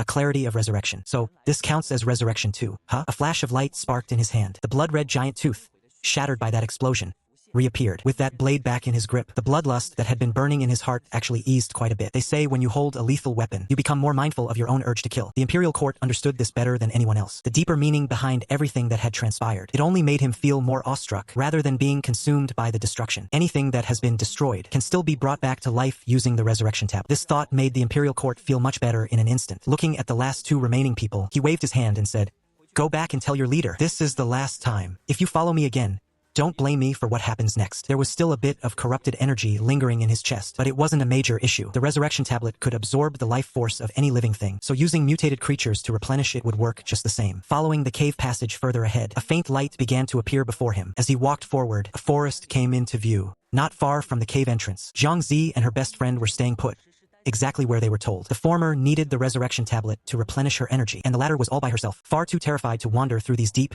desolate mountains alone. Right here, the best friend also realized that the Imperial Court was no ordinary person, and she wanted to join his side. In her words, since working for anyone meant being exploited anyway, she might as well switch to a boss who actually had some real power. Not bad. I'm surprised you didn't take the chance to run away. The Imperial Court nodded. Influenced by the Resurrection Tablet, the best friend's talent for mecha engineering had undergone a mutation. A talent like that was truly not someone he wanted to let go of so easily. Run? And go where? Might as well join you and let you take care of all my food, shelter, and everything else. The best friend shrugged with both hands. By the way, my name is Guan Shou. You can call me Guan Shou or Little Guan. As long as you don't just call me Shou. You can call me whatever you want. No problem. Then I'll just call you Guan Shou from now on. The Imperial Court finally learned the best friend's name. Suddenly, a golden flash lit up his eyes. Wave of invisible energy erupted from his side, sweeping Jiangzi and Guan Shou away instantly. Then the dungeon. Well, this is quite a coincidence. He stepped forward, and his figure vanished into the dense forest. Jijing Cave exit. Two of his henchmen were trembling in fear. Zhang Di wore a twisted, vicious expression. Everything comes with a sunk cost. If he hadn't lost so many men, maybe he could let it slide. But after losing so many people and coming away with absolutely nothing, not even a single hair to show for it, how could he ever be satisfied? Boss, what do we do now? One of them asked, his voice trembling with caution. You too, go find Shan Jun. Zhang Di's eyes swept over them, and he said coldly, hearing that name, their legs went weak, and their faces turned pale with despair. Chapter 102. A new way to use the purple pearl mecha in the undead graveyard. The dungeon is about to begin. Welcome to the other world. Current location, undead graveyard. Area, outskirts. Difficulty, hard. Description, undead spirits. Apprentice liches. All sorts of death-touched creatures dwell here, enjoying a peace as if they were in a paradise. Until one day, 3 uninvited guests arrived at Huang Ting. Looking at the deathly atmosphere before them, an underground tomb piled high with bones everywhere. His facial muscles couldn't help but twitch. What kind of paradise is this? For heaven's sake. Suddenly, a bone arrow shot out from the darkness, striking the purple pearl mecha squarely. Luckily, the arrow didn't have much power, and it only left a faint white mark on the surface of the mecha. At that same moment, a mission appeared. Mission 1. Destroy the tombstone. Difficulty, simple. Quest briefing. On the outskirts of the undead necropolis, some gravestones have been corrupted by evil forces, constantly emitting dark, negative energy. They're drawing in more and more undead creatures. You need to locate them and destroy these corrupted gravestones to stop the evil from spreading further. Quest objectives. Destroy at least 10 corrupted gravestones and wipe out the skeleton warriors and skeleton archers gathering around them. Quest 2. Seal the magic circles. Difficulty, medium. Quest briefing. Deep inside the undead necropolis, some powerful magic circles have been activated, constantly summoning even stronger undead. You must find these circles and seal them shut to weaken the undead forces. Quest objectives. Slay the undead till they drop enough seal stones, then explore the surrounding area to locate the active magic circles and use the stones to seal them. Quest 3. Slay the necromancer's avatar. Difficulty, nightmare. Quest briefing. Within the undead necropolis, a terrifying tyrant has emerged. He is an avatar of the main necromancer, and it's because of him that the necropolis has undergone such disturbing changes. For the sake of peace here, please slay the necromancer's avatar and prevent this tragedy from unfolding. Quest objective. Slay the necromancer's avatar. So those are the 3 quests. It's just that this time there's an extra nightmare level quest. A nightmare level 1. Seriously? If only the Dawn Mech were still here, I might consider it. Huang Ting thought for a moment and decided to take the first 2 quests for now. This is a classic grinding-style dungeon. It's not something he had encountered before, but he understood the logic behind it all. As long as he took down the monster step by step, clearing the dungeon wouldn't be a problem at all. Just as he was about to accept the quest, another notification popped up. Nearby player of the same class detected. Would you like to enable party mode? Huang Ting slapped his forehead. He almost forgot about that. If players enter the dungeon at the same time, they'll get a party invite request. Since he and Jiangzi entered almost simultaneously, it made sense to get this message. He clicked accept and set himself as the party leader. Once he confirmed the settings, Huang Ting pulled out his blood-stained serrated blade and locked his sights on the skeleton archer that had been annoying him earlier. In just these few moments, that thing had already fired off 3 fire arrows. Even though they didn't do any damage, it was still completely intolerable. On the other side, Jiangzi was tugging at Guan Shou's sleeve. Guan Shou had picked up a giant bone club from somewhere. They both looked around, their eyes filled with confusion and wariness. Someone sent a party request. Would you like to accept? Party leader already assigned. The sudden prompt appearing in front of them gave them quite a scare. Before they could even think it over, Huang Ting messaged them, telling them to accept. As soon as they joined the party, a small map appeared right before Huang Ting's eyes. There wasn't much complexity to the map, just 3 faint, glowing red dots. 1 dot represented himself, while the other 2 represented Jiangzi and Guan Shou. Now that he knew their location, it was time to meet up. Huang Ting slashed through the skeleton archer in front of him, and just as he was about to leave, his body suddenly froze. A mass of greenish soul fire drifted out from the skeleton archer's empty eye sockets, and then silently sank into his own body. To be precise, it sinks right into the resurrection tablet. That's right, even a skeleton at its core is still a form of life, and since it's a form of life, it can be absorbed by the resurrection tablet. A golden glow ignites in his eyes. If that's the case, then if he just wipes out every single undead creature in the entire undead necropolis, wouldn't the resurrection tablet have all the energy it needs? Maybe he could even harness the power of the tablet to repair the Dawn Mecha ahead of schedule. If he could pull that off, even if he ran into that necromancer's avatar, he wouldn't be afraid of anything. Wait, I need to test this. A bold idea suddenly sparks in Huang Ting's mind. He raises his hand, summoning 2 rows of purple pearl mechas, and orders them to hunt down the nearby skeleton warriors, or skeleton archers. He himself heads toward where Jiangzi and Guansu are located. Who knows how much time had passed, but a surge of mysterious energy suddenly flows into the resurrection tablet. Seeing this, Huang Ting is filled with surprise and joy. Sure enough, even though the purple pearl mechas are constructs, they essentially belong to him. So, the creatures they kill can also be absorbed by the resurrection tablet. Once that realization hits him, Huang Ting didn't hesitate a second longer. He poured all his remaining energy into it, crafting 10 more mechanical puppets, combined with the 2 he had made earlier, and thanks to the energy that had slowly recovered. During their journey here, he had just enough power for 1 extra unit. All 12 mechanical puppets fanned out, and just like that, their kill rate skyrocketed. Besides mowing down the undead, Huang Ting ordered them to hunt for the undead tombstones and mark their locations. On the surface, this task looked like a routine chore, but having survived countless dungeons in his past life, Huang Ting saw right through the hidden mechanics. The mission objective was to destroy at least 10 tombstones, but what if he destroyed 20, 30? Or maybe even 100? What if he wiped out every single one of them? The more tombstones destroyed, better the final reward would be. That was the hidden layer behind the first mission. After trekking through a sea of bones for 10 minutes, Huang Ting finally spotted them. Jiangzi and Guanxiu, hiding inside a massive skull. What kind of place is this? There are bones everywhere. We just saw a ghost floating right past us. Thank God it didn't notice us. Zhang Zi's voice was trembling, clearly terrified out of his mind. You're already dead, aren't you? What's there to be afraid of? Huang Ting chuckled. This is a dungeon. Have you guys ever played games? Just think of this as a game dungeon. The name itself should have tipped you off. This place is crawling with the undead, so running into spirits is perfectly normal. You two are lucky. A wail from one of those spirits can pierce right through armor. If you caught one of those hits head-on, trust me, you'd never forget it for as long as you live. Zhang Zi was stunned. After all, he was already dead. There was really no need to be afraid of the ghosts here. Guanxiu played games too. He had already guessed it back when he first saw the mission. Now, it was just a confirmation from Huang Ting. So what's our next move? Are we going to find those corrupted tombstones and finish the quest? That's right. My little guys have already found one. Follow me. Huang Ting gazed into the distance. A purple mech was nimbly dodging piles of bones, sprinting straight toward him. Clearly, they had made a discovery. Chapter 103. The stone's mysterious attributes increased significantly, begging for gold tickets. Outside the undead graveyard, following the purple-winged mech, Huang Ting quickly spotted the first tombstone. The tombstone was made of black rectangular stone. The carvings on it had long since blurred away. Guarding the area was a huge horde of skeleton warriors wielding iron swords and shields. Individually, these skeleton warriors were about as strong as any other living creature. But once they gathered together, their power was a different story altogether. Without a second word, Huang Ting charged out, gripping his jagged blood-red blade. Before leaving, he specifically told the 2 of them not to intervene. Just rest up. After all, to him, these monsters were nothing but experience points. He couldn't afford to miss a single one. Zhang Zi and Guanxiu were indeed exhausted. The 2 of them sat on top of a giant gray bone, practicing their techniques, watching as Huang Ting slowly wiped out the skeleton warriors around the tombstone. Killed a Tier 1 skeleton warrior. Obtained a worthless bone. Killed a Tier 1 skeleton warrior. Obtained a worthless bone. Killed a Tier 1 skeleton warrior. Got a worthless bone. A stone tainted with soul essence.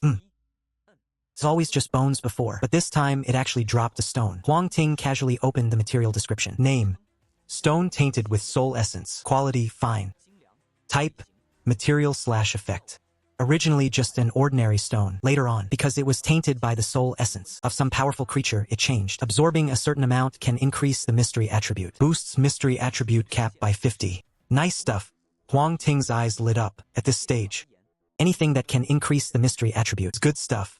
It's definitely good stuff. But the drop rate is a bit low. As the last skeleton warrior fell to the ground, Huang Ting smashed the tombstone with one strike. On the quest panel before him, a notification suddenly popped up. Tombstone destroyed. 1. Worthless bones are just like their name, completely worthless. About the only thing that likes to chew on them is Xiaoha. But since he didn't have any storage gear, Huang Ting could only strap 5 or 6 of them to its back and let it carry them away itself. Only 2 of the soul-tainted stones dropped. There's not much point in absorbing just these. He's planning to farm a few more before absorbing them. We too have rested for a while for the upcoming task of destroying tombstones. Just leave it to us. Seeing Huang Ting successfully destroy the tombstone, Zhang Zi stepped forward and said, "No need." Huang Ting flatly refused. You guys just sit there and rest, with the recovery tablet constantly replenishing stamina and energy. Huang Ting's condition is always at its absolute peak. Don't worry about burning through energy. It's not every day you run into a monster like this, with so many dungeons around. Of course, he's gonna clear every single one of them. Task 3 is to maintain peace and order here, right? So, if I just wipe out every single monster, that pretty much counts as keeping the peace, doesn't it? Zhang Zi and Guan Xiu'er exchanged a look. Not a word was spoken, yet they could both see the emotion in each other's eyes. They used to think the imperial court was cold and heartless, just ruthless killers, but now it looks like they were completely wrong. This guy is actually a total saint, doing all this work without a single complaint. After a quick breather, another purple-beaded mecha came scurrying over as well, though it was a bit slow. When it got closer, Huang Ting realized it was missing 2 legs. No wonder it couldn't run any faster. Just as he was thinking that, the connection to the other purple-beaded mecha was suddenly lost. The undead necropolis is crawling with danger, so sustaining damage is to be expected. He didn't pay much mind to it and kept up with the mecha that had just arrived. Soon enough, he found the second tombstone and began a new round of harvesting. In the heart of the undead necropolis, a hunched figure, looking just like a twisted old man, was examining some scattered mecha debris on the ground. The scent of the living. It seems someone quite extraordinary has found their way here, but I have never seen this kind of material before. The power contained within is completely different from the world I inhabit. He lifted his head, revealing deep, hollow eye sockets. There were no pupils in those eyes, just a flickering, eerie blue flame. The blue flame suddenly gave a violent shudder. He turned and walked over to a stone table, taking a wooden box from it. He opened the lid, and a scroll made of beast hide, radiating a pitch-black aura, was revealed. Legend says the undead necropolis is the boundary between life and death, acting as a gateway to another place. The world of the living, how wonderful it is to be alive. Ever since I turned the Kalen Principality into a breeding ground for death knights, I haven't seen a living soul in such a long time. With that thought, he turned his gaze toward the headless death knight standing before him. The pile of debris on the ground was that creature's handiwork. My fearless knight of Sandon, listen to my command, Jink Cabero, and go. Bring me someone alive, and be careful not to hurt him. The living are no stronger than the undead. They're also incredibly fragile. Ha! Thornton, the headless knight, didn't say a word. Then again, he couldn't speak even if he wanted to. With a sudden leap, Thornton vaulted onto his skeletal steed. In an instant, a ghastly, eerie flame ignited across the horse's bone structure, and it carried him off into the distance. A sight so deep, yet so mesmerizing. Once the 8th tombstone was taken care of and added to his latest haul, Huang Ting had managed to collect 30 stones, all tainted with the aura of souls. He laid all the stones out in front of him, getting ready to absorb them. The black stones clustered together, with wisps of smoke curling off their surfaces. It looked just like a drop of ink hitting water, slowly spreading and bleeding outward. The smoke swirled until it enveloped him. Soon, it seeped deep into the mecha and surged back into Huang Ting himself. Huang Ting felt like he was sitting in a sauna. Even his very soul felt warm and cozy. But in the blink of an eye, that heat transformed into an intense, biting cold. He snapped wide awake. His mind began racing at lightning speed. Memories from his past life that he'd long forgotten started to resurface. They were deeply imprinted into the depths of his mind. While these memories might not seem all that important, in this apocalypse they were precious, vital experience. He had subconsciously ignored them until now, but thanks to the soul energy from those stones, he finally managed to recall them all. Not long after, the cold began to fade. Huang Ting gathered his thoughts and organized his memories. He pulled up his status panel. Name, Brood Mecha. Level Tier 2. Strength, 26. Defense, 21. Agility, 36. Mystery, 25. That's 25 points in mystery. That's 14 points higher than before, and he could still harness the power of souls. Sure 2 continued to level up. Even if he doesn't take down the final boss, this dungeon run alone, just for this, it's already been worth it. As he was thinking that, a sudden cry of alarm from Guan Xiu'er echoed in the distance, and it sounded like there was some neighing mixed in there too. Huang Ting rushed over to see what was happening.